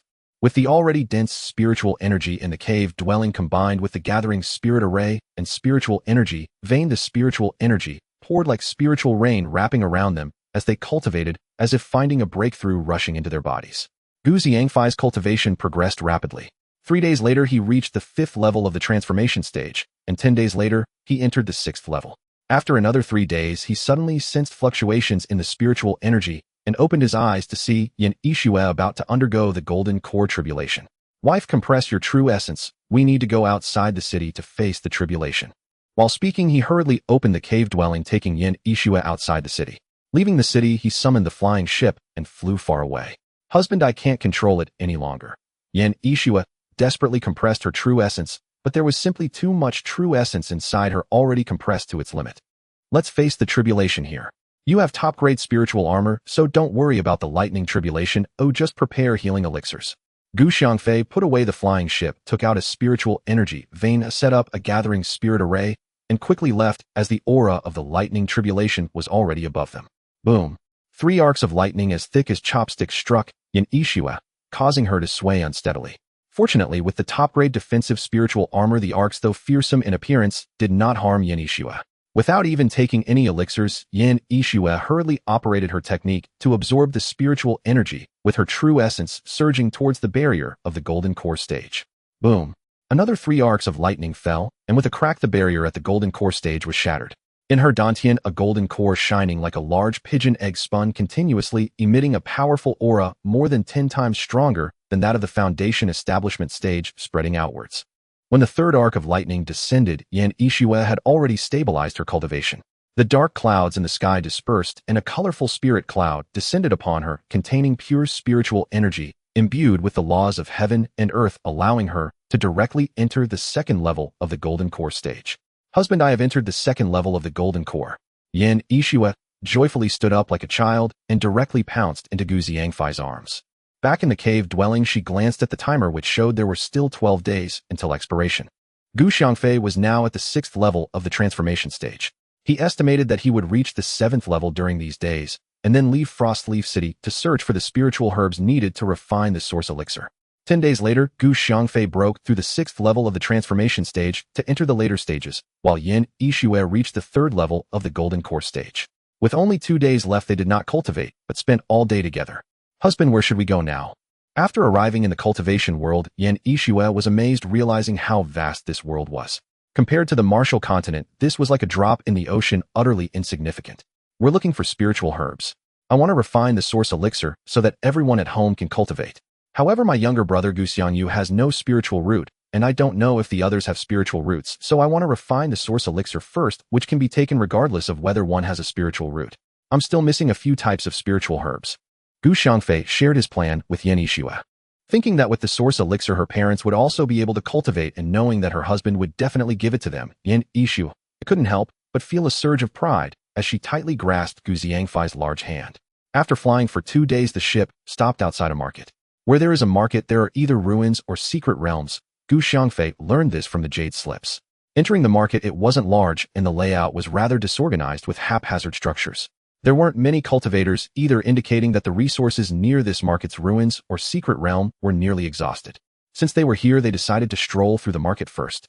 As they walked, they listened to the stallholders gossiping and quickly learned that not far to the east of the market was a secret realm that had been discovered for decades. The treasures inside had long been looted, and they were planning to look elsewhere as this place had already been abandoned. After touring the market, the two thoroughly exited the market, summoned their flying ship, and within half a stick of incense arrived at the secret realm. Upon entering the secret realm, they found that there was indeed nothing here, with large pits and small holes dug everywhere, clearly left by cultivators searching for resources. Gu Xiangfei spread out his divine sense and only discovered some low-level beasts which hadn't even formed demon cores. It's no wonder the cultivators hadn't killed them. Inside the secret realm, there were a few dilapidated houses.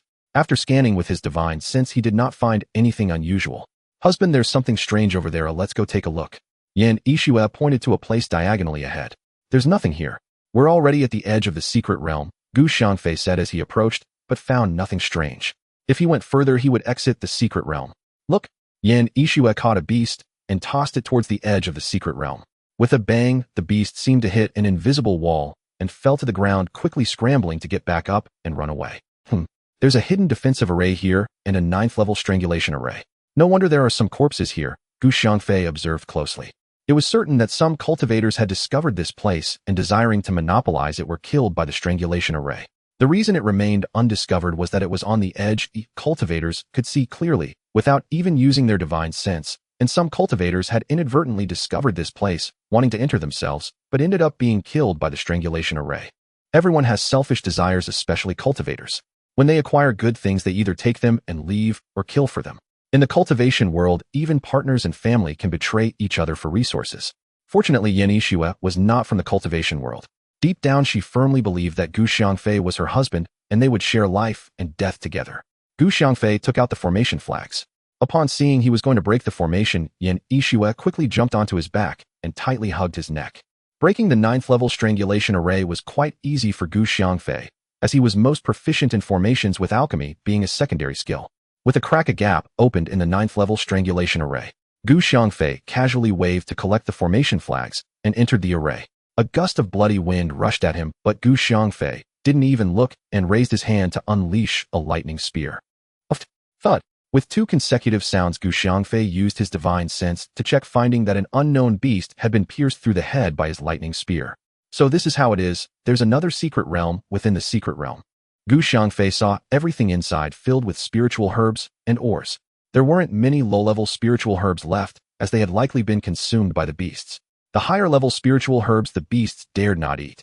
The highest-level beasts here were only fourth-level equivalent to cultivators in the nascent soul stage. The beast he killed was precisely a fourth-level beast, indicating it had been lurking nearby and attempted to ambush them, but was struck down by his lightning spear. There were too many ores here, and the two happily collected spiritual herbs, and ores sweeping through and reaping abundant rewards. They had gathered all the auxiliary spiritual herbs for refining the source elixir, and among the main herbs, they had discovered one. Now they were only missing the 5-leaf grass and lingshu fruit.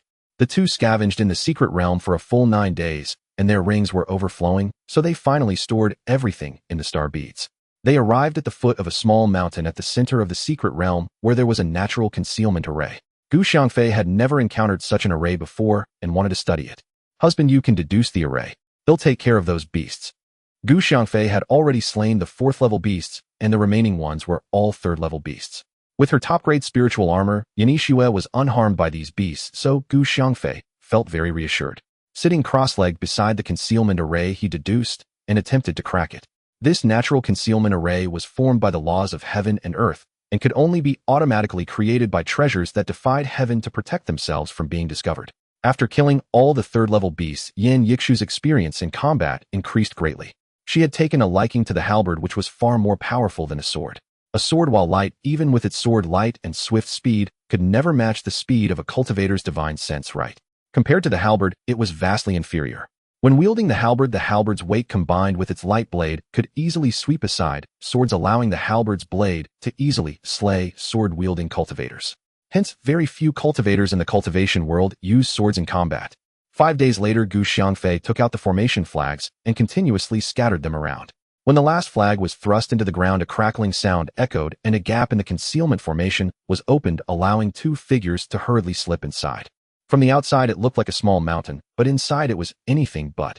A few swans leisurely swam back and forth in a pond, while no other beasts were present. 5-leaf grass, lingshu fruit tree, 7-colored lotus, purple-backed dragon ginseng. Gu Xiangfei called out all the spiritual herbs and fruits he could recognize. The most precious here is the 7-colored lotus, a treasure for regeneration. When a cultivator is injured and loses limbs, consuming the 7-colored lotus will immediately regenerate their body without any discomfort, and the meridians and acupoints will be identical to the original. What spiritual fruit is this? Why are there 9 colors? Never mind, I'll store it in the star bead first, and research it later, Gu Xiangfei muttered to himself. The 5-leaf grass and lingshu fruit are the lowest grade spiritual herbs and fruits in this concealed formation. If it weren't for his need for these, he wouldn't have given them a second glance. Oh, any random spiritual herb here is more precious than they are. He summoned the alchemy furnace, prepared to refine the life source pill. Various spiritual herbs and fruits were placed on the ground. As the star river emerged, it began to jump around excitedly. Gu Xiangfei recalled his fire element pearl, thinking it should be fed to the star river for it to advance. Taking out the fire element pearl from his ring, the star river jumped around excitedly, suddenly lunging toward it and enveloping it. Flames instantly soared to 100 feet high, causing Gu Xiangfei to hurriedly embrace Yan Yixue and dodge away. The surrounding flowers, grasses, and trees were instantly turned to ashes. A crackling sound filled the air, as even the air was being burned, creating ripples and distorting the space continuously. It surprisingly took the star river 4 days to advance. Gu Xiangfei, not wanting to wait any longer, took out the comprehensive guide on escape techniques to study, while Yan Yixue practiced beside him. The 5 elements escape technique utilizes the 5 elements for flight, which he found was quite easy to learn. However, the remaining wind escape and spatial escape techniques, as well as the celestial escape technique, were far too difficult. He had no understanding of space, so how could he comprehend spatial escape techniques, let alone the celestial escape technique? He decided to first master the 5 elements escape technique and learn the others later once his cultivation improved. Gu Xiangfei immersed himself in the practice of the 5 elements escape technique, while the star river, after advancing, eagerly jumped beside him, waiting. Whoosh! A figure flashed by, and Gu Xiangfei vanished from his original position, only to reappear again. After practicing the 5 elements escape technique for half a month, he had made some progress. Each time he used the escape technique, he could move from a few meters to several dozen meters, and now he could escape several kilometers, gradually increasing his speed and distance. Gu Xiangfei believed that in the future, escaping hundreds or thousands of kilometers would soon become a reality. Seeing the star river patiently waiting by his side, he raised his hand to beckon it over. The star river jumped into his palm, now glowing purple and radiating countless starry flames resembling a miniature universe. He summoned the alchemy furnace placed in the spiritual herbs and began the process of liquefying and purifying, merging, imbuing with spiritual energy, shaping and collecting the pills. Soon 9 top-grade life source pills fell into the jade bottle, and he proceeded to refine 2 more batches while the remaining spiritual herbs and fruits were stored in the star bead. "Husband, please help me refine a crescent halberd. I want to use a crescent halberd." Yin Yixue approached him after he finished refining the pills and shared her thoughts. "Then how about this? We will cultivate here. You can focus on the 5 elements escape technique, which is a technique for fleeing. If we can't defeat our opponents, we can escape. I will improve my alchemy skills here and then learn artifact crafting since we have plenty of ores." Gu Xiangfei finished speaking and handed the 5 elements escape technique manual to Yin Yixue. Yin Yixue found the 5 elements escape technique very useful and happily took the book, glancing through it. It was indeed good, and she decided to learn the 5 elements escape technique first to prepare for future escapes. Now that Gu Xiangfei's star river had advanced, his pill refining speed increased, and with numerous spiritual herbs and fruits at hand, he was well on his way to becoming a 9th grade pill king. He took out the foundational alchemy notes from the pill king Xiangfei and the comprehensive guide on spiritual herbs and fruits, studying both simultaneously. This Xiangfei was a 7th grade pill king who had collected many pill formulas, and with many spiritual herbs and fruits that had names, but no images, he compared them with the comprehensive guide on spiritual herbs and fruits. He was delighted to find the book detailed, and the accompanying images helped him quickly find answers to things he didn't know or understand.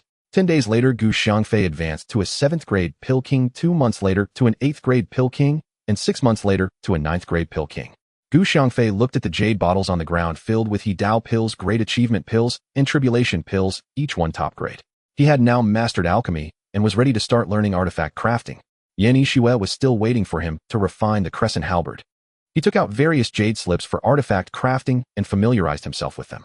He took out low-grade ores and first refined a basic furnace. Although it didn't look great, it was functional. Once he mastered artifact crafting, he would refine a higher-grade furnace. In Gu Xiangfei's pursuit of perfection, it took him a month to barely refine a 2nd-grade spirit artifact crescent halberd. This was only possible because his formation skills had reached the level of a formation king, otherwise simply engraving the formation would have stumped him. 3 months later, Gu Xiangfei successfully refined a 3rd-grade spirit artifact crescent halberd, and this time it was done with ease. Having exhausted all the low-grade ores in his ring, the ground was now littered with fragments. Gu Xiangfei collected the pills and picked up the comprehensive guide on spiritual herbs and fruits, suddenly noticing an image of or on one of the pages. He quickly picked up the book and examined it, exclaiming, "So that's how it is. This is wonderful, indeed a treasure." Gu Xiangfei flipped through the pages, realizing that while refining pills, spiritual herbs and fruits appeared, and while crafting artifacts, images and methods for various ores were introduced. Seeing this, Gu Xiangfei was overjoyed. If learning formations would reveal formation techniques, would learning talismans reveal introductions and drawing methods for talismans? For now, he would focus on artifact crafting, the other things could wait. With the introduction images and methods for refining ores, his speed in learning artifact crafting increased dozens of times, and he no longer needed to deduce and research the properties of ores. Another month later, Gu Xiangfei refined a 5th-grade spirit artifact crescent halberd. Looking at the crescent halberd in his hand, its blade shimmered with a cold light. Under the activation of his true essence, the blade's aura surged, slicing through a large tree hundreds of meters away with a crack. "Oh!" Yin Yixue, hearing the sound, opened her eyes and saw the large tree cut in half in the distance, letting out a startled exclamation. "Husband, is this the crescent halberd you refined? It's simply wonderful. It's impressive and domineering." Yin Yixue praised as she admired the crescent halberd in Gu Xiangfei's hand. "This crescent halberd is a 5th-grade spirit artifact perfectly suited for you. If it were any higher, your true essence wouldn't suffice. Once you advance, I'll refine another one for you. For now, you should refine it." Gu Xiangfei handed the crescent halberd to Yin Yixue. Yin Yixue took the crescent halberd and spat out a mouthful of essence blood to refine it. This crescent halberd had 36 attacking formations engraved on it, so when activated it would attack, as if the opponent were also under attack from the formations. After refining the crescent halberd, Yin Yixue found that the originally tumter-long halberd shrank to less than a foot, resembling a short halberd, which was very convenient to hold. Yin Yixue joyfully ran to Gu Xiangfei's side, hugged him tightly, whispered a few words in his ear, and a faint blush appeared on her face. Gu Xiangfei immediately picked her up and took her to the prepared cave dwelling. Soon screams echoed from within, causing the swans in the pond to take flight in fright. 2 days later, Yin Yixue appeared outside the cave dwelling, her face filled with satisfaction and happiness, practicing the 5 elements escape technique. Gu Xiangfei, feeling sore all over, stepped out of the cave, dwelling, muttering to himself, I didn't expect this woman to be so wild. She mastered the scroll her mother gave her, which nearly exhausted me. After this little interlude, Gu Xiangfei continued learning artifact crafting. Both of them took a few days off each month, and at first Gu Xiangfei was vigorous, but later he would clutch his waist and complain of back pain. 2 months later, Gu Xiangfei refined a 6th grade spirit artifact crescent halberd, and Yin Yixue had also made minor progress in her 5 elements escape technique. When the two of them appeared in the cave dwelling again, Yin Yixue said, it's been quite a while this month. Ooh, I haven't had my period. Husband, could I be pregnant? Oh, let me check, Gu Xiangfei exclaimed quickly, using his divine sense to check, and indeed detected a life force in Yin Yixue's abdomen. That's right. You're pregnant. My dear, you should avoid practicing from now on and focus on studying. Your mother will surely be pleased when we return. Gu Xiangfei was a bit excited and happy, but mostly concerned for Yin Yixue's health. Both of them were cautious now, following the instructions from the scroll given by Yin Yixue's mother on how not to affect fetal development during pregnancy, while completing their respective requirements. Gu Xiangfei discovered from the jade slips that the lower the cultivator's realm, the shorter the pregnancy duration, and conversely the longer it took. If Yin Yixue were a tribulation transcendence cultivator, it would likely take at least a decade to give birth. Now that Yin Yixue was only at the golden core stage, Gu Xiangfei estimated it would take her at least 2 years. With Yin Yixue pregnant, Gu Xiangfei decided to return to the martial Dao continent, otherwise it would be too chaotic in the cultivation realm. If one day they engaged in a battle and Yin Yixue got hurt, he would regret it immensely. After tidying up, the two of them exited the secret realm. Gu Xiangfei summoned the flying ship, and they headed toward the teleportation array. Along the way, Gu Xiangfei noticed fluctuations in spiritual energy and chose to detour for safety. He couldn't let Yin Yixue be in danger. If a detour was unavoidable, he would stop the flying ship and find a remote place to wait. They proceeded, slowly stopping and going, but ultimately arrived safely at Fengyu City. Seeing Fengyu City, Gu Xiangfei felt relieved. There was no danger in this mundane city, and he wasn't worried about anyone harming Yin Yixue. Wife, come into my little world. I'm afraid the teleportation might harm your body. The little world is quite safe. Once we reach the martial Dao continent, you can come out. Gu Xiangfei discussed this with Yin Yixue and made this decision. After Yin Yixue entered the small world, Gu Xiangfei still felt some concern and decided to place the small world inside the Star Pearl, which was the safest place. Using an earth escape technique, he arrived at the underground teleportation array, inserted a spirit stone, activated the array, and a flash of white light appeared as Gu Xiangfei vanished from the teleportation array. With a bang, a figure appeared beneath the stone house at Jelabo Mountain on the martial Dao continent. Gu Xiangfei emerged from Jelabo Mountain, took out the small world, and let Yin Yixue out. Husband, have we arrived at the martial Dao continent? So soon. After Yin Yixue came out and saw the surroundings, she realized they had returned to the martial Dao continent, though she still asked, yes, you didn't feel uncomfortable, did you? Gu Xiangfei asked with concern. No, I feel even faster than before. I just read a page of a book in the small world, and you let me out. That's good, let's go. It's very close to Gu family village from here, Gu Xiangfei said, summoning a flying ship and carrying Yin Yixue towards Gu family village. Gu family village. Feifei and Xiaoxue have been gone for almost a year now. When they left, they said they would be back soon, but it's been nearly a year. Why are they still not back? Mother was mumbling to Gu Fengqi, who was drinking and eating at the same time. Enough, they're not children. What could possibly happen to them? Maybe they're at the little prince's place in the south capital. What are you still worried about? Every time we eat, you ramble on for half a day. Can't we just eat in peace? Father Gu Fengqi initially tried to persuade her gently, but then recalled how she constantly rambled during meals, and his anger began to rise, making his tone louder.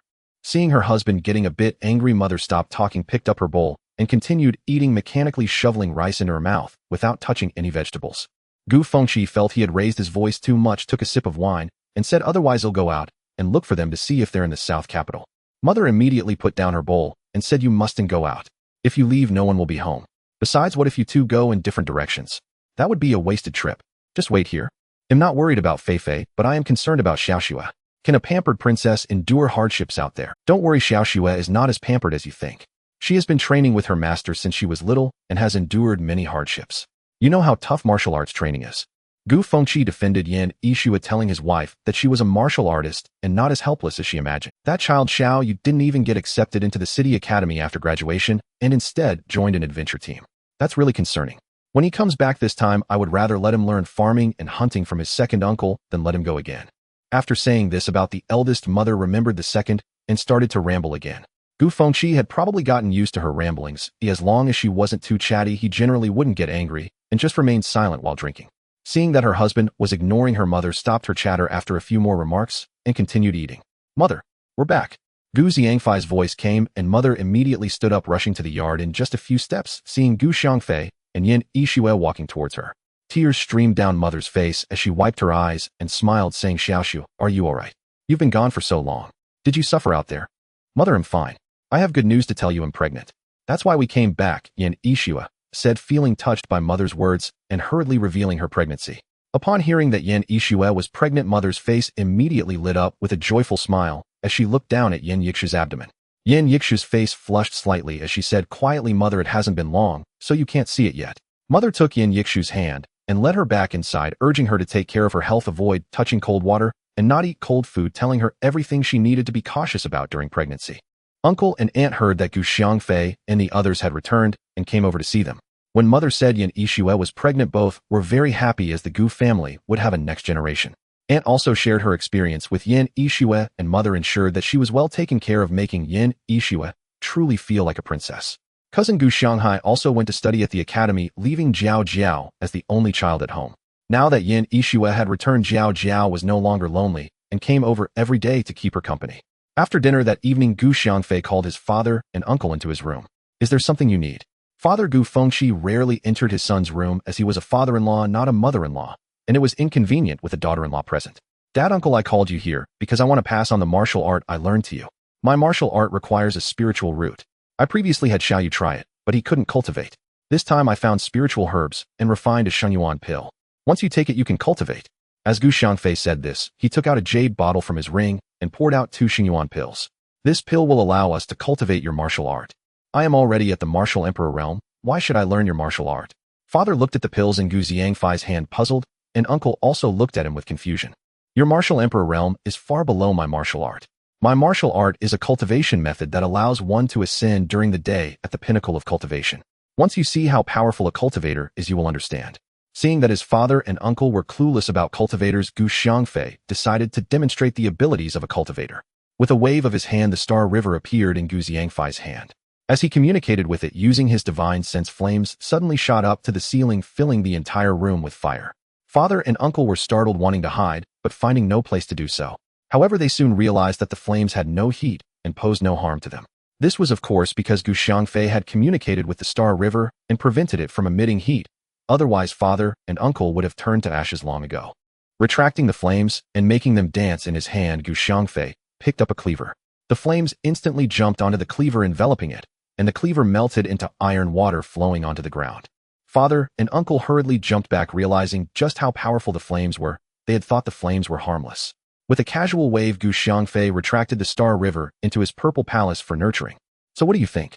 If you still don't believe me, we can go outside and demonstrate something else. Gu Xiangfei noticed his 2 brothers were still dazed, pondering about the flames. Let's go outside and see what other tricks you have. Father felt that his martial emperor realm was not low, and he thought Gu Xiangfei was practicing magic, having never heard of cultivation before. The 3 of them went to the yard. Without waiting for father and uncle to urge him, Gu Xiangfei summoned a flying sword. With a surge of true essence, the few-inch-long flying sword instantly expanded to the size of a door panel. Gu Xiangfei waved his hand, lifting father and uncle, and stepped onto the flying sword, shooting into the sky. What the heck? No way. We are flying. We're really flying. Uncle exclaimed, looking at the shrinking houses below, cursing, and then exclaiming in excitement. Father Gu Fengqi finally understood what a cultivator was. He had never imagined that one day he would fly in the sky, and it was his son who was carrying him. Once they returned to the ground, uncle immediately reached out his hand, saying, give me the pills, I want to cultivate too.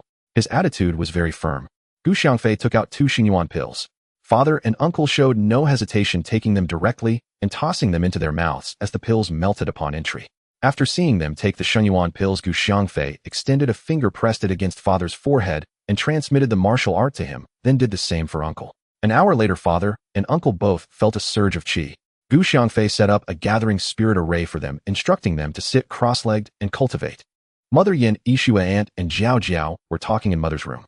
Gu Xiangfei was not in a hurry to have them cultivate. He planned to wait until father and uncle reached the qi refining stage before teaching them. What are your father and uncle doing? Mother asked casually when she saw Gu Xiangfei enter. They are cultivating. Let's sleep here tonight. They would come out tomorrow, so it was best not to disturb them now. Gu Xiangfei speculated that his father and uncle had just begun cultivating and would surely find it novel. They probably wouldn't sleep tonight. Besides, cultivators don't need to sleep. Cultivators can meditate for decades, or even hundreds of years, so why would they need sleep? Hearing they would sleep, their mother was naturally very happy and quickly prepared bedding for them, and also helped mother lay out the sheets. After preparing the bed, mother said to Gu Xiangfei, "You all sleep here. I'll go keep your aunt company, otherwise they will be scared in such a big room." Gu Xiangfei realized that aunt and Zhao Jiao would indeed be a bit scared without uncle at home. When Zhao Jiao heard that mother was going to sleep at her house, she happily grabbed mother's hand and headed outside with aunt hurriedly following. With nothing else to discuss, the next morning after Gu Xiangfei got up, Yan Yixue was still lazily lying in bed, possibly feeling a bit sluggish due to her pregnancy. When he opened the door to his room, a foul smell hit him. Father and uncle were still cultivating. Gu Xiangfei used his divine sense to check and found they had both entered the first stage of qi refining. He quickly sent them a message to tell them to take a shower. Father and uncle opened their eyes and immediately smelled the foul odor, noticing the greasy black spots on their bodies. They hurriedly ran outside to find a place to wash up. Gu Xiangfei waved his hand, casting a purification spell to drive away the foul smell from the room, restoring a fresh scent. Half an hour later, father and uncle returned. Gu Xiangfei saw that their skin had turned pale and they appeared much younger. Uncle, who had previously hunted and farmed, was free of any small ailments. Father Gu Fengqi was fine physically, as he had already been in the martial emperor realm and his body was strong. Now, after cultivating the cultivation method, he felt it was vastly superior to the martial arts he had practiced. Gu Xiangfei took out 2 storage rings and handed them over, saying, "These are storage rings. After you acknowledge them with your blood, wear them. I've placed some spirit stones and pills inside." Father and second uncle took the ring, bit their fingers, and dropped blood to recognize their master. They have not yet cultivated to the 3rd level of qi refinement, and their divine sense has not yet formed. However, they can use their mental strength, albeit with some inconvenience. Gu Xiangfei taught them some minor spells to practice slowly, encouraging them to ask him if they had any questions. "I say, Feifei, don't blame second uncle for being nosy. Where did you learn this cultivation technique? Is there anyone else in our martial arts continent who knows this technique?" Second uncle voiced his doubts and concerns about others also learning cultivation techniques. "Aside from me, no one else on this martial arts continent knows how to cultivate. They like you have never even heard of it. Do you remember the incident when a stone fell from the sky and crushed the big bear?" Gu Xiangfei explained how he acquired the cultivation technique to father and second uncle. "So that's how it is. You really kept it well hidden. That's fine. We can't tell anyone outside the family lest we invite trouble." Second uncle was quite alert about this matter and began to advise elder brother Gu Fengqi in advance. Father smiled and said, "You don't need to remind me. This matter will definitely not be known to outsiders, not even to your father-in-law's family. Once our cultivation improves, we will go take a look at the cultivation world." Second uncle nodded, affirming that this matter wouldn't be disclosed to his father-in-law's family. Over the years, he had helped them with quite a bit of money, but they had stopped working, only waiting for handouts of money, rice, and meat. When they came asking and left empty-handed, second aunt was so angry that she didn't want to deal with them anymore. After a few visits, seeing they got nothing, they went back and claimed that second aunt was ungrateful for raising such people. In a fit of anger, second aunt cut ties with them and hadn't returned for more than a year. After teaching father and second uncle, Gu Xiangfei began to teach mother and second aunt Zhao Jiao, specifically reminding second aunt not to tell her family about the cultivation. Second aunt immediately vowed never to return, saying that if she did, she would be struck by lightning, let alone discussing cultivation with her family. Though Zhao Jiao was young in the cultivation world, children her age were already training. Gu Xiangfei naturally encouraged her to cultivate, otherwise when everyone advanced and went to the cultivation world, leaving her behind alone, no one would feel at ease. After mother and second aunt reached the 1st level of qi refinement, both appeared to have become 10 years younger, filled with joy. They hadn't expected that cultivation could also rejuvenate them, and all their minor ailments had vanished, making them even more determined to practice. Though Zhao Jiao showed no significant changes due to her young age, she appeared much more spirited than before, her originally delicate features and skin now looking even more refined and smooth. After the family began cultivating, Gu Xiangfei spent his time either teaching them whenever they had questions or accompanying Yan Yixue for walks in the mountains and studying the 5 elements escape technique in the evenings. 3 months passed quickly and winter was approaching. Father had already reached the 5th level of qi refinement, mastering various minor spells, while second uncle had reached the peak of the 4th level and would soon enter the 5th. Due to the daily chores of cooking and household tasks, mother and second aunt had both reached the 3rd level of qi refinement, while Zhao Jiao, having nothing to do, had achieved the pinnacle of the 5th level and was on the verge of entering the 6th. Father and second uncle would go to the mountains to cultivate every day, conveniently bringing back some game. They had accumulated too much game at home and had stopped gathering herbs, knowing that worldly wealth was useless to cultivators. Spirit stones were far more important. Yan Yixue did some household chores every day, and whenever mother saw her, she urged her to focus on her pregnancy and not to do anything else. Feeling bored from having nothing to do, Yan Yixue decided to read a book on spirit herbs and fruits that Gu Xiangfei had given her while also learning about alchemy. Gu Xiangfei had mastered the 5 elements escape technique and was now looking to learn the wind escape technique.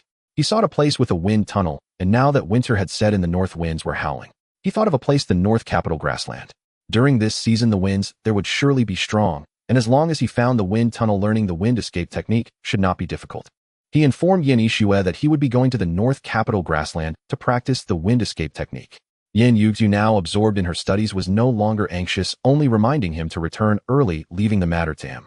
Gu Xiangfei summoned his flying ship and arrived at the north capital grassland in a few breaths. Indeed, the wind was strong here, with the northern winds howling and the wild grass and dust swirling in the air. He released his divine sense to sweep across the area and found a wind tunnel. The wind was even stronger here, blowing away the wild grass and exposing the soil beneath, which was being carried off by the gale. The wind escape technique involves using the wind to traverse. At the beginning of his training, he could not sense the wind's traces at all and could only follow the wind to perform the escape technique. After 5 days of training like this with no progress, it was even slower than the 5 elements escape technique. Gu Xiangfei took out a book on escape techniques and carefully studied the wind escape technique, looking for ways to capture the traces of the wind. While studying, he suddenly remembered the rules of the cultivation technique he practiced. He could first use the rules of his technique to assimilate the wind's rules, thereby capturing its traces. With this thought, he decided to try it out first. If it didn't work, he would think of other methods. Since someone had written this book, it was certain that others had mastered the wind escape technique. Otherwise, how could the book exist? Sitting cross-legged at the wind tunnel, he began to operate the rules of the wind's aura from his cultivation technique. It was quickly assimilated by the rules of his technique, and he soon found the traces of the wind. Having sensed the aura of the wind, he was able to capture its traces. During his first attempt at the wind escape technique, Gu Xiangfei managed to escape for about 2 to 3 miles. Gu Xiangfei was overjoyed, realizing that his rules cultivation technique was indeed the most powerful. Everything has rules, and as long as he finds its rules, he can quickly transform those rules into his own. If one day he finds the rules of heaven and earth and assimilates that aura, he would become the master of this realm. The subsequent training became much easier. During his second attempt at the wind escape technique, he managed to escape about 5 miles. Continuing to practice the wind escape technique by the 3rd and 4th attempts. 1 month later, Gu Xiangfei was able to escape over 100 miles. Moreover, he discovered that the wind escape technique had a significant advantage: it consumed very little true essence. Now, with his transformation stage cultivation, he could perform the wind escape technique continuously for a day and night. It took less than half a day to reach the south capital, and as his cultivation improved, so too did his wind escape technique. Currently, it was only at the minor achievement stage. Once he mastered it fully, he estimated he could reach the south capital with just 1 use. Today, seeing that a storm was approaching, Gu Xiangfei used the wind escape technique to instantly move over 100 miles away. After a few uses of the wind escape technique, he returned to Gu family village. Yan Yixue, seeing him return, smiled brightly and said, "Husband, you succeeded in your practice, right? As soon as I saw you return, I knew you had succeeded in your training." Gu Xiangfei pulled her close and kissed her cherry lips. The fragrant scent made his heart skip a beat, and he lowered his gaze to her small belly. Though she was wearing thick clothing, he could see that her belly had already slightly bulged. Yan Yixue noticed him looking at her belly, and sensing his thoughts, whispered a few words in his ear. Her face flushed as she ran away. When father and second uncle returned, snowflakes had already begun to fall from the sky. The family felt relieved to see him back. Father had reached the 7th level of chi refinement, and mother had also reached the 5th level. This was all thanks to his spirit stones and the spirit gathering formation. Otherwise they wouldn't have progressed so quickly. Second uncle, second aunt, and Jiao Jiao also arrived. Currently among their family, Jiao Jiao had the highest cultivation, already at the 8th level of chi refinement, while second uncle and second aunt were at the 6th and 4th levels respectively. The family joyfully had a meal together, chatting as they ate. Outside, the snow was falling heavily like goose feathers, covering the ground in white. Only the distant mountains could be seen, their peaks blackened as the wind blew. It was Yan Yixue's first time celebrating the new year in Gu family village. She noticed that the snow here was different from where she had learned martial arts with her master. There it was snow-covered all year round, while here it gradually covered the ground, which was a sight she had never seen before, filling her heart with excitement. Gu Xiangfei took her to the eaves to enjoy the snowy scenery. Yan Yixue nestled in his embrace, and he created a true essence protective shield around her. She immediately felt warm. Unable to use her powers to resist the cold, she could now enjoy the snowy landscape to her heart's content. Father and mother had gone to cultivate, while second uncle, second aunt, and Jiao Jiao also returned home to practice. Gu Xiangfei carried Yan Yixue back into the house. They hadn't seen each other for over a month and missed each other greatly. The images from the scroll had been used many times, allowing them to spend a blissful night together. The next morning, Xiangfei noticed the snow outside was still falling incessantly, showing no sign of stopping. Could it be that this year would have snowfall as heavy as the past 2 years? Walking into the yard, the snow on the ground was already several inches thick. If it continued like this today, there would surely be a foot of snow. Snow may not be cold, but the melting snow is. Yan Yixue could not use her powers feeling like an ordinary person. Xiangfei decided to set up a barrier formation just like he did during the heavy snowfall 2 years ago for the sake of his family. This time laying out the barrier formation was quicker and better than 2 years ago. Moreover, he also set up a heating array, making the temperature in the house feel almost like early summer. He took out the array flags, planted them into the ground, and added a few spirit stones. The temperature in the yard began to gradually rise, and within half an hour it returned to the temperature of early summer. Yan Yixue lay on the bed feeling a bit hot in her daze, thinking her mother had prepared a charcoal basin for her. A smile appeared on her lips, feeling that her mother-in-law was even more attentive than her own mother, radiating happiness. Something's wrong. Why is it getting hotter? Did a fire break out? Yan Yixue quickly opened her eyes and saw that there was no charcoal basin in the room, nor any smell of smoke, only the temperature in the room feeling just like early summer. When Yan Yixue stepped into the courtyard, she found it immaculately clear. No trace of snow remained, though heavy snow continued to fall in the distance. She surmised her husband must have erected a formation to shield her from the cold, and her affection for Xiangfei deepened accordingly. Long ago, after Xiangfei first beheld her face, she had, guided by her master's aura-reading art, insisted, against all resistance, upon marrying him solely to safeguard her family from misfortune that might otherwise befall them through her oath. At that time she knew nothing of Xiangfei. Resigned, she thought, this is how my life shall be. Marry a rooster, and follow its crow, marry a dog, and trail its bark. Accompanying Xiangfei had been unavoidable, perhaps even an act of clinging to him, but now she realized her master's aura-reading art was indeed formidable. Most likely her master had already foreseen her destiny, and the oath she swore was not mere ritual, but a compassionate safeguard for her future path. At this thought, Yan Yixue could not help but recall her master. She wondered whether the elder's cultivation had advanced, and whether she still dwelled upon the great snow mountain. She herself could not visit her master now. Before descending the mountain, her master had strictly forbidden her from bringing anyone up the peak, not even her father, the Grand Lord. Wife, what are you lost in thought about? Xiangfei had just returned from clearing snow from every rooftop in the village, to prevent roofs from collapsing under the weight, having done so once before and now performing the task for the second time. Startled by Xiangfei's voice, Yan Yixue quickly replied, I was merely recalling something. Husband, was this formation you're doing? I set up an isolation formation and layered upon it a warmth-enhancing formation, so you need never fear the cold. How do you find it? Not bad at all. Xiangfei said, a hint of pride glinting in his eyes. Thank you, husband. I feel perfectly comfortable, as if summer itself had arrived. Yan Yixue smiled warmly. Fei, with such heavy snowfall, do you think Xiangfei will make it home for the new year? Uncle Tu hurried into the courtyard and asked Xiangfei anxiously. No need to rush. Let me first check whether he's still at the academy. It's not yet vacation time. He should still be immersed in his studies. Calmly reassuring Uncle Tu, Xiangfei extended his divine sense toward the academy and saw that students of Jinbei City Academy remained diligently in session, their martial instructors lecturing intently within each classroom. There's still over a month until the new year, and more than 20 days until vacation begins. They're fully engaged in study. There's no cause for concern. Rest easy. Xiangfei relayed what he'd observed, easing Uncle Tu's mind. That's a relief. Though I feared again, like those past 2 years when blizzards sealed the mountain passes and kept them stranded far from home. Uncle Tu's anxiety was entirely understandable. Such snowbound isolation had occurred before. Your home feels remarkably warm. Did you erect another formation? Yes.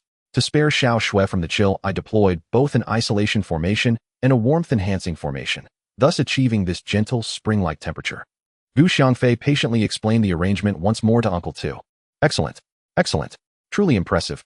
Uncle Tu nodded repeatedly in praise, then turned and left the courtyard to share Xiaohai's status with Aunt Tu. Watching Uncle Tu hurry off, Xiangfei understood instantly. He'd been dispatched by Aunt Tu to inquire. The snow fell intermittently, yet relentlessly, accumulating in successive storms until the ground bore over a foot of snow, and the mountain paths were completely sealed. Aunt Tu and Grandma lost all interest in cultivation. Though Xiangfei assured them their loved ones would return after vacation, they still gazed daily toward the village entrance, hearts yearning for Xiaoyu and Xiaohai to come home. 8 days before the new year, Xiaohai returned home on vacation, accompanied by several fellow villagers. Upon seeing him, Aunt Tu's worry dissolved. Yet Grandma, still awaiting Xiaoyu, grew increasingly anxious. Though Xiangfei's divine sense was formidable, it could not span the entire Wudao continent. Seeing Grandma's distracted, restless state these past days, he felt powerless to console her. So instead, he scanned ceaselessly, hoping against hope to catch sight of his younger brother Gu Xiangyu. Perhaps it was father's counsel, or perhaps Grandma herself had finally found peace. For since yesterday, Gu Xiangfei noticed she wore nothing but serene smiles, utterly untroubled by Xiao Yu's absence. And astonishingly, her cultivation had broken through Qi refinement level 6 into level 7. It had been over 5 months since Gu Xiangfei began teaching them cultivation arts. Jiao Jiao, the most accomplished among them, was nearing foundation establishment, while Aunt Tu, the least advanced, remained at Qi refinement level 6. Upon returning home, Gu Xianghai recounted his academic progress to his parents, then without waiting for their questions rushed straight to seek out his elder brother Gu Xiangfei. At the academy, he'd heard countless tales of Gu Xiangfei, slaying mages of Baidu, capturing its Grand Marshal Ba Tolii, earning promotion to 2-star captain, later slaying ferocious beasts, and deploying a constricting formation to annihilate their main force, earning further promotion to 3-star captain. At Jinbei City Academy, uttering Gu Xiangfei's name stirred instant pride among teachers and students alike. Even the academy head beamed with paternal pride. When the academy head and faculty learned Gu Xianghai's name, they eagerly inquired about his relation to Gu Xiangfei. Upon hearing he was Gu Xiangfei's cousin, their expressions softened into envy, and their mentorship grew especially attentive, hoping he too would bring glory to the academy. Gu Xianghai dashed to his aunt's residence, and the moment he entered the courtyard, he felt the air thick with warmth. Hastily shedding his heavy winter garments, he recognized his brother's handiwork in the formation, and his admiration for his elder brother swelled anew. "Elder brother, is that you at home?" Gu Xianghai called out, clutching his clothes as he strode indoors. "Xiaohai's back. How did your studies go at the academy?" "You've already reached the warrior realm, outpacing your second brother no less." Gu Xiangfei swept his gaze over Gu Xianghai and noted, astonished, that in under 2 years of martial training the youth had ascended to the warrior realm, revealing exceptional martial talent. "I'm far behind, elder brother. I must learn from you and bring honor to our Gu family." Gu Xianghai replied humbly, yet with quiet, unwavering resolve. "Good. Since you're back, I'll transmit my cultivation manual to you. Don't mistake your current warrior realm for true strength. You couldn't even best Jiao Jiao. Disbelieve me. Then go test yourself first, and return to me afterward." Seeing Gu Xianghai's defiant scowl, Gu Xiangfei chose not to chastise him further, knowing first-hand experience would leave him humbled and convinced. Gu Xianghai suspected his brother was teasing him. When had his sister ever begun martial training? He'd departed less than half a year ago. Could she possibly have mastered the martial arts in that brief span? After all, he himself had trained rigorously for nearly 2 years, enduring grueling physical discipline, just to reach the warrior realm. How could his brother claim he'd lose to Jiao Jiao? Determined to verify the truth, Gu Xianghai resolved to spar with his sister.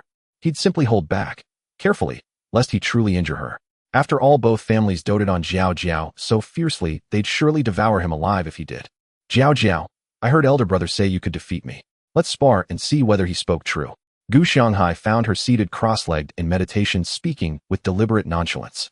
During daytime practice, Jiao Jiao always kept her cultivation light, never sinking deeply into stillness, merely circulating qi for a few cycles, ready to pause and assist whenever needed. Now her brother challenged her, and her heart leapt. Her elder brother often said even her uncle could no longer match her in combat, and this truth had only steeled her resolve. She longed above all to complete foundation establishment, so she too might soar skyward on a spirit's sword as her brother did. The very thought sent shivers of exhilaration down her spine. "Fine, how shall we spar? Just don't cry if you lose." Jiao Jiao's delicate features lit with a playful smile as she teased her brother. "I'll lose. I'm afraid you'll burst into tears and run sobbing to father and mother."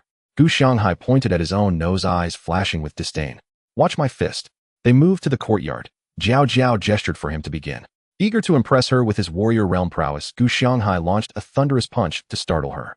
The wind of his strike sent snow swirling violently into the air as he charged forward, fierce, and Jiao Jiao sidestepped effortlessly, his fist grazing her shoulder, leaving him stunned. His sister's speed defied belief. Instantly, he pivoted and lashed out with a kick aimed squarely at her abdomen. Jiao Jiao retreated one measured step. His extended leg halted precisely 1 inch short of her stomach, unable to close the final gap. As Gu Xianghai unleashed flurry after flurry, his movements appeared agonizingly slow to Jiao Jiao's divine sense. 10-15 strikes, all missed, none landing. "Enough. You keep dodging. What kind of sparring is this?" Feigning a feint, Gu Xianghai leapt back, his voice edged with dejection. "Very well, I won't dodge. Come." Jiao Jiao vanished, reappearing instantly before him, and struck his chest with a single palm.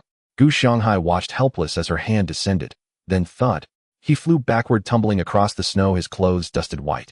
Stunned, he scrambled upright, pressing his chest, relieved to find no injury, then stared at his sister, disbelief etched across his face. Her speed, her power, utterly incomprehensible. Of course Jiao Jiao had held back, using barely 2/10 of her true strength. To strike with full force would have shattered his chest outright. You lost. Jiao Jiao laughed triumphantly. Did elder brother teach you all this? How long have you even been practicing? And already you're this strong. Gu Xiangfei voiced incredulity. Of course elder brother taught me. Is this even impressive? You haven't seen anything truly formidable yet. I used less than 2/10 of my strength. Had I struck with full force, you'd be dead. Having bested her brother, Jiao Jiao grasped at last the chasm between martial cultivation and true Taoist cultivation, vast as heaven and earth. Do you have any more powerful techniques? How long did you learn from Big Brother? Gu Xiangfei asked in surprise. Big Brother taught me for less than a stick of incense. The rest of the time I practiced on my own. Now let me show you a more impressive spell. Jiao Jiao raised her hand and shot out a wind blade. With a crack, several pieces of wood against the wall in the courtyard were split in two. Gu Xiangfei was stunned. What kind of spell is this? So powerful, faster than swords and knives, mainly because there was no visible blade or sword aura. The wood was broken. Oh, how could one defend against this in battle? Gu Xiangfei thought a lot, growing more fearful with each thought. Let me show you this next. Jiao Jiao raised her hand and cast a fireball, throwing it into the snow. The fireball ignited the snow, quickly melting it, creating a small stream that flowed into the courtyard, while the fireball continued to burn, soon drying up the melted snow before it finally extinguished. Gu Xiangfei gaped in astonishment at this scene. It completely overturned his understanding. How could a fireball burn in water? Did Big Brother teach you all this? Gu Xiangfei stammered. Yes. Big Brother told me to compress the spiritual energy within my body and strive to establish my foundation without using pills. Once I establish my foundation, I can fly. What? You want to fly? You're not dreaming, are you? Gu Xiangfei looked at his sister's serious expression, thinking she was just fantasizing. If you don't believe me, fine. I'm going to play with my sister-in-law and ignore you. After saying that, Jiao Jiao turned and left. Gu Xiangfei stood there contemplating. His sister had only been learning from Big Brother for a few months and was already this impressive. I must learn his skills as well. First take this pill, otherwise you won't be able to learn my techniques. Gu Xiangfei handed Gu Xiangfei a Xinyuan pill. Without hesitation, Gu Xiangfei took the pill and swallowed it. After passing on the techniques to Gu Xiangfei used his divine sense to search for his younger brother Gu Xiangyu. After scanning several prefectural cities, he still could not find him and thought, where could that kid have run off to? The adventure team does not recognize national borders. They go wherever the resources are. Unless he wants to come home himself, it would be hard to find him. Gu Xiangyu was in a deep mountain in the western capital. Their adventure team, consisting of 12 members, now had only 9 left, all of whom were students from the academy. After graduation, Gu Xiangyu wanted to venture out. His brother's pressure was too great. He also wanted to return home with glory and shine, proving to his parents that he could achieve what his brother did. Unexpectedly, reality dealt him a heavy blow. His warrior level was difficult to manage outside. Several times they were surrounded by other adventure teams who robbed them of their resources. One student was beheaded for saying something disrespectful. If that adventure team hadn't wanted to use them to find resources, they might have killed them all. During their time in the adventure team, they struggled with hunger and cold, always on edge, fearing robbery or being eaten by fierce beasts. He regretted not listening to his mother and training at home with his father. If he had trained to the warrior general level with his father and then ventured out, perhaps he wouldn't be in such a predicament. All members of this adventure team were at the warrior level, and they couldn't compete against those at the warrior master level. They had no choice but to abandon the resources they had painstakingly found and flee to save their lives. They had been forced into the deep mountains of the western capital after their team accidentally killed someone who had robbed them. The brother of that person was at the warrior general level, and upon learning that their team had killed his brother, he vowed to annihilate them. 2 team members were killed while fleeing. Their adventure team had to run desperately into the deep mountains of the western capital to hide, escaping from that person's pursuit. However, they now dared not go out, fearing that he was waiting outside the mountains to ambush them. Gu Xiangyu looked at the map. It was over 8,000 miles from here to Gus Village. It would take him over a year to walk back. The students at the Northtown Academy were all from the nearby rural areas, and the captain was from a village near Gus. Now we can't go out. I have an idea. Let's head toward Northtown to shake off our pursuers. Although the road is longer and we might encounter fierce beasts, at least it's a way out. What do you all think? Captain Luo Junjie shared his thoughts with everyone. The team members were already anxious and didn't know what to do anymore. Now that the captain mentioned it, everyone responded eagerly. If we escape this time, I want venture out again, even if it means going home to farm. This adventure team is truly not a life for humans. I feel the same. Although it's tough, at least life is guaranteed. It's not so dangerous. I've had enough of this constant anxiety. Another team member also decided not to continue this life. The rest of the team remained silent, but their expressions showed they were all dejected. Let's go then.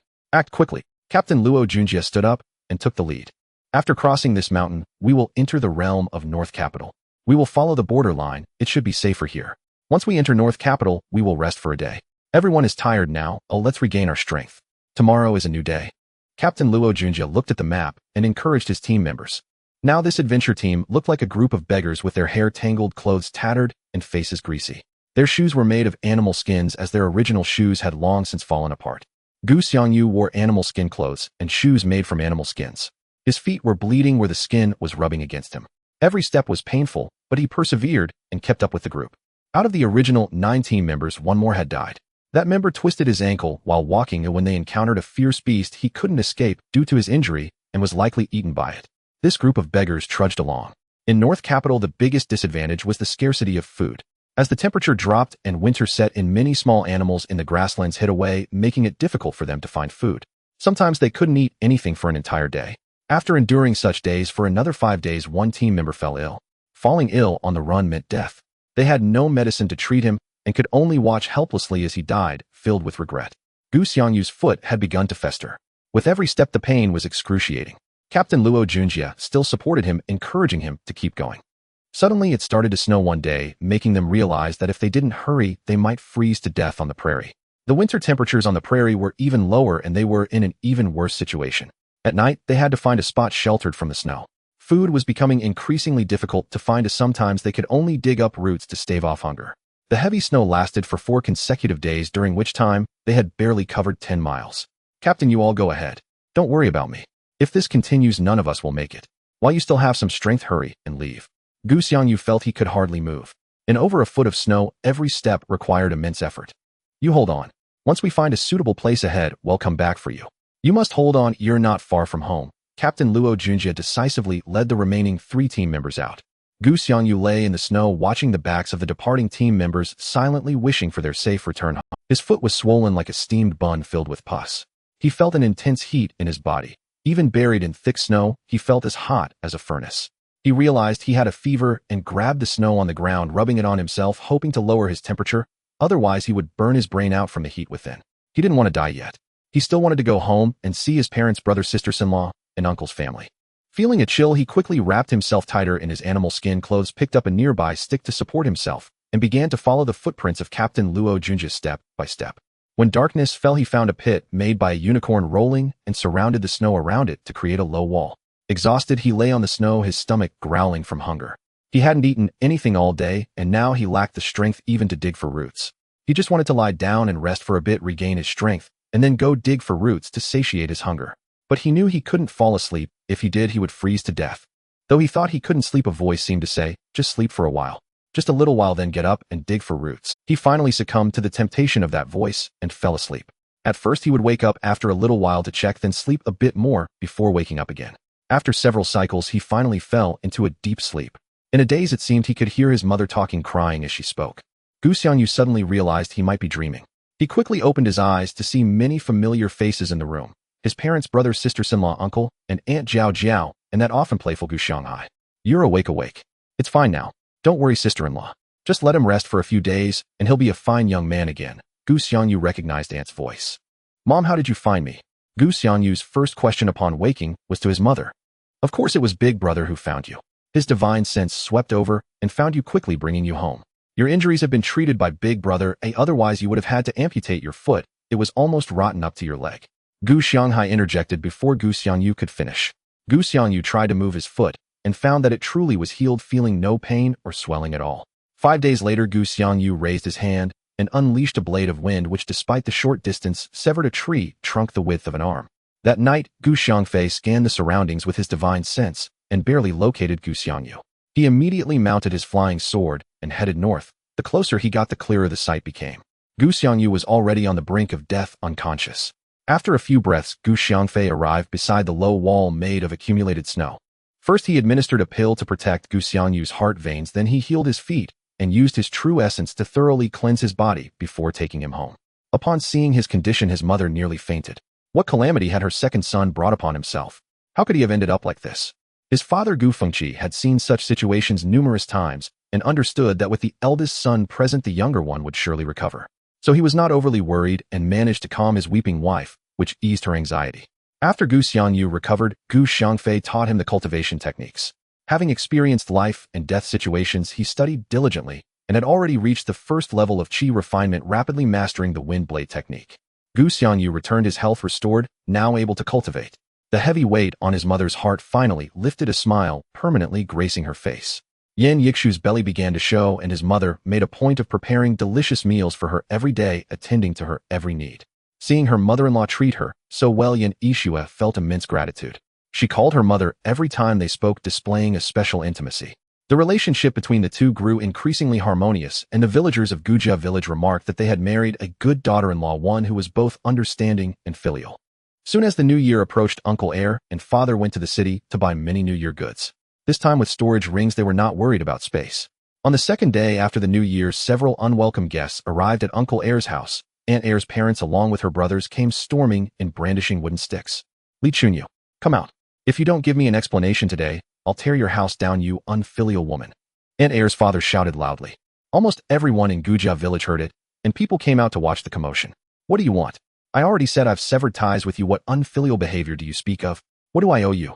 First, return the things I gave you. Aunt Heir, noticing the villagers gathering to watch, felt a bit embarrassed and immediately demanded her belongings and money back. Oh, so you're a white-eyed wolf after being raised this long. Even a dog knows to protect its home. What's wrong with asking for some things? The old man cursed angrily. Get out. If you come in again, I'll break your legs. Gu Xianghai jumped out from inside, pointing at his two uncles and shouting. You little brat, still growing hair, daring to talk big. Just like your mother, a white-eyed wolf. Did you forget who gave you candy when you were little? Dare to point at me again, and I'll break your arm. You gave me candy. Wasn't that candy bought by my father for your family? You're asking for my family's things and expecting me to remember your kindness. How shameless can you be, wanting to break my arm? Today I'll break yours first. Gu Xianghai referred to himself, directly disregarding the generational hierarchy. His uncle, furious, swung the wooden stick at Gu Xianghai's head. If it landed, it could very well take his life. Gu Xianghai dodged swiftly, kicked the wooden stick aside, and landed on the ground, leaping up to kick his uncle's arm. Crack! The sound of the bone breaking echoed. Oh, you little beast, I'll kill you. His uncle screamed in agony, clutching the wooden stick, cursing as he raised it again to strike Gu Xianghai. Bang! Slap! I'll make you curse me. I'll make you curse me. Gu Xianghai kicked his uncle away, then chased after him, delivering consecutive slaps that caused blood to flow from his lips. Several teeth were knocked out, and his uncle cried out in continuous agony. Gu Xianghai, feeling unsatisfied after the beating, casually picked up his uncle's wooden stick. Today I'll kill you first, then take care of the three of them, and after that I'll wipe out your entire family. I'll take nothing from my home, just consider it a burial with you. After finishing his statement, Gu Xianghai swung the stick towards his uncle's head. Seeing the stick coming with a whooshing sound, his uncle was so frightened that he stopped screaming and quickly rolled on the ground to dodge it. Crack! The wooden stick struck the frozen ground and broke in two. Seeing the stick broken, his uncle felt even more terrified. If it had hit his head, it would have smashed it like a watermelon. He scrambled to his feet and ran outside, not bothering about anything else. If he didn't run now, he might lose his life. This kid truly intended to kill him. Uncle Heir, seeing his older brother run, threw down the wooden stick and turned to flee as well. Huh. Don't think you can escape just like that. I'll burn your house down soon, and the two of you are also included. I'll kill you both before taking care of them. Gu Xianghai rushed into the house, grabbed a cleaver, and when he came out, he saw that the yard was already empty.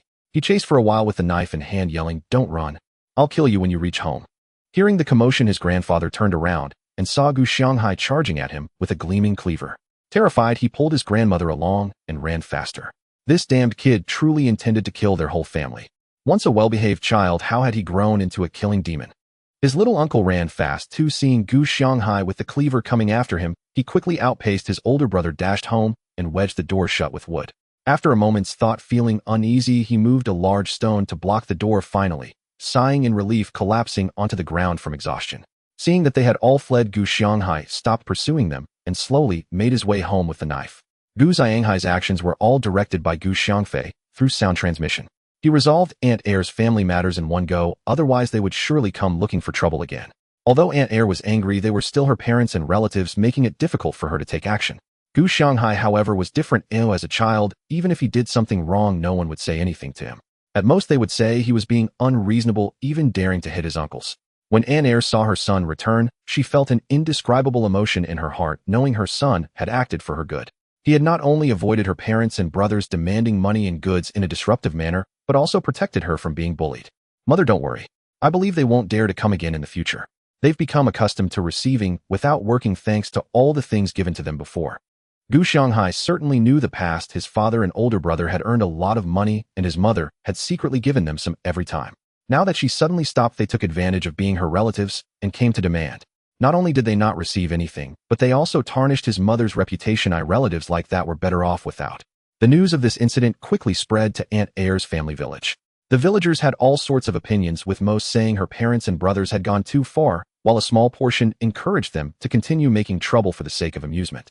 This matter eventually attracted the attention of the village's clan elder. Upon hearing the discussions, he understood the situation and summoned Aunt Air's family to the ancestral hall, where he scolded them harshly in front of the ancestral spirits and forced them to kneel in repentance. The people of Gujia village praised Gu Xiangfei, saying that such a small child dared to wield a knife and would surely grow into a great hero, bringing pride to the next generation of Gujia village. 1 year passed in a day, with every household preparing a plethora of goods to share: fine wines, meats, and dishes, new clothes, and shoes, everyone happily celebrating the new year. On the second day after the new year, Jiao Jiao broke through from the Qi refinement stage to the foundation establishment stage, her entire being transformed with spiritual power into true essence, stepping into the realm of cultivation with her lifespan extending to 200 years. After advancing to the foundation establishment stage, Jiao Jiao began learning the art of sword flying. With Gu Xiangfei's guidance and instruction, she quickly learned to ride the flying sword and play in the air, her clear and melodious laughter echoing from deep within the mountains. The entire family was diligently cultivating, and Gu Xiangfei was no exception. During the day, he accompanied Yan Yixue in reading and walking, while at night, he focused on refining tools and cultivating. Half a month later, Father Gu Fengqi advanced to the foundation establishment stage, becoming a foundation establishment cultivator. A month later, Uncle Air entered the foundation establishment stage, and 3 months later, Gu Xiangyu broke through to the 7th level of Qi refinement, just 2 levels away from his mother's 9th level of Qi refinement. Gu Xiangfei also reached the 7th level of spirit transformation, which is the late stage of spirit transformation. Yan Yixu's belly was growing larger, as if a pot was being pressed against it. Every day, Gu Xiangfei helped her exercise to ensure a smooth delivery. Time flew by, and 6 months later, Gu Xiangfei sat cross-legged in the deep mountains practicing his cultivation. The sky was overcast and thunder rumbled as he aimed to break through from the spirit transformation stage to the void refinement stage. Boom! 6 arcs of thunder as thick as arms descended. Gu Xiangfei absorbed the rules of the thunder arcs, attempting to break through the barrier of the void refinement stage. On his first attempt to break through the barrier of the void refinement stage, only a few cracks were opened. The pressure from the strikes caused severe pain in his energy channels. Gu Xiangfei gritted his teeth, continued to circulate his cultivation technique, absorbing spiritual energy to transform into true essence, preparing to use the second thunder arc to impact the void refinement stage barrier. Boom! Another 6 arcs of thunder struck down, landing on Gu Xiangfei. After he absorbed them, the energy surged through his meridians, hitting the barrier of the void refinement stage. Crack! With a sound, the true essence inside him surged forth like a flood, breaking through the gap, a massive aura spreading outward. Huh! Gu Xiangfei exhaled a breath of turbid air, finally entering the void refinement stage, getting 1 step closer to the tribulation transcendent stage. Once the 7-colored spiritual clouds were fully absorbed, Gu Xiangfei's cultivation stabilized at the 1st level of the void refinement stage. He stood up, performed a cleansing technique to wash his body, then changed into a new set of clothes, incinerating the old ones with a fireball, and raised his hand to collect the unused spirit stones. Now all the family members are foundation establishment cultivators, and Gu Xiangfei's refining skills have improved to the point where he can forge 6th-grade spirit weapons, becoming a master craftsman. As the days passed, the seasons changed, and the people of the martial Dao continent remained unaware that in the remote village of Gujia, there were 2 households of cultivators. Yan Yixue has been pregnant for over a year, but her belly shows no signs of movement. Now she understands that cultivators have a longer pregnancy period and is no longer anxious, patiently waiting for her grandson or granddaughter to be born. Today, a stranger arrived in Gujia village, asking the villagers where Gu Fengqi's family lives. Who are you? Why are you asking about Gu Fengqi? At the village entrance, Gu Fengshan coincidentally encountered the middle-aged man. I am Gu Fengqi's brother-in-law. He is my sister's husband. I only found out he returned to Gujia village after asking many people. The middle-aged man appeared haggard with several tears in his clothing, revealing his gray undershirt. Oh, so you are a relative of his. If you go straight ahead, there is a large house at the end. That is where he lives. Upon hearing that he is Fengqi's brother-in-law, Gu Fengshan enthusiastically pointed him the way. The middle-aged man thanked him and turned to walk toward the large house behind Gujiao village. Is anyone home? Is this Gu Fengqi's house? The middle-aged man shouted at the gate. Who are you? What do you want with my father? Gu Xiangyu came out from the house. He hadn't cultivated today and planned to buy some daily necessities in the city along with a few sets of clothes. I am your uncle. Where are your mother and father? Upon hearing Gu Xiangyu's words, the middle-aged man realized he had found the right place, and his face was filled with excitement. Wait here, I will call them. Gu Xiangyu had never met this uncle before, and his mother rarely mentioned her maternal family, so he felt no familial bond toward this so-called uncle. It's you. How did you find this place? Is there something wrong? His mother came out and saw her elder brother had actually found this remote place. If there was nothing important, he certainly wouldn't have come looking for her. After all these years, no one had ever thought of visiting her. Little sister, no one is left at home. I am the only one here.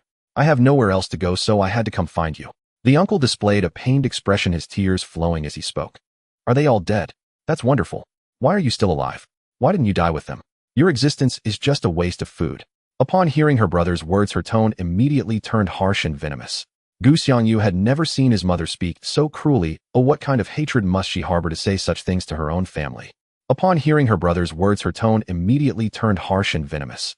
Gu Xiangyu had never seen his mother speak so cruelly. Oh, what kind of hatred? The uncle was filled with guilt, realizing how badly they had treated his sister in the past. He thought she had almost forgotten those events, and it was out of desperation that he had come to find her, but he never expected her to still harbor such deep resentment. Don't think that just because so many years have passed I've forgotten. Until the day I die, I will never forget the humiliation you brought upon me and what you did to my husband. Leave. Shall you give him 2 gold coins? Consider it charity to a beggar and let him go. After saying this, his mother turned and walked back into the house. The uncle was about to follow, but Gu Xiangyu stopped him. My mother said to give you 2 gold coins, so leave. Don't make it difficult for me. The uncle looked at the gold coins in his hand, and then at the mother who had entered the house, unable to see her figure anymore. He sighed and turned to walk outside. Wait a moment. Gu Xiangyu called out to him, and quickly returned from the house with some beef and steamed buns, handing them to him, saying, eat this on the way. The uncle accepted the fragrant beef and buns with gratitude, and turned to walk towards the village entrance. Mother, what exactly happened back then? Can you tell me? We're all grown up now, and it's time we learn some things. Gu Xiangyu saw his mother sitting on the bed, tears streaming down her face, knowing that she must be hiding some painful memories from the 2 brothers. Yes, they are all grown up, and it's time to tell them. I'm not afraid of shame. What are you worried about? If you want safety. At this moment, the father walked into the room. He had already seen the uncle being scolded and sent away by his mother. Ever since he became a cultivator, he had long since let go of these matters. Let me speak. Don't let Xiao Xue know. She is in a fragile state. Shall you find a moment to tell your brother? His mother was still worried about Yin Yixu's condition, fearing that it might affect the fetus if she were to be stimulated. At that time, your father had just joined my family as a bodyguard. I rarely saw your father at first until one time we were delivering goods outside and were intercepted. Your father was gravely injured while trying to save me, nearly dying. From that day onward, I got to know your father. He lay in bed for over 3 months before he could walk again. As she spoke, a faint blush appeared on her face. Gu Xiangyu was certain that during those 3 months his mother must have spent every day with his father. Love blossomed over time, especially since he had saved her life. It was only natural that she would fall for him. Later, when the family discovered my relationship with your father, my father, who is your grandfather, forced me to marry the son of his business partner. I refused and they beat me. Your grandmother also tried to persuade me to compromise. I knew the son of that business partner was nothing but a playboy, and moreover, he had already married several wives. Marrying him would make me just a concubine, of course I refused. As she reached this point, she took a deep breath, a hint of fear crossing her face, and then continued excitedly. Later, when they saw that I still refused, they devised a plan to drug my food, intending to force me into a marriage. Fortunately, your father discovered their plot and saved me once again. As she spoke, tears streamed down her face. Being drugged by her own parents, letting others violate their daughter. Such beastly parents. It's no wonder she harbored such hatred for them. When she heard from the uncle that they were all dead, she could happily say, that's wonderful. Your father thwarted their plot, causing them to bear a grudge. They falsely accused your father of stealing the family's treasure, bound him, and paraded him through the streets. The bystanders, unaware of the truth, looked down upon your father. They threw rotten vegetables and smelly eggs at him, and even your uncle, in a disgraceful act, poured urine on him. When they returned from the parade, they beat your father mercilessly and did not allow anyone to treat him. As she recalled those events, her teeth clenched in anger. Your father's good friend, Liao Zuhua, secretly gave him medication, which saved his life. During this time, they attempted to drug me several more times, all of which I managed to see through. Finally, on a dark night, with the help of Liao Zuhua, your father and I escaped. After finishing her tale, she embraced her father and began to cry uncontrollably. Gu Xiangyu, upon hearing this, remembered how he had given his uncle some beef and buns. He felt deep regret. Had he known what his uncle had done to his father, he would have surely cut him down. But now he had already left, and having done something foolish, who could he confide in? Gu Xiangyu found a moment when his sister-in-law was reading to tell his brother Gu Xiangfei about the incident. Gu Xiangfei was not expecting that their parents had gone through such complex events. If his mother had told him earlier with his official position, he would have made their family pay dearly for the suffering they caused. It wouldn't be so easy for them to die. He would repay them tenfold or 100-fold. Regarding Gu Xiangyu's mention of giving the beef and buns, Gu Xiangfei said nothing. Since he gave it, it was done. At most, it would just make him a bit fuller for a couple of days. Once the gold coins ran out, it would be his turn to suffer. It's fine, I don't take it to heart. Let him live a few more days. In the future, your kindness should be exercised with caution. Make sure to understand the situation before acting. This is a lesson. The road to growth is still long, and who knows what other events may arise. Gu Xiangfei patted his younger brother's shoulder, offering a few words of comfort. Gu Xiangyu nodded, saying, in the future, I will not be so superficial in my judgments. Those who are pitiable must also have their detestable aspects. I will be careful. The news of the uncle's visit to Gujia village spread quickly, and whenever someone encountered the news on the road, they would inquire. After all, in this remote area, any family's big or small affairs would soon be known throughout the village. Gu Fengqi always smiled, saying he passed by and stopped by to see his sister. Due to time constraints, he hurriedly visited and then left. Uncle and aunt didn't ask much regarding his elder brother's affairs. They wouldn't inquire if he didn't mention them. Uncle also knew how his sister-in-law had lived these years. She had never brought up her maternal family. Uncle knew there must be something behind it, but he would never have imagined that his elder brother and sister-in-law had such a tragic experience. During the day, the whole family worked, and at night they cultivated. When the first snow fell, Baidu was about to launch an attack on Dongdu. This time their attack was fierce, quickly capturing the north town. Before Baidu could attack, Gu Xianghai returned home due to the academy's sudden holiday, allowing these students to escape a calamity. Gu Xiangfei did not expect Baidu to capture North Town so quickly. After checking with his divine sense, he understood that Baidu had secretly opened the city gates with spies. This year's climate has been unpredictable, causing a severe drought in Baidu. The grass on the prairie has died, leaving the cattle and sheep without food, leading to many starving to death. As winter approached, the remaining cattle and sheep had even less fodder. The situation worsened, forcing the herdsmen to form an army to raid Dongdu for grain and supplies. After Baidu was defeated by Gu Xiangfei, they learned from their mistakes. The army kept a distance, ensuring that Dongdu was unaware of their plans to attack North Town. Moreover, this time Baidu employed a strategy, first sending some scouts disguised as Dongdu people to infiltrate the city, a few each day for half a month. Then they launched a surprise attack, killing the soldiers guarding the city and opening the gates for the Baidu army to flood in and capture North Town. The army of the northern capital did not kill many this time. Their main objective was looting, desiring everything as if they wanted to empty Xiangfei city. Since entering the refinement stage, Gu Xiangfei had no desire to involve himself in the wars of these mortals. He felt that engaging in battles with these people would be beneath him and somewhat akin to bullying. Xiao you two go to Xiangfei city, capture the Grand Marshal of the northern capital, and force the northern capital army to surrender. Remember, kill 1 to intimidate 100. By slaying a few experts from the northern capital, the rest will naturally surrender. Gu Xiangfei called the two over and imparted some experience. Gu Xiangyu, having been part of an adventure team, should find it easy to deal with these northern capital people, especially since they had all reached the late foundation establishment stage. Although killing a martial saint might pose some difficulty, slaying a few martial gods would be quite effortless. Upon hearing that they were to kill the northern capital people, the two were very excited and immediately agreed, saying to Gu Xiangfei, "Wait for our news of success." Upon hearing that they were to kill the northern capital people, the two were very... After they left, Gu Xiangfei did not think much about it. Yan Yixue had been complaining of stomach pains these days, and Gu Xiangfei was worried she might go into labor unexpectedly, so he paid close attention to her health. The village's midwife had already been booked in advance, and his mother had given the midwife a deposit of 5 gold coins, requesting that she remain in the village for a month, waiting at home for Yan Yixue to give birth. The midwife readily agreed. After all, she was from Gus' village. Even without payment, it was her duty, not to mention that Gus' mother had given her 5 gold coins, enough to support her family for over a year.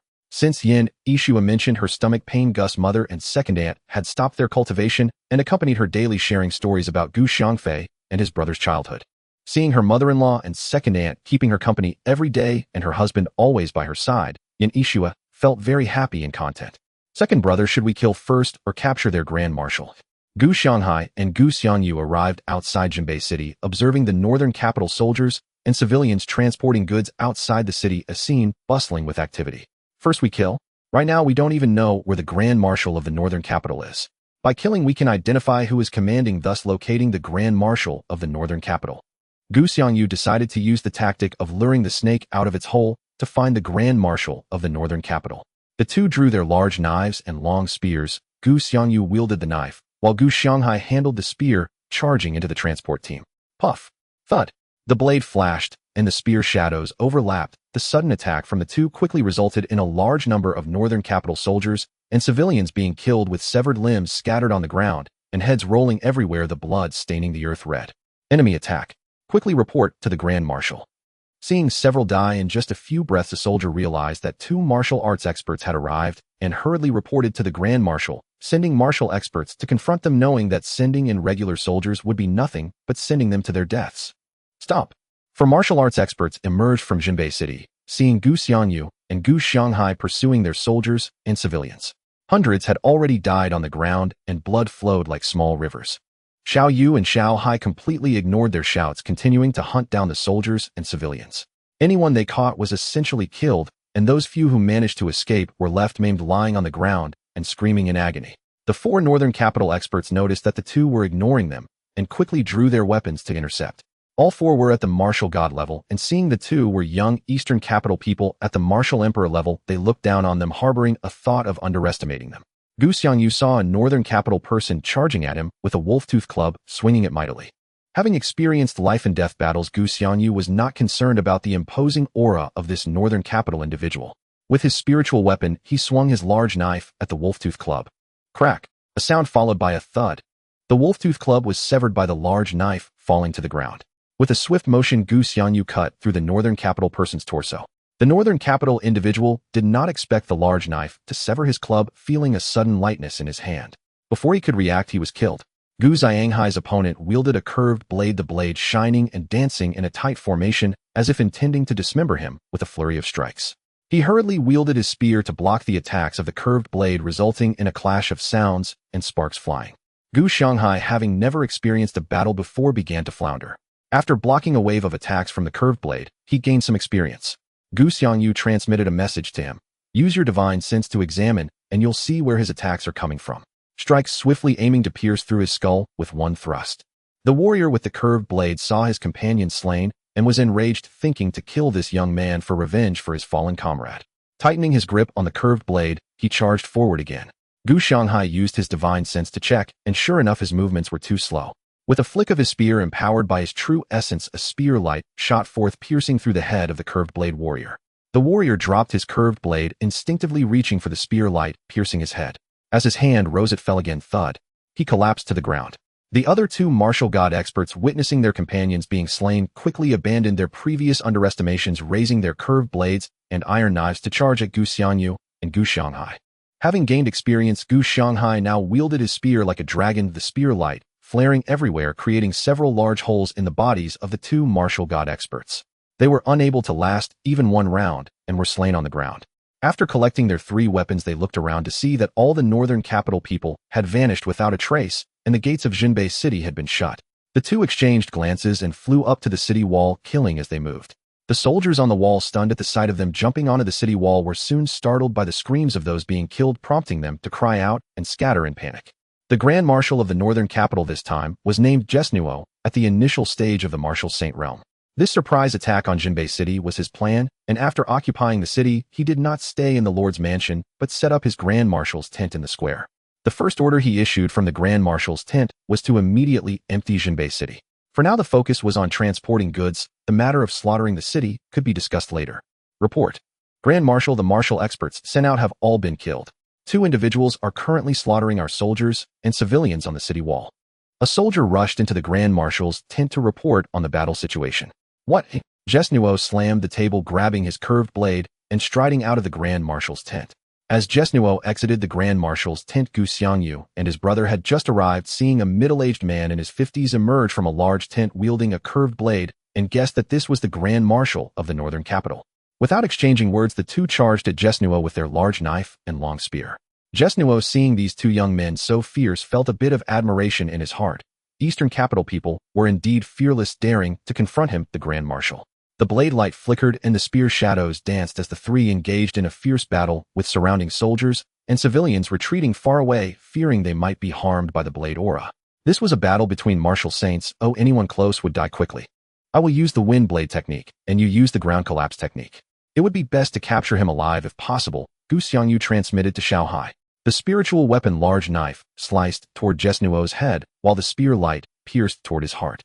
Jesnuo's curved blade clashed with the knife and spear, shattering both the blade light and spear light. Just as Jesnuo was about to press his advantage, he suddenly realized that the ground beneath his feet was sinking. His calves had already sunk into the earth. Just as he attempted to lift his leg to jump free, a cold wind sliced across his right arm, followed by his left arm. He saw his curved blade fall to the ground with his arm still attached to the handle of the blade. How did my arm become? Just as he thought this, he suddenly felt excruciating pain in his arm. Looking down, he realized that his arm, The scream echoed across the square. Jesnuo did not expect to lose to these two young men. His worst-case scenario had been to injure himself while killing one of them, but he never imagined there were cultivators stronger than him. Suddenly, he felt both his legs being severed as well. Jesnuo fell to the ground. He understood that he had lost completely. Gu Xiangyu raised his hand to seal Jesnuo's wounds to prevent him from bleeding to death. Gu Xianghai grabbed Jesnuo by the neck, lifting him up and delivering several slaps to his face, blood and teeth splattering on the ground. He then struck his dantian with a palm, crippling his martial arts. Now I command all northern capital soldiers to lay down their weapons, or I will kill your grand marshal, Gu Xiangyu said, resting the large knife against Jesnuo's neck, blood immediately flowing down. The soldiers saw that their grand marshal had been captured alive and had his limbs severed. If they did not lay down their weapons now, the grand marshal's head would be severed immediately. Gu Xianghai stood to the side with his spear, using his divine sense to scan the area. He spotted several mages and commanders. These individuals would not surrender. They needed to be killed first to instill fear in the soldiers. He flicked his spear, and several spear lights flashed. The mages had not even begun to summon their staves before being pierced in the head and falling to the ground. With a wave of his hand, several wind blades severed the heads of several commanders. The soldiers of the northern capital witnessed this young man kill the mages and commanders as easily as slaughtering chickens, causing them to hurriedly drop their weapons and obediently stand aside. There were 30,000 northern capital soldiers in Junbei City, countless civilians and weapons piled high in the square. Some soldiers attempted to secretly hide a short knife, but Gu Xianghai speared it and tossed it onto the pile of weapons. Gu Xiangyu raised his hand and cast several fireballs, igniting the mountain of weapons in the square. After a long time, these weapons melted into molten iron, pooling in the square. Husband, my stomach hurts so much I might be giving birth. Yan Yixu's face showed signs of pain as she cradled her swollen belly, struggling to walk back into the house, hoping to lie down on the bed. Don't move, he'll carry you inside. Gu Xiangfei lifted Yan Yixue in his arms, walking towards the house, while shouting, Mother, second aunt Xiao Shui is about to give birth, hurry and find the midwife. I didn't expect that just as I was about to cook, Xiao Shui would go into labor. The old lady hurried over to care for Yan Yixue. Elder sister, please take care of Xiao Shui. He'll go find the midwife. Second aunt put down the vegetables in her hands, quickly leaving the kitchen to find a midwife in the village. Prepare hot water, strong liquor, and bring some cloth. Don't worry, everything will be fine. I've delivered babies for many years now. The midwife informed the old lady of the necessary items and comforted the family with a few words.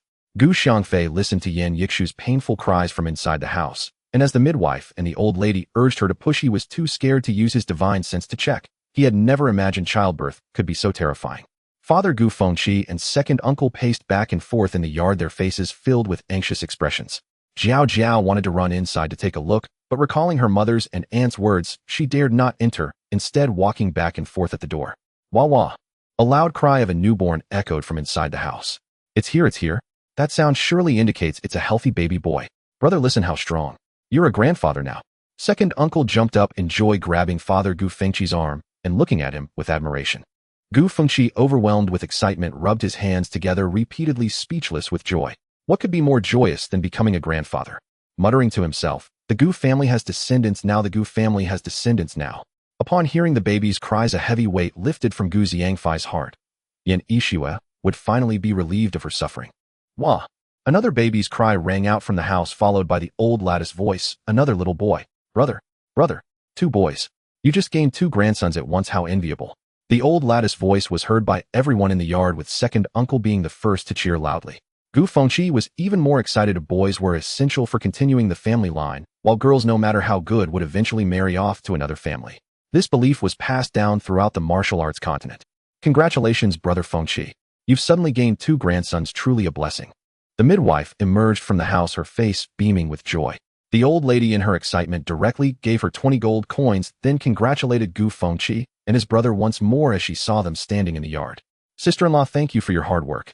This money is to express my gratitude. Please don't refuse it. Gu Fengqi took out a handful of gold coins without even counting, stuffing them into the midwife's hands. He was genuinely happy today. There was nothing that could make him happier. The midwife stared in astonishment at the large pile of gold coins in her hand, easily numbering around 60 or 70. Was the Gu family really that wealthy? When she worked for other families, the most she received was 10 silver coins, which was considered a good family. Some poorer families even offered just a few copper coins. The midwife happily thanked them and quickly left with the gold coins. Where am I? Didn't I die? Could it be that I am reincarnated?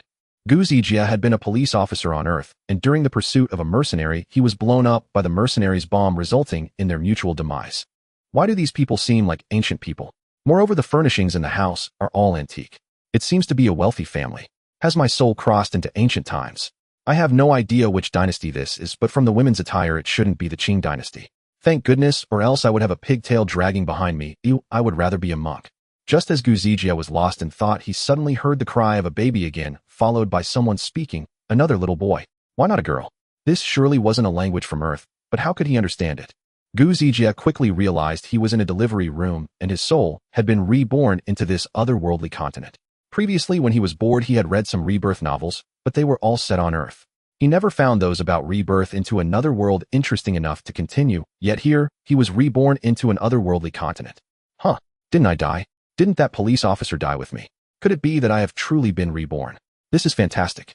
In this life, I will make up for the regrets of my past life. Is this ancient times? Which dynasty is this?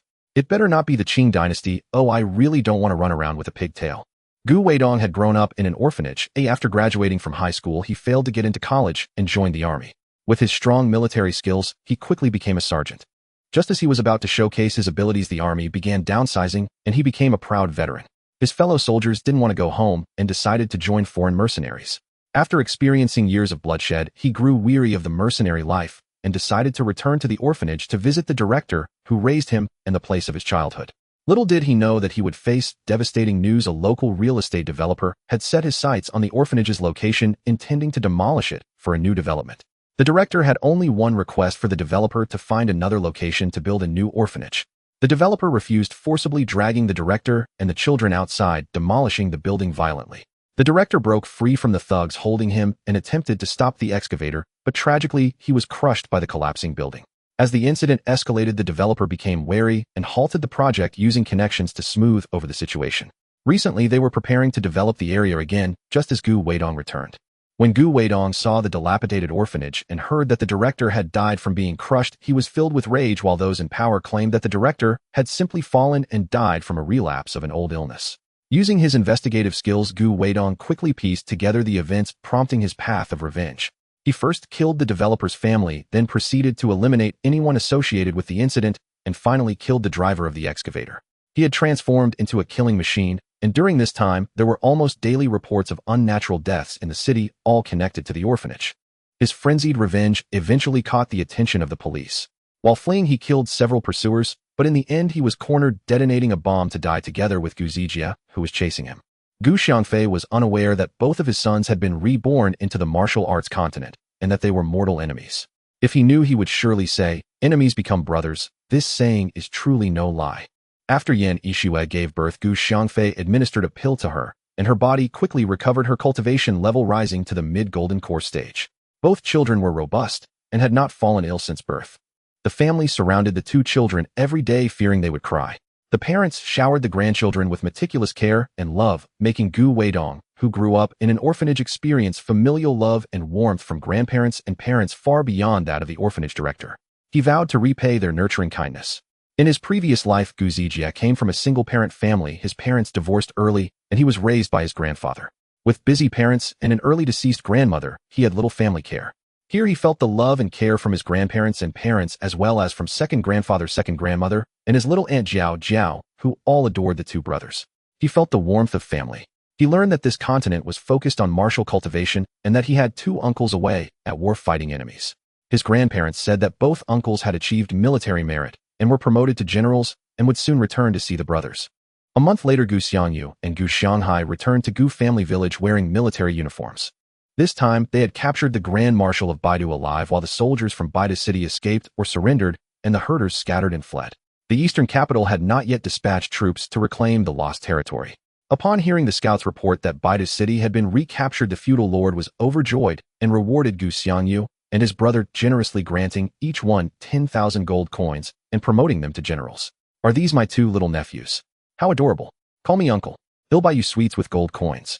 Gu Xiangyu looked at the two nephews lying on the bed with a beaming smile, playfully teasing them and occasionally stroking their tender little faces. Get away. Don't touch their faces. Your hands are rough and coarse. The old lady immediately stopped Gu Xiangyu's actions, pulling him aside to closely inspect the faces of her grandsons, and only after finding no signs of irritation did she smile. Seeing how concerned the old lady was for her grandsons and how rough she was with him, Gu Xiangyu quickly ran outside, fearing that if she saw him again and was displeased, he wouldn't know what she might say next. In the blink of an eye, it was New Year's again. This year, the Gu Fengqi family welcomed 2 new members. Originally, there were only 8 people in the family, but now it had grown to 11. Once Gu Xiangyu and Gu Xianghai took wives, the family would expand even further. Gu Fengqi looked on with delight, eagerly anticipating that his second son would also marry and have children soon. The new year was celebrated with great enthusiasm, and the whole family was busy practicing their cultivation, especially Gu Xiangyu and Gu Xianghai. Ever since they fought against the Grand Marshal Xiao of Baidu, they had gained a certain understanding of martial experts at the martial saint level. Foundation establishment cultivators would definitely not be a match for a martial saint in a direct confrontation unless it were golden core cultivators who could contend with them. Their ability to defeat Xiao was entirely due to the fact that Xiao was unfamiliar with the techniques of cultivators, and as a martial saint in the early stage, if they faced a martial saint in the late stage, they might be instantly defeated. Thus, Gu Xiangyu and Gu Xianghai were both very diligent in their cultivation, often disappearing for 10 days or half a month, and their cultivation levels were steadily increasing. Spring came and went, and soon it was summer. The 2 children had been in this world for more than half a year, and now they could crawl all over the place. During the day, I along with Yan Yixue would take care of the children, and at night, we would continue our cultivation. Sometimes Gu Xiangfei would look after them alone, allowing me and Yan Yixue to focus on our training, striving for me to reach the golden core stage as soon as possible. Gu Fengqi gave the 2 children their names according to the family tree. They were to have Yun in their names. The eldest was named Gu Yunjia, and the second was named Gu Yunhao. Gu Zijia was quite fond of his new name Gu Yunjia, which was only one character different from his original name, so he decided to leave his old name behind on Earth.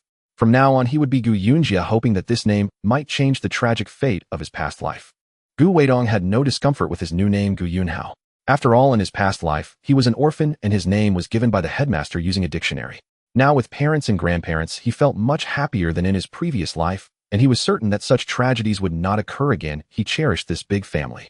However, he could never seem to get close to his older brother, who also didn't seem to like him much, harboring a hint of hostility. Could this be what is referred to as turning enemies into brothers? Could they have been enemies in their past lives? Gu Yunhao never imagined that both of them had reincarnated from Earth to the martial arts continent, and they had perished together. Gu Yunjia felt that something was off about his so-called twin brother, yet he didn't consider the Earth aspect, as this was the martial arts continent, and being reincarnated here was already a stroke of luck. It was improbable that another person identical to him would also be reincarnated here, let alone that they were enemies in their past lives. The chances were simply too slim.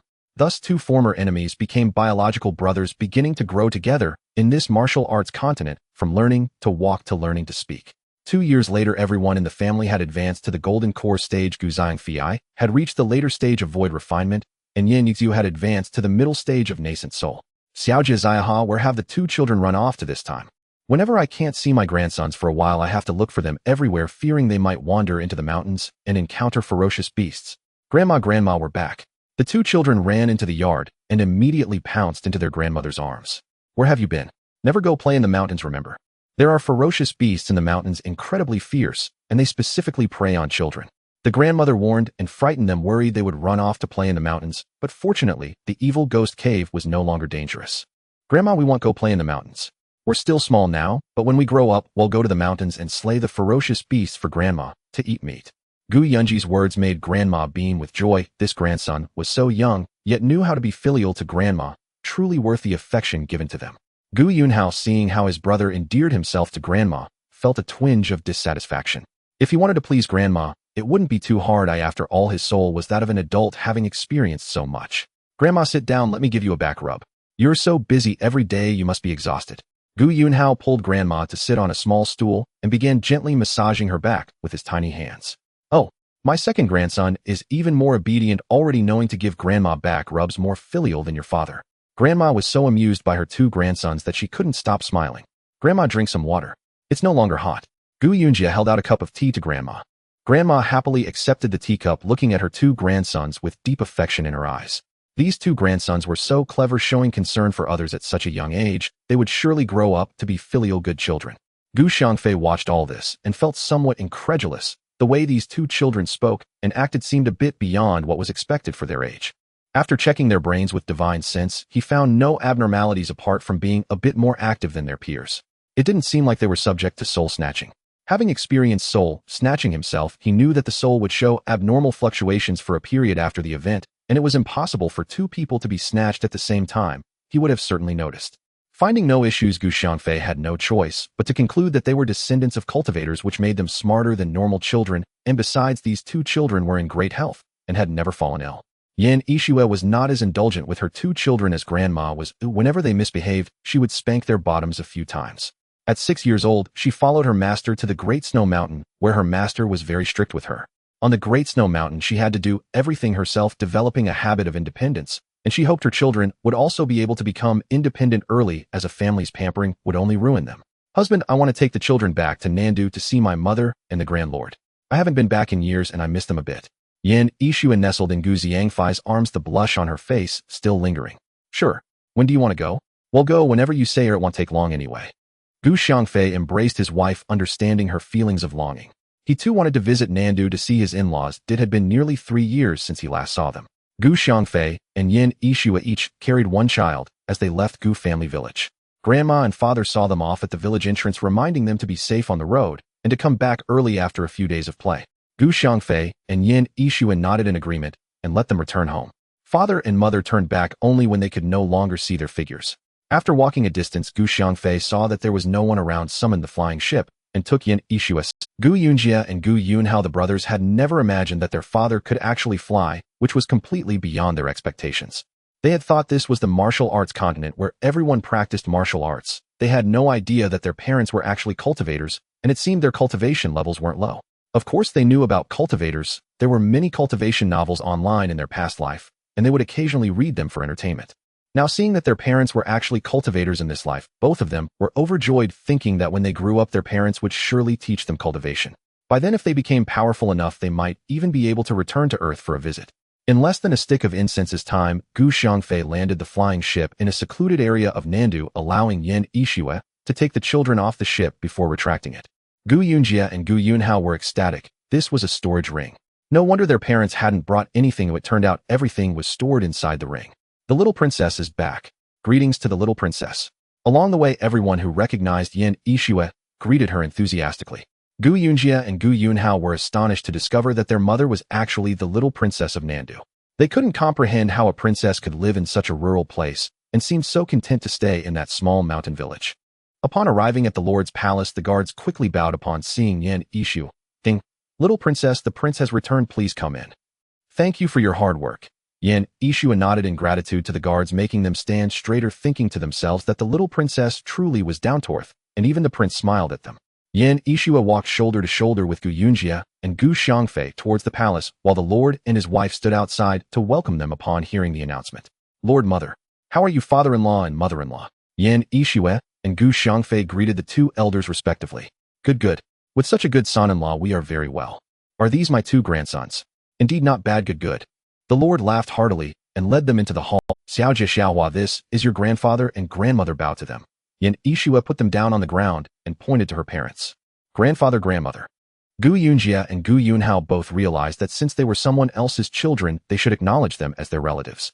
Moreover, these two were not young, and if they were in ancient Earth, they would be the emperor and empress, so bowing was nothing.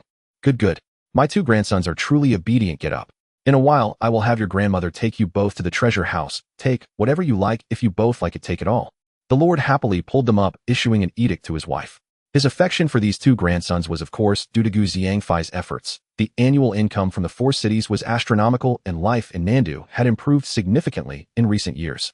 Yan Yixue's mother was very fond of these two grandsons, serving them one by one at mealtime, giving them all the good food, worried that they might not be full, constantly adding dishes and meat for them. After the meal, Yan Yixue took the children and her mother to her princess tower, while Gu Xiangfei and the lord stayed in the hall to drink tea. Father-in-law, how long will you remain the lord? Gu Xiangfei's question seemed a bit audacious, hinting at a palace coup. However, the lord understood his intent.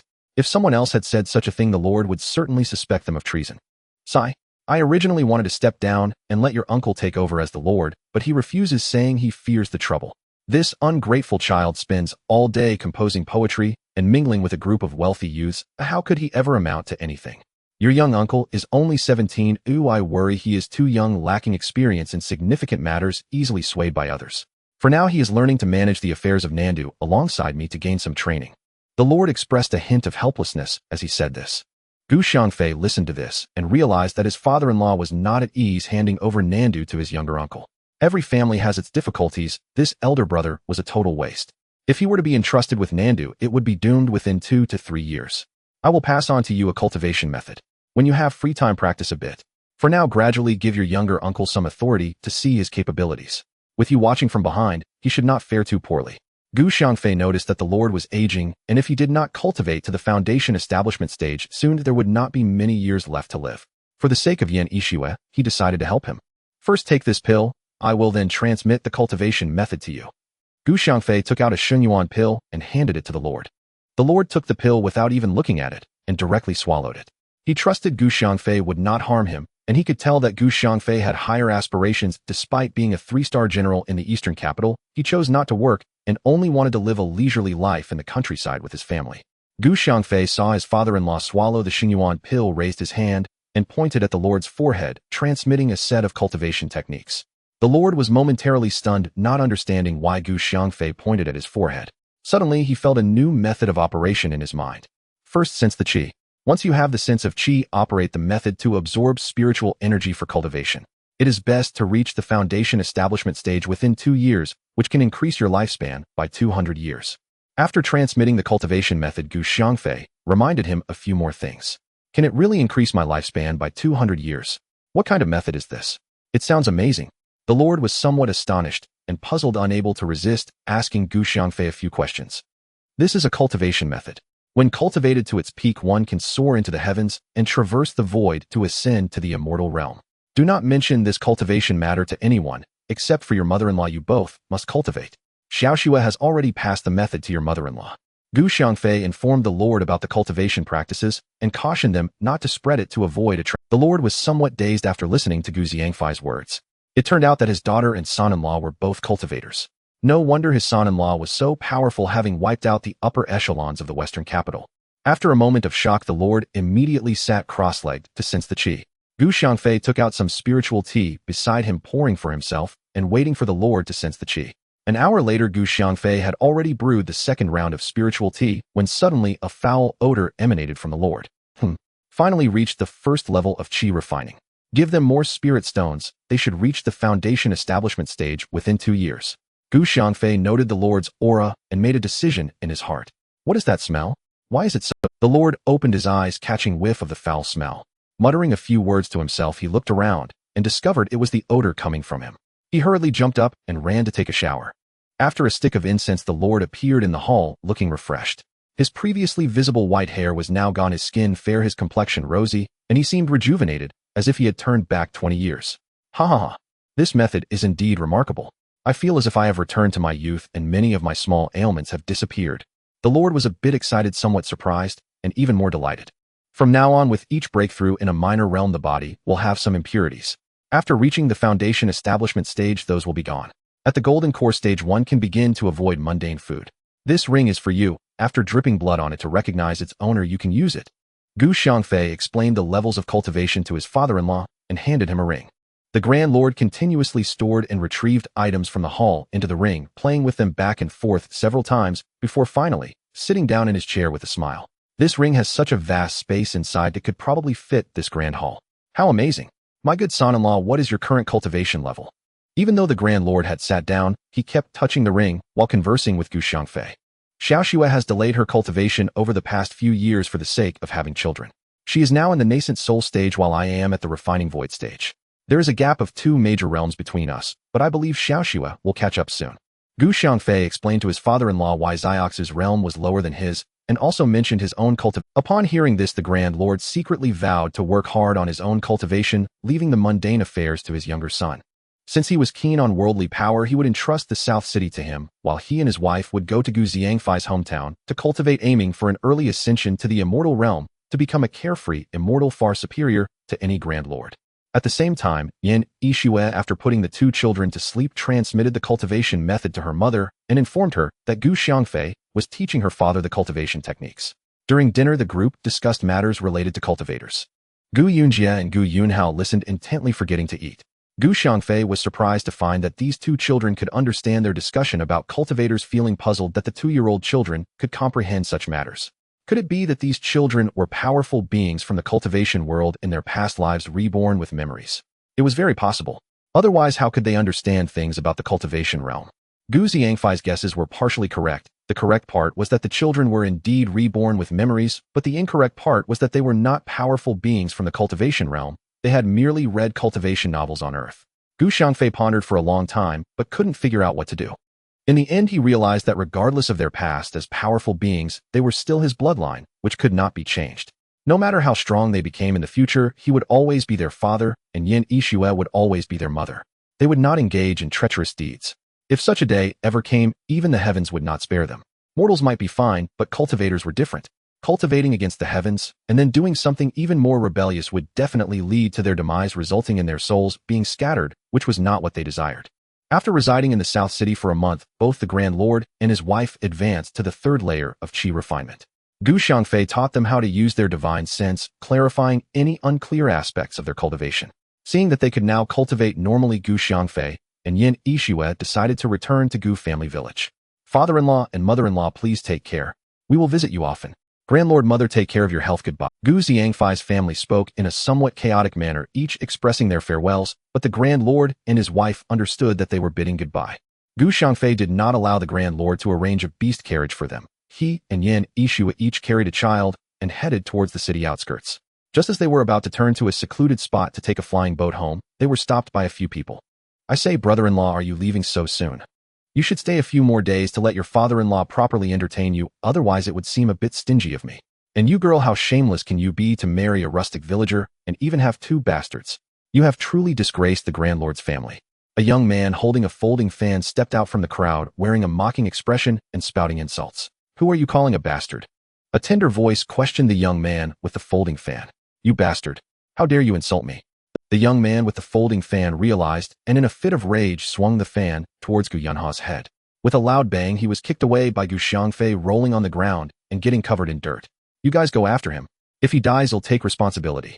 Before the young man with the folding fan could get up, he commanded several people who had come with him to kill Gu Xiangfei. Among those few, there was a master at the martial emperor realm, while the others were merely spoiled brats. They might manage to fight amongst themselves, but facing Gu Xiangfei was akin to courting death. Seeing the group charge forward, Gu Xiangfei didn't even draw his blade. He simply raised his hand and unleashed several wind blades. Puff! Puff! The first to die was the master at the martial emperor realm, his head cut off by the wind blades. The remaining individuals didn't even see the wind blades before their heads were severed. Thud! With several sounds, the corpses fell to the ground, heads rolling, blood gushing like a fountain, and the ground turned crimson, the stench of blood instantly spreading.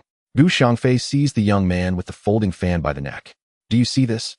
They were killed by a rustic villager. You insulted my wife and tried to attack my son. Should I burn you alive or chop off your limbs one by one and store them in a jar? Gu Xiangfei finished speaking and raised his hand to launch a fireball, first singeing the young man's hair and causing blisters to form on his scalp. Spare me. Brother-in-law, I was wrong. Please let me go. I want dare again. The young man cried out in pain, begging fervently. Gu Xiangfei suddenly smelled a foul odor and quickly understood that the young man had been so scared that he had lost control, urinating on the ground. He lifted him by the neck and slammed him down. Crack! With the sound of bones breaking, the young man cried out, Don't kill me. Don't kill me. Gu Xiangfei directly broke his legs, making him fear that Gu Xiangfei was going to kill him, while he shouted for mercy and howled in pain. Let's go. The Grand Lord will handle him. Yan Yixue held back her urge to kill her brother, leaving him to be dealt with by the Grand Lord. Gu Xiangfei noticed that his 2 children were surprisingly unafraid of the dead, observing the heads, as if they were assessing the angle of the wind blade's cuts. His belief that they were reincarnated powerful beings grew stronger. In his past life, Gu Yunjie had been a criminal police officer, frequently facing death row inmates, and overseeing executions. Naturally, he was not afraid.